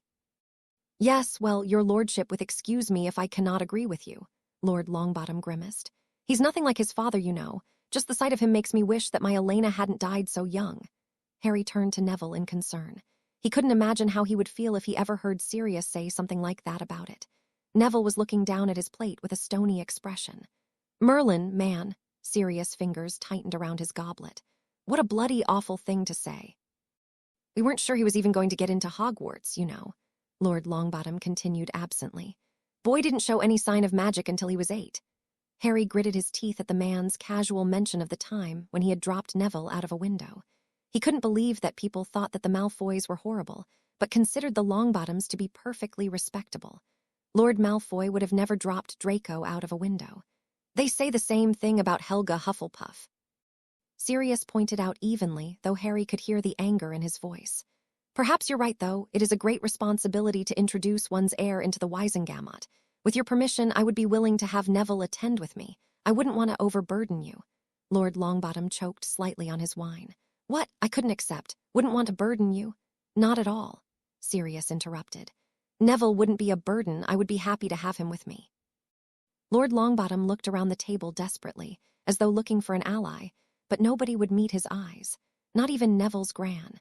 Harry wasn't sure whether it was because they thought Lord Longbottom was being horrible too, or because they could sense the danger in Sirius' voice. "Surely you understand that I couldn't have my heir accompany anyone aside from me to the Wizengamot, my lord," Lord Longbottom protested weakly. "It just isn't done. Let me make this perfectly clear, Algy."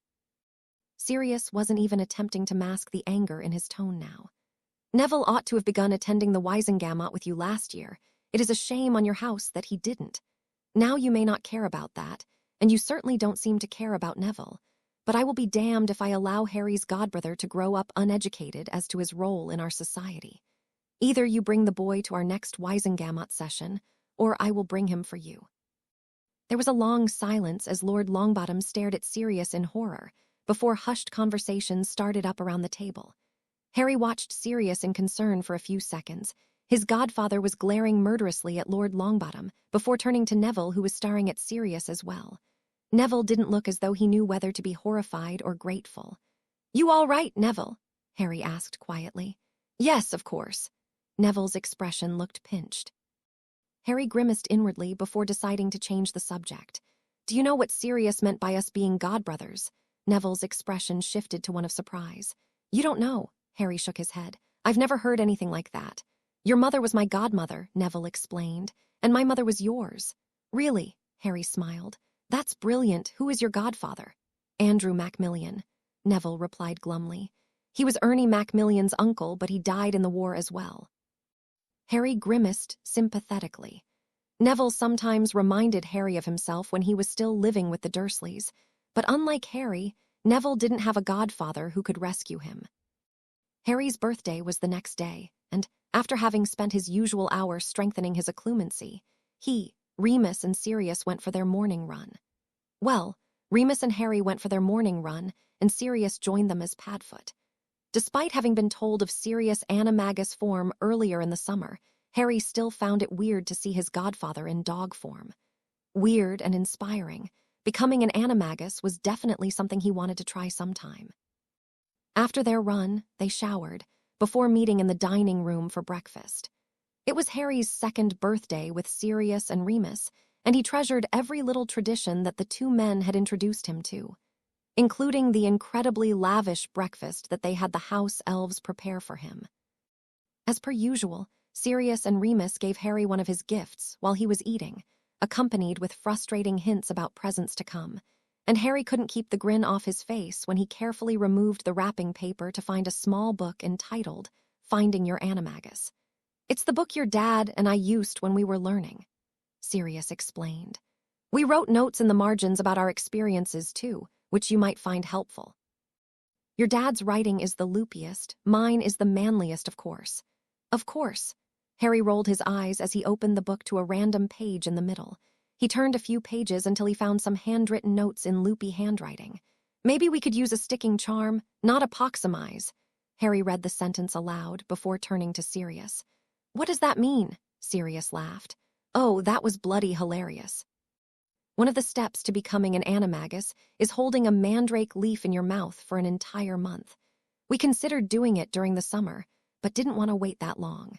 The problem was that we couldn't stop talking for an entire month either.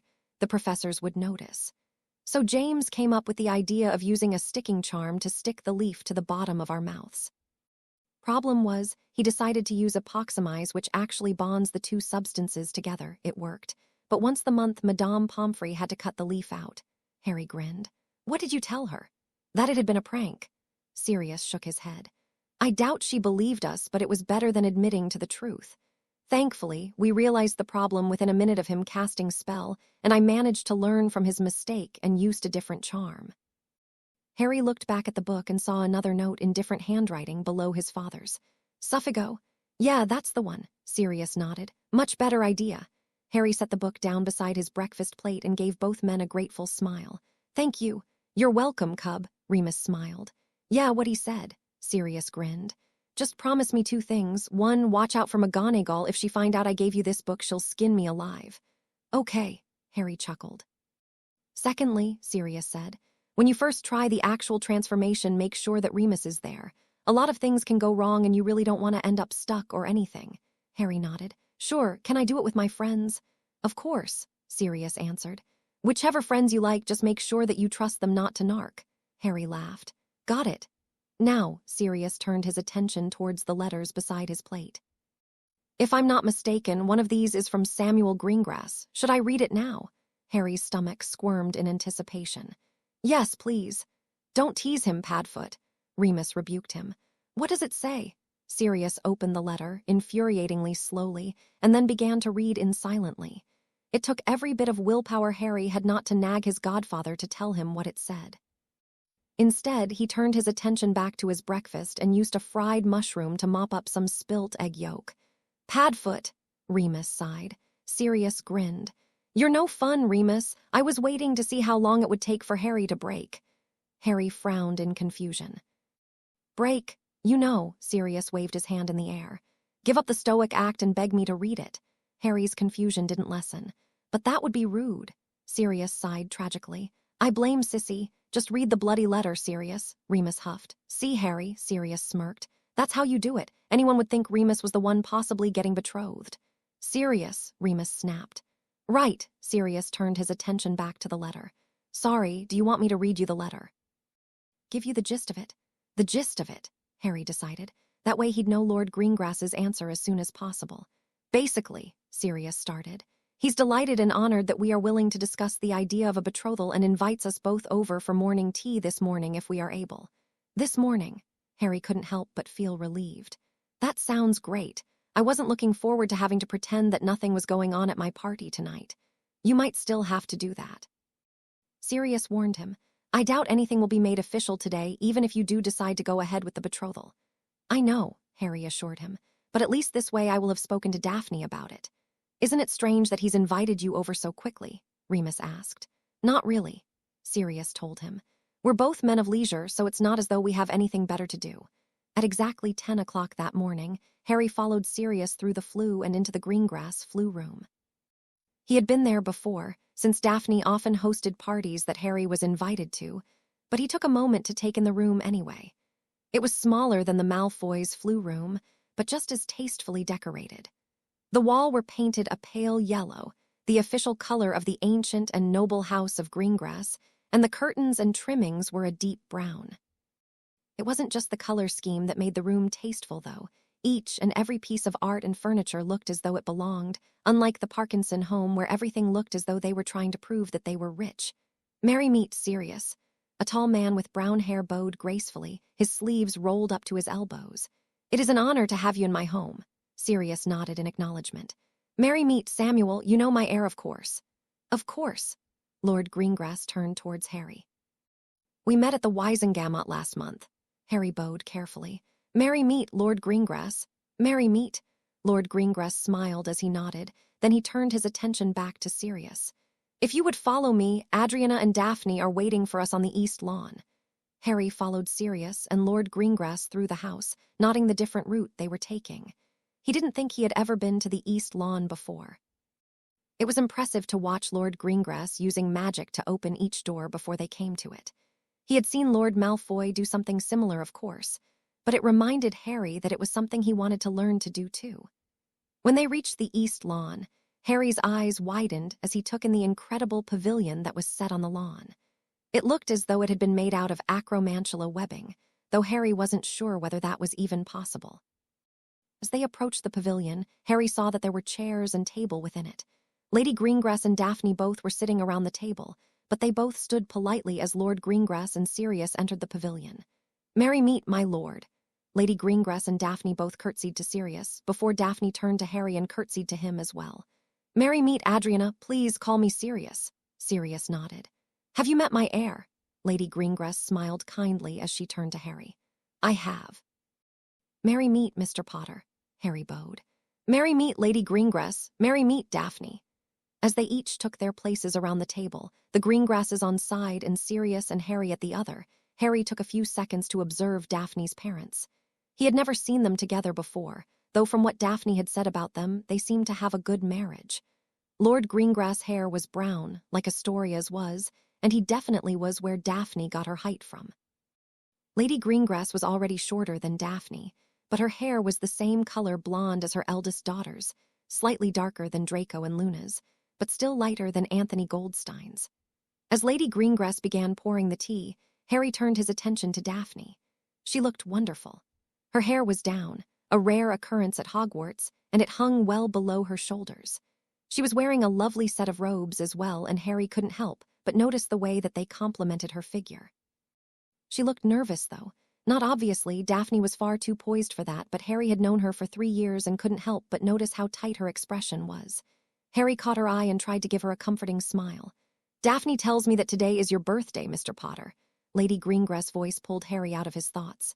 Yes, my lady, Harry agreed. I am 14. Goodness, Lord Greengrass commented. 1 more year and you'll be the head of the House of Potter. You must be looking forward to that. Harry inclined his head. Yes, my lord, though it is also an intimidating thought.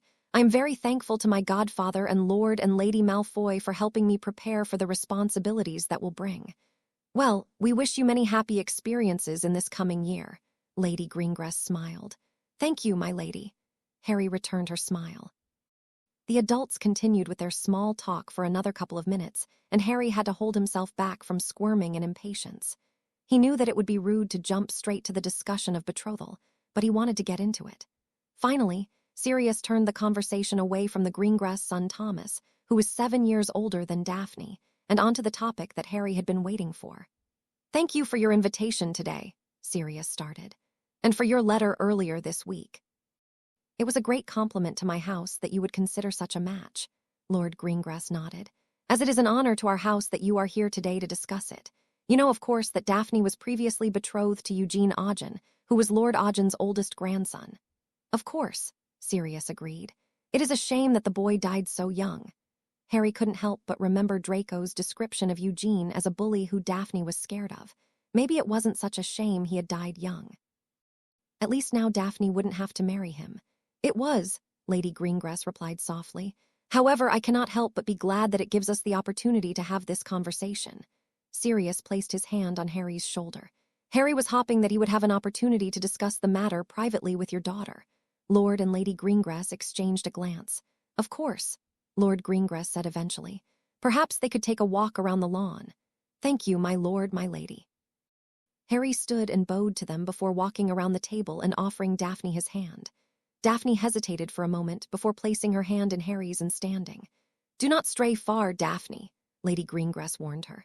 Yes, mother, Daphne acknowledged, before placing her hand in the crook of Harry's arm and allowing him to lead her out of the tent. They walked in silence for a while, until Harry felt for sure that they were out of hearing range of the adults. Are you all right, Daphne? Of course. Daphne said, her tone still formal. Thank you for honoring me by considering my father's proposal. Harry frowned slightly. You're welcome. You don't need to be so formal with me, you know. We are friends, aren't we? Daphne glanced up at him so quickly Harry almost missed it. Of course, Harry, Harry sighed. Have you been enjoying your summer so far? Very much so. Daphne returned, her tone still formal. Thomas was home for a few weeks and it was lovely to see him. Harry already knew that. She'd told him 2 weeks beforehand when she had attended a quidditch game with him and Sirius. It was very kind of you to invite Astoria to your dinner party this evening, Daphne continued. She is very excited. She is Draco's betrothed, Harry explained. And one of my friends, it will be wonderful to have her there. I heard that you invited Natasja as well, Daphne said. You do know that she'll only be a first year this year. It will be nice to meet her. Harry answered as they reached the end of the lawn and turned the corner. Yes, Daphne agreed. It will. They walked in silence for a minute before Harry sighed. Daphne, I apologize, but I honestly don't know how to ask this without being horridly forward. Do you want to be betrothed to me? Daphne stopped walking for a second before continuing again.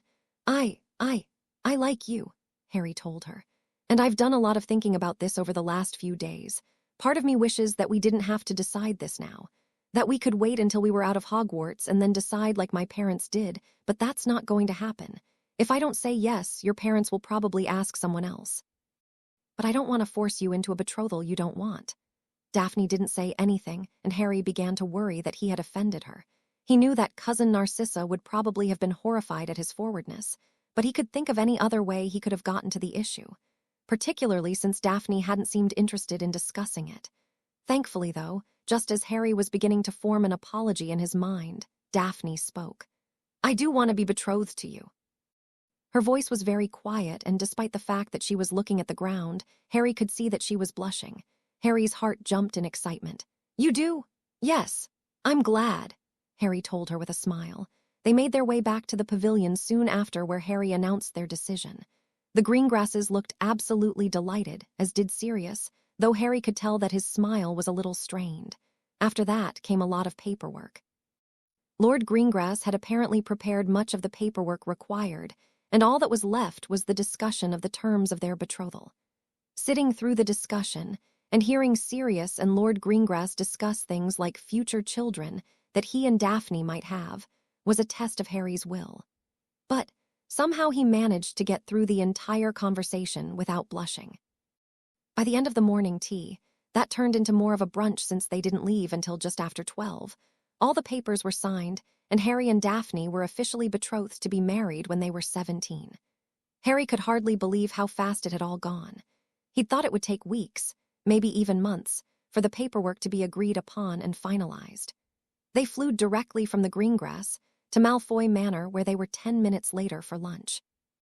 There was no one waiting for them in the flu room, and when they found the Malfoys in the dining room, waiting for them, Cousin Narcissa speared Sirius, with one of the most terrifying looks Harry had ever seen her give anyone, before graciously accepting his apology.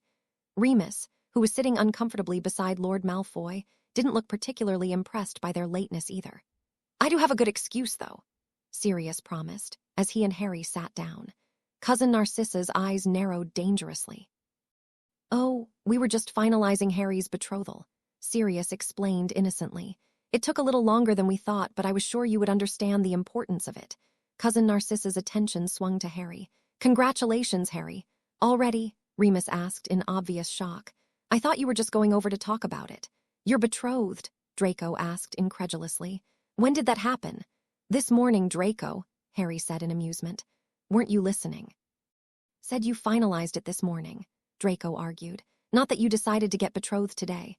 Fortunately for us, Samuel had already written up most of the paperwork," Sirius explained.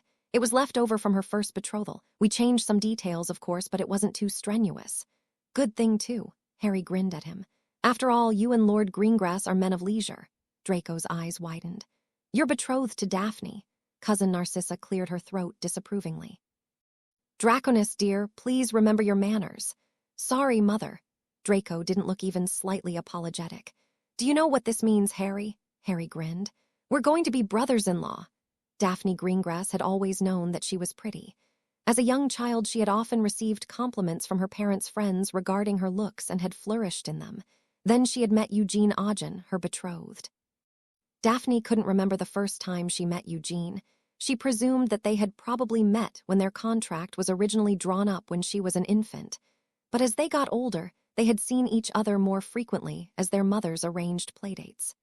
Eugene was 5 years older than her and was not quiet in his discontent to be stuck with her, a fact that embarrassed his mother and horrified hers. As they got older, Eugene became better at hiding his discontent in front of the adults and instead turned his attention to training her to be the sort of betrothed that he wanted. Despite them both being children, Eugene had demanded that Daphne conduct herself properly at all times. He hadn't liked it when she played games, or showed emotion, or talked, and every time that Daphne broke one of his rules, Eugene would find some way of punishing her.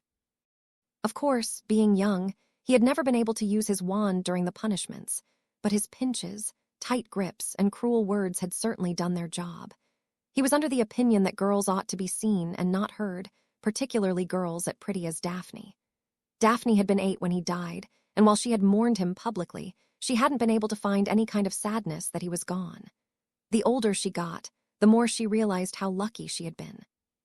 She had no doubt that, should Eugene have survived, his pinches would have one day turned into curses, and she would have been helpless against him.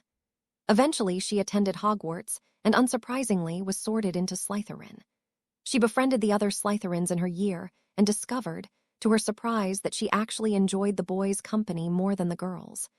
Not that that was surprising when you consider the other girls who had been sorted into Slytherin. She hadn't been surprised when her father approached her about a new contract. Sure, she had dreamed a little of never marrying, of staying an independent woman and having a career, but she knew her duty to her family. Her father had assured her that they would do everything they could to ensure that her new betrothed was nothing like Eugene, but Daphne wasn't sure what he thought he could do. Finding out that Harry and Lord Black had agreed to consider the idea of a contract was a surprise. Harry had never indicated that he was interested in a betrothal with anyone, but she couldn't help but be pleased. Harry at least was kind, and in the 3 years she had known him, he hadn't once cursed someone out of anger, not even Pansy. The problem was that, the more she thought about the idea of being betrothed to Harry, the more sure she became that he would demand that she just be a pretty face with no personality. There was no way Daphne wanted to suffer through the displeasure of a second betrothed, so she had come up with a plan. Maybe if she ensured that she always acted with proper etiquette and didn't presume to speak out of turn, maybe if she was as perfect as she could be and showed that she could just be a pretty face, Harry wouldn't feel the need to punish her as often as Eugene had. The seating plan for Harry's birthday dinner had been thankfully easy to create. Each of his guests were bringing their betrotheds, except for Luna and Neville, who Harry could pair together, and Daphne, who was now betrothed to him. While Harry had never met the girls that Theo and Blazes were betrothed to, primarily because Natasja had just turned 11 and Inez lived in Italy, he still managed to create a reasonably seating chart without cousin Narcissa's assistance, though he'd still had her approve it. Unfortunately, now that Sirius and Lord Greengrass had signed a betrothal contract for him and Daphne, the seating plan had to change. Instead of Draco being on his right, Daphne had to sit there, which threw the entire table off. Thankfully, though, they managed to figure out a new one before any of the guests arrived. Draco and Astoria arrived first, with Daphne fluing in behind them, and Harry received his new sister-in-law's congratulations for the match. Daphne greeted him with a polite curtsy that was deeper than usual, but otherwise allowed her younger and more excitable sister to do the talking. Harry watched her with concern. He had put Daphne's formality that morning down to the presence of Sirius and her parents, but none of them were present now. Neville arrived next, his grandmother in tow, though thankfully he managed to give Harry enough warning of her arrival for Draco and the Greengrasses to vacate the room. Madame Longbottom was as much of a battle axe as usual, but after having quizzed Harry regarding the plans for the evening, and being mollified by the mention of Luna being in attendance, thankfully left them alone. "Sorry about that, Harry," Neville grimaced. "Honestly, I don't know what her problem is. She asked you all those questions last night." "Don't worry about it," Harry reassured him. "You can't control her." "No, but she sure can control me," Neville replied miserably. Harry shot him a sympathetic look. "Draco, Daphne, and Astoria are in the Elidora Lounge if you want to join them." "Oh, and you remember how I told you that I was going to pair you up with Daphne tonight?" "Yes," Neville nodded. "We've had to change things around," Harry told him, "so you'll be paired with Luna instead." Neville looked a little relieved.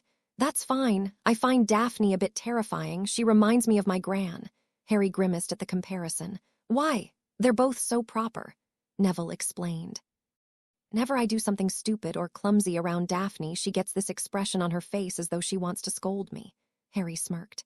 "Well, I'll let you in on a little secret. Sirius and Lord Greengrass signed a betrothal contract between me and Daphne this morning." Neville swallowed heavily. "Merlin, Harry, sorry, I didn't mean to insult her or anything." "I know," Harry reassured him. "I honestly don't mind. I really like how proper she is." Neville huffed in amusement. "Yeah, you would." "Congrats, Harry. I hope you're both very happy together." Harry nodded in acknowledgement. "Thank you. Did you bring the leaves I asked for?" Neville gave him a quizzical look before pulling a small sack out of his robe's pocket and handing it to Harry. "Yes. Why in Merlin's name do you want so many mandrake leaves?" Harry grinned. "I'll tell you later." Luna's arrival was thankful uneventful, aside from her usual confusing comments that made absolutely no sense. Harry still took the time to ensure that he memorized each strange sentence, though.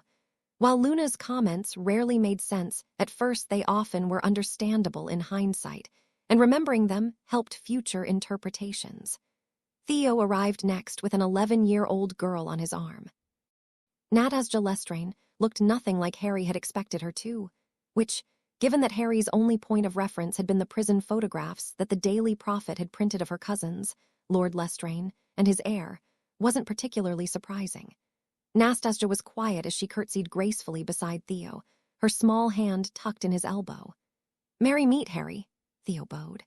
"May I introduce my betrothed Miss Natasja Lestrange, heiress to the most ancient and noble house of Lestrange." Harry nodded in acknowledgement. "It is a pleasure to meet you, Miss Lestrange." Natasja flushed. "Thank you, Heir Black. Please call me Harry." Harry smiled gently. Natasja returned his smile shyly before quickly looking down. "You can call me Natasja." "Are we the last to arrive?" Theo asked as the fluthe flared behind him. "No," Harry answered needlessly as Blaise stepped through the fireplace with a girl on his arm and Theo and Natasja moved away to the side. Harry observed the girl on Blaise's arm. She seemed to be around their age, or perhaps even a little older, and she had dark hair and skin, though her skin wasn't nearly as dark as Blaise's. She was beautiful, and Harry couldn't help but think that, at the very least, the two of them looked very good together.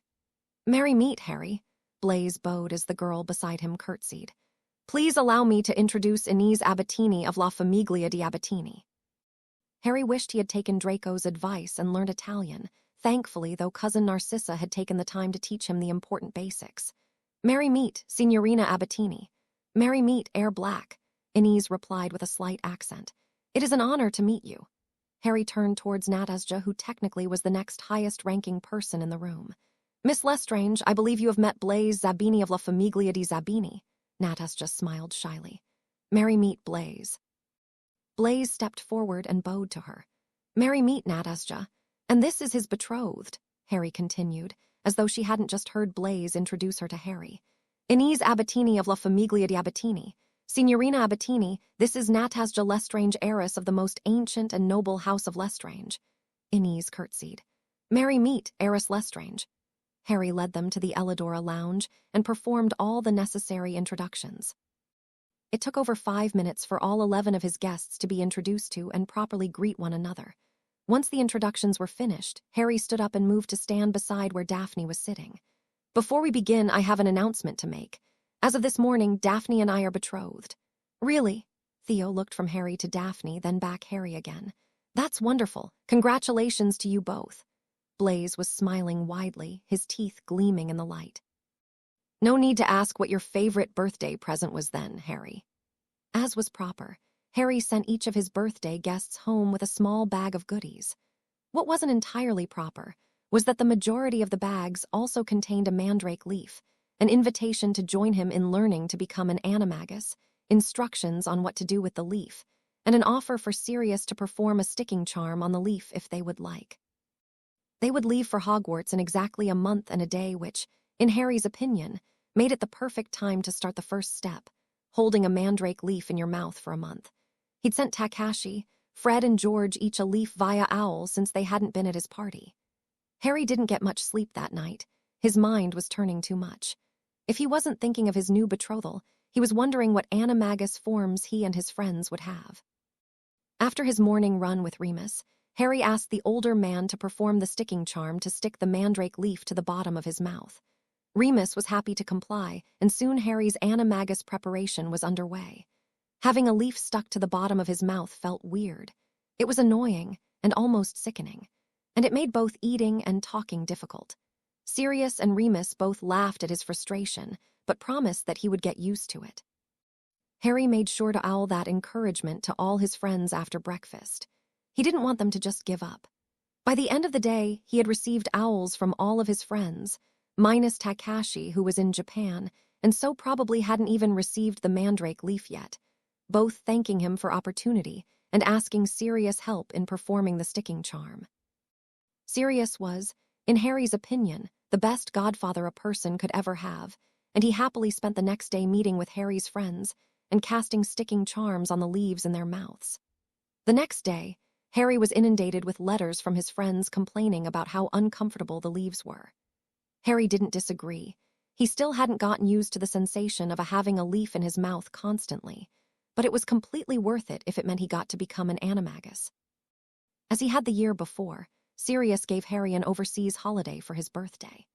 The previous year, he had taken Harry to France and Germany, because Harry was learning French and German, so it was of no surprise to Harry to find out that this year they were going to be staying in Bulgaria. They left 6 days after Harry's birthday because, according to Sirius, that would ensure that they would be back in time for the next Wisengamot meeting and still be able to attend a special event in Bulgaria. Harry had no idea what kind of special event Sirius was referring to. There were certainly no Quidditch games scheduled in Bulgaria during the week they would be there. Remus refused to come with them, as he had the year before, so in revenge, Harry ensured that Tonks knew Remus would be alone at Grimmauld Place for an entire week. Sirius thought it was hilarious. The Dursleys had never taken Harry anywhere when he lived with them, but he did remember hearing them complain about the one overseas holiday they had gone on when he was 8. They had gone to Italy and had left him with Mrs. Figg. Being left behind had been horrible, but when they came home, they had complained for weeks about how uncomfortable their hotel beds had been and how rude they had found everyone they met.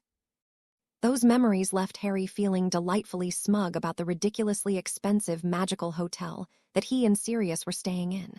His bed felt like he was sleeping on a cloud, and every single person they met had been perfectly traditional and polite. Bulgaria's culture was different from England's. They rarely wore robes. Instead, the wizards wore tunics over trousers, and occasionally, cloaks. Bulgarian witches wore skirts that, more often than not, actually stopped above the knees, and elaborately wrapped shawls that covered their entire torso. Harry could only imagine what scathing remarks Pansy would make about the indecency of witches not covering their legs, but he had to admit that he quite enjoyed the view. Not only were the clothes different in Bulgaria, but so was the etiquette. Instead of bowing with their fists meeting over their stomach, they bowed with their arms at their sides, and they didn't bother rolling up their sleeves for people of higher rank, something that Harry put down to the fact that their winters were freezing.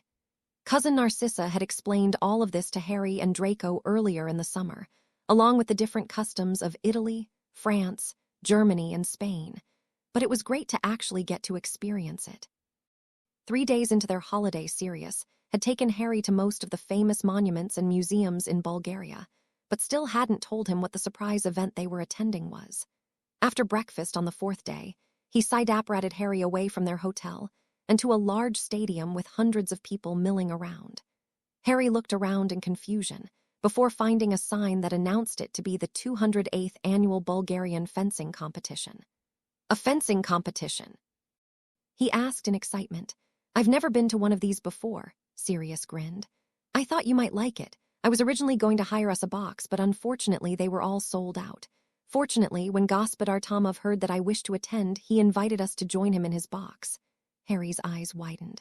"Gospodar Tomov is one of the king's advisors. He's the highest-ranking person in Bulgaria who isn't part of the royal family," Sirius laughed. "So I've been told. Luckily, I'm the highest-ranking person in England." The fencing competition was amazing and definitely put Harry's fencing to shame. The wizards and witches competing moved so quickly, both with their sword and their wand, and Harry couldn't help but be inspired. He wanted to be able to fence like that one day. Gospodar Tomov was one of the most intimidating men Harry had ever met, but he and Sirius seemed to get along really well. Harry didn't mind a bit. He had the fencing competition to watch and an incredibly interesting book to read. The book, which had been a birthday present from the Malfoys, was over 1,000 years old and discussed the theory behind parcel magic. Because of the age of the book, all the pictures and diagrams moved like a photograph. He'd had to get Sirius to put a glamour on the book, of course. He was still keeping his being a Parselmouth a secret, but it was definitely worth it. It was fascinating. After the 2nd day of the fencing competition, Gospodar Tomov invited them both back to his manor for dinner, and Harry enjoyed the opportunity to experience more Bulgarian culture. It was so similar, and yet different to the culture in England. They returned home from Bulgaria on the 14th of August to a grumpy Remus who promised payback for Tonk's daily visits to Grimmauld Place while they were away. Harry wasn't too worried originally. Sirius, having gotten over his original shock, was definitely on his and Tonk's side, and he was sure that the two of them could take Remus. Unfortunately, with the vote for Chief Warlock less than a week away, Sirius spent most of his time out with Lord Malfoy trying to convince Wizengamot members to vote for Lord Prince, and Harry ended up having to suffer from weird colored hair and animated food all on his own. So, in an attempt to hide from Remus' wrath, Harry did his best to ensure that he wasn't home much either, and spent most of his time at either Malfoy Manor or Longbottom Estate. They were the only 2 houses of his friends that he was allowed and willing to go to. Sirius wouldn't let him go to Theo's house, since his father was a Death Eater, or Blaze's house, since most of the time there was no adult supervision, and there was no way Harry wanted to go to the Weasleys' house and have to put up with Ron, Ginny, and Mrs. Weasley. Thankfully, on the morning of the Wizengamot session, Remus promised to put a stop to the pranks.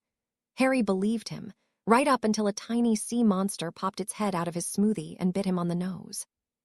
He glared at Remus, who promised that he'd meant it, and that the sea monster was the last one. Despite this Wizengamot session being Harry's 4th, he still found it intimidating to be surrounded by so many powerful adults. It was exciting to see Neville there, though, sitting beside Lord Longbottom, who looked more than a little sulky. Harry wasn't sure how Neville had grown up so well if Lord Longbottom had been his main point of reference.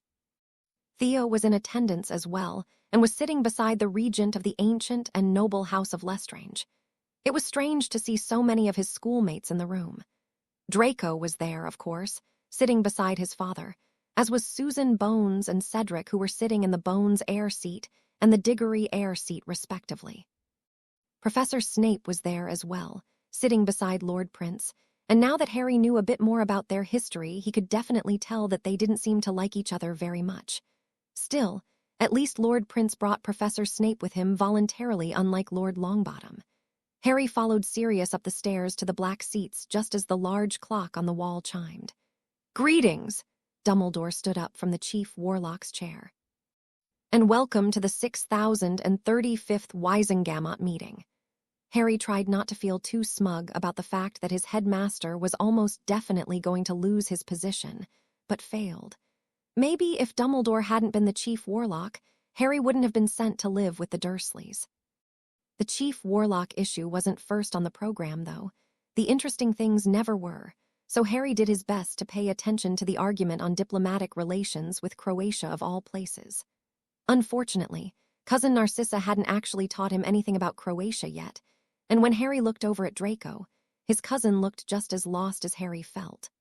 Eventually, after the lunch break, Dumbledore allowed Lord Malfoy to introduce the topic of a new chief warlock.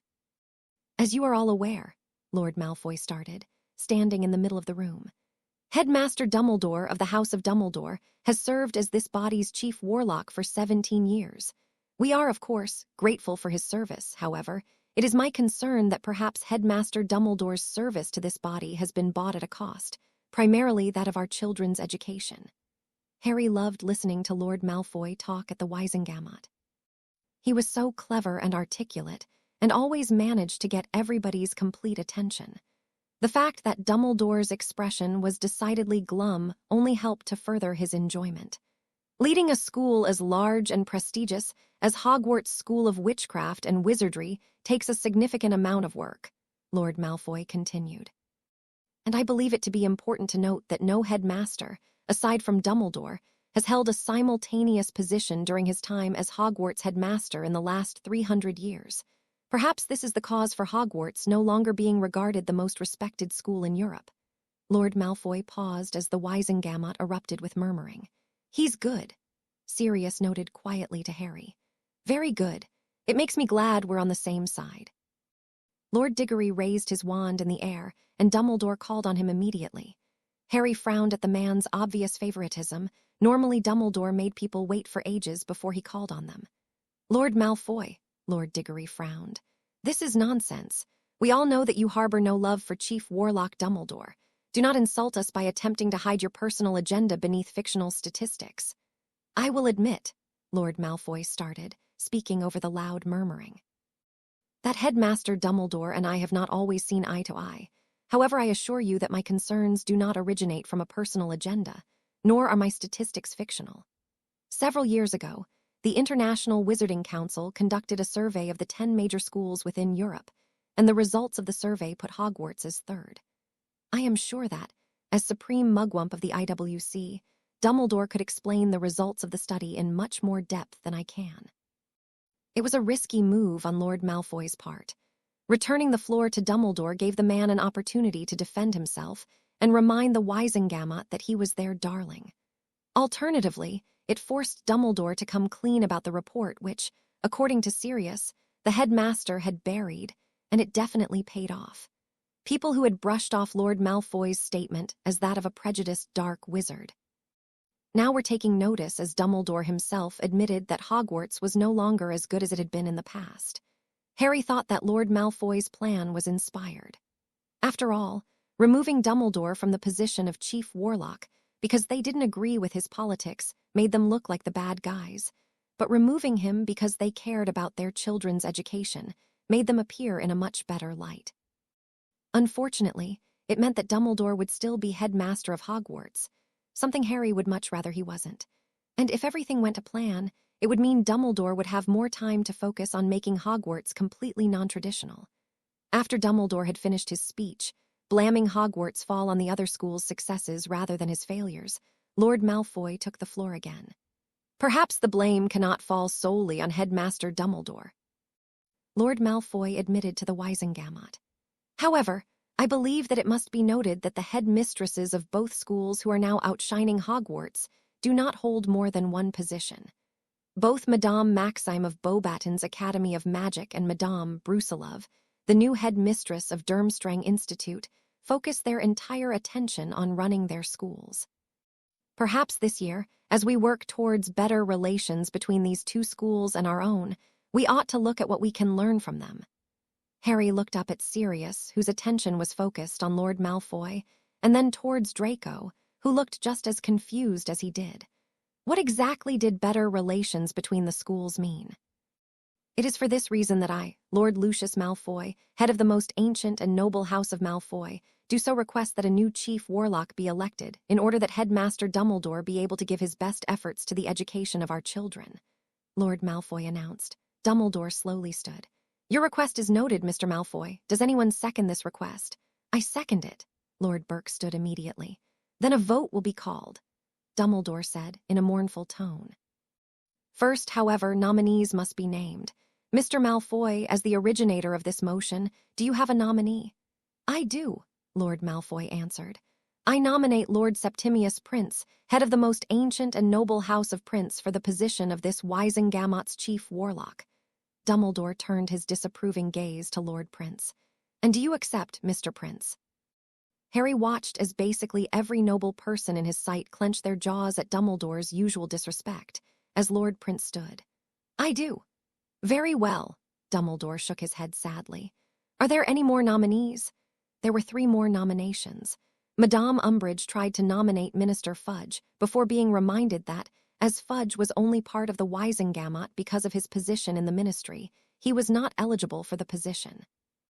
Then one of the elected members, a Mr. Elphias Dodge, stood and nominated Lord Diggory. Finally, Lord Burke nominated Lord Knott for the position. It was exactly as Sirius had predicted it would be. 1 dark candidate, 1 light candidate, and Lord Prince, who was, technically, middle ground. Then Dumbledore opened the floor to debate which of the candidates would be the most capable to handle the task. The debate continued for hours, and was, by far, the longest and most passionate debate Harry had witnessed. It wasn't necessarily that the emotions were higher than they had been before. Sirius and Umbridge had both been very passionate about the werewolf debate the previous year, but every single member of the Wizengamot seemed to have an opinion they wanted to share on the issue. In the end, Dumbledore had to call the debate to a close, or risk there not being time to finish the process. Of course, Dumbledore made sure that all of Lord Diggory's most passionate supporters got the opportunity to speak first. The vote was called, and Harry watched as Sirius first voted for the House of Black, and then voted for the House of Potter.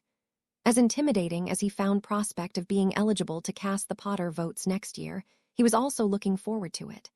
"The votes have been cast," Dumbledore announced, "and the Wizengamot has come to a consensus.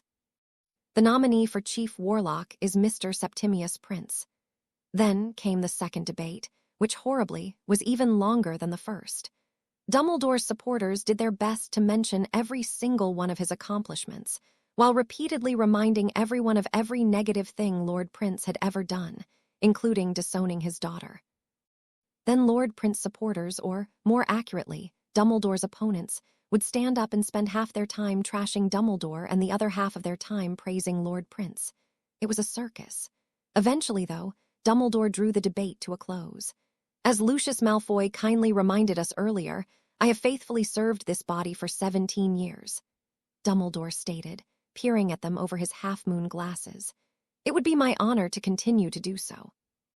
We live in dangerous and complicated times, and just as you appointed me to be your children's guide to adulthood, I believe that I can guide our great nation into our future." Harry rolled his eyes in frustration as Dumbledore opened the vote.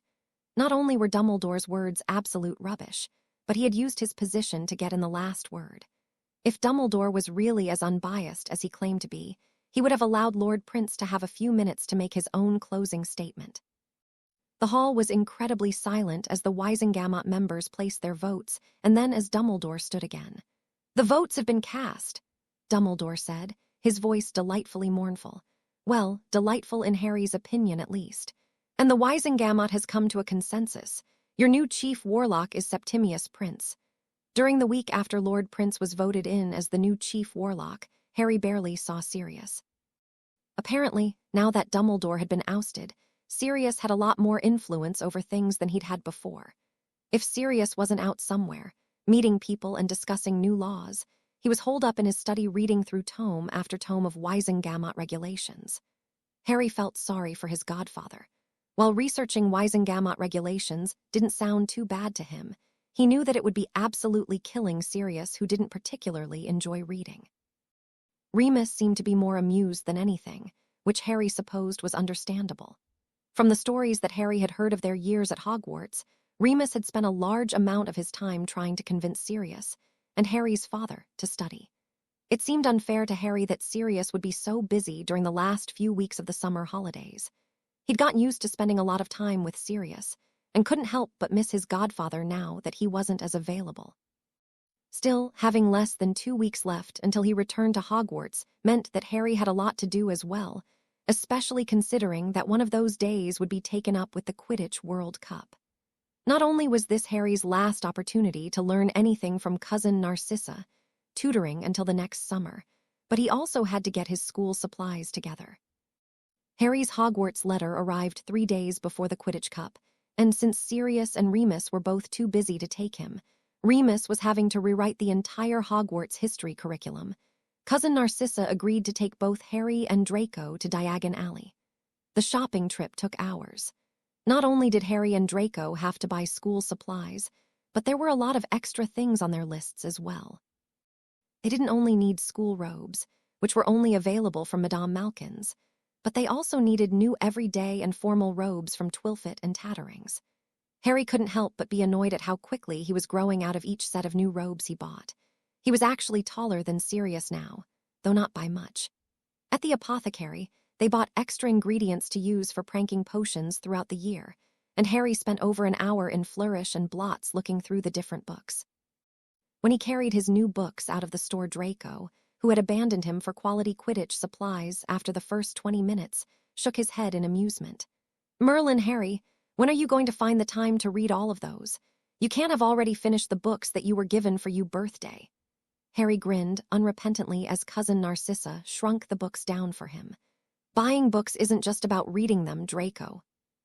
Sometimes it's just about owning them so that if you ever want to read them, you can." "That makes no sense," Draco told him, handing him a bag with the Quidditch shop's logo on it. "Here are the things you wanted." "Thanks." Harry added the bag to his growing collection. "Where to next?" "Fortescue's," Draco answered. "Mother said that she would pay for us to get an ice cream. She's going to the tea shop." Harry smiled at cousin Narcissa gratefully. "That is very kind of you, cousin Narcissa. Thank you." "I can't believe you're actually dropping a class," Draco commented after they had bought their ice creams and were sitting down to eat them. "You're going to be taking the same amount as everyone else. What kind of Ravenclaw are you?" "Ancient studies was boring," Harry complained. "Boring?" Draco raised an eyebrow in disbelief. "You actually found something boring." "Okay, not boring," Harry admitted. "Though I do find some things boring, it just wasn't applicable." "History isn't applicable either," Draco pointed out, "and you like that." "You'll like to too this year," Harry promised. "Remus has shown me some of his lesson plans. It's going to be amazing. Our class won't know what's hit them." Draco grimaced. "You know, I've actually enjoyed having a class that I didn't have to pay attention to." "Remus classes are going to be great," Harry told him. "He's not just going to be talking about the Goblin Wars, he's going to teach us about the monarchy and traditionalism." "I already know all that," Draco pointed out. "Maybe," Harry said, though he doubted it. Remus had been doing a lot of research into the history of the traditions, and his lesson plans were incredibly thorough. "But the Muggle-borns don't. Think of it as an undercover traditionalism class." Draco's eyes gleamed. "Dumbledore's going to hate that." "Maybe," Harry honestly didn't care if he did. "But there's nothing he can do about it. It is history, and recent history at that, and the Board of Governors support Remus." "You mean my father and Sirius support him?" Draco corrected. Harry waved a hand dismissively. "It's the same thing." After they had finished their ice creams, Harry and Draco visited the last store on their list, the Magical Menagerie, where they bought some treats for their owls. Harry made sure to add some snake treats to his pile as well. When Draco saw them, he frowned. "I'd completely forgotten that you had snakes." Harry glared at him and quickly looked around to make sure no one was within hearing distance. "Quiet voices, Draco." "Sorry," Draco acknowledged. "It's just that I haven't seen your snakes in ages."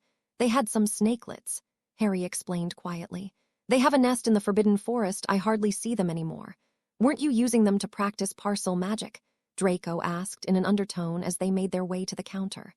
"I haven't had time," Harry admitted. "I'm hopping that. Now that I'm dropping ancient studies, I'll have more time to practice this year." When the day of the Quidditch World Cup arrived, Harry spent the morning counting down the minutes until they could leave. Apparently, some of the people who were attending the match had been camping there for 2 weeks already, to help spread out the arrivals. Sirius had explained that only people who had bought the very cheap tickets had to do that, Harry half wished they had cheap tickets. He'd never been camping before, but he thought it looked like fun. Their portkey was due to activate at 11:35, and by 11:20, Draco, Luna, Neville, Daphne, Blaise, Theo, and Astoria were all gathered in one of Grimmauld Place's living rooms. "I can't believe Lord Black let you invite us all," Theo exclaimed, not for the first time. "And we're all going to sit in the top box." "Yes," Harry confirmed with equal excitement. "Draco's parents are going to meet us there." "I can't believe we're not allowed to stay the night," Draco grumbled. "Everyone else will be. Sirius isn't letting me stay either," Harry reminded him. "In fact, he's given me a portkey to make sure that we can all leave directly after the game finishes." "I don't care about that," Theo waved a hand dismissively. "We're going to see the World Cup." "All right," Sirius appeared in the doorway, dressed in a pair of jeans and a leather jacket. "Everybody ready?" Harry's friends all bowed. "Merry meet, Lord Black." "Merry meet." Sirius nodded quickly, his gaze sweeping over them. "I'm impressed. Who would have thought a group of traditional purebloods could look so muggle?" Harry completely agreed, though they were dressed more formally than any group of teenaged muggles he'd ever seen. Luna, Daphne, and Astoria's summer frocks weren't so bad, but he and the other boys were all wearing suits with ties. "They're making me look ridiculously underdressed," Sirius complained to Remus as the other man entered. Remus, who was wearing jeans and a jumper, looked them over with amused eyes. "So they are." Neville pulled uncomfortably at his suit jacket. "Are we not wearing the correct clothes, my lord?" "You're fine," Sirius reassured him with a smile. "You're all dressed exactly how I would expect youth of your lineage to be. It's just a bit more formal than what most of the people your age will be wearing." Draco snorted disdainfully. "Yes, I can hardly imagine what the weasel would have ended up wearing if he hadn't been too impoverished to afford tickets." Harry grinned slyly. "Didn't I tell you, Draco? The Weasleys will be joining us in the top box as guests of Ludo Bagman." Draco looked as though he had swallowed a lemon. "All right," Sirius got their attention. "A few things before we leave. Make sure that you don't go anywhere on your own. I want you in groups of at least 3 at all times." He turned to where Luna, Daphne, and Astoria were standing. "Ladies, you need to have at least one of your wizard friends escorting you. Harry and Draco will be happy to assist with this, I am sure." Harry looked over to Daphne and offered her a small smile. "As you are all aware," Sirius continued, "you will be leaving immediately after the game has finished. There are some concerns regarding the security of the tournament site, and I do not want you wandering around in the dark. You will portkey here from the top box, using a portkey I have already given Harry. You will then spend the night here. I am sure Harry has already shown you to the bedrooms that you will be using." Harry nodded along with his friends. He wasn't exactly thrilled with the idea of leaving early and missing the parties, but at least he and his friends would still get to celebrate together. "2 more things," Sirius said, glancing quickly at his pocket watch, which looked out of place with his leather jacket. "Firstly, before the game, each team will be introduced by their mascots. The Irish mascots are leprechauns. I trust you are all familiar with leprechaun gold." "No, sir." Neville shook his head shamefully. "Remus," Sirius prompted. "You're the professor here." Remus shot Sirius an annoyed look before turning his attention to Neville.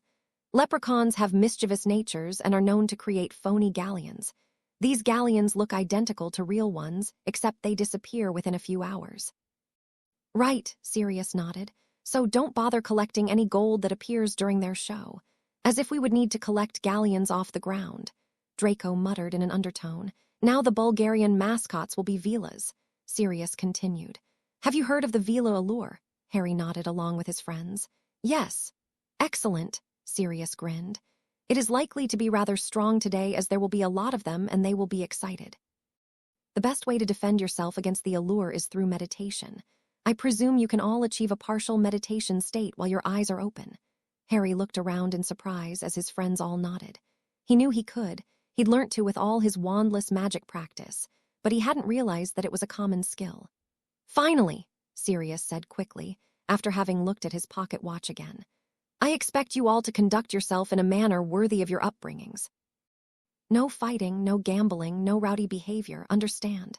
"Yes, my lord." Daphne, Luna, Astoria, Neville, Theo, and Blaise all answered respectfully. "Yes, Sirius," Harry and Draco agreed. "Hypocrite," Remus muttered in an undertone, earning himself a half-hearted glare from Sirius. "Fantastic," Sirius told them, picking up a potion stirrer from the mantelpiece and it holding out. "The portkey is due to leave in 30 seconds. You'll all need to be touching this." Harry hated portkeying. He hadn't done it much, only a few times under Cousin Narcissa's watchful eye to ensure that he was able to land gracefully, but it was definitely his least favorite kind of transportation. They appeared in a misty moor and were greeted by a witch and a wizard who recorded their arrival before sending them on their way. Then they had to walk for 20 minutes before arriving at the campsite. The walk wasn't so bad, though Draco managed to find a lot of complaint about. The sheer amount of tents at the campsite was incredible and only made Harry more envious of the people who were going to be allowed to spend the night. The amount of people there was amazing. According to Sirius, 100,000 people would be attending the game, and they were some of the last to arrive. "You've got 2 hours until the game starts," Sirius told them as they stopped at the edge of the campsite. "When the gong sounds, you need to meet us near the entrance of the stadium." Harry nodded quickly in understand before turning to his friends. "Where do we want to go first?" "I want some food," Theo decided. "Maybe they'll have squizzle sticks." Blaze's eyes lit up. "I'll come." Harry looked towards Neville questioningly. "I don't know," Neville admitted. "Maybe we could just look around." They decided to stay together for the time being and made their way into the campsite to look around with the hope that they would come across some food carts. As they walked around the campsite, Harry thought that the most amusing part of it all was seeing wizards failing at acting like muggles. He'd even seen a wizard wearing a frilly nightgown. They spotted a lot of people from school, though hardly anyone they actually wanted to talk to, and a lot of people who were clearly foreign. Those were the people Harry was most interested in, and he enjoyed guessing their nationalities. After having wandered around for an hour, they finally found a food cart that sold squizzle sticks, much to Theo's delight. With their original objective achieved, they discussed a new plan, and when Harry admitted that he was hopping to see the Weasley twins, they decided to split up. Draco, Theo, Blaze, Astoria, and Luna went off in one direction to look at more vendors' stalls, and Harry, Neville, and Daphne wandered through the section where the English people were camping. "Thanks for coming, Daphne," Harry told her gratefully. "I know that you're not exactly a huge fan of the Weasleys either." "Of course, Harry," Daphne said, her tone perfectly polite as she walked beside him, her hand tucked into the crook of his arm. "It will be my pleasure to meet your friends." Harry looked down at her worriedly. She'd been acting weird ever since their betrothal, and he was starting to wonder whether she regretted having agreed to it. "I see red hair," Neville commented unenthusiastically. "Oh." Harry looked in the direction where Neville was pointing and grinned when he saw Mr. Weasley sitting next to a fire. "Thanks, Neville. I just hope that Ron's not around," Neville muttered. "I haven't seen him all summer, and I don't want to break my streak." Harry strode towards his friend's dad. "Merry meet, Mr. Weasley." Mr. Weasley looked up in surprise before quickly jumping to his feet and offering Harry his hand. "Good to see you, Harry." Harry shook his hand politely. "Good to see you too, sir. Do you know Neville Longbottom?" Mr. Weasley looked towards Neville before offering his hand. "I know of him. You're in Ron's dorm, aren't you, son?" "Yes, sir," Neville agreed blandly as he shook his hand. "It's nice to meet you." "This is Daphne Greengrass," Harry introduced. "My betrothed." Mr. Weasley looked at Daphne and then back at Harry. "I didn't know you were betrothed, Harry." "I'm not surprised, sir," Harry replied as Daphne's grip on his arm tightened. "It's a relatively new development." "Oh," Mr. Weasley's eyes widened. "I see. Well, I suppose congratulations are in order then." "Thank you, sir." Harry smiled in acknowledgement. "And it's nice to meet you, dear," Mr. Weasley told Daphne. "Thank you, sir." Daphne answered quietly. Mr. Weasley turned back to Harry. "I presume you're looking for my sons?" "Yes, sir, Fred and George," Harry clarified just to be sure. The last thing he wanted Mr. Weasley to do was to find Ron for them. Mr. Weasley turned back to the tent. "Fred, George." Harry quickly swallowed down his wince as Mr. Weasley turned back to him. "I'm sure they'll be out in a minute," Mr. Weasley told him. "My older 2 sons, Bill and Charlie, are staying with us for the games, and Fred and George have been catching up with them. Ron's off with some of his friends." One of the twins' heads suddenly popped out of the door of the tent. "Yeah, Dad, Harry's here to see you," Mr. Weasley told him, twisting around so that he was facing him. "And he's brought some of his friends." The twin grinned at Harry. "Just a sec." The twin disappeared back into the tent before emerging out of it. The other twin followed a few seconds later, with 2 other redheads behind him. Harry presumed the redheads were Bill and Charlie, but they looked nothing like he'd imagined. Of course, now that Harry saw them, they looked exactly as one might expect a curse breaker and a dragon tamer to look.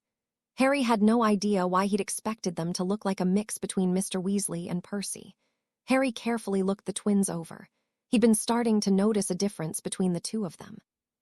He couldn't tell them apart individually, but Fred had a slightly smaller and rounder face than George. "Good to see you, Harry," the twins chorused, both grinning. "Good to see you too," Harry told them. "You know Neville Longbottom?" "Course we do." They both answered together. "Good to see you, old chap," George added. Neville's smile looked uncomfortable. "You too. And this is Daphne Greengrass," Harry added. Daphne's grip on Harry's arm tightened as the twins both turned their attention to her. "She and Harry are betrothed," Mr. Weasley added, helpful. "So we'd heard." Fred's harmless smile looked strange on his face. "It's nice to meet you, Daphne." "Thank you," Daphne answered. "It is nice to meet you also." "Ah," Mr. Weasley started. "These are my two oldest sons, Bill and Charlie."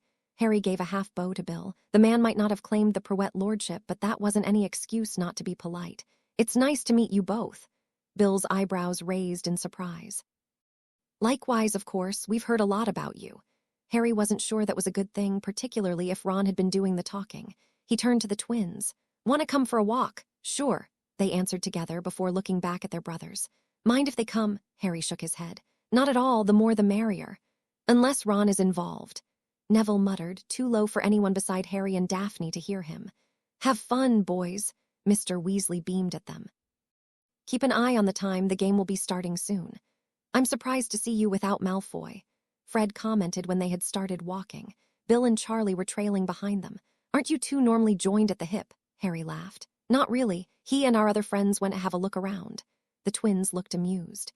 "And how did Neville and Daphne draw the short straw to come and associate with us Gryffindors?" "Neville's a Gryffindor too, you know," Harry pointed out. "We do know." The twins agreed. "Which explains why he's here, but not how you managed to convince your lovely lady to join you." Harry looked down at Daphne fondly. "Sirius told us we had to stick to groups of 3, so Daphne volunteered to come. Otherwise Draco would have come, but I doubt that would have worked out well." The twins snorted. "Yeah, Dad's not exactly a fan of his family." "I think it's mutual," Neville commented. The twins looked amused. "By the way," Harry said quietly, "how's the leaf thing going?" The twins both grimaced. "It's bloody annoying." "Hey," Harry frowned. "Language. Language," George repeated in confusion. "What are you?" "Our mother," the twins both chorused together. "It's impolite to use foul language around a lady," Neville told them seriously. "Not that I disagree the sentiment at all." The twins looked surprised. "Really?" They turned to Daphne. "Sorry about that then." "What we meant to say," Fred started, "is that having a leaf in our mouth," George continued, "is a rather annoying sensation." Fred finished. "I know," Harry agreed. "It's gotten better though, and the month is almost up." "It's been a bad month as it is," Fred commented. "Mum's been on our case for weeks, and the leaves haven't made it any better." "You know you don't have to keep it there, right?" Harry said quickly. "Not if you don't want to." "We want to," the twins chorused. "We definitely want to," George reiterated. "We're just looking forward to the month being up." "I think everyone is," Harry told them. "The only person I haven't heard complaints from is Daphne here." "Really?" Neville asked in surprise. "It hasn't annoyed you, Daphne?" "It has been nothing I couldn't handle," Daphne said carefully. "Certainly nothing I wasn't willing to put up with." "Well," Fred started, "Mum's always saying that women have a higher pain tolerance than we do." "Maybe she's right," George finished. "Anyway, Harry," Fred said after a beat, "Bill and Charlie were hoping they could talk to you about that thing." Harry frowned in momentary confusion before remembering that he'd told the twins about the Prewett lordship the month before. "Sure. Do you think they'll mind if Neville and Daphne are there?" "Nah, of course not. Let's find somewhere to talk then," Harry decided, ignoring Neville's questioning look. It took them 5 minutes to find a quiet place to sit on the grass, the older Weasleys trailing them the entire way. When they eventually stopped, Harry pulled a silk handkerchief out of his pocket and held it out to them. "Would one of you mind transfiguring this into a blanket to sit on?" They both gave Harry an odd look, but Bill accepted the handkerchief, and within seconds it had become a large red blanket. Once the blanket was laid out on the grass, Harry offered Daphne his hand to help her down onto the blanket. When she was comfortable, he took a seat beside her and noticed that all 4 Weasleys were looking at him strangely. Harry looked to Neville questioningly, but his friend looked just as confused by their strange looks as he was. "Fred and George said you asked to speak to me." Harry prompted Bill and Charlie, who had settled themselves on the other side of the blanket beside the twins. Yeah, Bill answered, exchanging a look with Charlie. They said you mentioned something about the House of Prowett. The ancient and noble House of Prowett, Harry corrected. Right, Bill nodded. They said that you said that Uncle Gideon was actually a lord. He was, Harry confirmed. Not for long. His father, your grandfather, died when he was 17, and then he was killed 3 years later. But he was the reason your mother wasn't disowned for marrying your father. Bill shook his head. You've got to realize that this sounds crazy to us. Mum and Dad have never told us anything like this. No, I imagine not, Harry acknowledged. But you're saying that our granddad on Mum's side was a lord, along with our uncle, and now Bill, Charlie asked disbelievingly. Bill isn't a lord, Harry replied. He could be, but he doesn't have to be. The ancient and noble House of Prowett doesn't have a lord or an heir. However, Bill is the person who could be the lord if he chose to. Let's say I believe you, Bill said. What if I couldn't care less about all that stuff? Then you have 2 choices, Harry told him. You can either formally refuse the position, which means that Charlie would be next in line, or you can just ignore it. And if I ignore it? Bill asked, after having exchanged a look with Charlie. Then the Prowett seat in the Wisengamot remains empty, Harry answered. You could always decide to fill it in another couple of decades, or you could wait until you die, and then your oldest son will be in the same position that you're in. Eventually, the House of Prowett will cease to exist, something that would make many anti-traditionalists, including Dumbledore, very happy. I'm an anti-traditionalist, Bill told him flatly. I presumed you were, Harry acknowledged. Your family is one of the most famous anti-traditionalist family in England. All 4 Weasleys exchanged looks. We are, of course, Harry told them, for the same reason that Sirius was famous for being an anti-traditionalist, because your mother was a daughter of an ancient and noble house and turned her back on it all. And I suppose you disagree with that? Charlie asked, his tone vaguely aggressive. Do I wish that everyone was traditional? Harry asked. Yes, of course I do. But I acknowledge an individual's right to make their own decisions. I just think it's a pity when an ancient and noble house, which has existed for over 1,000 years, goes extinct because a few generations decide that they don't want to honor the traditions of their ancestors. There was a long silence. Sorry, Harry sighed. That was uncalled for. This is just something that I'm passionate about. I'm the last scion of the most ancient and noble House of Potter, and if a goblin hadn't suggested that I read some books when I was 11, I would have probably never even considered traditionalism, and my house would have become extinct too. You should talk to Sirius about this, he told them. He's much less biased than I am. He grew up anti-traditional and was planning on letting his house go extinct. He'll be able to explain everything to you much more neutrally than I can. You don't have to be traditional to become the lord of your house. Okay, Bill nodded after a few seconds. Thanks, I'll do that. There was another long silence before Charlie spoke up. Hey, did I hear you guys talking about having leaves in your mouths? The twins winced. Well, a loud gong sounded throughout the campsite, and Harry watched in amusement as the twins both perked up at the sound. Saved by the bell, Fred declared. Right, George agreed, jumping to feet. We can't talk now. We've got a Quidditch game to see. Harry, Neville, Daphne made their way towards the giant stadium where the Quidditch match would start, with the 4 Weasleys accompanying them. Bill and Charlie spent the majority of the walk trying to convince the twins to tell why they had been talking about holding leaves in their mouths. Harry, who would rather they never found out, was glad that Fred and George had so much experience withholding the truth. As they got close to the entrance of the stadium that Sirius had told them to meet at, Harry could see Draco and Luna's pale hair standing out in the crowd. He groaned inwardly when he saw Weasley red hair standing opposite them. With the only Weasleys that Harry could stand walking behind him, Harry doubted that this would end well. What are you going to do, Weasel? Draco was taunting, Theo and Blaise standing at his shoulders. Luna and Astoria were standing beside Blaise. You can't use your wand during the summer. Neither can you, Malfoy, Ron snarled back, and neither can your bloody sidekicks. Harry watched as Astoria's eyes widened at Ron's language. Hey, he interrupted, quickly moving to stand between Draco and Ron. Watch your language. Don't tell him what to do, Dean Thomas snapped from Ron's side. He's not one of your mini-Death Eaters. Harry ignored him. What's your problem, Weasley? What's my problem? Ron asked, his face turning red. You're my bloody problem, Potter. You and your Death Eater friends. You know who is out there killing people, and you're buddying up to the ones helping him. Whoa, Bill quickly pushed himself into the group. That's a big accusation to make, Ron. I think you should calm down. Ron scowled at his brother, but eventually turned away and stomped over to where Charlie, Fred, and George were standing. Dean opened his mouth, but Bill got there first. You too, Dean. Harry turned to Draco. What happened? He started it. Draco answered petulantly. He started accusing me of being a Death Eater. Why didn't you just ignore him? Harry asked in exasperation. Nobody even believes Voldemort's back anyway. Look at all these people who overheard Ron's accusation, not one of them believed him. There you lot are. Sirius greeted them cheerfully as he and Remus made his way towards them. Having fun? Sort of, Harry answered, glancing towards where the Weasley brothers were standing. Sirius followed his gaze before sighing and moving towards them. Well, good to see you again. You too, Sirius. Bill shook his head. Have you met Charlie? I haven't. Sirius held out his hand to the dragon tamer. Nice to meet you. You too, Charlie agreed. I heard that your family will be joining us in the top box, Sirius commented. There'll be more Hogwarts students than adults at this rate.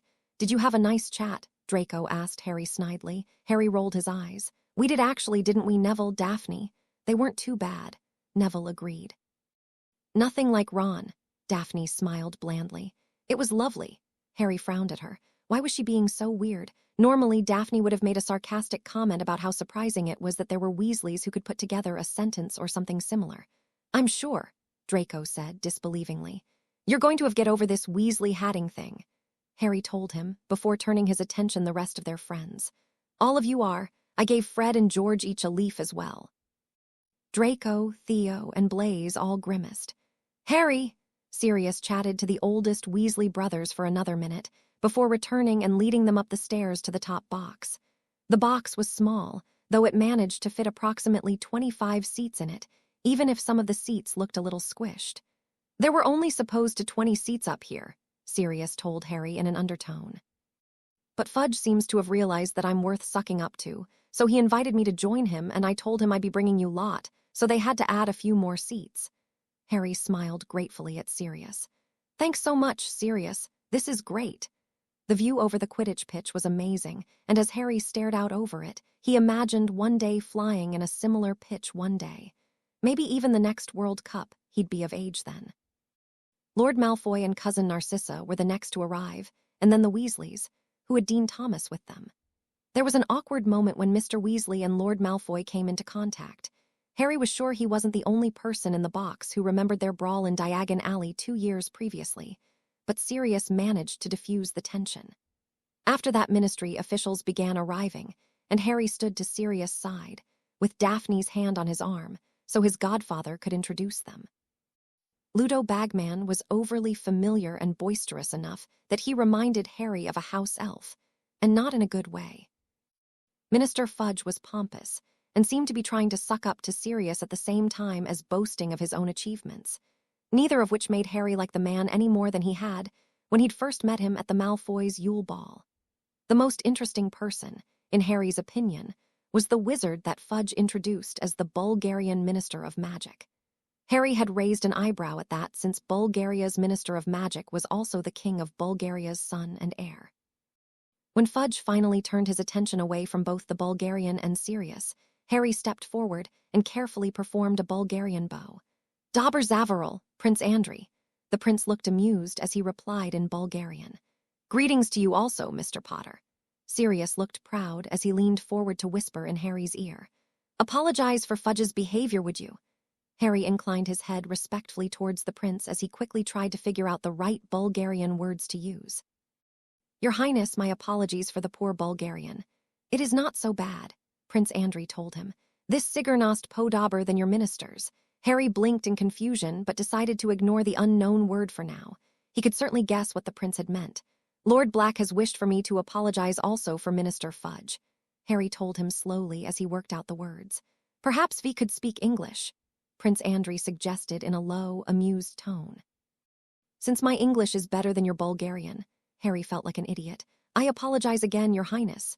Not at all, Prince Andri smiled warmly. I vast honored by your attempt to speak my language. It is difficult language to learn, I am told. Yes, your Highness, Harry agreed, though not as hard as Japanese. You are learning Japanese also, Prince Andri asked. Yes, sir. Impressive, the prince declared, turning to Sirius. You must be very proud. I am, your Highness. Sirius agreed. "And you must be glad also," Prince Andrew told Daphne, "to be betrothed to such a wizard." "Of course, your highness," Daphne answered, in the same bland tone she had been using all month. "Shall we sit?" Prince Andrew suggested. "I believe that the game will soon begin." They found seats in the front row just as Ludo Bagman cast an amplifying charm in his throat and began to welcome everyone. Bagman introduced the Bulgarian team, and Harry quickly began to sink into his meditative state. There was no way he wanted to be caught out by the villa's allure. Half the men in the box quickly began shielding their eyes, but Harry thought Sirius' advice was definitely the better one. In his half-meditative state, he could feel the villa's allure, but it wasn't actually affecting him, and this way, he still got to see them dance. They were beautiful. Out of the corner of his eye, Harry could see Ron and Dean Thomas both wandering towards the edge of box like zombies, or more accurately, like wizards caught in a villa's allure. Harry tried not to feel too smug that none of his friends were making fools out of themselves the way that Ron and Dean were. But it wasn't easy after the villas.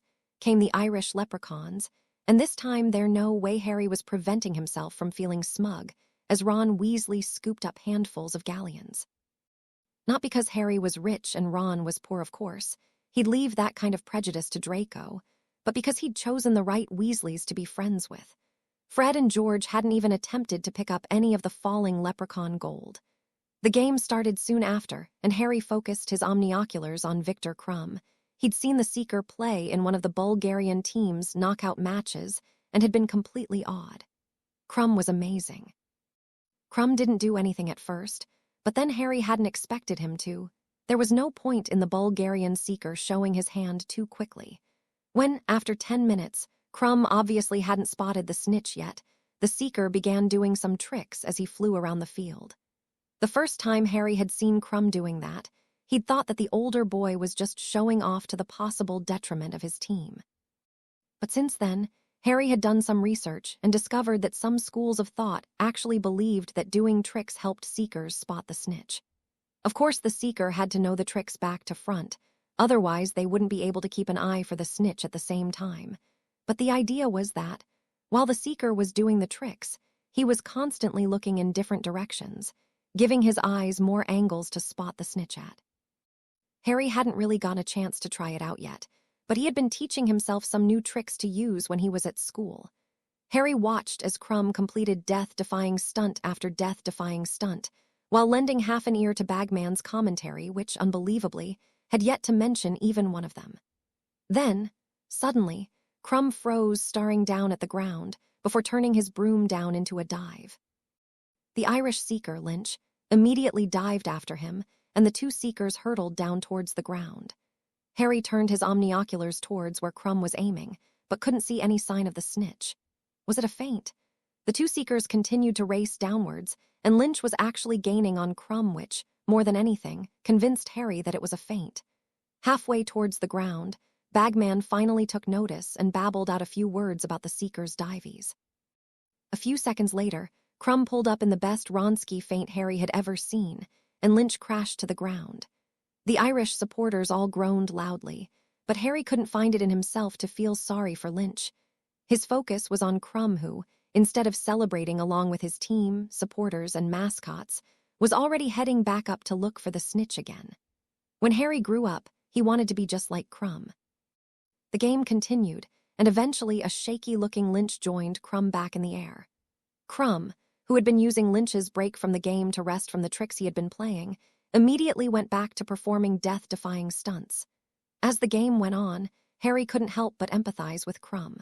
While the Seeker was definitely better than his Irish, his teammates just weren't at the same level as the Irish.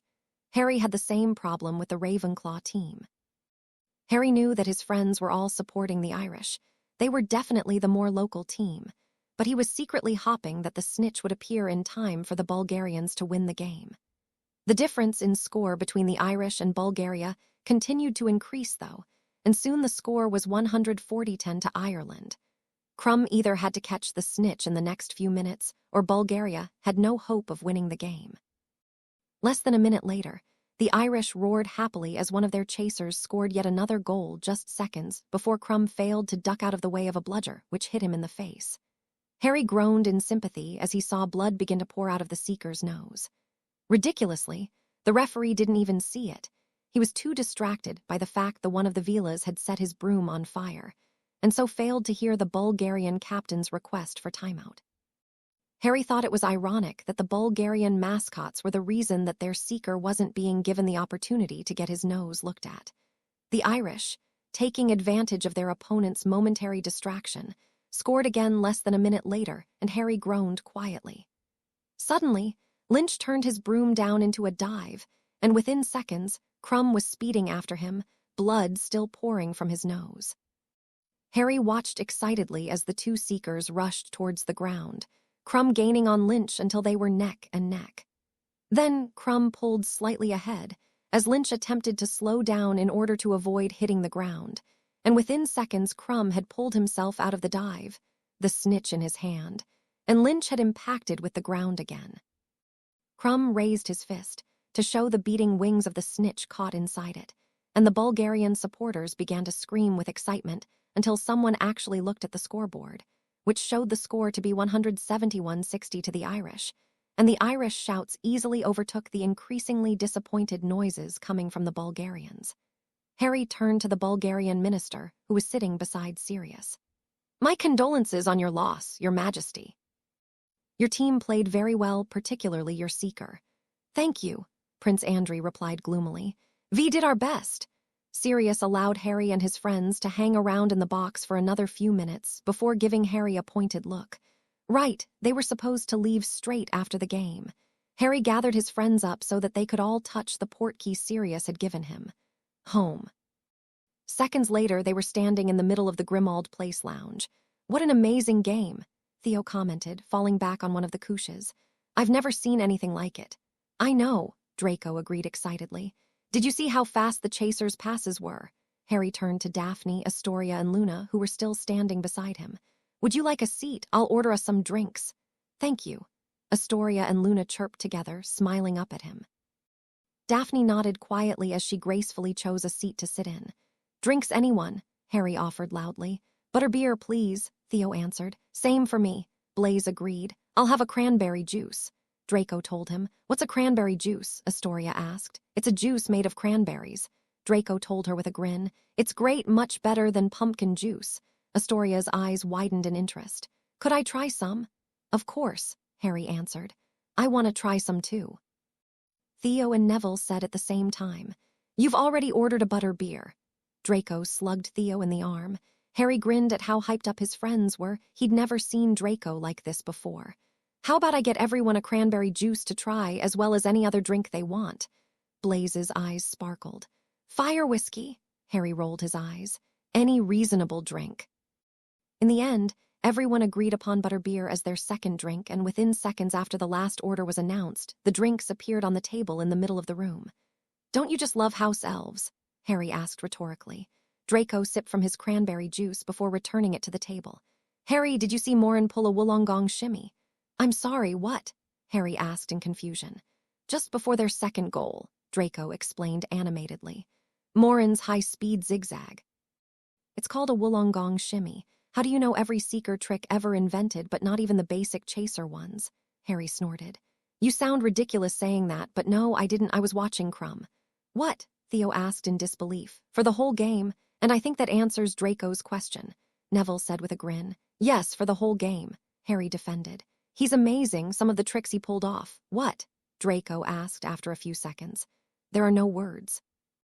Harry admitted. "He's incredible. Seekers aren't that exciting," Theo argued. "The chasers are where the excitement's at." Harry raised an eyebrow in disbelief. "Did you even watch Crumb?" "Of course I did," Theo returned. "I saw both diveys."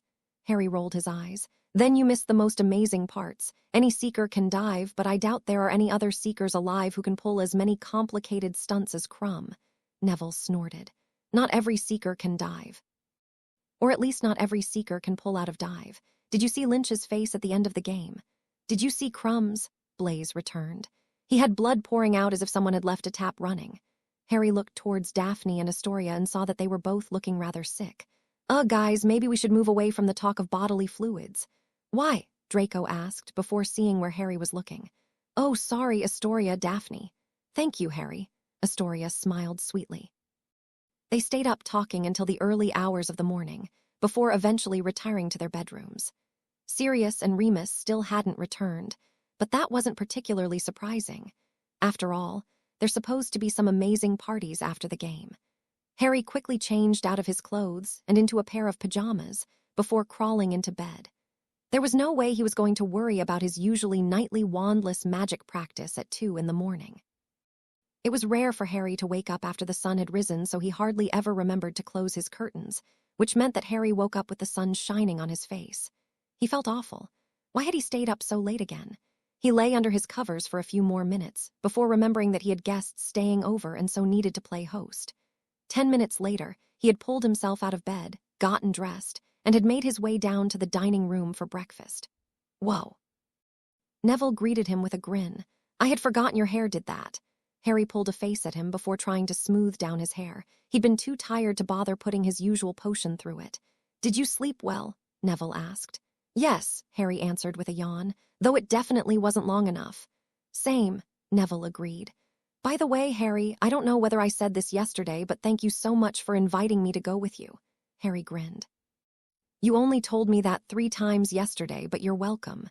The Daily Prophet has arrived, Neville told him, gesturing to where it lay beside Sirius' plate along with at least 10 other envelopes. What do you think it says about last night? Harry picked up the newspaper and unfolded it before freezing at the headline. You know who returns? Hundreds dead at Quidditch World Cup. Harry stared at the headline as thoughts began spiraling through his head. Was this why Sirius and Remus hadn't been home when he had retired to bed the night before? He'd presumed that they were just sleeping in, but what if they had never come home the night before? What if they had been hurt? What if they had been killed? Harry, Neville questioned from his seat across the breakfast table. So something happened, Harry stuttered, before turning the newspaper around so that Neville could see the heading. Neville was silent for a few seconds as he read the headline. You know who's dead? No, he's not. Harry told him blankly. He'd forgotten that Neville didn't know about Voldemort's return. He never actually died, he just became a wraith. He performed a ritual to get a new body last summer. No, Neville shook his head. You know who's dead. You killed him. I would know if he had come back. Everyone would. He's been keeping quiet. Harry explained, turning his attention back to the article in front of him. Sirius and Dumbledore knew, but the Ministry wouldn't believe them.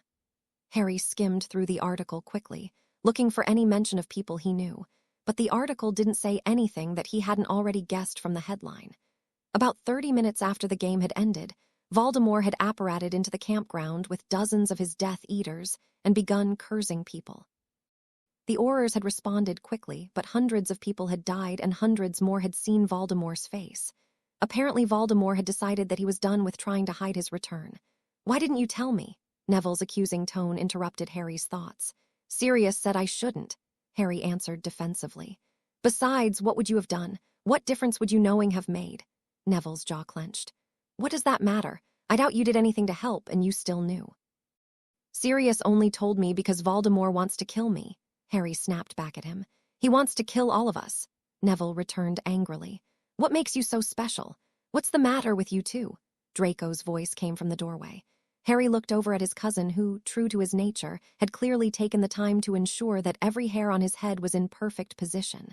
Voldemort attacked the World Cup, Harry explained tiredly, holding up the paper. The paper says that hundreds of people are dead and I don't know where Sirius and Remus are. Merlin, really? Draco exclaimed, walking forward quickly and grabbing the paper out of Harry's hand. Wait, you knew too? Neville asked, his tone outraged. Did everyone knew that you know who was still alive? Not everyone. Harry tried to reassure him. I don't think Daphne or Blaise know. But Theo did, Neville asked, his face turning red. What did I do? Theo asked as he strolled into the room. Because if you're talking about, you knew that Voldemort was back, Harry interrupted him. He attacked the World Cup last night. Theo went pale. What? Why did Theo and Draco know, but I didn't? Neville asked insistently. Because our bloody fathers are bloody Death Eaters. Theo snapped at him. There was a long silence as both Draco and Neville stared at Theo in horror. What? Neville asked eventually. Don't be naive, Neville, Draco snapped. It's not like you didn't know. I didn't know it was true, Neville protested. It doesn't mean they're evil, Harry said quickly. No, my dad is pretty evil. Theo corrected him with grimace. Harry shot him a sympathetic look. Well, Lord Malfoy isn't evil.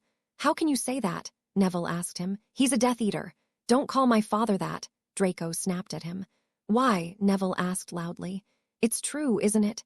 Harry pulled his attention away from his friends. He didn't have time for that right now. He needed to know whether Sirius was all right or not. Lindy, Harry called firmly. The aforementioned house elf appeared in front of him almost instantly. Master's heir is calling Lindy. Are Sirius and Remus here? Harry asked her hurriedly. Did they come home last night? Lindy shook her head. No, Master's heir, they is not being here. Harry's stomach sunk. Can you sense them, though? Are they alive? Lindy is not sensing Master Remus, she answered. But Lindy is not being bonded to him. And Sirius? Harry asked her impatiently. Yes, sir, Master is being alive. Lindy nodded. Lindy is not knowing where he is being, though. Harry let out a sigh of relief. At least one of them was alive, and if Sirius was alive, Remus probably was as well. Thank you. Lindy beamed at him.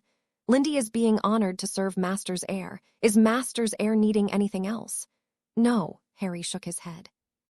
After Lindy had popped away, Harry turned his attention back to his friends. Draco and Neville were facing each other with furious expressions, though thankfully their wands weren't out. Stop it, Harry shouted at them. Shut up and sit down.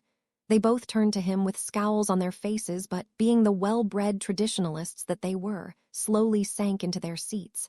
I don't know where Sirius and Remus are, Harry told them. They didn't come home last night, which means they were probably there when Voldemort attacked. When Draco's father attacked, you mean? Neville muttered. Draco turned to him in fury, but Harry got there first. Shut up, Neville. You too, Draco. You can fight about this later if you want to. Theo, who had been standing to the side, watching with a helpless expression, carefully took a seat beside Draco.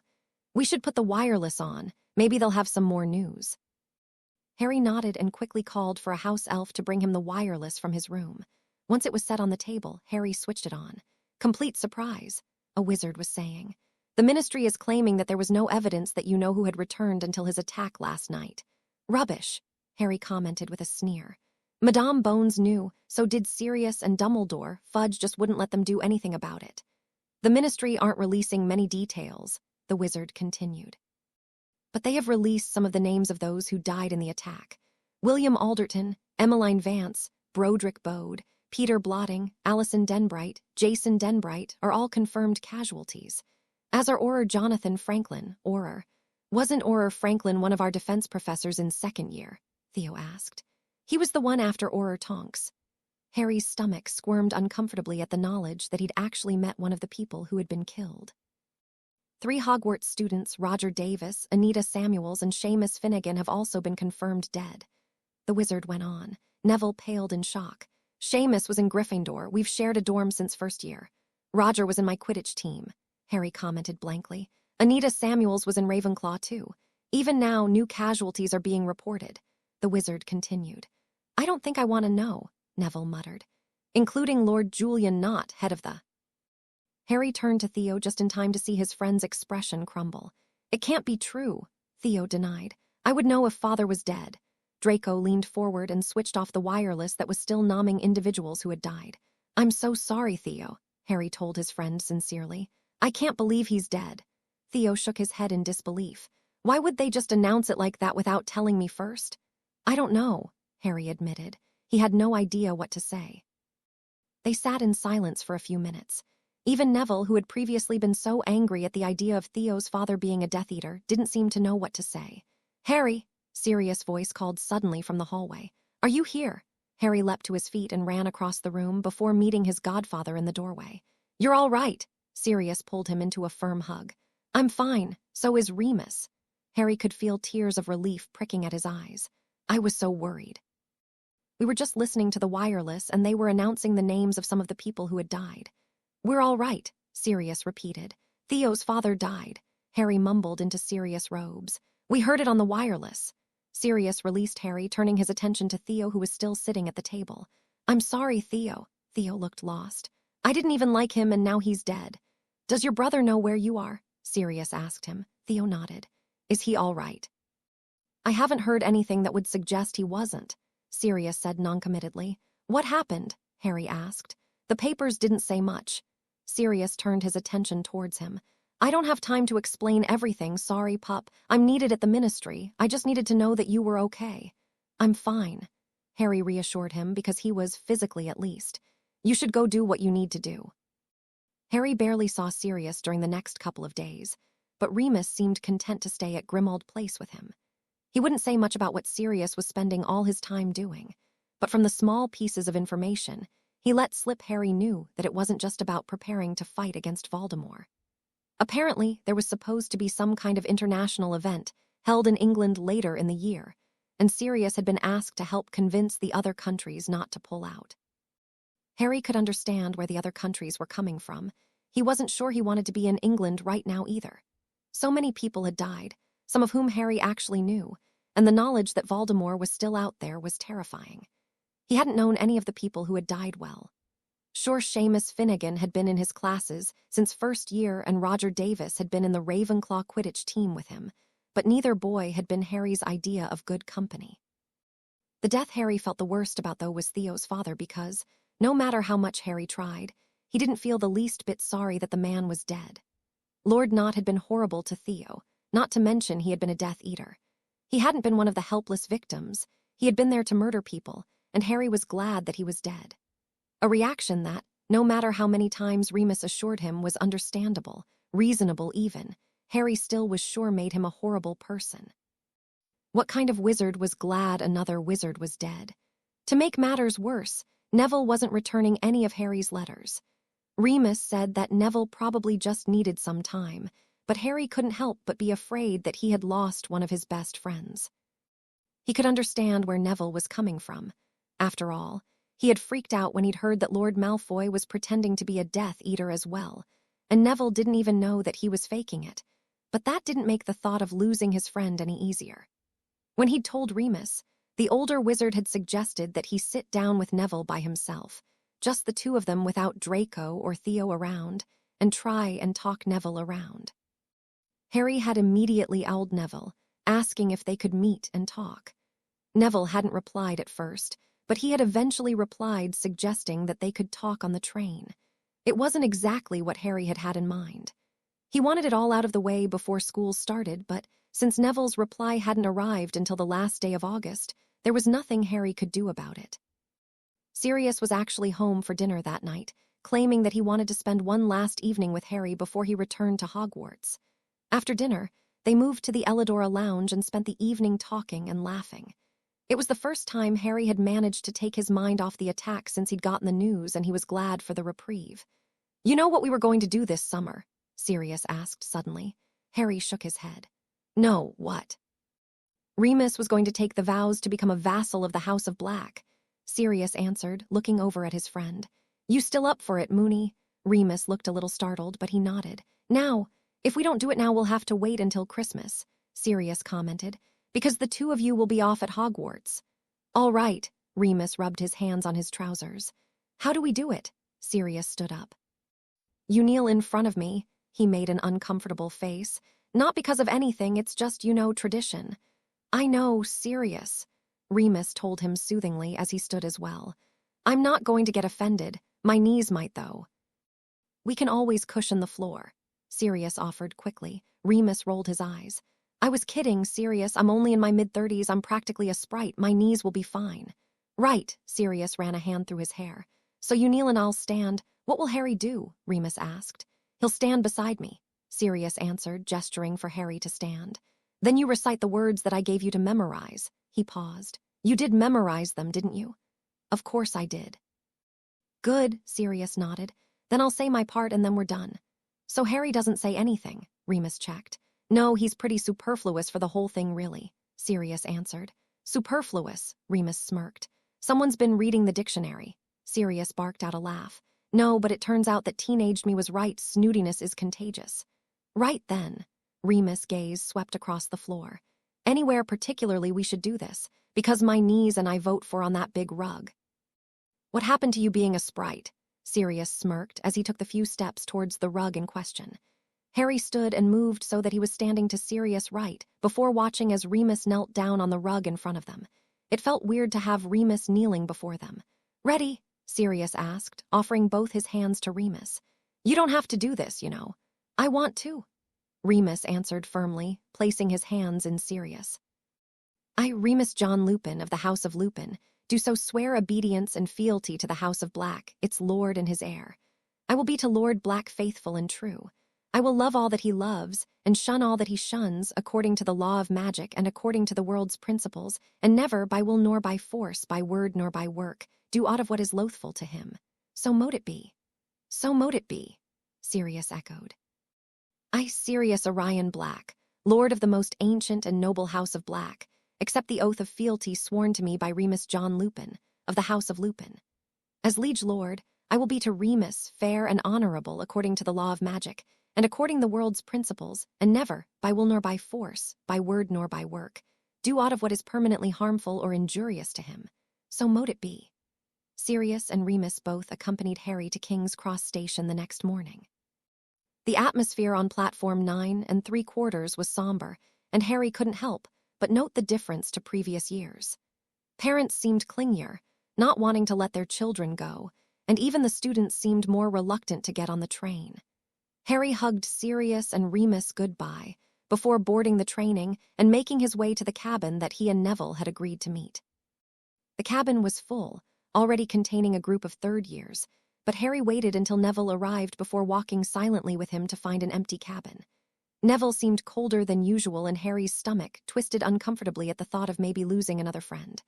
Once they had found an empty cabin, Harry cast the most complex locking charm he knew on the doors before sitting down opposite Neville. "How are you?" Harry asked seriously. "I don't know." Neville's shoulders slumped. Confused, angry, scared. "I'm scared too," Harry admitted. "Did you see how serious everyone was on the platform? Gran almost didn't let me come," Neville confessed. "I think if you know who had attacked again, she would have refused completely. Sirius and Remus say that Hogwarts is one of the safest places in England," Harry told him.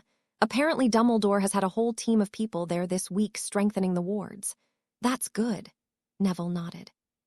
"Of course, it won't protect us from the Death Eaters who actually go to school with us," Harry sighed. "Draco and Theo aren't Death Eaters." Neville's face twisted into a scowl. "Maybe not, but their fathers are. Theo's father is dead," Harry reminded his friend. "And Draco's father," he trailed off. "Draco's father what?" Neville prompted him. "I trust him," Harry answered finally.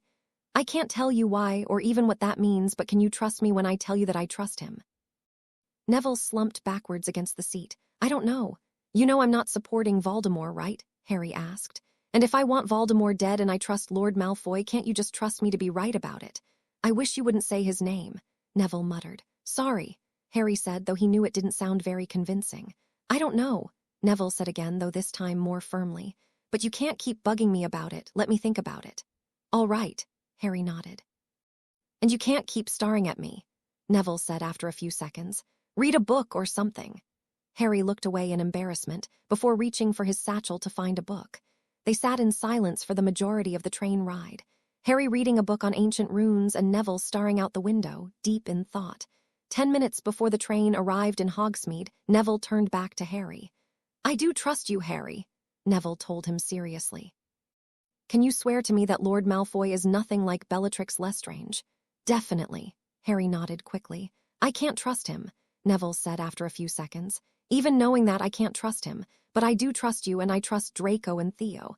Harry let out a relieved breath. "That's good." "I wish you had told me he was back, Harry," Neville admitted. "I hate the fact that you knew for a whole year and didn't bother telling me." "He's the one who broke the Lestranges out of Azkaban, isn't he?" "Yes," Harry confirmed. "Why didn't you tell me then?" Neville asked. "Because Sirius asked me not to," Harry answered. "And because part of me wished I didn't know. It was horrible knowing that Voldemort was out there somewhere trying to come up with ways to kill me." Neville nodded slowly. "I guess that makes sense. Gran said that she knew all along. Apparently Dumbledore told her. She didn't tell me either." "She was probably just trying to protect you," Harry pointed out. "I know." The welcome feast was a lot quieter than it usually was. Every single house had lost at least one student to Voldemort's attack, and their absences were almost deafening. After everyone had finished eating, Dumbledore stood up to give his usual announcements. He started with the normal announcements.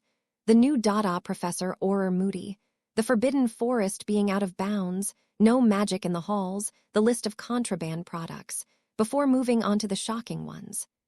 Harry wasn't sure which shocked him more, that Quidditch would be cancelled or that they would be hosting the Triwizard Tournament. The lack of Quidditch was disappointing. Harry had really been looking forward to trying out Crumb's Seeker strategy, and he could only imagine how devastated the 7th years would be. This was their last year to play. This was the year that Quidditch scouts usually came to watch the games. Having said that, if there was ever reason to cancel Quidditch, the Triwizard Tournament would be it. Even if Harry wouldn't be able to enter, it would definitely be fun to watch. The tournament also explained why Sirius had been so busy. Harry wasn't surprised that the Durmstrang Institute and Beauxbaton's Academy of Magic had been reluctant to send their students to a country where a Dark Lord had just killed hundreds of people. Harry was more surprised that they had actually agreed to come. As exciting as the tournament would be, Harry was more interested in meeting the students from the visiting schools. No wonder Sirius had advised him to start learning Bulgarian. While Durmstrang was actually somewhere in Scandinavia, it had been founded by a Bulgarian, and so the official language of the school was actually Bulgarian. Harry thought it was strange given how difficult Bulgarian was as a language, though it definitely explained why Bulgarian was in the top 5 most widely used languages in magical Europe. The news of the tournament definitely lightened the atmosphere of the hall, though, and the students murmured excitedly to one another. Harry hoped that the brighter mood would last. He didn't want the school to spend the year mourning for their friends and fearing for their lives. That felt too much like a victory for Voldemort. After the welcome feast had finished, Harry followed the other Ravenclaws up to their tower to listen as Professor Flitwick gave his annual welcome speech to the first years. When that was finished, and the first years had been shown their dorms, the 7th year prefects called a meeting of all the 4th years. As you know, Takashi started, once everyone had gathered. 4th years are responsible for buddying up with one of the first years and showing them around. We have a larger group of first years than usual with 6 boys and 7 girls, so some of you will have to take on 2 students. Anyone willing to volunteer to do that? Terry, Lisa, and Mandy all put their hands up quickly. Wonderful, Pennywhite, the female 7th year prefect, smiled. Just hang tight for a few minutes and we'll assign you some names. Once the meeting was drawn to close, and Harry had been assigned a first year by the name of Tiberius Ogden, who Harry was pretty sure he was Lord Ogden's great-grandson, Harry hung back to speak to Takashi. When the other students had moved away, Harry cast a basic privacy charm that Sirius had introduced him to. Merry meet, Takashi greeted him with a wide smile. Konbanwa, Harry returned, carefully concentrating on his pronunciation. Oh, Genki desu-ka. Takashi's eyebrows flew up in surprise. Genki desu, Harry-sama, anata, good, thank you, Harry replied. Sorry, despite having been learning Japanese all summer, that's about all I can manage. It is impressive, Takashi told him. I am honored that you have taken the time to learn that much. I have been told that my language is very complex to learn. It is, Harry agreed. I found it equally as hard to learn as gobbledygook, and yet you have persevered with both languages. Takashi commented, As I said, it is impressive. Thank you, Harry inclined his head. I've been learning Bulgarian as well, which is easier than Japanese but is still a lot harder than French or German. Did you know of the Triwizard Tournament before tonight then? Takashi asked. No, Harry denied, but Sirius did, and he was the one who suggested that I learn it. Takashi looked amused. It will serve you well, I am sure. I hope so, Harry agreed. My grandfather considered sending me to Durmstrang, Takashi commented, but he chose Hogwarts because I already knew some English. Hogwarts must have been especially scary for you when you were a first year, Harry commented. It was very new, Takashi agreed. Though it has since become like a second home, I will miss it when I leave. Yes, you're a big 7th year now, Harry remembered. Are you disappointed that you are not head boy? No, Takashi answered immediately. Lucian Bowl is much more suited for the role than I am. I want to concentrate on my studies this year. Will you put your name forward for the Triwizard Tournament? Harry asked curiously. I will ask my father and grandfather what their wish is, Takashi told him. But no, I do not think so. They will want me to focus on my studies, especially now that I have been tentatively accepted for an apprenticeship under Master Kobayashi. Who is Master Kobayashi? Harry asked curiously. Takashi shot him an incredulous look. You have never heard of him? Harry frowned and thought. No, I don't think so. Master Kobayashi is Japan's most prestigious wand maker, Takashi explained. You want to be a wand maker? Harry asked in surprise. Yes, Takashi replied. My father and grandfather believe that it will bring honor to our house. I think it sounds very interesting. No wonder you want to study this year, Harry commented. Will you have time to become an animagus with us? Definitely, Takashi answered firmly. My father was very pleased to hear that you would be helping me learn. I wouldn't say I'll be helping exactly, Harry admitted. I don't know any more about it than you do. My father is also very grateful for the assistance you have given me with wandless magic, Takashi continued as though he hadn't spoken. He wishes to meet you one day. I wouldn't exactly say I've been helping you with that either, Harry denied. We just practice together. You do not understand your worth, Harry-sama, Takashi told him seriously. It is only because of you that I have come so far in learning the discipline of wandless magic. So, I presume you've got the mandrake in your mouth then? Harry asked, desperate to change the subject. Takashi looked amused.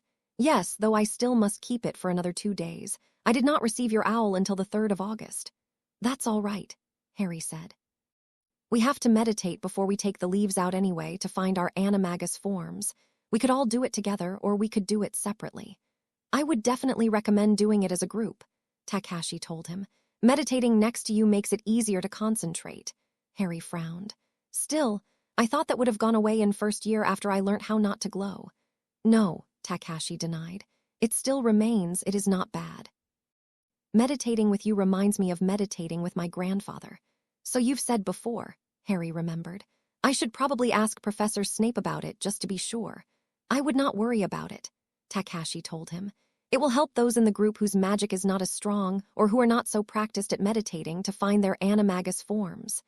Harry nodded slowly. He wasn't even sure that Fred and George knew how to meditate. All right. I'll arrange for us all to meet after dinner on Wednesday then. Harry woke up at 5 the next morning to ensure he had time for his daily wandless magic practice. He had been learning for almost 2 years now, and he had definitely made progress. He could cast the levitation, lumos, stunning, and tempest charms easily now, but he had discovered that he had to learn each new spell from scratch. It was frustrating, since he'd hoped that one day he would be able to be as proficient without his wand as he was with it, but did make sense. Thankfully, though, each spell took less and less time to learn. The tempest charm had only taken him 2 months. Now Harry was working on learning how to perform a heating charm wandlessly. Neville had made similar progress, though his friend was still learning the tempest charm, but Takashi was still working on the levitation charm. Harry had no idea how Takashi found the willpower to continue practicing. Sure, the older boy had gotten better. While he still had to be meditating to levitate the quill, he could now stop meditating and still hold the quill in the air. Harry had learnt 4 spells in the time it had taken Takashi to mostly learn one.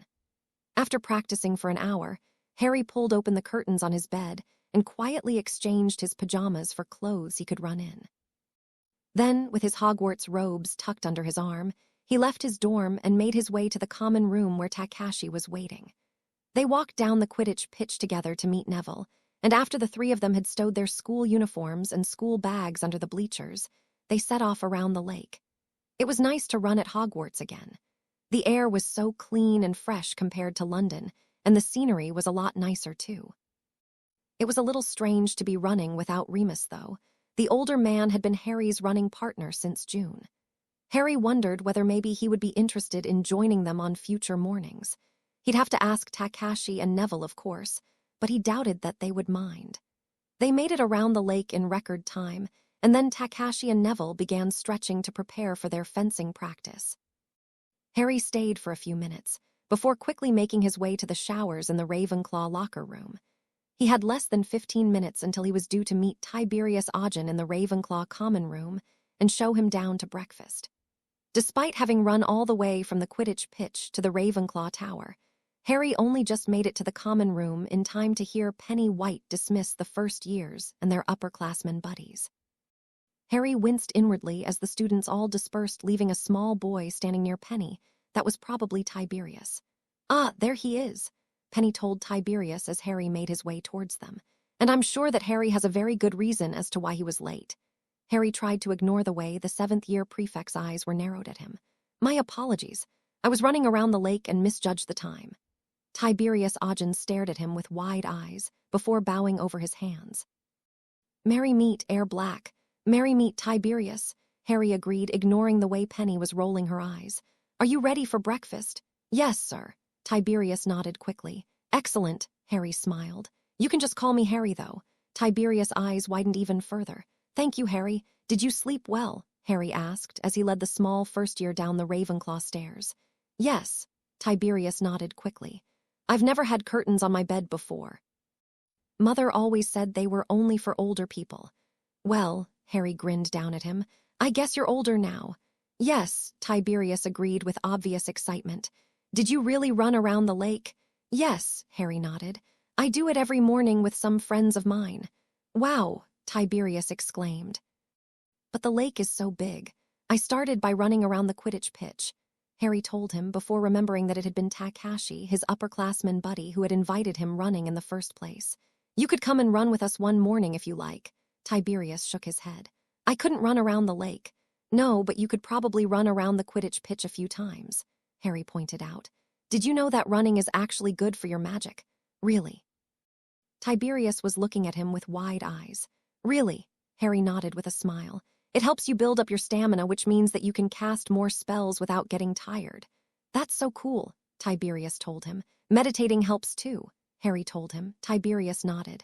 I meditate every morning at home. Mother says I have to. I meditate every morning too, Harry told him as they entered the Great Hall. Tiberius stopped suddenly beside him. There's so many people. Harry looked around the hall in confusion. Only about half the school were there. There are less than there were last night.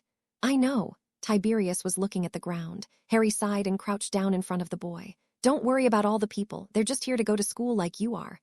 Not like me, Tiberius answered much more confidently. I'm a scion of the most ancient and noble house of Agen. Harry couldn't help but be amused. There you are then. There's no reason to let the people upset you. Be careful, though.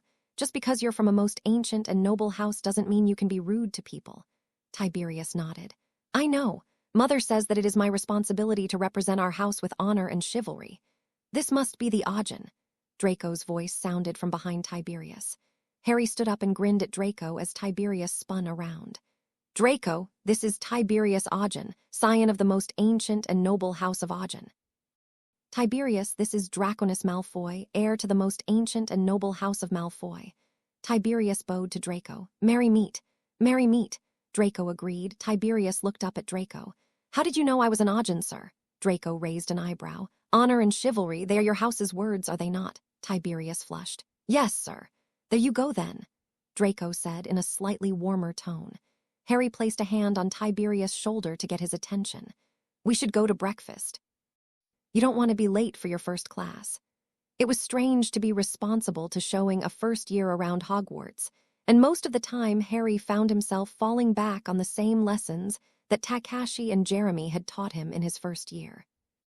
Harry's memories of his first few days at Hogwarts were startlingly clear now that he was focusing on them, something that he put down to all his occlumency training, and he could hardly believe that he was now the same age as Takashi and Jeremy had been then.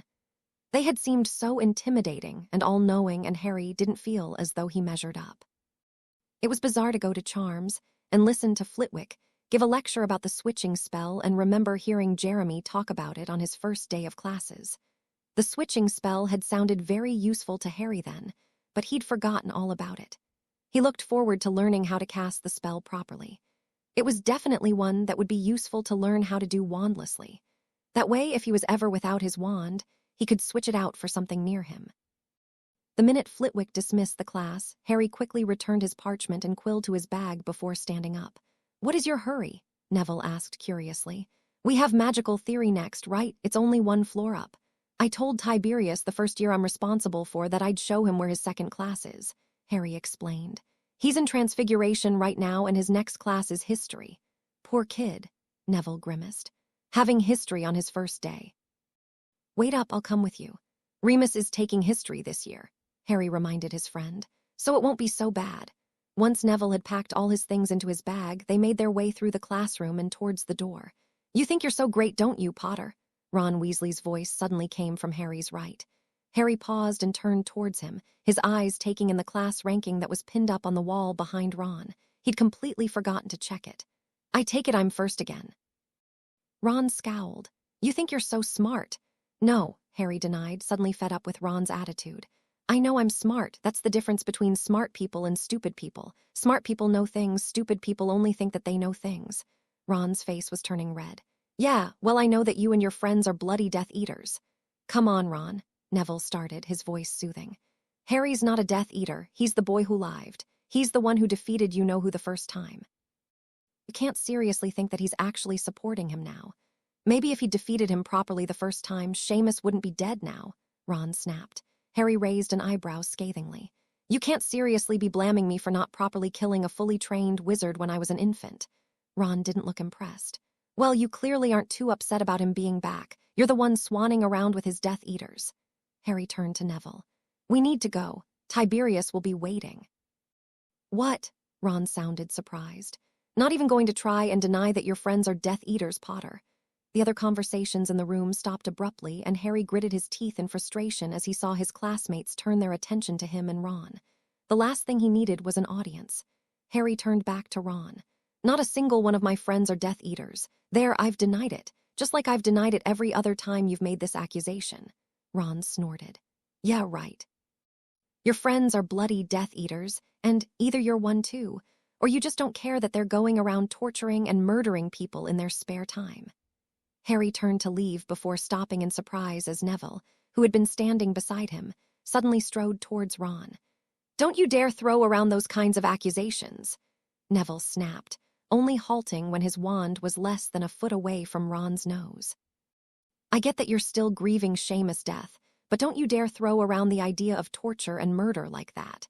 How many family members did you lose in the war, Ron? 2 uncles, right? Well, Harry and I both lost our parents to Death Eaters and you-know-who. So you don't get to stand there with 2 parents and a dozen bloody siblings and accuse us of supporting that monster. Harry stared at his friend. He was impressed.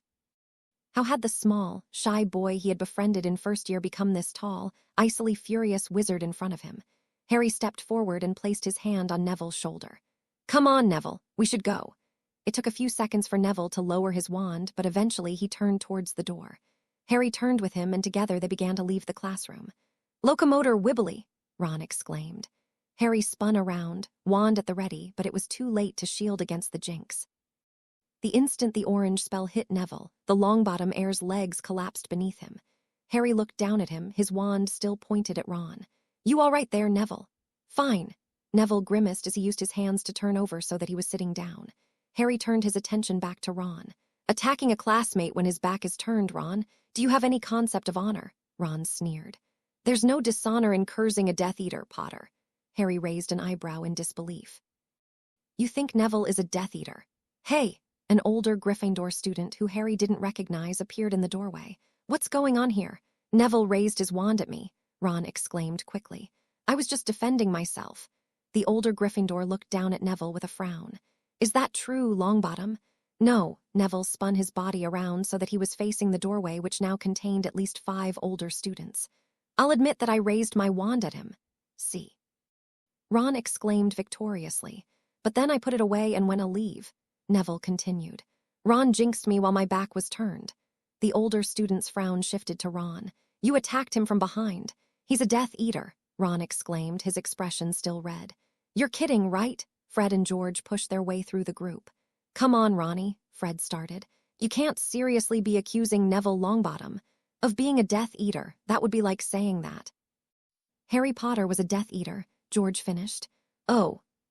We've already been through that, Harry told them flatly. You only missed it by about 5 minutes. Really, Ron? Fred asked disbelievingly. You can't just go around accusing all the people you don't like of being Death Eaters, George told him. Another older student pushed her way into the room wearing a Hufflepuff uniform and a prefect badge. What jinx did you use? Ron crossed his arms petulantly. He used the Jellylegs jinx, Harry answered for him. I don't know the counter for it. I do, the prefect told him before raising her wand. A few seconds later, Neville was able to climb to his feet. Now, let me get this straight, the prefect continued. Weasley here accused Potter and Longbottom of being Death Eaters. Longbottom raised his wand but then walked away, at which point Weasley attacked Longbottom from behind. Is that right? Harry nodded along with Neville. Yes. And you all agree? The prefect asked their classmates who had hung around to watch. Most of the students nodded. This is way out of my league to handle, the prefect admitted. But I'm going to start with 20 points from Gryffindor for verbal bullying, 10 points to Gryffindor for good decision-making, and 20 points from Gryffindor for attacking another student. What? Ron exclaimed, practically foaming at the mouth. You're actually awarding him points? And, the prefect continued firmly, Weasley, I'm going to be talking to your head of house. Does that sound reasonable, Professor? Harry turned in surprise. He hadn't even realized that Flitwick had arrived. Very, Miss Patris. Flitwick nodded seriously. Now, don't you fourth years have somewhere to be? Yes, sir, Harry agreed before finally managing to escape the classroom just as the second bell rang. Damn it, Tiberius is going to think I abandoned him. Unlikely, Neville commented. Chances are the whole school will know what happened by lunchtime. Neville was right, and when Harry showed the Ravenclaw first years the way the greenhouses after lunch, Tiberius peppered him with questions. Did you really get into a duel? Tiberius asked excitedly. No, Harry answered firmly, but another student cursed one of my friends. Why? That doesn't matter, Harry sighed. Cursing anyone like that is against school rules. He lost a lot of points. I think it sounds brilliant, Tiberius exclaimed. I wish I had been there. Why didn't you curse him back? Because that would have only made the situation worse. Harry answered as patiently as he could. Maybe. There it is, Harry interrupted with relief. That greenhouse there. Oh, cool, Tiberius grinned. Thanks, Harry. That duty done, Harry made his way to the big tree near the lake where he had agreed to meet his friends. It was the best thing about having a drop to class. He actually got a free hour 4 times a week. So, Draco started as Harry sat down.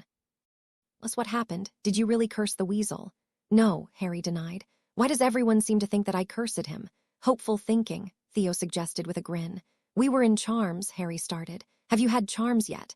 No, we've got that tomorrow with the puffs, Theo answered. It's definitely something to look forward to, Harry told them. We're learning about the switching spell. Draco snorted. Only you would think that was more interesting than what happened after the class, Harry. Fine, Harry sighed. Ron accosted Neville and me as we were leaving. He made a comment about me being great and smart. That doesn't sound like him, Theo commented. I think he was being sarcastic, Harry pointed out. I of course agreed with him and may have insinuated that he was a bit stupid. Draco whooped with glee. I wish I had seen that. At which point he called you all Death Eaters, Harry continued. I defended you, so he accused me of being a Death Eater. Neville got offended on my behalf and put his wand in Ron's face. Neville ranted at Ron before deciding to leave, and Ron cast the jelly leg jinx at Neville's back. At his back, Draco echoed. Really? It's not surprising, Theo put in. It's not as though we don't know that they're all blood traitors. Let's not lump the whole family in together, Harry defended. Sure, they're not traditional, but some of them are definitely better than others. I'll believe that when I see it, Draco grumbled.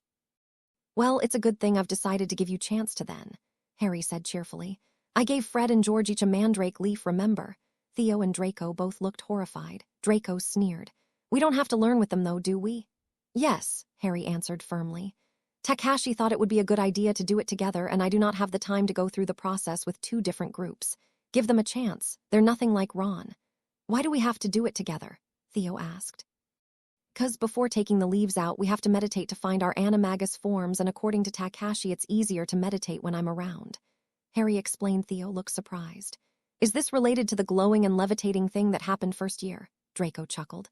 I don't think he actually levitated, Theo. Harry glared at Theo. But yes, it is related. We'll do the meditation part tomorrow after dinner. Where? Theo asked. Harry glanced towards Draco. I'm not sure yet. I'll let you know. What's it like having Nadasja here? No idea, Theo replied, leaning back in his chair casually. I've only seen her at a distance. I doubt we'll have much to do with one another. But you're in the same house, Harry protested. So are Draco and Astoria, Theo pointed out. And they don't see each other much either. Besides, she's just a first year. Do you plan to spend much time with the Ravenclaw first years, Harry? Yes, actually, Harry told him. I've been showing one of the first years around, and I'm not planning on marrying any of them. No way, Draco shook his head firmly. There is absolutely no way that we are inviting the Weasley twins into Hoth.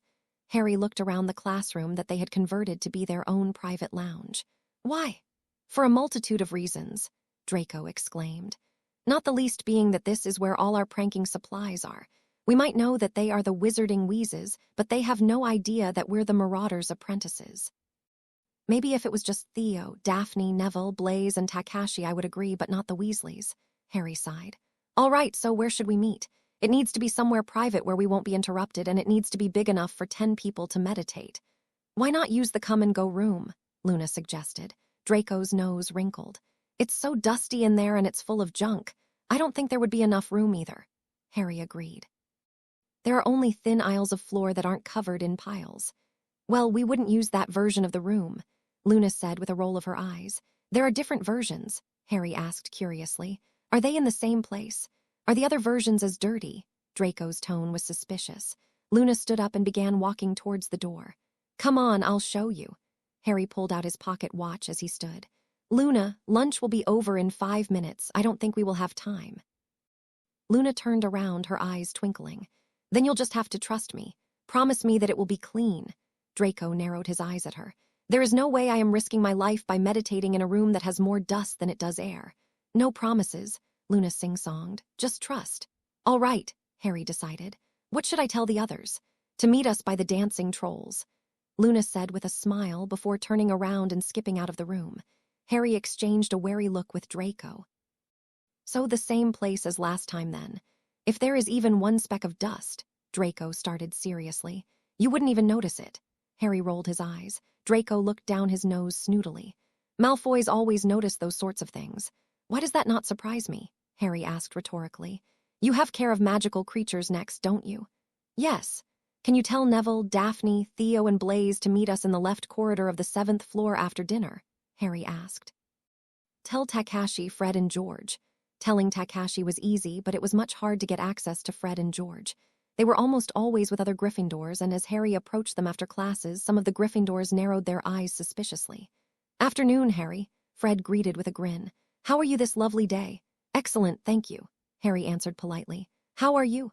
Absolutely smashing, old fellow, George answered with a fake posh accent. Absolutely smashing, Harry chuckled. Can I have a word with one of you? The twins exchanged a glance before George got to his feet. Lead the way.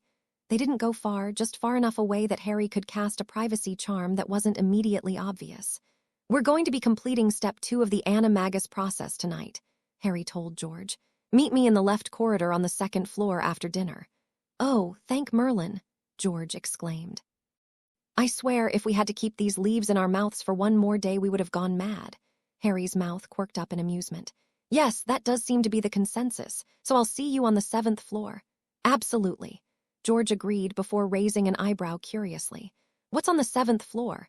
Harry's eyes twinkled as he removed the privacy charm. See you there. That done, Harry turned around and made his way to Remus' new classroom and office. Harry hadn't had history yet. His first class would be the next day, so it was the first time he'd seen the changes that Remus had made to the room. Previously, the room had been decorated very sparsely, with only a globe, a clock, and a blackboard aside from the desks and chairs, but it looked completely different now. The clock was still there, but the blackboard had been replaced by a large world map, and the rest of the walls were covered with lines and writing. Harry looked closer at the nearest wall and realized that the writing was actually a timeline. In fact, there were multiple timelines, one for the Ministry of Magic, one for the International Warlocks Council, one for Goblin Nation, and so on. What do you think? Remus asked from behind him. Very nice, Harry answered, reading the writing directly in front of him. Apparently in 1707, the Wizards' Council had disbanded so that the Ministry of Magic could be formed. How have your first 2 days gone? Pretty well, if I may say so myself, Remus answered as Harry turned around to face him, though I'm pretty horrified at how little the students actually know. How many 6th and 7th years do you have? Harry asked curiously. 4 6th years, 6 7th years, Remus answered. And their knowledge isn't too bad. It's the 5th years I'm worried about. The 6th and 7th years will be the ones who taught themselves, Harry pointed out.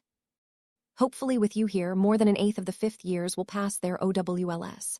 Have you had a look at the class ranking? Remus asked, gesturing towards where they were hanging up on the wall. Not yet, Harry admitted. I haven't been too focused on them this year. I was happy enough knowing that I got over 90% in all my classes last year. Well, you came first in history, Remus told him. Miss Granger was a very close second. Cool, Harry smiled. I came first in charms, transfiguration, potions, astronomy, magical theory, and runes too. Neville came first in herbology, of course. I don't know about ancient studies. I'm not friends with anyone in the class, so I can't exactly ask them. That's very impressive, Harry, Remus told him warmly. You must be the top of your class then. Yes, Harry smiled proudly. Granger is furious, as always. You're not baiting her, are you? Remus asked cautiously. Harry frowned. Of course not. Though I may have baited Ron Weasley a little yesterday. Yes, I heard about that, Remus commented. Well, not about you baiting him, but the incident was discussed in our meeting this morning. Very little of it was my fault, Harry said quickly. I believe you, Remus smiled. Are you ready for dueling practice? Yes, Harry agreed, placing his school bag against the wall. Will we be practicing here? We won't be practicing at all, Remus admitted. I've taught you all I can. Harry shook his head quickly in denial. No, you haven't, Remus looked amused. Harry, by the end of the last school year you were beating me in 2 out of 3 duels. Only because you were going easy on me, Harry protested. At first, yes, Remus agreed, but not by the end. Harry wasn't sure whether he felt proud or disappointed. Sure, it was amazing to apparently be able to beat Remus, but he didn't want to stop improving. So, Remus went on. Sirius agreed to come once a week to teach you how to combine dueling and fencing. Harry looked up at Remus. Really? Can he do that? Well, we're not telling Dumbledore, Remus admitted. But yes, he can. As one of the school governors, he has access to the school. He'll be using the flu in my office. He should be here any minute. Harry grinned at the thought. Thanks, Remus. That sounds amazing. Sirius arrived a few minutes later, holding a fencing sword in each hand. Harry greeted his godfather with a hug, before helping Remus spell all the desks and chairs to the sides of the classroom. Then Remus sat down behind his desk, claiming that he had lesson plans he needed to work on, and Sirius began Harry's lessons. They started with their basic fencing warm-ups that Harry knew off by heart, before spending a few minutes actually fencing. Harry loved fencing. It was both fun and practical, and it was nice to have something that he did with Sirius. After Sirius had called their fencing to a halt, declaring the match to be a draw, he began instructing Harry on how to use his sword in a duel. It wasn't a completely new concept to Harry. The Bulgarian fencing tournament they had attending had contained some matches that used both swords and wands, but he had never tried blocking spells with his sword before. It was completely different from everything Remus had taught him the year before, which had basically been to dodge the spell or cast a magical shield, and by the end of the lesson, Harry still hadn't felt as though he had made much progress. It's a completely different variety of dueling. Sirius encouraged him when he finally ended the session. You'll get it after some practice, and then we can work on your blocking with your sword while you simultaneously cast with your wand. Harry frowned tiredly, but I hold my sword and my wand in the same hand. That'll be another thing we work on, Sirius promised. You need to be able to use both with either hand. Harry groaned at the thought. So I need to practice the basic fencing patterns with my left hand. Sirius looked sympathetic. Yes, as often as you can, and you should start practicing your first-year spells with your wand in your left hand, too. Harry considered, not for the first time, telling his godfather about how he was learning to do magic with no hands, but decided not to. He wanted to surprise Sirius with it one day. As soon as dessert appeared on the tables at dinner, Harry and Luna got up from the table, each taking a treacle tart with them, and made their way up the 7th floor. They were the first ones there, and Harry looked at Luna expectantly. How do we get a different version of the room? Luna's expression was dreamy. You just have to want it, silly. Harry sighed and looked at the wall where the door to the come-and-go room usually appeared. I have to want a different room. You have to want any room that you want, Luna agreed. All right. Harry considered what he needed before packing in front of the wall to make the door appear. I hope this works, Luna. Draco will throw a fit if there's any visible dust. Luna giggled. So think clean then. Harry finished packing, opened the door that had appeared in the wall, and stared at the room in front of him. It was the most sterile, least comfortable-looking room he had ever seen. It reminded him of the hospital wing, but instead of beds and cloth curtains, it had solid metal chairs and blinds. Luna laughed from behind. Not that clean, Harry. Close the door. I'll do it. Harry did as instructed, before stepping back to watch Luna pace in front of it. Hey, Harry. The twins chorused as they rounded the corner of the corridor. Hey! Harry acknowledged them absently as Luna pushed the door open. He stepped forward to look over her shoulder into the room and nodded in satisfaction at the sight. It looked much like the Elidora lounge at Grimmauld Place, only bigger. Not only were there enough couches and chairs to seat 10 people, but there was also room on the floor for them to meditate. "Whoa," Fred commented from behind Harry. "Since when has this room been here?" "I have no idea," Harry answered truthfully as he followed Luna into the room. "It's called the come and go room," Luna told the twins. "Or the room of requirement. Whatever you require, the room becomes." Both twins' eyes widened. "That's bloody brilliant. I can't believe we've never heard of it," George added. Neville arrived next, with Takashi only a few seconds behind him, and Harry found himself relieved at the way it had turned out. At least this way he wouldn't be the only buffer between Fred and George and the Slytherins when they arrived. "Merry meet, Neville," Luna curtsied. "Merry meet, Takashi." "Merry meet," Neville agreed with a smile. "How are you?" "Happy," Luna told him brightly. "I didn't know Luna Lovegood was traditional," George commented quietly to Harry. "You know her?" Harry asked curiously, absently watching Takashi, Neville, and Luna interact. "She lives just down the road from us," George explained. "She and Ginny used to play together when they were younger," Fred added. Harry nodded in understanding. "I imagine that Luna is traditional around traditionalist and non-traditional around non-traditionalists. She can be quite the chameleon when she wants to be." Fred looked doubtful. "Luna a chameleon, isn't she a bit odd?" Harry suggested quietly. "Definitely, but not in a bad way. She's one of my best friends." "This looks much better," Draco commented as he strode into the room, the other Slytherins following behind him. "Doesn't it just?" Harry agreed. "Merry meet." Neville, Takashi, and Luna all greeted the new arrivals with a bow. "Merry meet." The Slytherins agreed, Theo, Daphne, and Blaise bowing first to Harry and then to Neville. Fred and George both looked on awkwardly. Harry stepped forward. "Daphne, Draco, Theo, Blaise, this is Fred and George Weasley, unofficial scions of the ancient and noble house of Prowett.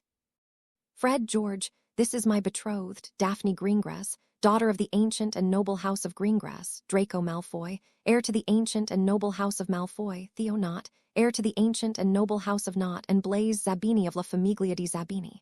The twins' eyes widened. Hi there." Draco's upper lip curled slightly in a sneer. "Merry meet."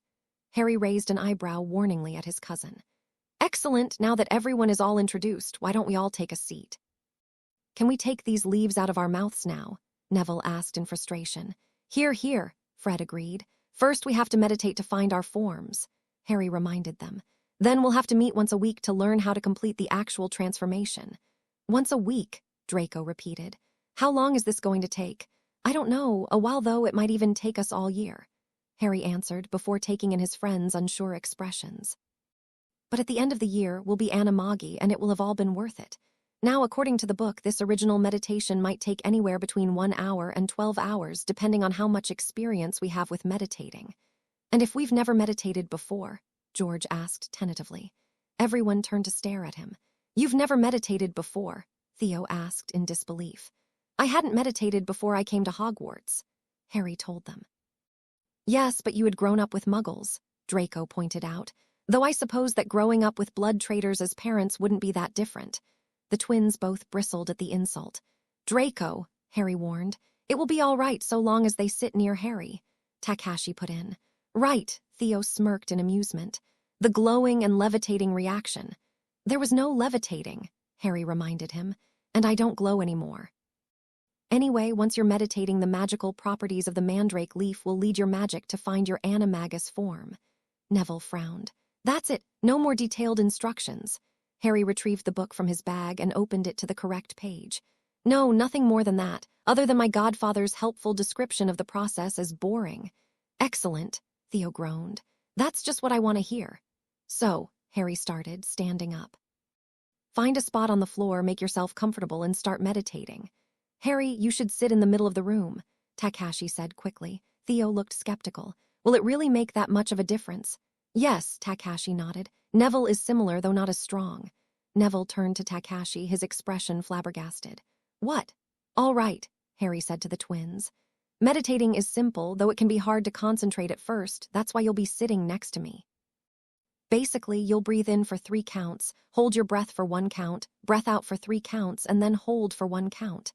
As you're breathing, clear your mind of everything and then search for your magic. Your mandrake leaf should do the rest." "All right," Fred nodded, standing up and offering his hand down to George. "Also," Harry said, leading them towards the middle of the room, "you should really consider meditating daily." You need to be able to meditate to learn occlumency and wandless magic, and it makes it easier to perform spells. George looked around. Do they all know how to meditate? They've been meditating since they were children, Harry answered, sitting down on a cushion. Now cross your legs and place your hands on your knees. Crossing our legs might be a problem, George admitted as they sat on nearby cushions. We can't do it, Fred added. Oh, Harry frowned in thought. Okay, just sit comfortably then. It will need to be a position that you can sit in for a long time, though. Harry, Neville called from the other side of the room. You weren't serious when you said 12 hours, right? Curfew is in 2.5 hours. It'll take as long as it takes, Harry answered apologetically. All right, close your eyes and relax. Clear your mind. Now breathe in and out, in and out.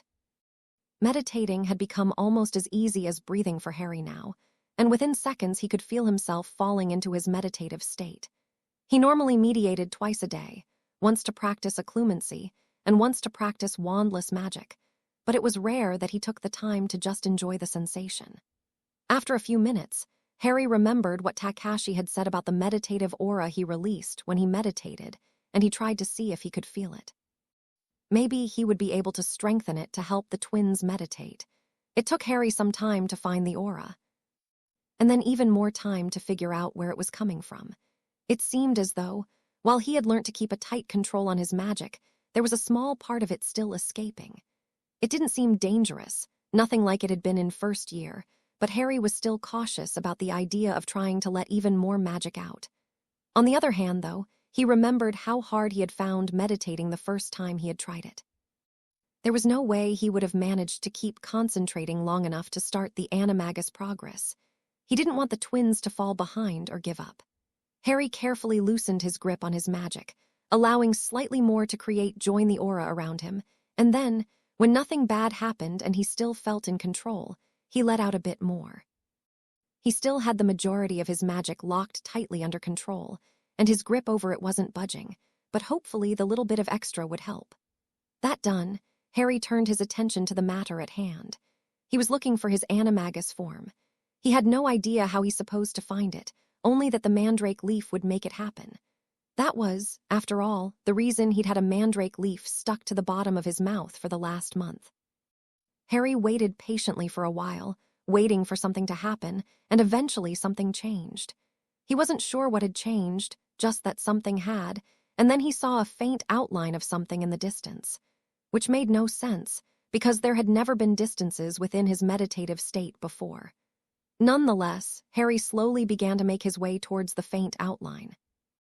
He couldn't see what it was, but as he slowly made his way closer, he saw it suddenly lift up into the air and began to move towards him. It wasn't moving over the ground, though. It was flying. Harry grinned at the thought. He had secretly hoped that his animagus form would be one that could fly. He could only imagine how wonderful it would feel to fly without a broom. After a while, Harry could make out the shape of its wings and body. It looked like some kind of owl. Eventually, the owl, whose wingspan was easily 2 feet, was only a few feet away, and then all of a sudden it dived towards Harry and collided with him at full speed before disappearing. Harry looked around for it. He wanted a better look, but it was nowhere to be found. In fact, the distance, which had appeared earlier, had suddenly disappeared as well, just leaving Harry in his usual meditative state. It was weird. Harry waited for a while longer, just to ensure that he hadn't missed anything, before pulling himself out of his meditation. Opening his eyes, he looked around and saw that all his friends were still meditating, even the twins. Easing himself to his feet, Harry pulled out his pocket watch. It was almost 9 o'clock. He'd been mediating for almost 2 hours. It was amazing how quickly time flew. Harry settled down in one of the chairs and pulled his ancient runes homework out of his bag. Might as well get some work done while he waited. Neville was the next one to open his eyes, though it was 42 minutes after Harry had, and upon seeing Harry, he moved to sit next to him. How did it go? Harry whispered quietly. Great, Neville grinned. I think I'm a badger of all things. A badger, Harry repeated. Cool, I'm an owl. I can see that, Neville agreed. Owls are supposed to be intelligent. What's the time? Almost 10, Harry admitted quietly. You can go if you like. I'll wait for others. Neville looked unsure, but eventually nodded. If I'm late, Ron will narc, Harry grimaced. Merry part. Over the next few hours, the others slowly came out of their meditations. They would look around, take in who was still meditating, and then move quietly across the room to talk to Harry before leaving. Before they left, they each told him what sort of animal they had seen. Takashi had seen a crane, Luna had seen a squirrel, Draco had seen a cat, Blaze had seen a dormouse, Daphne had seen a fox, and Theo, to Harry's great amusement, had seen a llama. Eventually, the only people left in the room were Harry and twins who were still meditating. Harry managed to complete every piece of homework he had been given, get as much done on all his assignments as he could without more resource books, and read a couple of chapters of one of the books he had gotten for his birthday, Healing Dark Curses. Eventually, at 3:43 in the morning, George opened his eyes. Like everyone else, he looked around the room before moving to sit beside Harry. "That was Buzzy," George whispered loudly. Harry grinned. "What did you see?" "You first," George returned. "I think I'm going to be some kind of owl." "I'm some kind of little dog," George answered. Harry smiled. "Cool, Sirius is a dog too, though don't tell anyone, he's unregistered." "What's the time?" George asked. 3:45, Harry answered. "That's why everyone is gone, they went to bed." "You could have gone to bed too," George said. "You don't have to stay up." "I want to," Harry said. "What do you think Fred will be?" "Not a dog," George admitted with a sigh. "I know that people think we're basically the same people, but we're not. He's louder than I am." "I know," Harry smiled. "Yeah," George smiled warmly. "You can actually tell us apart, that's impressive. Even our mum can't do that half the time." "It took me a while," Harry commented quietly.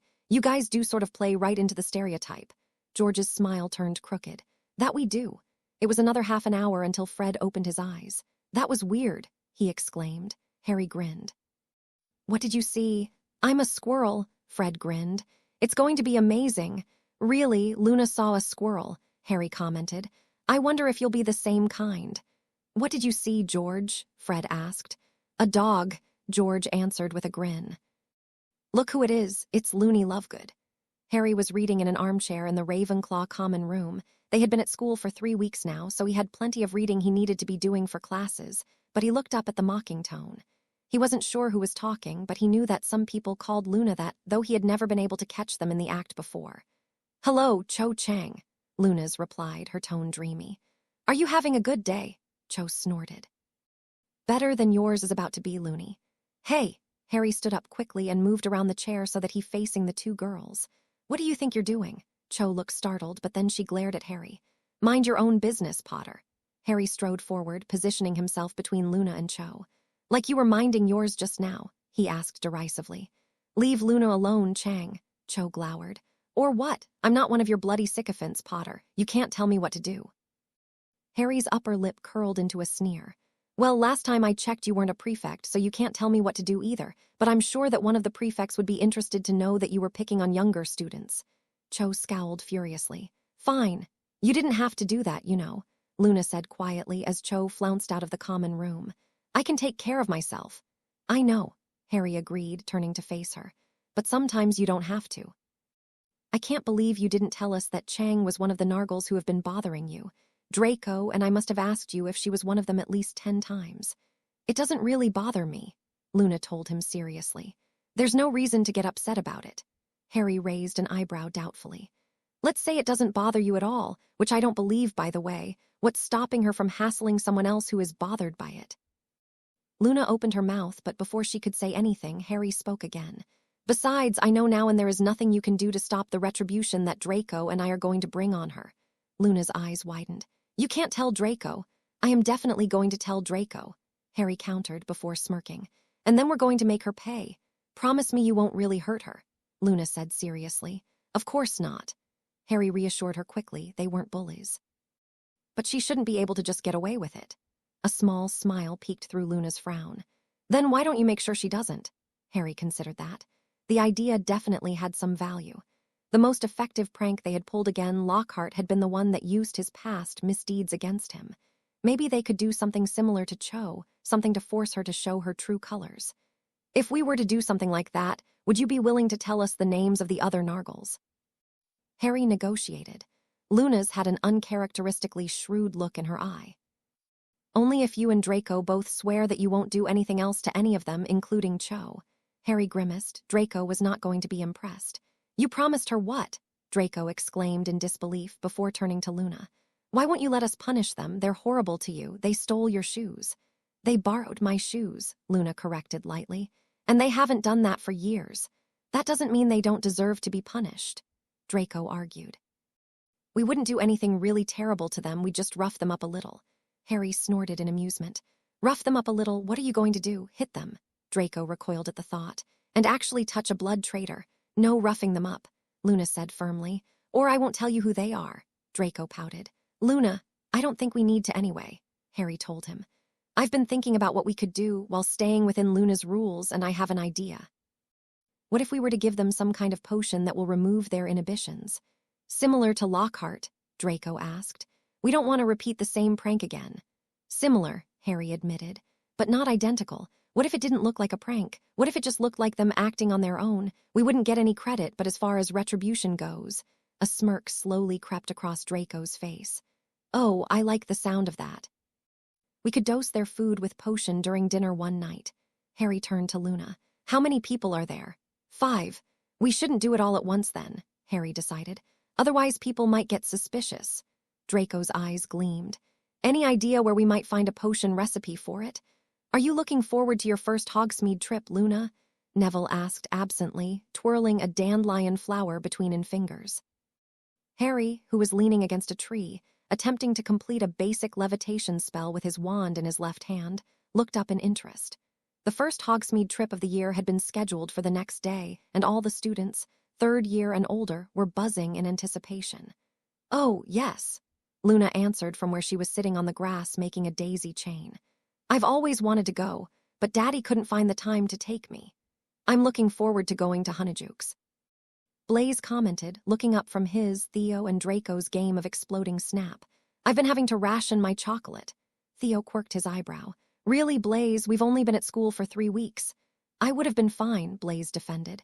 Except I was generous to share some of it with you lot last week when we met to practice our Ani. Don't say it, Draco interrupted quickly.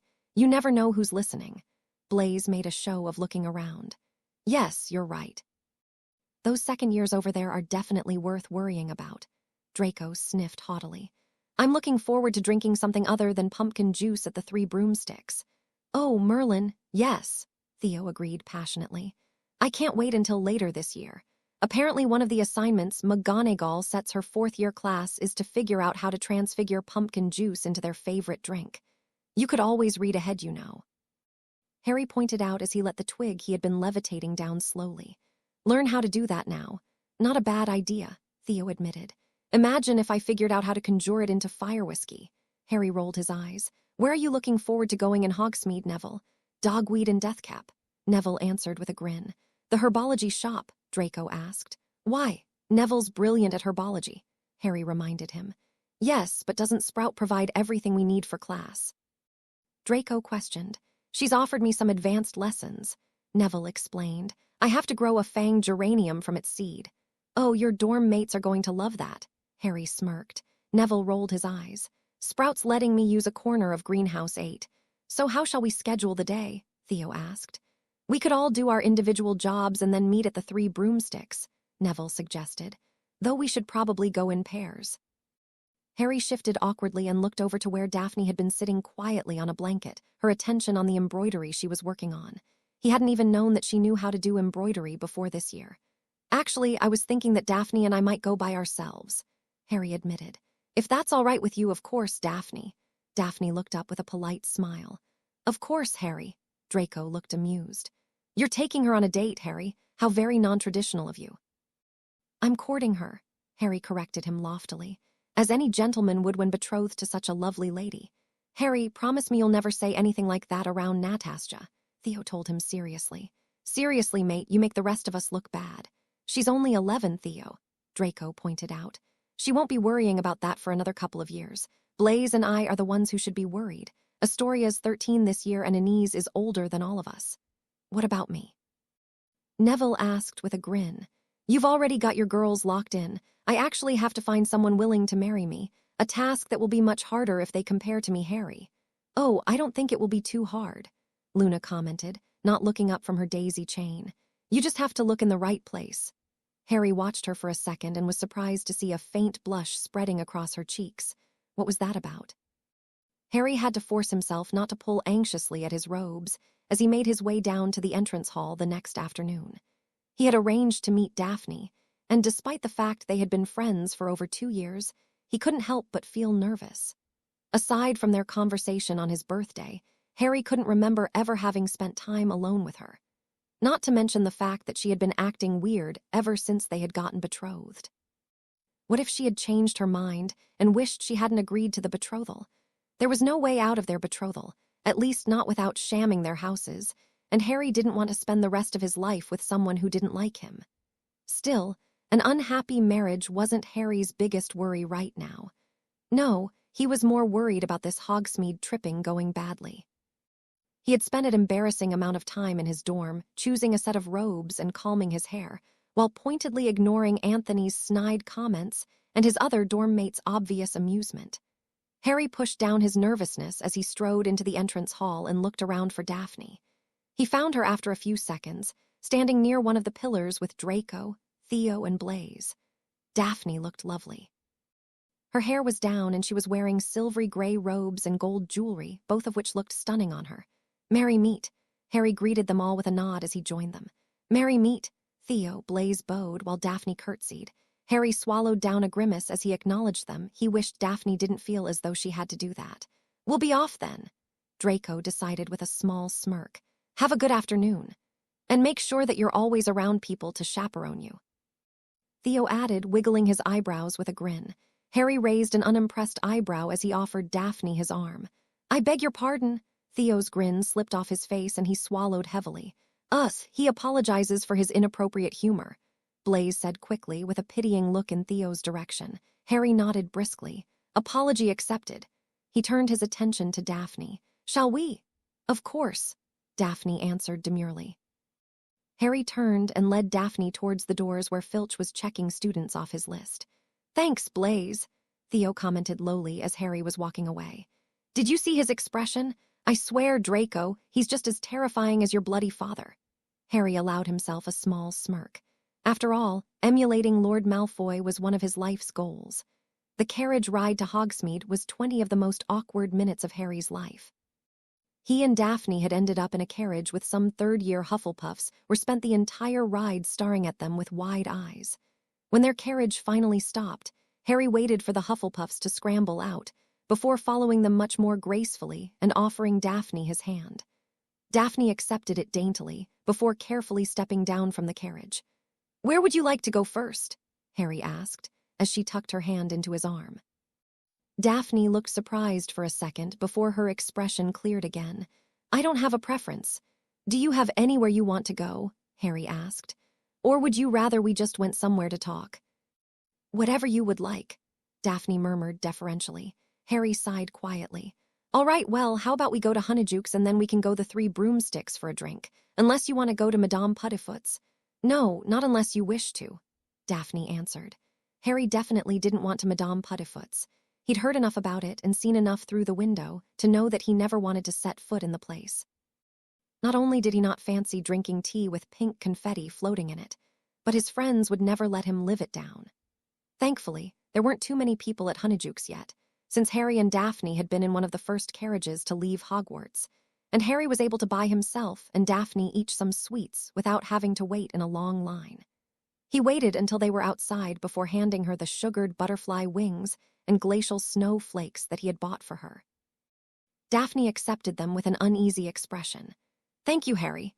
They walked in silence to the Three Broomsticks, before ordering themselves some butterbeers and choosing a small table near the front window. Like Honeyjuke's, the pub was quiet, with only a few groups of students sitting around with drinks. Harry knew that it wouldn't be long until the hordes descended, but at least he and Daphne had a table. "How are you?" Harry asked, once they had both taken their seats across from each other. "Very well, thank you," Daphne answered blandly. "Are you enjoying being back at Hogwarts?" Harry questioned after a short pause. "Yes," Daphne inclined her head. "I do miss it during the summer." There was another pause, this one longer, and Harry sighed. "I haven't had a chance to really talk to you since we started learning how to, Are you happy with being a fox?" Daphne looked slightly unsure. "Yes, very much so. Were you pleased by my animal?" "Of course," Harry assured her. "I think it matches you very well. Do you realize that your animal is the most dangerous out of all of ours?" Daphne's eyes widened. I'm sure that's not true. Well, it does depend how big George's dog is, Harry admitted.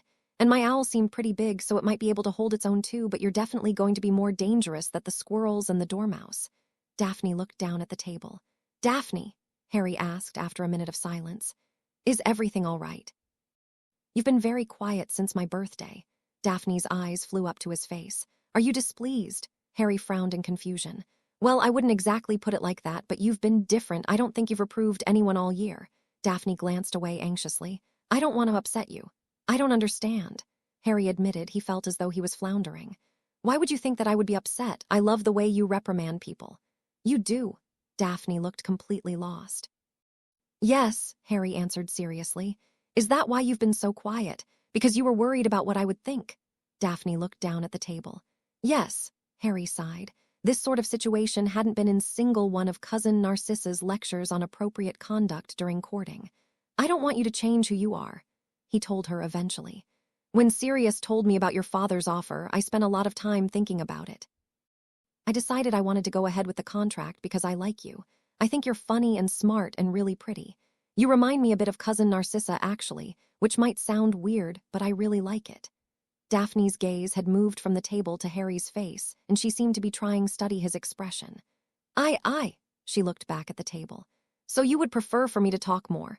Harry let out an explosive sigh, before gasping when she actually flinched away from him. What in Merlin's name was going on? Why was Daphne so cautious and scared? All of a sudden he remembered that Draco had once described Daphne's previous betrothed as being a bully who Daphne was terrified of. Was that what this was about? Was Daphne scared that he would turn out like Eugene Ogden? I want you to be yourself, Harry told her before deciding to test his theory. Daphne, I promise you that I'm nothing like Eugene. Daphne's eyes widened. Really, I'm not, Harry went on. I don't know much about him, but Draco said that he was a bully. You know I'm not like that, right? Daphne shook her head so quickly that some of her hair hit her face. Of course not, Harry. I just don't want to upset you. But I don't want you to not want to upset me, Harry argued emotively. I just want you to be you. We're friends, right? That doesn't have to change just because we're betrothed. I'm not going to suddenly get mean. Daphne looked just as lost as Harry had felt a few minutes beforehand. I'm not sure, she trailed off. Listen, Harry started. I'm not sure what you're worried that I might do, but I promise that I won't do it. You know, I only ever tell people off when they're improper, and you're just as proper as I am, if not more so. Anyway, I would never tell you off like I do Pansy. You're going to be my wife, that makes us partners. Daphne still looked unsure, but she offered Harry a weak smile. Really? Really? Harry answered firmly. The rest of their afternoon in Hogsmeade was awkward to say the least. Daphne seemed to switch between being herself and being the meek version of her from earlier, and Harry wasn't sure what else to say. The worst thing was that he wasn't sure who he could ask about it. He didn't want to tell any of his friends. They were Daphne's friends too, and it felt as though he would be breaking a confidence. But he didn't want to write it in a letter either. There was too much chance of it being intercepted. In the end, Harry decided to wait until the next Wednesday and talk it over with Sirius. His godfather was still fluing into Hogwarts, through Remus Flu, every Wednesday afternoon to teach Harry how to combine dueling and fencing. It was wonderful to be learning a new skill, even if it was ridiculously hard, but it was even more wonderful to have a reason to see Sirius every week. The hardest part wasn't the lessons with Sirius, though. It was the homework his godfather had set him. Harry was supposed to be learning to use both his wand and his sword with his weaker hand. He had been using his, Neville's and Takashi's morning fencing practice to learn to how complete the basic fencing exercises with his left hand. But it felt even more awkward than it had when he had first picked up a sword over a year ago. Not only did his left hand seem to have absolutely no coordination, but it was also a lot weaker than his right hand. Casting spells with his wand in his left hand was easier, and after 3 weeks, Harry had already managed to cast about a quarter of his first-year spells. The problem was that, due to his uncoordinated arm, he had to focus all his attention on making sure that the arm movement was right. He had no idea how he was going to manage to deflect spells with his sword at the same time as casting them. His friends all seemed to think that he was a bit odd for even trying, especially since they were aware that he had been teaching himself wandless magic as well. But Harry was used to them finding his thirst for knowledge a bit bizarre. Harry didn't mind. though he did wish his friends cared more about learning to protect themselves. Sure, they were purebloods, and so were much less likely to be targeted by Voldemort, but that didn't make them immune. Roger Davis, one of the Hogwarts students who had been killed at the Quidditch Cup, had been a pureblood too. Have a force. Harry ducked away from the spell as he cast his own spell. Locomotor Wibbly, Petrificus Totalis, Sirius returned as he brought up his sword to block Harry's spell. Stupefy, Harry returned, stepping to the side of Sirius' spell. Come on, Harry, Sirius reproved. Use your sword, Locomotor Mortis. Harry clumsily brought his sword up to block the spell. Despite having practiced his fencing drills with his left hand for weeks, it was still much less graceful than his right hand. Calvario, Sirius cast. Harry blocked that curse with his sword as well, but he had no chance to return fire before Sirius cast yet another spell. Mimble Wimble, Expulso, Harry returned, before trying to bring his sword up in time to block Sirius' curse. He was too late and the blue spellet him in the right shoulder. Harry grimaced, damn, now he would have replied on his wordless spells, and he had only mastered two. He brought up his wand again, and, as Sirius dodged out of the way of the Expulso charm, followed it up with another stunning charm. Sirius' eyes widened in surprise as the red spell flew towards him, but he brought his sword up to block it. Gelata Digitorum, Harry stepped aside, as he wordlessly sent the leg-locking curse at Sirius. Sword Harry, Sirius reminded him as he blocked the spell. Ner Capillos Accrescens Petrificus Totalis. Harry barely managed to block the first spell with sword when Sirius' second spell hit him. Seconds later, Harry was lying on the floor completely frozen. You're getting better, Sirius praised, as he made his way across the classroom and cast the counter curses. I don't feel as though I am, Harry sighed despondently. My left hand is useless. It's no worse than your right hand was when you first started, Sirius pointed out. And that was just over a year ago. Give it time, you'll get there. Bravo, by the way, I didn't know you knew any wordless magic. Only those two spells, Harry admitted. He tended to focus more on wandless magic. I haven't put much effort into learning them, but I thought it would probably be good to have a few up my sleeve just in case. Good plan. Sirius grinned, offering him a hand. Are you up for another duel? Can we leave the swords out of it this time? Harry asked hopefully. He asked at the end of every session, but Sirius' answer was always no. Sirius nodded slowly. All right, what the hell? Thank you, Harry sighed with relief. I actually feel successful when I duel normally. Remus says a lot of good things about your dueling, Sirius commented. At this point, I'm pretty sure he thinks you could beat Dumbledore. Well, I've never seen him duel, but I really doubt it. Harry shook his head. I'm not that good. Well, he's caught my interest. Sirius grinned, striding to the other end of the classroom. Try to live up to the legend. Usual rules, Harry asked. Sirius smirked. How about we change it up a bit? Anything is permissible so long as it isn't lethal and doesn't completely destroy Remus' classroom. Harry's eyes lit up in anticipation. Brilliant. Ready? Sirius asked. Harry bowed. 3, 2, Sirius bowed in return. 1, they exclaimed together before simultaneously casting spells. Stupefy. Expulso. Harry dodged away from Sirius' spelling spell while casting again. Incendium. Sirius, who had blocked Harry's first spell with a magical shield, dodged his second spell. Stultiloquium. Pratigo. Harry blocked the spell. Densageo cornulingua. Engorgio scullis. Sirius' eyes widened as he dodged out of the way. Bloody hell, Harry, genu transuiso. Ictus. Harry returned. Densageo. Palaesum clavum crescit. The duel continued for almost half an hour, and by the time that Harry finally managed to pin Sirius down with a spell to stick his feet to floor before following it up with a stunning spell, neither of them were in great condition.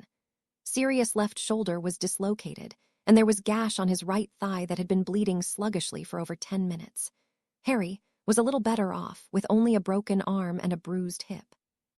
Both of them had cast spells during the duel to mask their pain enough to continue dueling. Harry really didn't look forward the spell coming off. Harry limped over to where Sirius was lying unconscious before sitting on the floor beside him. Renervate, Sirius groaned as he opened his eyes. Bloody hell, he wheezed. I guess I should be glad that you took pity on me and hit me with a stunning and not one of your bloody skull-expanding spells. They're much harder to undo, Harry explained. We're going to need Remus' help to fix your shoulder anyway. I didn't want to have to admit to him that I'd enlarged your skull. Didn't stop you from casting it at me multiple times, Sirius accused as he pushed himself upright with his right arm, his chest still heaving from the exertion. It freaked you out, Harry pointed out. Besides which, the pratigo doesn't work against it. Of course it bloody freaked me out," Sirius exclaimed, raising his right hand to wipe the sweat off his brow.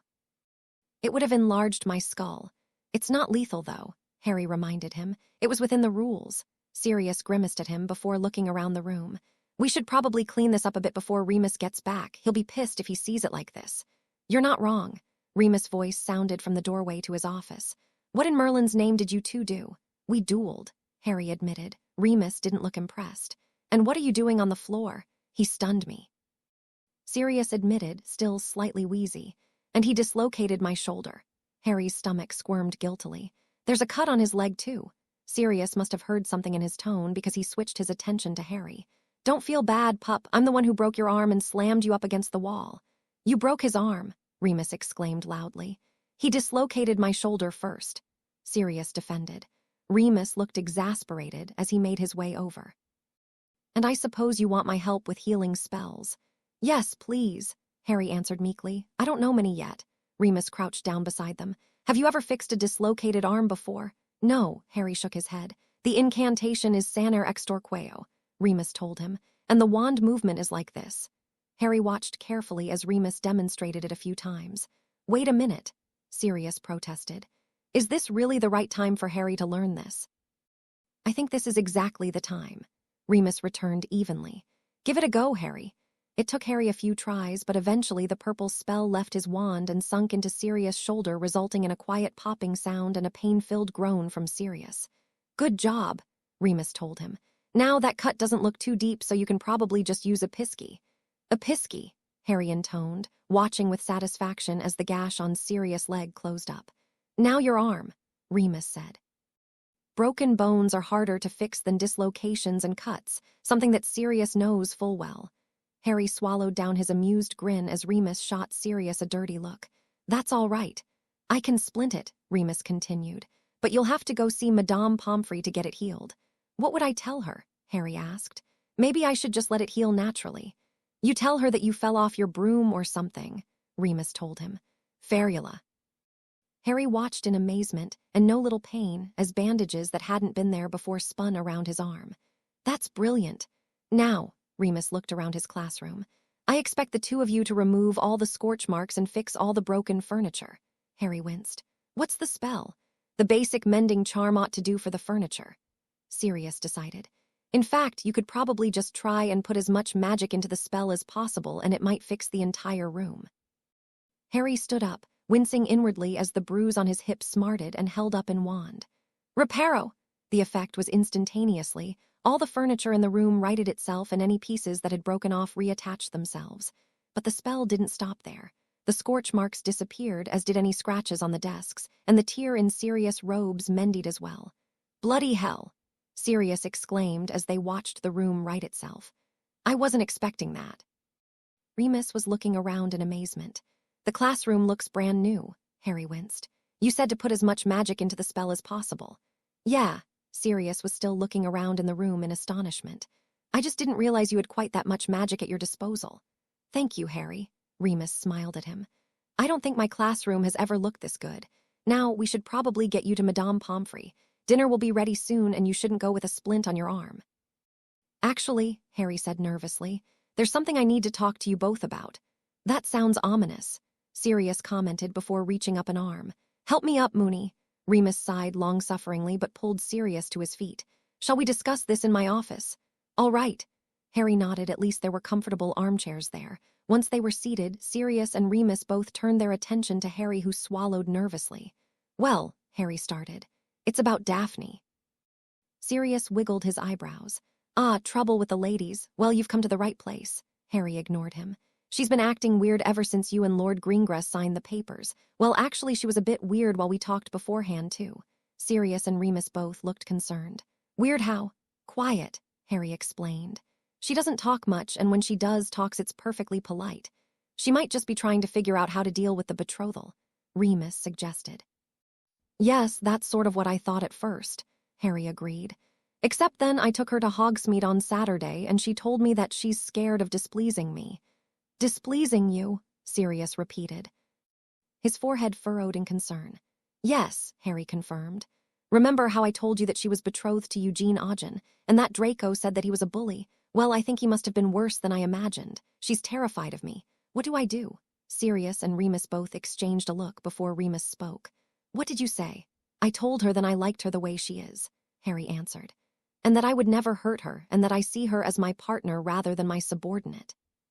Which helped a little. She's talking sometimes now, but sometimes she'll say something and then give me this look, as though she's scared I'm going to curse her. "It sounds as though you're doing all you can," Remus told him softly. "Sometimes, when people are expecting something bad to happen, it can take them some time to get used to the idea that they're safe. I was like that," Sirius admittedly, leaning forward in his chair. "You know that my parents were pretty horrible, and when I went to live with your father's family, I spent months expecting that your grandparents would get sick of me and curse me. I did that too," Harry remembered suddenly.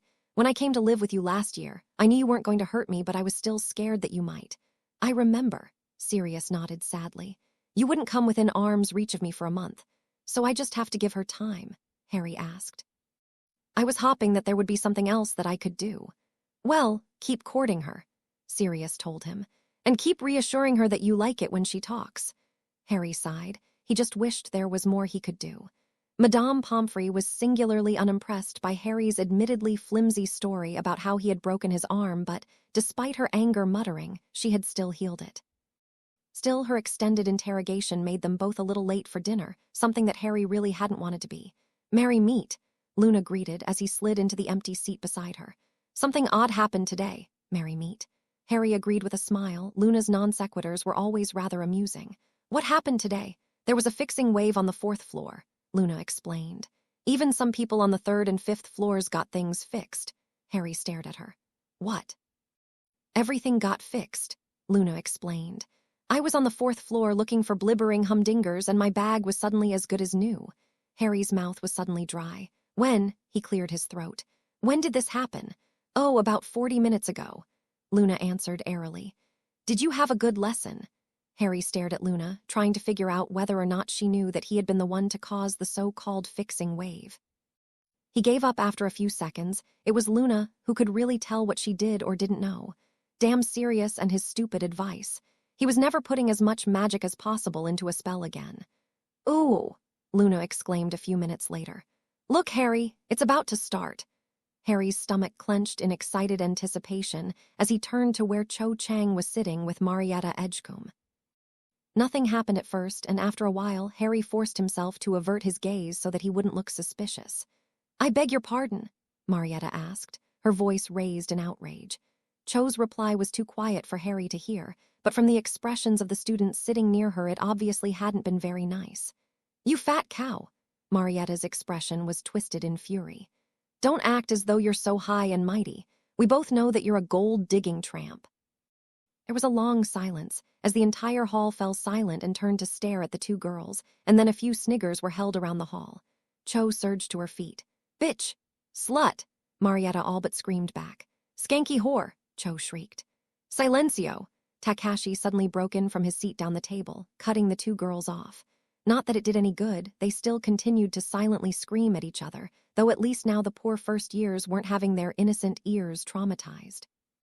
There was another long silence which, as it had been before, was broken by sniggers all around the hall. Harry looked up at the head table and had to swallow down a chuckle at the horrified expression on the professors' faces. Professor Flitwick, for his part, had gotten up and was making his way towards the Ravenclaw table. "Thank you, Mr. Nato," Flitwick squeaked as he passed Takashi, before stopping next to Marietta. "Miss Edgecombe, Miss Chang, if you would come with me, please." Cho and Marietta, who had stopped screaming at each and were now sitting down looking mortified, quickly followed the professor out of the hall. Harry shared a satisfied smile with Luna, before glancing over to where Cedric Diggory, Cho's boyfriend, was staring after her with an almost revolted expression on his face. The best thing was that the potion wouldn't wear off for another 6 hours. Harry could only imagine how much trouble they were going to get themselves into. Harry turned his attention back to the Ravenclaw table, specifically where Felicity Eastchurch, Letitia Randall, and Kim Sheringham, all of whom Luna had admitted had taken part in the bullying, were sitting together. Harry, Draco, and Luna were planning on dousing them with the potion in a few days. Hopefully, they put on just as much of a show as Cho and Marietta had. Cho and Marietta's outbursts were the talk of the school the next day, and Harry's only regret was the amount of points that they had lost for Ravenclaw. Somehow, the two girls had managed to lose over 100 points in one night. He did feel a bit sorry for Cedric, though. If the gossip was to be believed, Cedric and Cho had met up after Cho and Marietta's disciplinary meeting with Flitwick, and it hadn't gone well.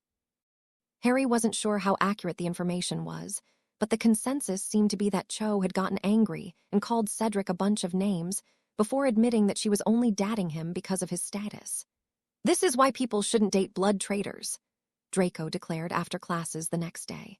Harry looked around the group and wasn't surprised to see Daphne, Blaise, and Theo all nodding in agreement. Neville and Luna, who were talking quietly amongst themselves, didn't react at all. "That doesn't explain Pansy," Harry pointed out. "She's just as much as a gold digger as Chang, and she's traditional." "She wouldn't make such a scene, though," Theo defended. Harry raised an eyebrow skeptically. "Are we talking about the same Pansy? She's always causing scenes." "Only when you're around," Blaise chuckled. "You seem to bring the worst out in her," Harry scoffed. "Really? Are you saying she didn't cling desperately to Draco except when I was around? Because that was terribly inappropriate." "It didn't cause a scene, though," Theo pointed out, "only because Astoria either didn't notice or was too young to care," Harry returned. "Well, Pansy's the exception," Draco decided decisively. "Not all traditionalists are like her. And not all non-traditionalists are like Chang," Harry returned.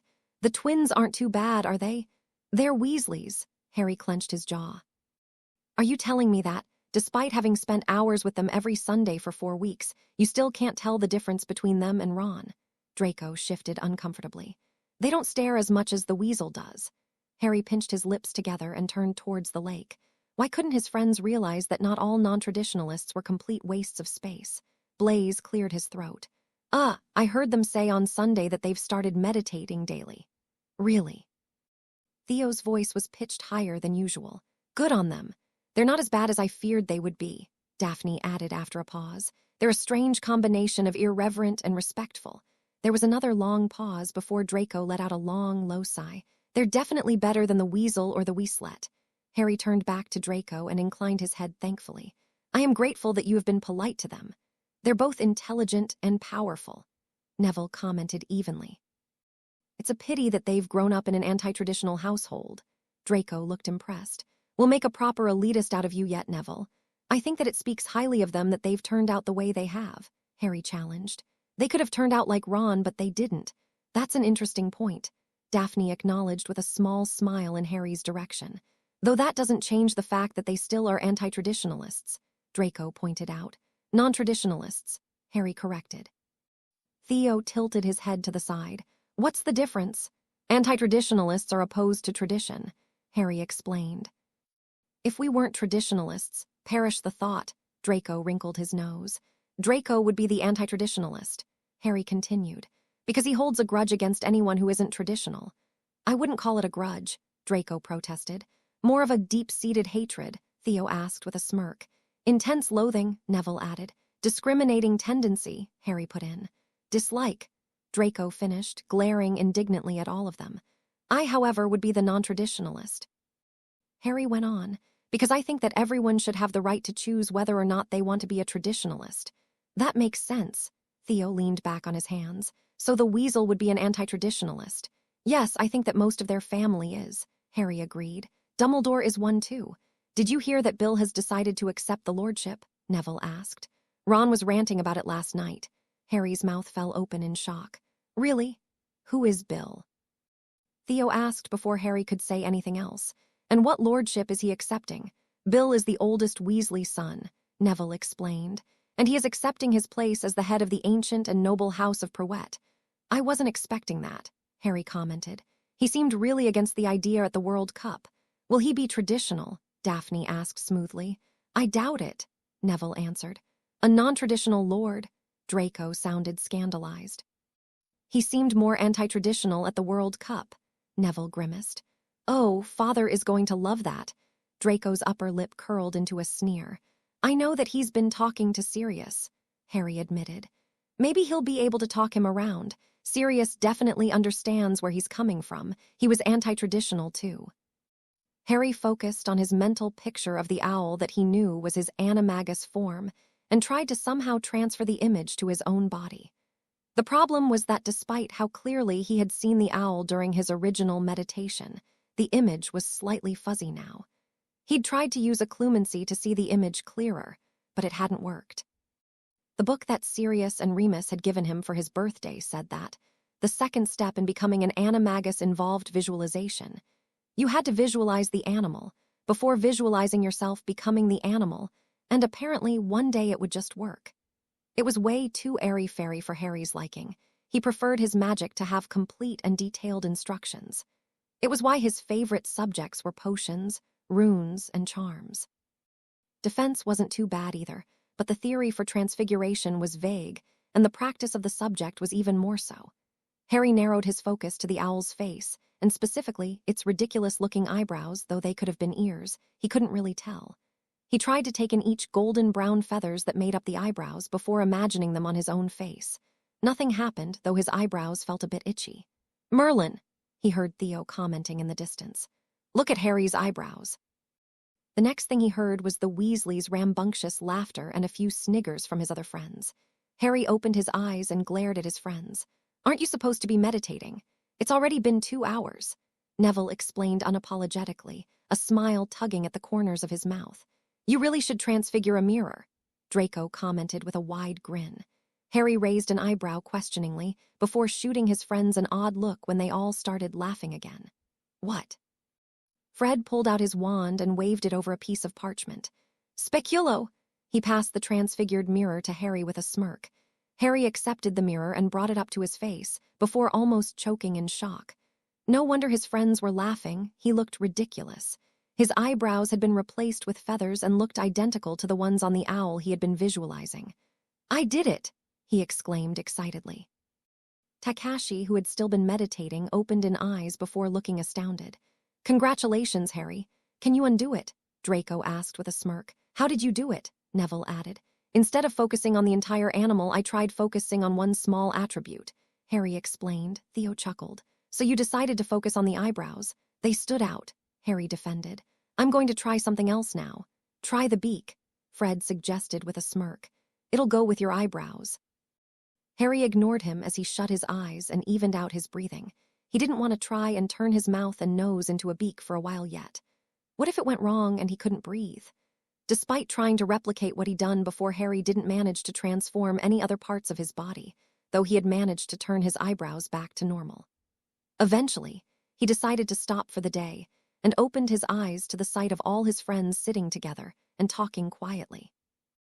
Harry smiled in delight at the sight of Fred and George being included. The first few weeks they had all met together to practice. His Slytherin friends had done their best to avoid interacting with the Weasleys. It was nice to see that they had changed that policy. Admittedly, Draco and Daphne still looked a little uncomfortable, but still it was progress. Harry stood up and made his way over to the group, sitting down beside Daphne. "Do you people ever practice?" "Not everyone can meditate for 2 straight hours," Draco pointed. "Even Takashi stopped before you did." "Did anyone make progress?" Harry asked curiously. "No," Neville sighed as everyone else shook their heads. "Good to see that your eyebrows are back to normal, though," Theo smirked. "I'm sure Daphne is particularly relieved." The group chuckled, but Daphne just raised her chin and shot Theo an unimpressed glare. Harry added his own glare before changing the subject. "What were you talking about?" "How much busier we are this year," Neville answered. "There seems to be twice as much homework this year than there was last year," Fred snorted. "Just wait until you get to your 5th year. Or your 7th, Takashi agreed. "There isn't that much homework, is there?" Harry asked rhetorically. "I'm noticing more in ancient runes, but that's because I'll be taking my owl exam at the end of the year. I haven't really noticed any other difference." "So you don't feel busy?" Theo asked disbelievingly. "I do," Harry acknowledged, "but that's because of all the extracurricular things I do." "Like what?" the twins asked together. "Well, I wake up just before 5 every morning and then spend an hour working on my occlumency shields," Harry started. "Then I meet up with Takashi and Neville and we run around the lake before practicing our fencing." "Which he does left-handed," Neville commented. "Fencing?" the twins asked incredulously. "What is this?" George started. "The 18th century." Fred finished, That's what you find weird, Theo exclaimed. Not the fact that they run around the lake every morning. That's weird too, George reassured him. I practice wandless magic every Thursday afternoon with Neville and Takashi, Harry continued, as well as by myself every evening. Draco's mouth fell open. You do? Harry swallowed down a wince. He'd forgotten that Draco didn't know. At first, he hadn't told his cousin because Draco hated Neville, and he liked the idea of doing something with Neville, and then he just hadn't thought it was important to mention. He hoped that Draco didn't mind. Wandless magic, Fred sounded skeptical. Can you actually perform any spells wandlessly? Daphne asked. Both Harry and Neville can, Takashi answered for him. They are very powerful. Harry's better at it than I am, Neville added quickly. Show me, Draco ordered imperiously. Harry raised an eyebrow challengingly, but retrieved his wand from its holster and put it in front of him. Then he slowly levitated the wand into the air. Merlin, Fred and George both whispered. That's amazing, Theo exclaimed, and Blaise nodded enthusiastically beside him. Draco was staring at the wand with a vexed expression. You're all welcome to join us if you want, Harry said quickly, before glancing at Neville and Takashi to ensure that they agreed. We've been meeting here straight after classes on Thursdays. How long did it take you to be able to do that? George asked curiously. About a year, Harry answered, though each additional spell seems to take less times. Not everyone can perform wandless magic, Takashi commented seriously. I have been practicing with Harry and Neville for 2 years now, but I still cannot levitate an object without meditating first. Fred grimaced. More meditating. What else do you do, Harry? Neville prompted. Well, this practice, Harry answered. Which means that my Sunday afternoons are busy and Sirius flews in every Tuesday afternoon to duel with me. He's teaching me how to deflect spells with my sword. The majority of the group already knew that, but the twins' eyes widened again. A sword. That's why he's learning how to fence and use his wand in his left hand, Neville explained. When exactly do you do your homework? Blaise asked. You spend a lot of time with us as well. In the evenings, Harry answered. After dinner, I usually spend about 3 hours on homework each night. I thought that I'd have more time this year since I dropped ancient studies, but I've only been flying 3 times all term. I can't imagine how I would have fit Quidditch practice in. We could go flying now, Fred suggested. There's an hour before dinner. Harry straightened excitedly. I'm keen. When Harry met Draco and Luna at Hoth the next day, Draco was sitting in one of the armchairs looking decidedly peeved. Harry greeted him, as he and Luna both sat down on the couch, before waiting for Draco to explain what he was upset about. It didn't take long. How could you not tell me that you were learning wandless magic? Draco's nostrils flared. Didn't you think that I would have wanted to learn too? You don't like meditating, Harry pointed out. I didn't think you'd be interested in doing something that involved meditating for a long period of time. Becoming an animagus involves meditating. Draco pointed out, and you invited me to do that with you. We're both older now. So, Draco's eyes were hard. I can't believe that you chose Neville over me. I thought we were best friends. Harry pressed his lips together. We are. Your Raxperts look like Christmas, Draco. Luna commented idly, her gaze unfocused. Draco jerked slightly as he shot her a confused look before he scowled at Harry. Best friends don't keep secrets like this, and they don't choose Neville Longbottom over each other. I didn't choose Neville over you, Harry snapped, before taking a deep breath. I've wanted to learn wandless magic since before first year when I saw Backnog, my family's account's goblin, conjuring a money bag wandlessly. Backnog told me that wizards couldn't do wandless magic like goblins could, but that I could probably learn to do some. He even recommended a book on wandless magic to me. That book was the reason I learnt to meditate. I had planned to start learning straight away, but then I got distracted with having learned to control my magic when I was meditating, so I didn't get around to it until second year. Draco was glaring at him. That doesn't explain why you didn't tell me. Neville got a new wand during the summer before second year, Harry went on. Madame Longbottom had been forcing him to use his father's one, but it hadn't worked well for it. Ollivander said that the fact that Neville's magic was strong enough to do some magic through his father's wand meant that he would probably be able to wandless magic one day. So, I asked Neville if he wanted to learn with me. I didn't tell you because there was no way that you and Neville would have agreed to do anything together back then, and I already did a lot of things with you. I thought it would be nice to do something with Neville, too. I really didn't think you would be interested, Draco. You could have at least told me, Draco said, his arms crossed over his chest. I know, Harry acknowledged, and I'm sorry that I was 12 and stupid. Because you're so much more grown up now, Draco challenged, a small smirk breaking through his glare. Much, Harry agreed with a grin. You're welcome to come practice with us. Draco wrinkled his nose. You said that it took you a whole year to complete one spell. Just under a year, Harry corrected. No, thanks, Draco decided firmly. I'll just stick with learning to be an animagus. All right, Harry smiled, swallowing down his desire to say, I told you so. Is it all right if I come, Harry? Luna asked absently, her eyes focused on something on the ceiling. Of course, Harry assured her quickly. You're always welcome, Luna. Luna's gaze moved from the ceiling to Harry. Thank you, I think it sounds like fun. Fun, Draco grimaced. Meditating is not fun. Harry's next class was Defense Against the Dark Arts, and as he always did, Moody started by instructing them to put their books away. Since they had had at least 24 lessons with the Auror, no one had bothered having their books out in the first place, but Moody still continued to say it every single class. Moody was a bizarre professor, and Harry found him quite difficult to learn from. He knew that some of his classmates really enjoyed the professor's no-book policy, but Harry missed learning about theory. He'd read the textbook, of course, and reread each chapter before class, but Flitwick and McGonagall always took the time to explain extra theory to them during classes. Moody didn't bother. He just put them straight into action. Right! Moody stared over the classroom, his magical eyes spinning at a sickening speed. Who can tell me what 3 spells are the most heavily punished in magical Britain? Harry raised his hand. Bones, Moody asked. The unforgivable curses, Susan answered. The killing curse, the imperious curse, and the cruciatus curse. Moody nodded slowly. Right, I presume your aunt has told you all about them.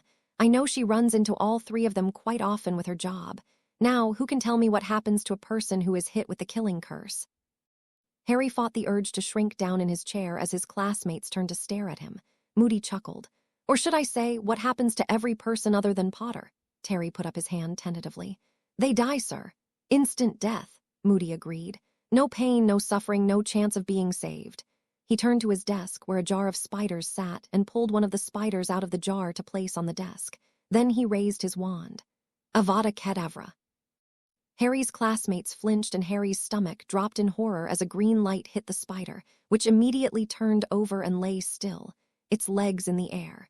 It was horrible, and Harry found himself wondering whether that had been how his parents died. Had it been that quick? Had they also fallen over onto their backs without a mark? No magical shield can stop it, Moody declared, leaving the spider lying on the desk. There's only one person who had ever survived being hit by it, and we all know who that is. The class turned to stare at him again, but Harry straightened his shoulders and held his back stiff. He refused to be self-conscious or embarrassed for having survived. Now, Moody started, what effect does the imperious curse have? Harry raised his hand. Potter, Moody asked. It controls a person's actions, Harry answered. The caster can make them do anything. Moody dug his fingers back into the jar and pulled out another spider. Harry's stomach squirmed. He didn't want to see the spell performed. Imperio, Moody shouted. Instantly the spider, that had been trying to escape from the table, froze in its place. Then it began to cartwheel its way across the table. It was ghastly. Moody didn't stop there, though, and Harry couldn't help but feel increasingly nauseous as their professor forced the spider to do his will. Unbelievably, his classmates didn't seem to feel the same way. Some of them were even snickering. When Moody had finally finished playing with the spider and had reprimanded the students for laughing, he moved on to the final curse. Now the cruciatus curse. Anyone? Nobody seemed to want to raise their hand, but eventually Susan did. It causes pain. Moody didn't respond. Instead, he dug his hand back into the jar and pulled out the final spider. Engorgio. Harry really didn't want to see what was about to happen, especially not on a spider that large. He'd seen the curse cast before. Voldemort had cast in on Pettigrew in the visions he'd had in second year. Maybe he could fake sick and be excused from class. Then again, he probably wouldn't have to fake it that much. His stomach felt decidedly ill. Crucio, Moody shouted, and Harry cringed as the spider drew its legs into itself as it twitched and rocked from side to side. He couldn't imagine the pain that the spider must have been feeling. Moody left the curse on the spider for ages, and after a few seconds, Harry clenched his eyes shut so he would have to see the suffering spider in front of him. How could Moody be allowed to torture animals in front of them? Surely he couldn't have taught it to the fourth-year class when he had taught at Hogwarts for some of Harry's second year. Harry was sure he would have heard about it. Thankfully, it was the last class of the day. Harry didn't think he could have sat through any more classes with the images of the spiders in his head. He walked out of the class automatically, and then down the stairs and outside. His mind was flicking between images of the spiders and of Voldemort torturing Pettigrew. It was all a bit close to home, especially since he knew the Voldemort was out there, probably casting those curses on people every day. Harry wandered across the grass and soon found himself just outside the Forbidden Forest. He glanced around to ensure that no one was looking at him before quickly stepping into the forest and behind a tree. He hadn't seen his snakes since starting his fourth. Maybe now would be a good time to do that. Hopefully, the sight of his happy and alive snakes would help chase away the other images from his mind. Harry had only been to their nest once before, so it took him a while to find them. But eventually, he found himself standing next to the hollow tree trunk that they had made their home in. Tilda Sarko, Tilda Harry hissed quietly, trying to visualize his snakes. Tilda Sativa, Tilda he had spent some time the year before working on being able to use his Parselmouth abilities without having a snake right in front of him, and had found that he could do it, as long as he was visualizing a snake with enough detail. "Is there?" Tilda Sarko's voice hissed from inside the log. Seconds later, Sarko's head appeared in the opening of the log. "Tilda, greetings." Snakeling Tilda, it was surprisingly nice to speak Parseltongue again. Harry hadn't even realized that he had missed it. He spoke to Sarko for a few minutes before Sativa appeared, dragging a dead dormouse in her mouth. Apparently the two snakes' eggs had hatched, and they had dozens of tiny snakes to feed. Harry didn't stay for much longer. The two snakes were obviously busy, and while he had certainly enjoyed their company when they had been his pets, he felt rather distant from them. They had their life now, and he had his. He doubted he would go back and visit them again. On his way back to the edge of the forest, Harry considered the different parcel magic spells he had read about. Originally, he had bought the snakes to help him learn parcel magic, but he had always been too busy. Maybe he needed to make time for it, like he made time for all the other things he was learning. After all, while he certainly didn't want to publicize his Parselmouth ability, it would be a great skill to have if he ended up in a life-threatening duel. A circumstance that wasn't as unlikely as he would have liked it to be with Voldemort out there. As though seeing Professor Moody cast the unforgivable curses on spiders wasn't bad enough, the retired Auror spent their next class casting the Imperious Curse on the students. Harry wasn't sure why he, more than his classmates, found the idea horrifying. Sure, everybody else seemed a little uncomfortable, but no one seemed as horrified as he was. Though he had to admit that it was nice to know that, for whatever reason, he was somewhat resistant to the curse. When Sirius flew in for Harry's dueling lesson later than day, Harry told him about the classes. Harry wasn't sure what he had been expecting, but he was disappointed to discover that Sirius had known that it was going to happen. Sirius explained that Moody had argued that it was important for them to know what it felt like so that, if they were ever on the receiving end of the curse, they would have a chance to fight it. Harry understood the argument, but it didn't make him feel any better. The dueling practice went well though, and Harry was delighted to be able to see actual progress. His daily left-handed practice was obviously paying off. His sword work with his left hand was still painfully clumsy, though it was getting better, but his wand work was much better. He could now cast all his first and second year spells effortlessly, but the small twists and jabs that their professors had introduced in third year still occasionally gave him trouble. He'd even started using his left hand occasionally in class, but only when he knew he wasn't going to be graded on the outcome. As well as progressing with his left-handed magic, Harry had mastered the heating charm wandlessly in just a month and a half, which put his tally of wandless spells up to 5. Now he was going to work on the shielding charm, though since it was a 5th-year charm, which he wasn't technically supposed to know yet, he thought it would probably take a bit longer to learn wandlessly.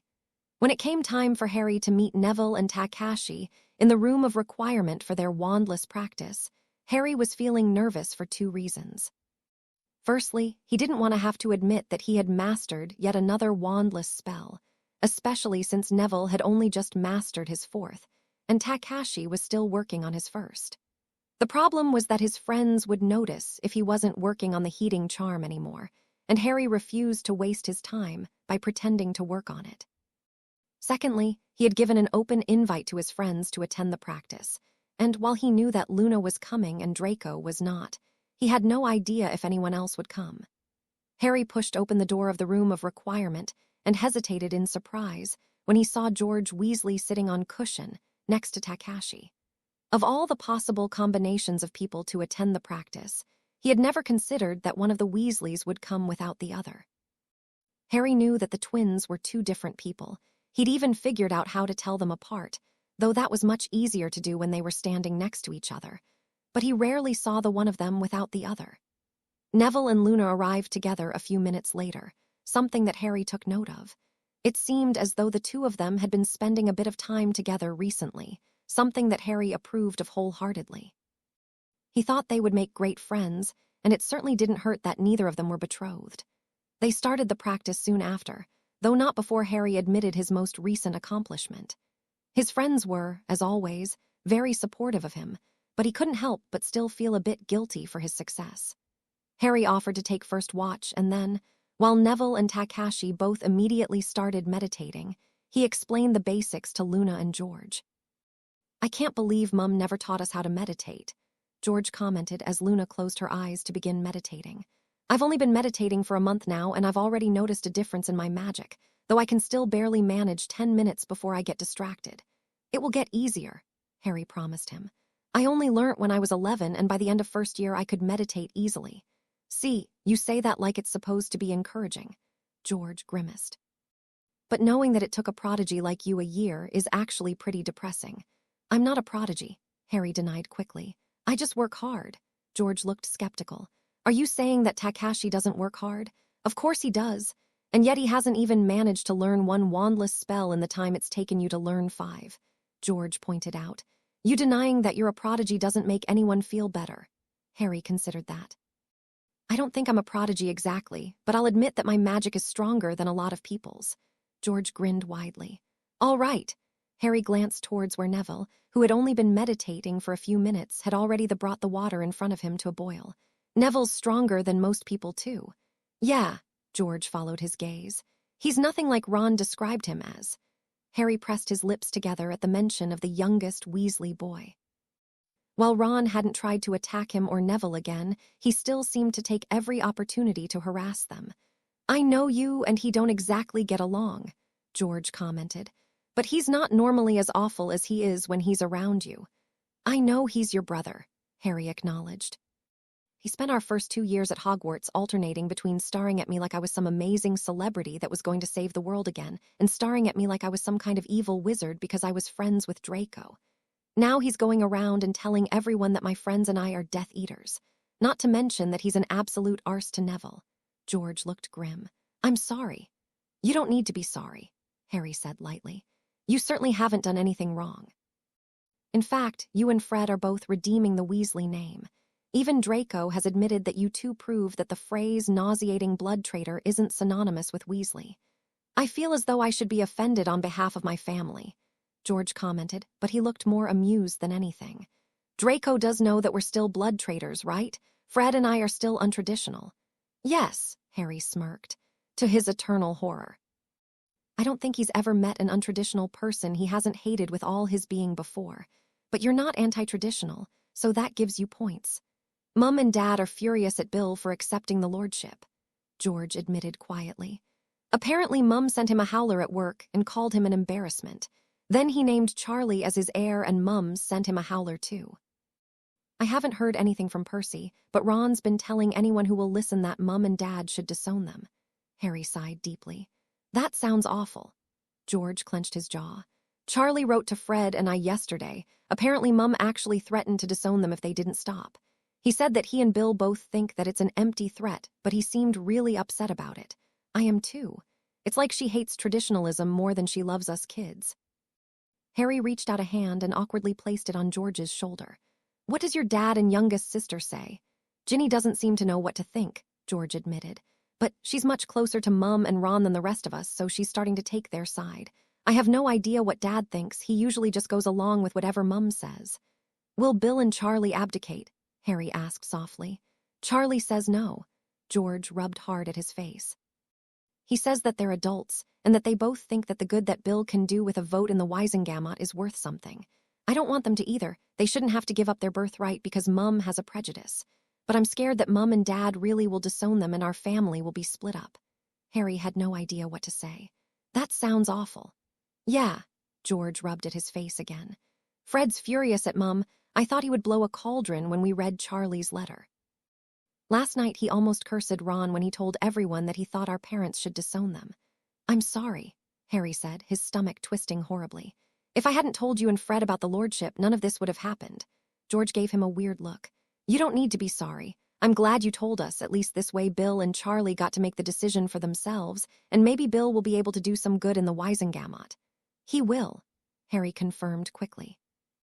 Voldemort is trying to get all kinds of awful laws passed through the Wisengamot at the moment. Sirius has managed to stop most of them so far, but he could use all the votes he can get. Like what? George asked curiously. A law discriminating against werewolves, Harry started. Sirius managed to block that one last summer. George looked incredulous. Why would Voldemort care? Sirius says that Voldemort wanted the werewolves to be angry at the Ministry so that they would join his side, Harry explained. He's also tried to pass a law to ban Muggle-borns from holding Ministry jobs, and a law to make it illegal for Aurors to cast lethal spells. George nodded determinedly. Then it's good that Bill will be able to help. Mum and Dad should be able to see that.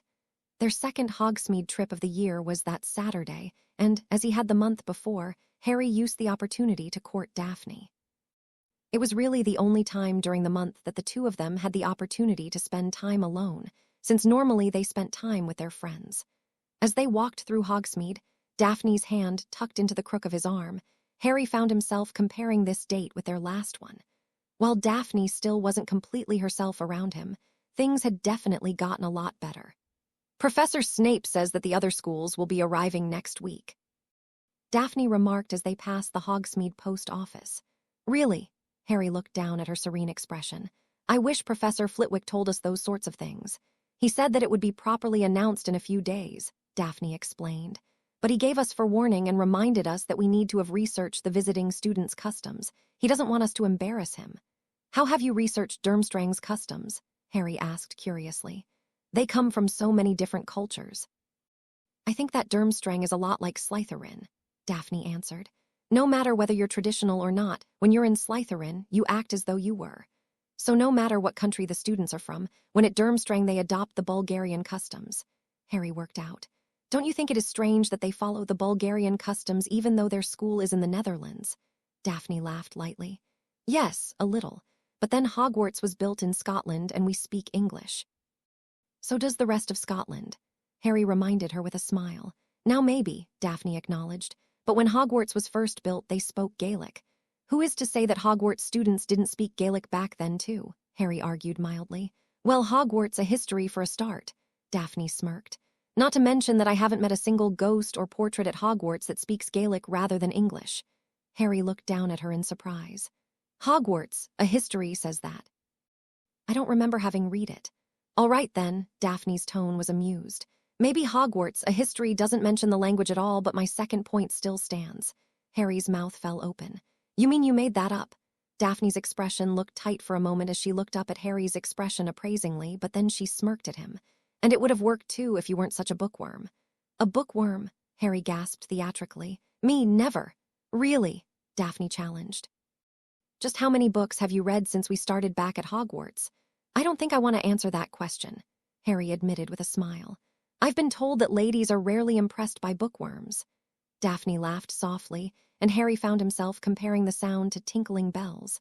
It was beautiful, she was beautiful, and he had never been so glad that he had agreed to the betrothal contract. So, do you feel fully prepared for the arrival of the new students? He asked after a few moments of silence. Of course, Daphne's tone turned slightly snooty. Mother has tutored me on all the important European cultures. Harry grinned down at her. What are your thoughts on the clothing that they wear in Bulgaria? Absolutely nonsensical, Daphne declared. It's terribly cold there and the girls still wear scandalously short skirts. It's indecent. I wondered the same thing, Harry admitted. Though I have to admit, I don't mind the shorter skirts. Daphne looked scandalized. Harry, what? Harry grinned. It's an equal opportunity thing, you know. I've heard the girls in Ravenclaw owing and awing over pictures of Victor Crumb in traditional Bulgarian clothing. It's much closer fitting than our robes.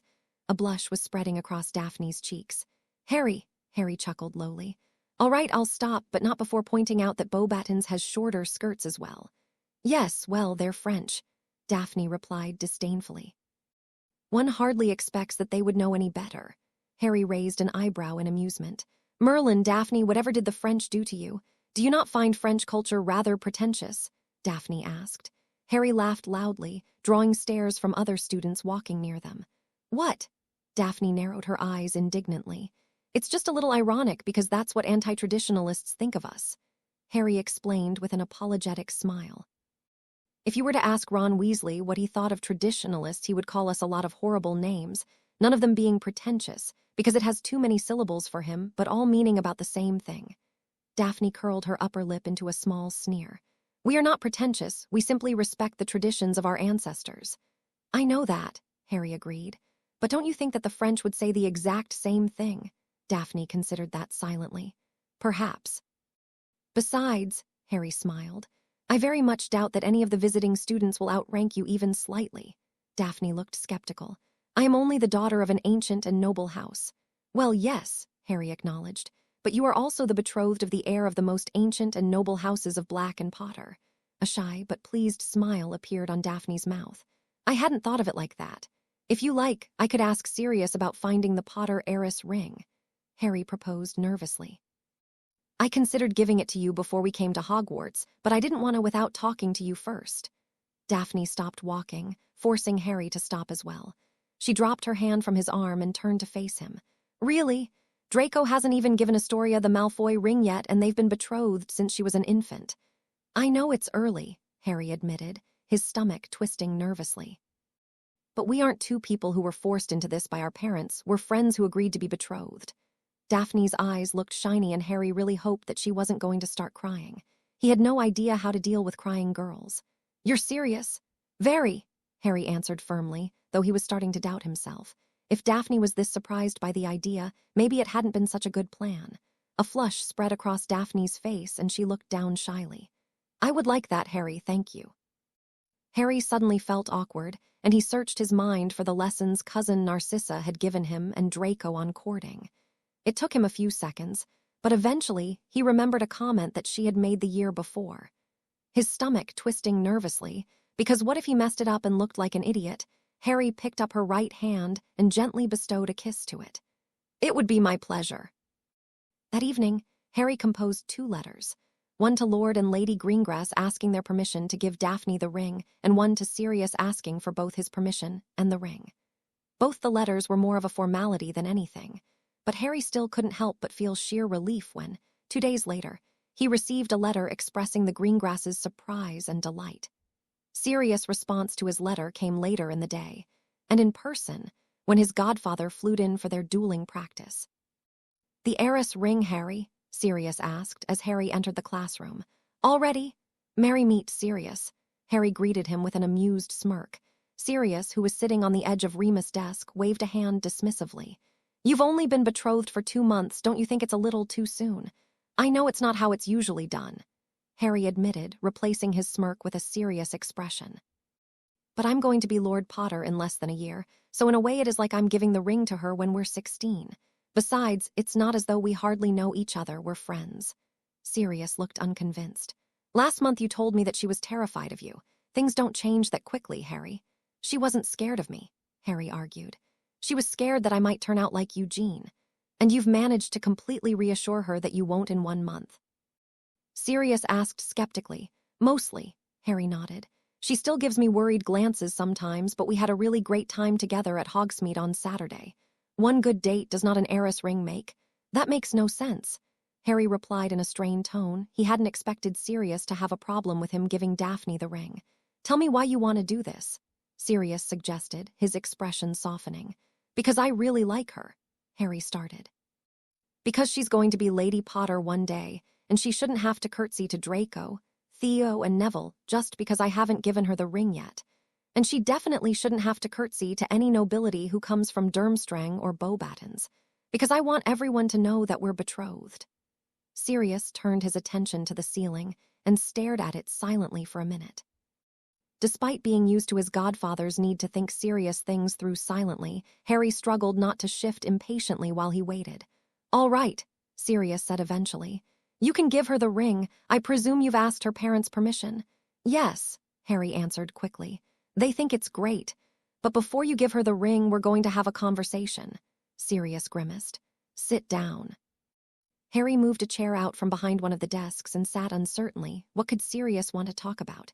Sirius cleared his throat. "Now I presume that you know how, witches and wizards, get it on." Harry froze, his face immediately heating up. Yes, sort of." "Sort of," Sirius repeated in horror. "Merlin, well, all right, well, witches have, quidditch hoops and wizards have quaffles. Sex happens when the wizard throws their quaffle through the quidditch hoops. But, sex is also any time that a witch interacts with the quaffle and any time the wizard interacts with the quidditch hoops." Harry slid down his chair. He didn't think he had ever blushed so hard in his life. "Merlin, Sirius." Sirius was fiddling with the sleeves of his robes and was looking everywhere but at Harry.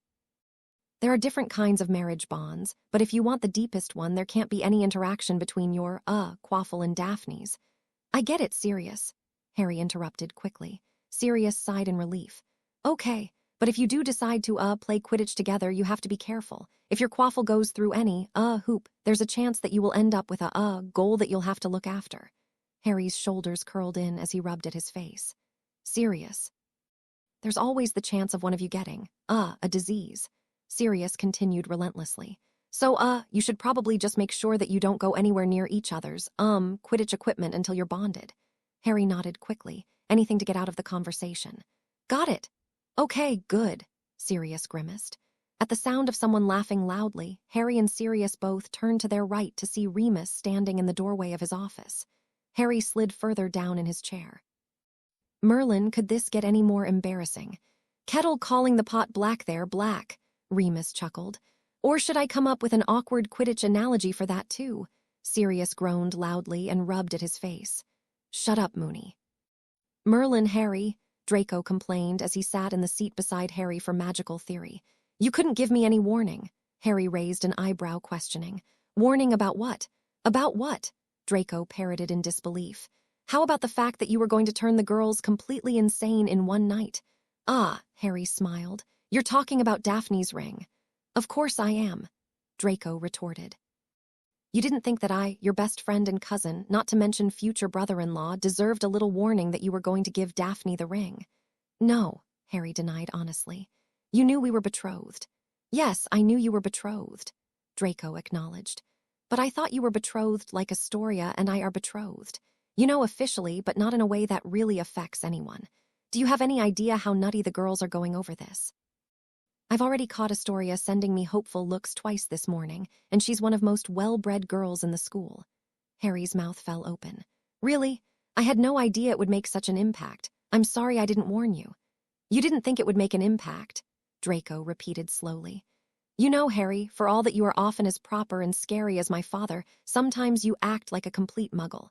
Of course it was going to make an impact. Now I'm going to have to give Astoria the Malfoy ring." "No, you don't." Harry shook his head. "And you shouldn't, not until you mean it. It's a big deal, not something you give because someone else has done it." "Oh," Draco exclaimed victorious. "So now it's a big deal." "What's a big deal?" Neville asked, placing his bag on the desk on Harry's other side and sitting down. "Harry gave Daphne the Potter heiress ring," Draco answered shortly. "Wow," Neville's eyes widened. "That is a big deal." "The girls must be going crazy." "See," Draco asked Harry smugly. "Neville gets it." "All right, so I should have warned you," Harry admitted. "I'm sorry, but it was always going to happen sooner or later." Draco wasn't the only one put out by Harry's actions, and Harry found himself on the receiving end of glares from Theo and Blaise as well. Neville and Luna seemed to find the whole thing rather funny, something that Harry put down to the fact that neither of them were betrothed. It wasn't just Harry's friends who were upset about it, though. Apparently the non-traditional faction of the school hadn't known that Harry and Daphne were betrothed, and the information seemed to divide them into three groups. Those who were horrified that betrothals still happened, those who were jealous that Harry hadn't given the ring to them, and those who hated Harry because their girlfriends kept going on about how romantic he was. Unsurprisingly, Ron was in the first group, and while Harry was used to the boys' harassment, he found himself unexpectedly furious when Ron turned his attention to Daphne. Not that Daphne needed him to defend her, of course. She was perfectly capable of verbally eviscerating Ron all on her own. Harry, who had just come from ancient runes, hadn't actually heard what Ron had said to Daphne, though Draco later told him that it was something foul, but he arrived just in time to witness Daphne's reaction. She had spun around to face Ron and raised an icy eyebrow.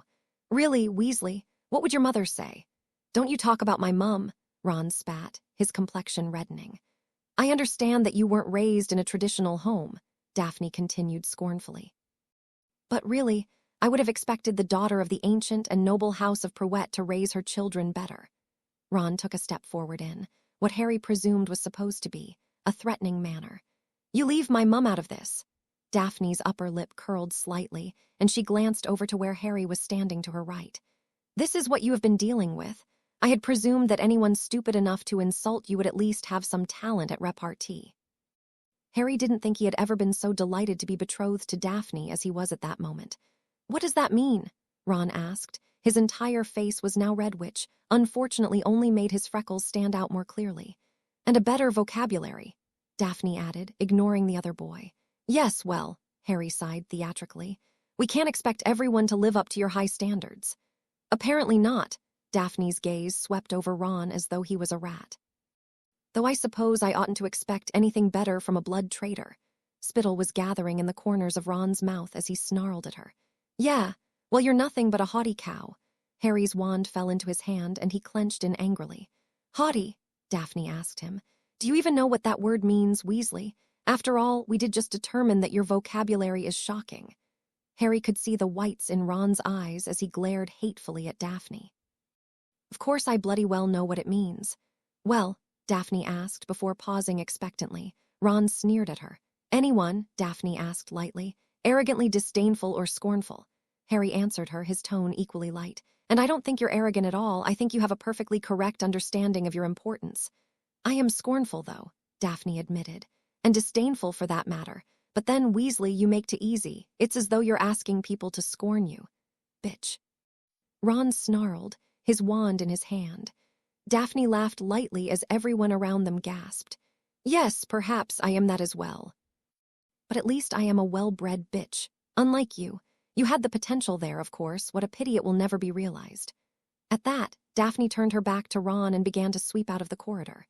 Harry followed her, his longer legs easily catching up with her within a few steps, and he knew that Draco, Neville, and Theo would be right behind them.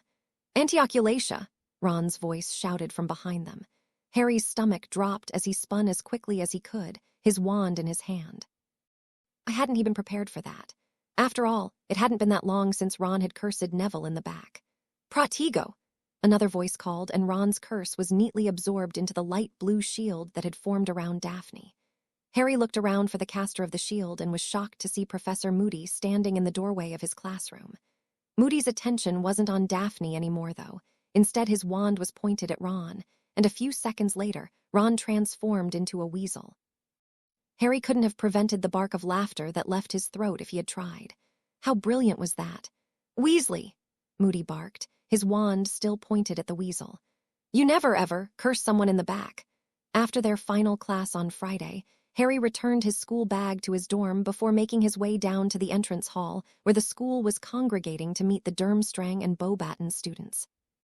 The heads of the 4 Hogwarts houses were there, arranging the students into lines, and Harry made sure to end up beside Luna. It was frustrating to be forced to stand with his house when he would much rather be with Draco, Neville, Daphne, and his other friends, but at least he had Luna. Poor Neville was stuck standing beside Ron.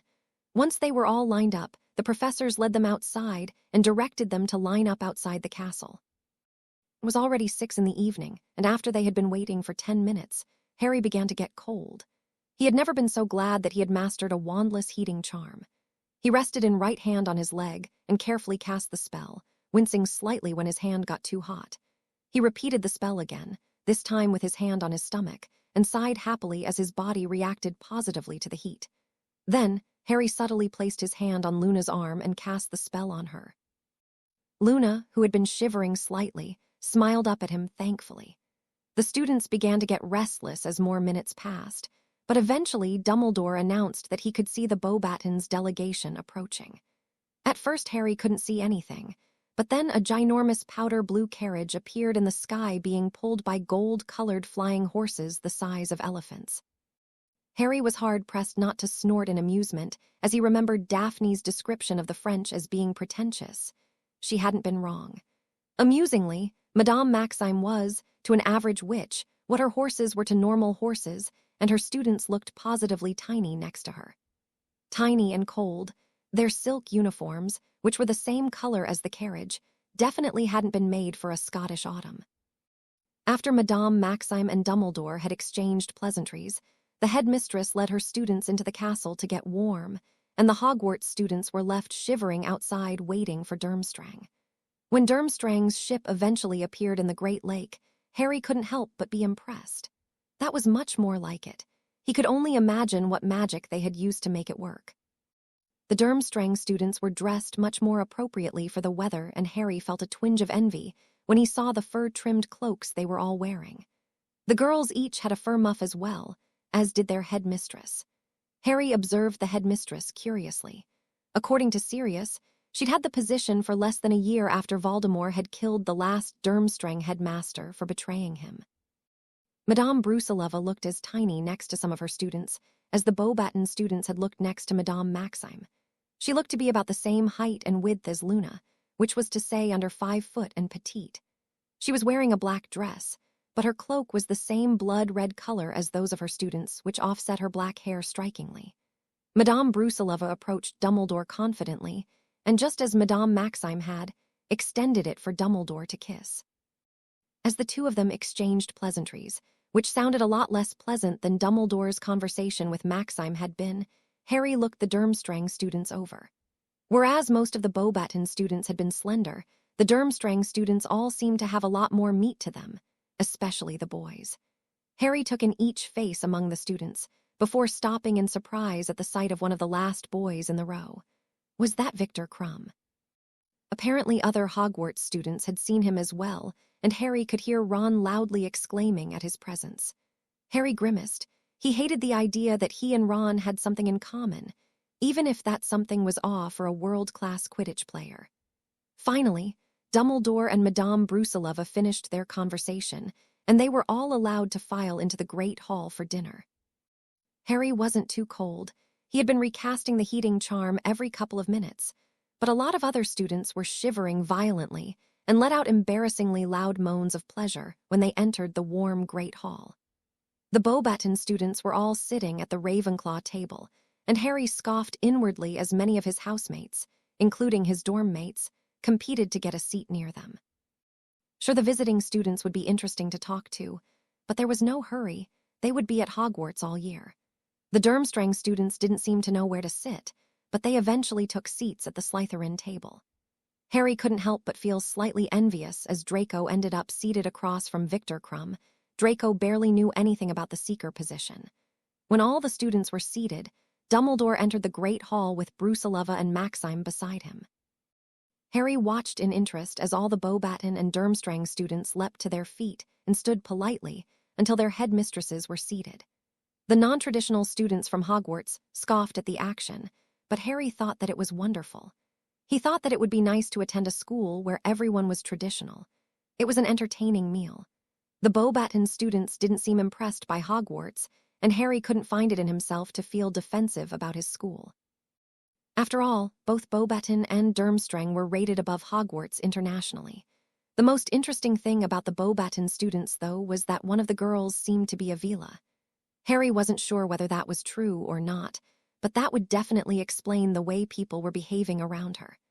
As he was finishing dessert, Harry looked up to the head table and was surprised to note that 2 more people were seated there. He recognized Ludo Bagman from the Quidditch World Cup, of course, but that wasn't the biggest shock. Why was Sirius there? He quickly spelled his sleeves up to his elbows in respect. A few minutes later, Dumbledore stood to his feet and addressed the hall. "Here we all are," Dumbledore said, beaming at them, "waiting excitedly for the start of something wonderful. But before we go any further, I would like to say a few words. First, I would like to welcome Madame Maxime and her students from the Beauxbatons Academy of Magic and Madame Brusilova and her students from the Durmstrang Institute. I would also like to welcome Mr. Ludo Bagman, head of the Department of Magical Games and Sports, and Mr. Sirius Black, who is a member of the Wisengamot. Mr. Bagman has spent many long hours working to arrange this tournament, Dumbledore continued. And Mr. Black has opted to join him as a judge for the tournament alongside myself, Madame Maxime, and Madame Brusilova. Harry smirked. Apparently Dumbledore wasn't pleased that Sirius was involved. Harry did wonder how Sirius had gotten the job, especially since Dumbledore had obviously been against the idea. Dumbledore went on to explain how the champions would be chosen, and as the older students around him practically quivered in excitement, Harry found himself relieved that he wasn't allowed to enter. He definitely didn't have time for the tournament and had no need for more money or fame, but he doubted that excuse would convince many people. At least this way, no one could judge him for his decision. After Dumbledore's speech had finished, and he had dismissed the students, the two headmistresses stood up, and their students followed suit. Harry stood up as well and began to make his way through the hall to find Sirius. He was passing the Durmstrang students who were still standing near the Slytherin table, waiting for the headmistress to come and collect them, when Draco stopped him. "Harry," Draco started, his tone formal, "please allow me to introduce to you Victor Ott-Roditna Crumb. Crumb, this is Harry Potter, heir to the most ancient and noble houses of Black and Potter." Crumb's eyes widened and his eyes flicked towards Harry's forehead before he bowed politely, his arms at his sides. "Merry meet, Heir Black." He greeted Harry in a thick accent. "Dober Zavarol." Harry greeted him with a polite nod. Crumb's mouth fell open. "Vi govorite Bulgarski. You speak Bulgarian?" "Some," Harry answered in Bulgarian before switching to English. "It is an honor to meet you. I have learned a lot from watching you play Quidditch." Crumb smiled widely. "You are a seeker." "Yes," Harry nodded before seeing Sirius standing up out of the corner of his eyes. "I'm sorry, I need to go, Mary Part." "Yes, Mary Part." Crumb agreed with another bow. "We shall have to speak again. I want to discuss Quidditch with you." "Of course." Harry agreed enthusiastically before moving away to meet Sirius, who was making his way towards him. "Merry meet, Sirius." Harry greeted him politely as they met each other. "Merry meet," Sirius agreed before pulling Harry into a hug. "It's good to see you, kiddo." "I can't believe you're a judge," Harry exclaimed. "How could you not tell me?" Sirius' eyes twinkled. "I wanted to surprise you." "Did it work?" "Definitely," Harry admitted before lowering his voice. "How did you convince Dumbledore to let you?" Sirius smirked as he glanced to where Dumbledore was talking to Bagman. "I didn't give him much of a choice. The Ministry was expected to provide 2 judges. Ludo was an obvious choice, and then they were thinking about forcing Magnus Drottle to do it, since he's the head of the Department of International Magical Cooperation, but the guy's a parchment roller. Good at his job, but a bit of a wet fish and would have hated having to actually interact with teenagers, so I volunteered. Drottle was delighted to get out of it, and nobody could really argue that it wouldn't be useful having me here. Harry smirked in reply. "That's brilliant. How long are you staying?" "I'll be here all year," Sirius grinned excitedly. "It'll be great." "Dumbledore must hate that," Harry chuckled. "Oh, yeah," Sirius agreed, not looking the least bit upset about it. The Ravenclaw common room was abuzz that night, with all the students excitedly exclaiming over the events of the evening. Harry made his way to his dorms, before grimacing inwardly when he realized that Terry, Michael, Rodney, and Anthony were already there. He and dorm mates spent most of their time ignoring each other, but Anthony had been one of the louder opponents of his and Daphne's betrothal. Whatever conversation the other boys had been having stopped when Harry walked in, but they all turned to stare at him. "We saw you talking to Victor Crumb," Terry exclaimed after a long pause. "Yes," Harry answered blandly, opening his trunk and pulling out his pajamas. "What is he like?" Michael asked. "What did he say?" Harry ignored them as he gathered up his homework. "Come on, Harry," Terry pleaded. "You talked to Victor Crumb. What was he like?" Harry hung his bag from his shoulder before turning to face them. "We're not friends." What?" Terry stuttered in shock. "You don't get to ignore me for 2 years and then suddenly decide that you want to gossip with me because I talked to someone famous," Harry snapped. "So let's just keep ignoring each other." "Don't be such a bloody prat," Michael scowled. "We just want to know what Crumb's like. Then go and talk to him yourself," Harry challenged him.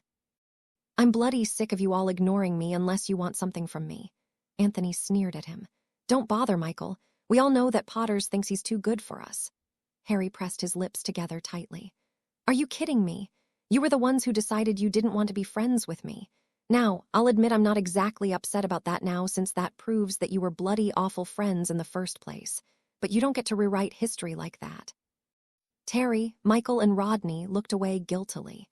Harry shook his head in frustration and stalked out of the dorm and into the common room to find a private desk to work at. He hated the idea that he would have to spend another 3.5 years sharing a room with them. The day after the Durmstrang and Beauxbaton students arrived was both Halloween and a Saturday, which meant that Harry got to spend some time flying. He'd found that Saturday mornings, when he'd had Quidditch practice previous years, were one of few times in the week that he had time to spend a few hours in the sky. Draco, Theo, and occasionally the Weasley twins had all started meeting him at the Quidditch pitch and flying with him on Saturdays too. It was nice to fly with others and made the lack of Quidditch Cup that year easier to bear. On this day, though, Harry noticed some extra people standing with his friends near the Quidditch hoops. As he got closer, he saw that they were wearing Durmstrang uniforms, and when Harry was less 20 feet away from them, he recognized one of them as Victor Krum. Harry could feel his heartbeat increasing in his excitement and slowed his pace so that he would have time to suppress all his gleeful emotions that, if allowed free rein, would probably lead to him embarrassing himself and his houses. "Merry meet," Draco nodded to him, the others echoing the words a second behind him. "Merry meet," Harry nodded in reply to Draco before turning to Krum with a neutral expression. "Dobro utro, Krum." Krum smiled crookedly as he bowed. "Dobro utro." "May I introduce Anastas Sokolov, Ot-Rodit Sokolov, Petr Krastev, Ot-Rodit Krastev, and Marin Daskalov, Ot-Rodit Krastev." Harry looked at the 3 Durmstrang boys that Krum had gestured towards and nodded in acknowledgement. "Anastas, Petr Marin," Krum continued in Bulgarian. "This is Harry Potter, heir of the most ancient and noble houses of Black and Potter." Harry nodded again as the boys all bowed. "Draco, I presume the rest of you have all been introduced." "Yes." "I hope that you will not mind our joining you in the air," Krum told Harry sincerely. "Ven Malfoy told us that you would all be flying this morning. We could not resist. It will be good to be in the air again." "Of course not," Harry answered as calmly as he could, his stomach swirling in excitement. "How long has it been since you've been flying?" "Almost a week," Krum admitted sadly. "And even then we're not out for long. It is very cold at Durmstrang, not like here." They all mounted their brooms and pushed of the ground. Harry somehow managed to resist the temptation to sit and watch Krum like an awestruck fool, and instead began his usual warm-up loop around the pitch. It was great to be able to fly again, and after a few minutes he had almost, though not entirely, forgotten Krum's presence. He zipped through the air, forcing his broom to go as quickly as it could, and ignored the voice in his head that accusing him of showing off for Krum. After all, he always did a lap the beginning of his flying sessions. When he turned back to where the others were, he saw that Draco, Theo, and the 3 Durmstrang students who weren't Krum had started some chaser drills.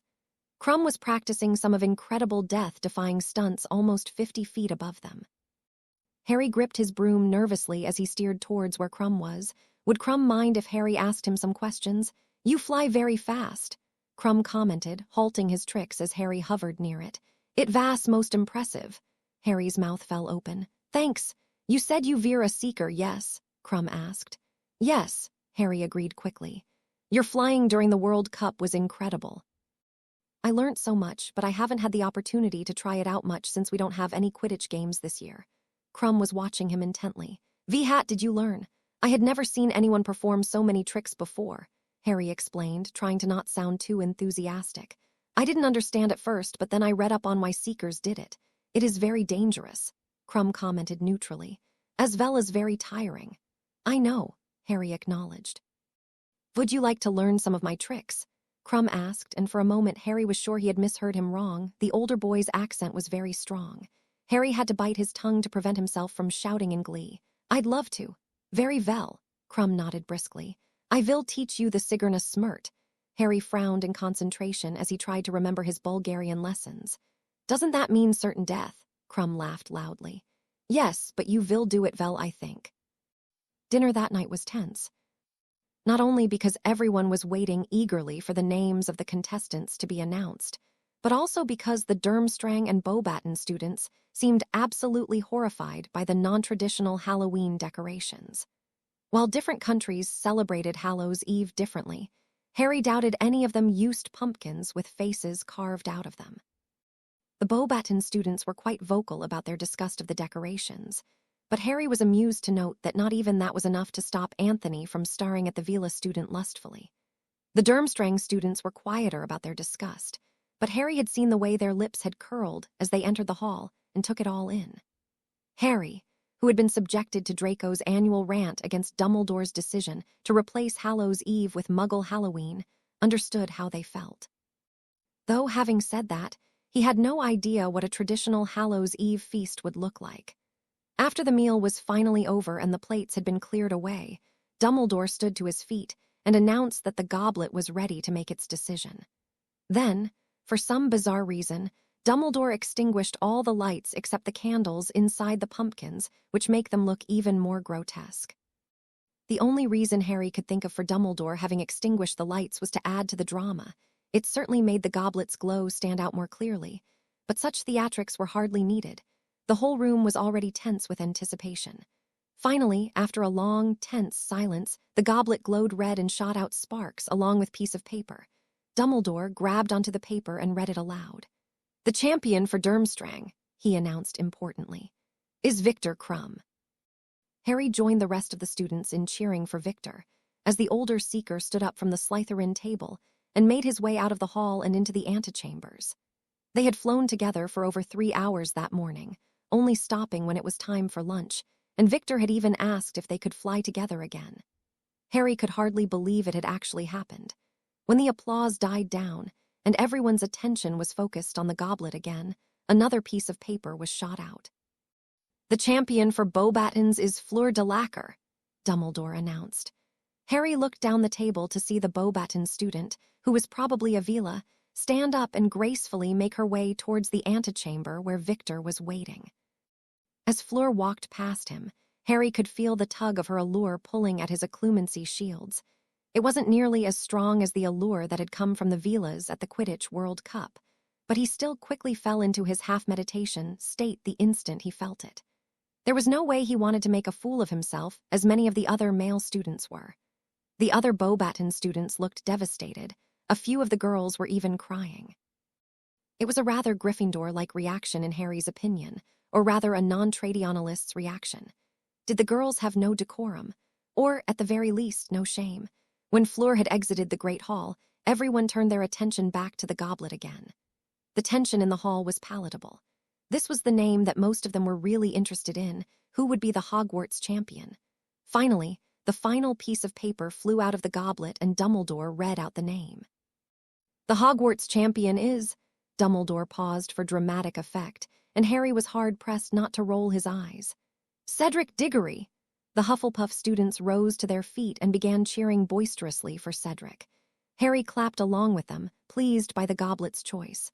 Cedric was a good guy, not to mention a traditionalist, and it would be nice for Hufflepuff to be House of the Hogwarts champion.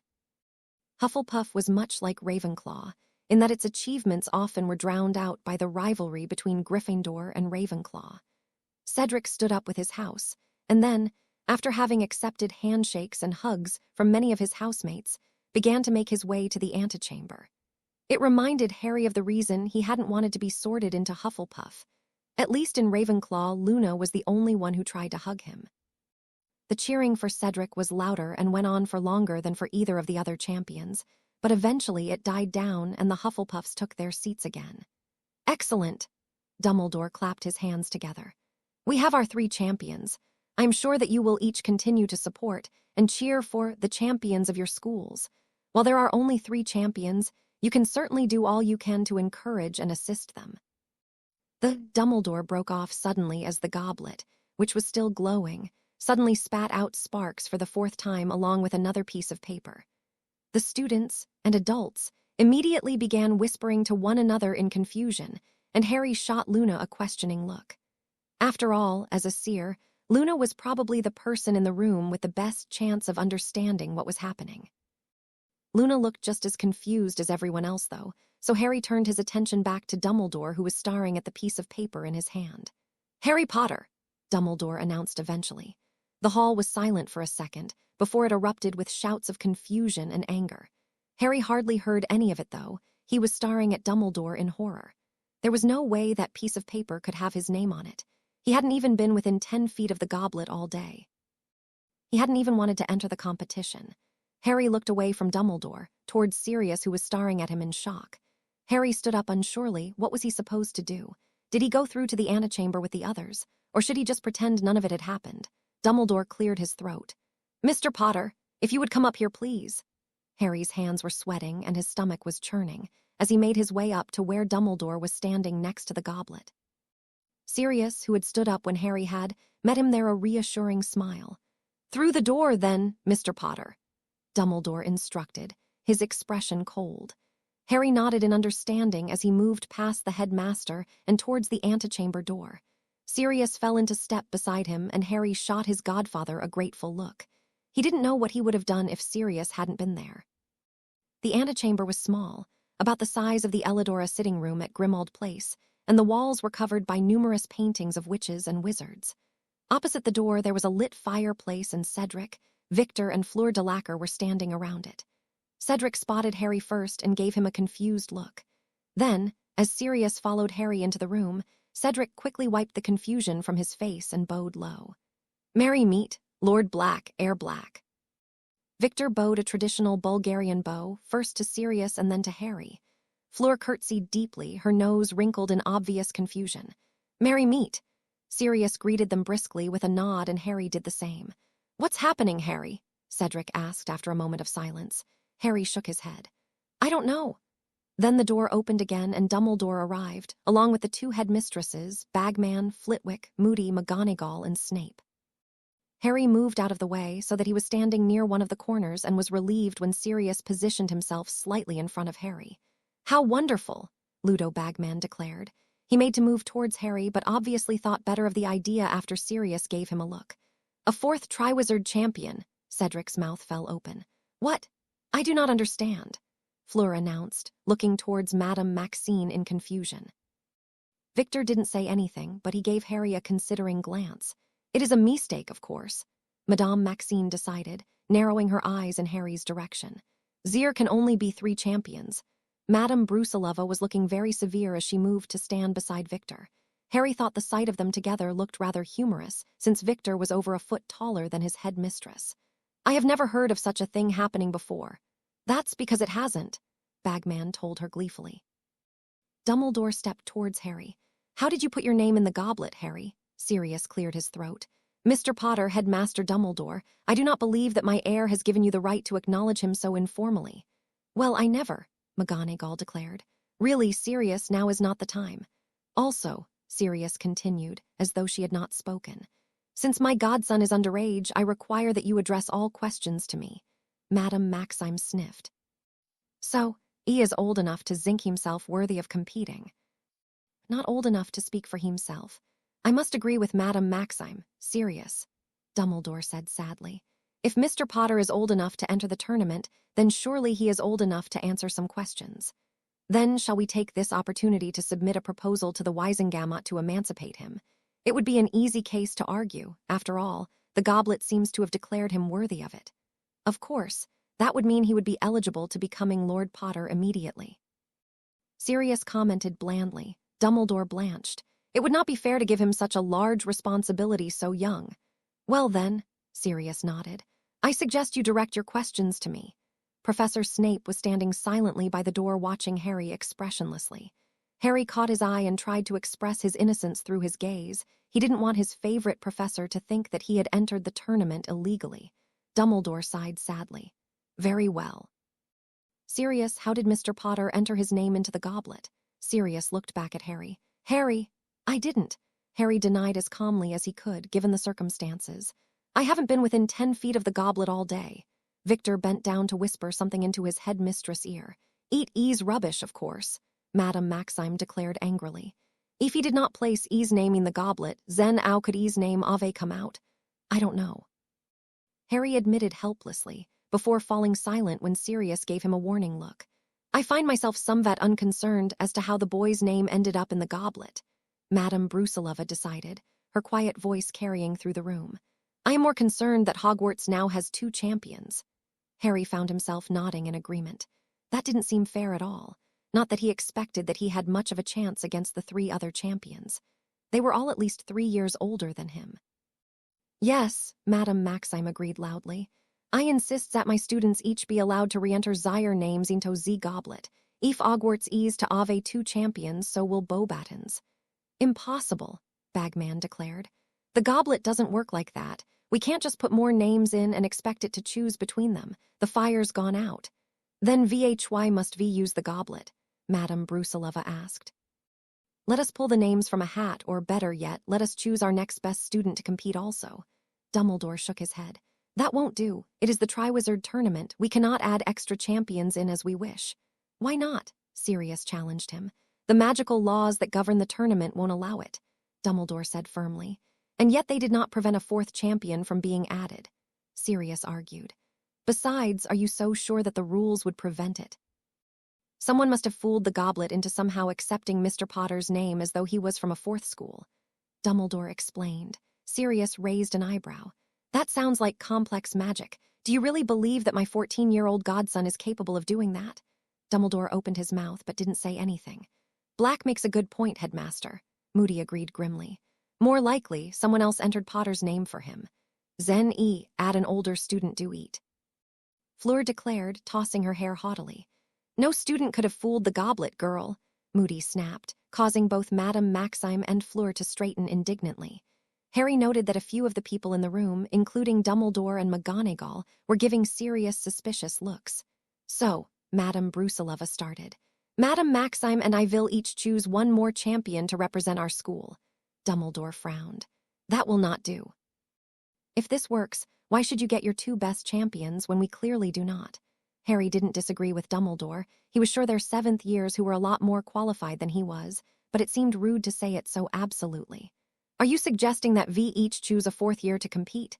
Madame Brusilova asked, her upper lip curled. I will not put my students at such a risk. We should probably check to see that it's allowed first, Bagman said nervously. I don't know the rule book exactly, but we'll do some research and get back to you. Very well, Madame Brusilova agreed. Is that all right with you, Madame Maxime? Yes, Madame Maxime inclined her head. Right, good, Bagman rubbed his hands together with excitement. Shall we give the champions their instructions then? Not yet, Ludo, Sirius answered quickly. We are still missing 2 contestants. Ah, Bagman looked crestfallen. Right. I will ensure that we have an answer to this question by breakfast tomorrow, Sirius promised them all. For now, though, Miss Delacour, Mr. Crumb, Mr. Diggory, Mr. Potter, congratulations on being selected as your school's champions. Thank you, Lord Black, Cedric answered with a nod, while Fleur curtsied and Crumb bowed shallowly. Yes, Madame Brusilova agreed. Thank you, Lord Black. Dumbledore looked as though he had sucked on a lemon. After they had been dismissed from the room, Harry and Cedric followed Sirius back into the Great Hall. It was empty now, the other students having returned to their common rooms, so Harry took the opportunity to speak to Cedric. I'm sorry, Harry told him sincerely. I honestly never even considered putting my name in the cup. Cedric studied his expression carefully. So you really didn't put your name in? Really, Harry assured him. I didn't want to be a champion, and I certainly wouldn't have wanted to get in the way of you being Hogwarts champion. I believe you, Cedric sounded almost surprised. So there's no reason to apologize. I know, Harry sighed, but I still feel as though I should. You thought you were going to be one of 3 champions, and now you're going to be one of 6, Cedric grimaced. As though Crumb and Delacour weren't going to be hard enough to beat. Especially Crumb, my knees go weak every time I see him. I've been following his career for 3 years, he's my hero. I know what you mean, Harry acknowledged. He's amazing. I heard that you flew with him this morning, Cedric commented. You did, Harry asked in surprise. How? You were flying on the Quidditch pitch, Cedric reminded him. A few people saw you and told the rest of the school. Did he really teach you one of his tricks? Yes, Harry confirmed. He was amazing, Cedric looked envious. That sounds incredible. Maybe you could join us next time, Harry offered. If there is a next time, I hope he's not too angry about me being in the tournament. Sirius cleared his throat. Harry, it's time to go. Harry glanced towards his godfather guiltily. He'd almost forgotten Sirius was still there. "Merry part, Lord Black Harry," Cedric bowed politely. "Merry part." Harry agreed with a nod before following Sirius out of the hall. "You handled that very well," Sirius commented as they walked through the corridors. "Thank you," Harry acknowledged. "I feel bad for him and for Victor and Delacour. A 6-champion tournament isn't what they signed up for." "No," Sirius agreed. "But then you didn't sign up for the tournament at all." "Do I have to take part in it?" Harry asked. "I'm really busy. I don't think I have time to fit it in." "Unfortunately, yes," Sirius answered as they climbed the stairs up to the 5th floor. "For your name to have come out of the goblet, you had to have written your name on the paper personally. That, along with the magic of the goblet, will have created a magically binding contract which will force you to compete." "But I didn't write my name on the paper," Harry protested. "I didn't even consider entering." "Your intent in writing your name doesn't matter," Sirius explained. "Whoever put your name in the goblet likely just ripped your name off a homework assignment or letter. Besides, the tournament won't take too much time out of your schedule. There are only 3 tasks plus a few other events that you will need to be at," Harry sighed. "But I'll have to be preparing for the challenges, won't I?" "That depends," Sirius answered as they stopped outside the door to Remus' quarters. "On what?" "Prongs," Sirius said, causing the door to swing open. "On whether you want to win or not." Harry followed Sirius through the door as he considered that. Did he want to win? Yes, of course he did, though that would hardly be fair to the original 3 champions. Still, he was at least 3 years younger than they were, so the chances of him actually beating them were very slim. "Merry meet, Lord Black," multiple voices chorused, and as Harry stepped out from behind his godfather, he saw the majority of his friends standing around the room. They were all bowing, except for Fred and George, who were looking rather uncomfortable. "Merry meet." Sirius acknowledged them, before looking questioningly over to where Remus was standing. "I thought they might want to see Harry," Remus explained. "What happened, Harry?" Draco asked, sitting back into the armchair he had been standing in front of. The others all began sitting down as well. Neville and Luna were sitting together on Remus' small couch. Daphne, Takashi, and Theo were sitting in armchairs, and Fred, George, and Blaze were all sitting on large cushions that had obviously been transfigured for the occasion. Harry looked around for a place to sit, before giving up and deciding to perch on the side of Daphne's armchair. He couldn't wait to learn how to transfigure things as big as armchairs. Daphne looked surprised when Harry sat on the arm of her chair, but she didn't say anything. "What happened?" Fred repeated Draco's question impatiently. "How did you manage to get past Dumbledore's age line?" "I didn't," Harry denied firmly. "I have no idea how my name got into the goblet. Sirius thinks that someone else must have put it in." There was a long silence, and Harry could see his friends trying to decide whether or not they believed him. "I haven't been within 10 feet of the goblet all day," Harry told them. "I didn't even want to enter." "So what's going to happen?" Draco asked. "Are you in trouble?" Neville put in. "I would be if Dumbledore had his way," Harry smirked. "But Sirius defended me. I have to compete in the tournament, but they're probably going to add 2 more champions as well, one from Durmstrang and one from Beauxbatons, to make it fair." "It still won't be fair though, will it?" Draco pointed out. "You're only 14, they're all 17. "Why would someone want to put your name in the goblet?" Takashi asked. "It seems odd." "I don't know," Harry sighed. "But you're right, it is odd. Dumbledore was furious." "I'm sure." Draco smirked gleefully. Harry looked up as Sirius cleared his throat, before remembering that Sirius had never met Takashi. "Sirius, this is Takashi Noda. Takashi, this is my godfather, Lord Black of the most ancient and noble house of Black." Takashi stood quickly and bowed again. "Merry meet, my lord." "Merry meet," Sirius nodded, before his gaze swept around the room. "It was very nice of you to all come and see Harry, but Remus and I need to talk to him alone now, and curfew is in 10 minutes. You should all be getting back to your common rooms." Draco stood quickly, and the others followed behind him. "Of course, Sirius, merry part." Harry watched as his friends filed out of the room before moving to sit properly in the chair that Daphne had vacated. Sirius shut the door behind Takashi and then sat beside Remus on the small couch. "How do you feel, Harry?" Remus asked kindly. "I don't know," Harry admitted. "I can hardly believe this has happened. I didn't even want to be part of the tournament. I was glad that I was too young to enter." "I'm sorry, pup," Sirius told him. There was a long silence before Harry spoke again. "What does this mean for the tournament? You were only expecting 3 contestants while having 6 change things." "Yeah," Sirius groaned. "The first task will definitely have to change. I don't know about the other 2. Bloody hell, there's going to be a lot of work to do. Remus elbowed Sirius in the side. Language. But it's not your fault, Sirius continued. So don't bother apologizing. You're the victim here, Harry. Everybody else signed up to take part in the tournament or help organize it. You didn't. Why would anyone want to put my name in? Harry asked. It doesn't make any sense. Sirius and Remus exchanged a worried look and Harry's stomach twisted nervously. What? He asked. We can't know for sure, Sirius started carefully. But we think that it might have been you-know-who. Harry stared at him in confusion and a growing sense of horror. Why? The tournament is dangerous, Remus explained. A lot of students older and more experienced than you have died in it. Maybe you know who is hopping that the tournament will kill you for him. Are the tasks that dangerous? Harry asked Sirius in horror. They're not supposed to be, and we could be wrong, Sirius answered. It's just an idea, but we thought you should be aware that it's a possibility, Harry groaned. Then I really will have to spend a lot of time preparing for the tasks. It doesn't really matter if I win or lose, but I definitely want to survive.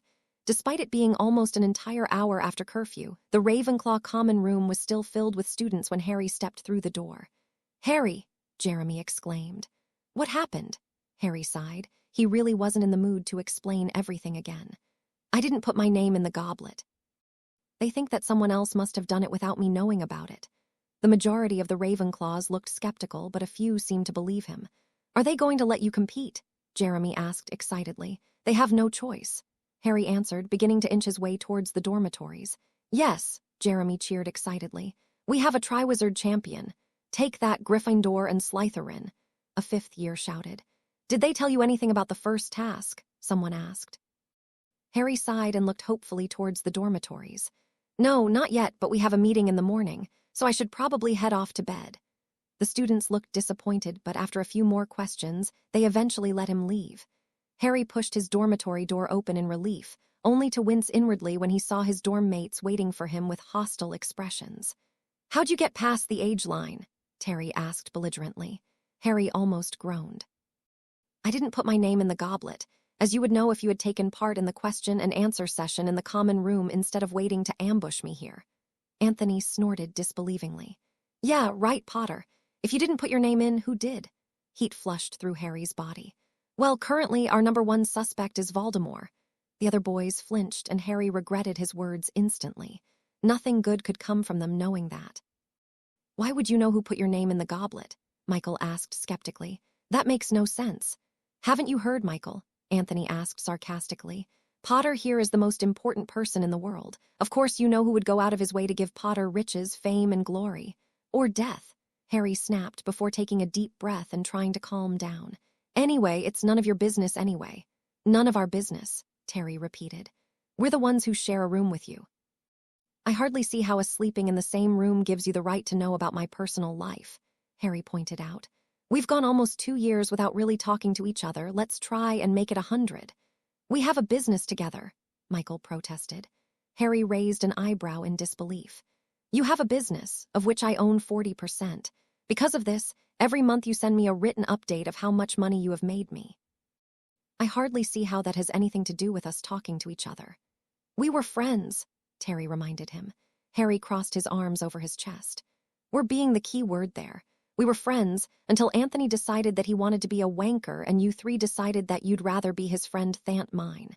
Not the most logical choice, really, given that I have money, fame, and power, but it is the choice you made. Because of that, we are no longer friends. Something that didn't bother you in the least, until I started having conversations with Victor Crumb and became a Hogwarts champion. Anthony didn't look the least bit impressed, but Terry, Michael, and Rodney were all looking shamefaced. Listen, Harry, Terry started. It's not that we didn't want to be your friend. I don't care, Harry exclaimed in frustration. I'll admit that I was upset about the whole thing for a few months, but I've got other friends now. I would happily never speak to any of you again, which has been working fine, so let's go back to that, all right? He gathered his nightclothes out of his trunk, before stalking out of the room and towards the bathroom, ignoring Terry's attempts to speak again. Why couldn't they just leave him alone? Harry woke at his usual time the next morning, and after having worked on his occlumency shields, he joined Takashi, Neville, and Remus for their morning run. After they had run around the lake, drawing some astonished stares from the few Durmstrang students who were disembarking from their ship, They worked their way through their fencing exercises.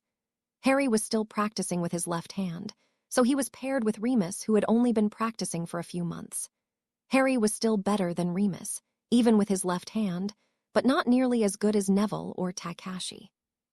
After he had showered, Harry began to make his way to the antechamber off the Great Hall where he was supposed to meet Sirius and the other champions. "Harry," Neville's voice sounded from a few steps behind him. "Can I have a word?" Harry fingered his pocket watch in his robe pocket but turned to face his friend. "Sure, how can I help?" Neville must have seen something in his expression. "I can walk with you if you like." "Thank you." Harry smiled as Neville fell into step beside him. "What is it?" "I thought you should know about something that happened in the Gryffindor common room last night," Neville started. "Ron threw a fit about you being a champion." "That's not exactly surprising," Harry commented. "I would have been more surprised if he hadn't." "Well, he started getting some of the Gryffindors on his side," Neville continued. "And when the twins stood up for you, he went bonkers, screaming about how you were dark and how you had lured them, Bill and Charlie, over to your side." "What?" Harry asked incredulously. "I've only ever met Lord Prowett and his heir once." "Then Ron said that they had to choose between him and you," Neville went on. "Oh," Harry's stomach twisted. He'd been down this path before, both in Muggle school and with his dorm mates, and it never went well. He'd really enjoyed having the twins as friends, and they said that they would rather be friends with you than a jealous, paranoid arse. Neville finished. Harry stopped walking. "What?" Neville turned to face him. "They chose you, but if I thought Ron had been off his rocker beforehand, what happened afterwards was, well, unexplainable. He's really out to get you today." "They chose me over their brother," Harry exclaimed. "I don't understand." "I'd choose you over Ron too," Neville pointed out. "He's one syllable short of spell.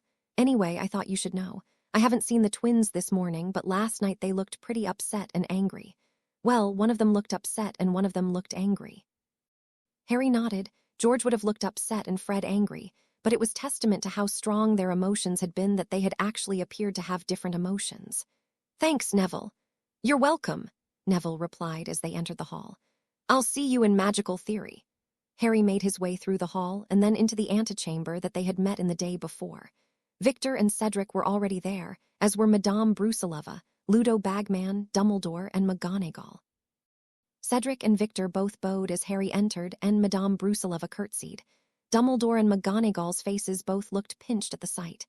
"Ah, Mr. Potter," Dumbledore greeted his jovially. "How are you this fine morning?" "Very well, thank you, Headmaster," Harry answered civilly before crossing the room to stand near Victor. "Dobro utro, Victor." "Dobro utro," Victor returned before continuing in Bulgarian. "Harry, this is Madame Brusilova, daughter of the Ott-Roddet Brusilova." "Madame, this is Harry Potter, heir of the most ancient and noble houses of Black and Potter." Madame Brusilova extended her hand to Harry, who kissed it politely. "It is a pleasure to meet you, Mr. Potter." "The pleasure is all mine," Harry returned. Cedric, who had apparently moved across the room, cleared his throat nervously. "Excuse me for interrupting, but Harry, you speak Bulgarian." "I'm learning," Harry answered. "I've got a long way to go, though." "You speak it well for an Englishman." Madame Brusilova commented. "Cedric," Harry started. "Have you met Madame Brusilova or Victor Crumb?" Cedric looked a little panicked. "And no, I don't believe I have, not officially at least." "Well, this is Madame Brusilova, daughter of the Ott-Roddet Brusilova and Victor Crumb, Ott-Roddet na Crumb," Harry explained. "Madame Brusilova, Victor, please allow me to introduce you to Cedric Diggory, heir to the ancient and noble house of Diggory." Victor raised his thick dark eyebrows and he bowed. "It is a pleasure to meet you, Mr. Diggory. I've asked not aver that you veer an heir also." Madame Brusilova curtsied slightly. "Merry meet." "Yes," Cedric looked vaguely apologetic. "I'm not nearly as good at all the formalities as Harry here." "There are many noble heirs at Hogwarts, yes?" Victor asked. "I have already met 3. "There are 6, actually," Harry explained. "Oh," Victor frowned. "Is that usual?" "To have so many together at once?" "No," Harry shook his head. "It's a result of the last war." 6, Cedric looked confused. "Who is the 6th? I would also like to know," Victor added, "so that I might pay my respects to them if we should meet." "Well, there's me," Harry started. "And Draco, who you've already met, Victor. Then there's Professor Snape, who is heir of the most ancient and noble house of Prince. Then Neville Longbottom, heir of the ancient and noble house of Longbottom.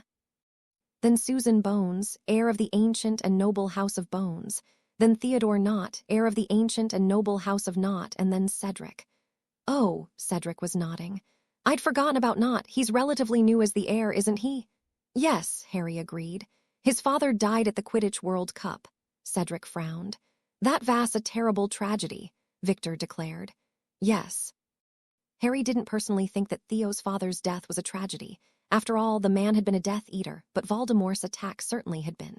Cedric and Victor both suddenly bowed, and Harry turned around to see Sirius striding into the room with a tall, thin man following behind him. Merry meet. Sirius greeted them all briskly. Are we all here? We are still waiting on Madame Maxime, Dumbledore told him stiffly. And ere we are, Madame Maxime declared as she stepped through the door. Delacour was following behind her, and as she stepped into the room, Harry could feel the girl's Vila aura. It wasn't very strong. In fact, he didn't even need to take any steps to protect himself from it, but it was definitely noticeable. Excellent. Ludo Bagman rubbed his hands together. Sirius, what did you discover? Sirius gestured to the man beside him. This is Mr. Magnus Drottle, head of the Department of International Magical Cooperation. He will explain it all to you. Drottle cleared his throat nervously. Good morning. Lord Black has, explained the intricacies of the situation, and while it is certainly unprecedented, there are a few rules of the tournament that speak to the situation. Firstly, Rule 76.3, subsection 4, any magical creature whose name should come out of the goblet must participate in the tournament. Harry nodded impatiently. He already knew that. Secondly, Rule 137.2. Drottle continued. Each school that has agreed to, take part in the tournament must have, at least one champion compete. Thirdly, Rule 345. Can't you just tell us whether or not we can add 2 students to the tournament? Bagman interrupted impatiently. Drottle looked affronted, but after having glanced towards Sirius, he complied. There is nothing in the rules to suggest that such an event could not happen. So that's a yes then, Bagman checked. Yes. Excellent. Madame Maxime nodded in satisfaction. I will call for Beauxbaton's second champion to join us. I must object, Dumbledore said gently. As I said last night, Hogwarts did not get to hand-select their second champion. Surely it would be fairer for your champions to be selected randomly. Nonsense, Dumbledore. Madame Maxime shook her head impatiently. Do not be ridiculous.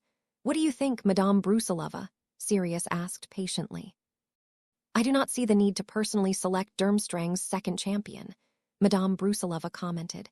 Every one of my students is capable of winning this tournament. Madame Maxime drew herself up. Are you saying that my students are not? Not at all, Olympia. Brusilova smiled dangerously. Though it would seem as though you are. I most certainly am not, Maxime denied. Every single one of my students could beat yours any day. Excellent, Sirius grinned. Then we are agreed. We will choose the second champions, from Durmstrang and Beauxbaton randomly. Thanks for watching part 2. For part 3 please subscribe to my channel.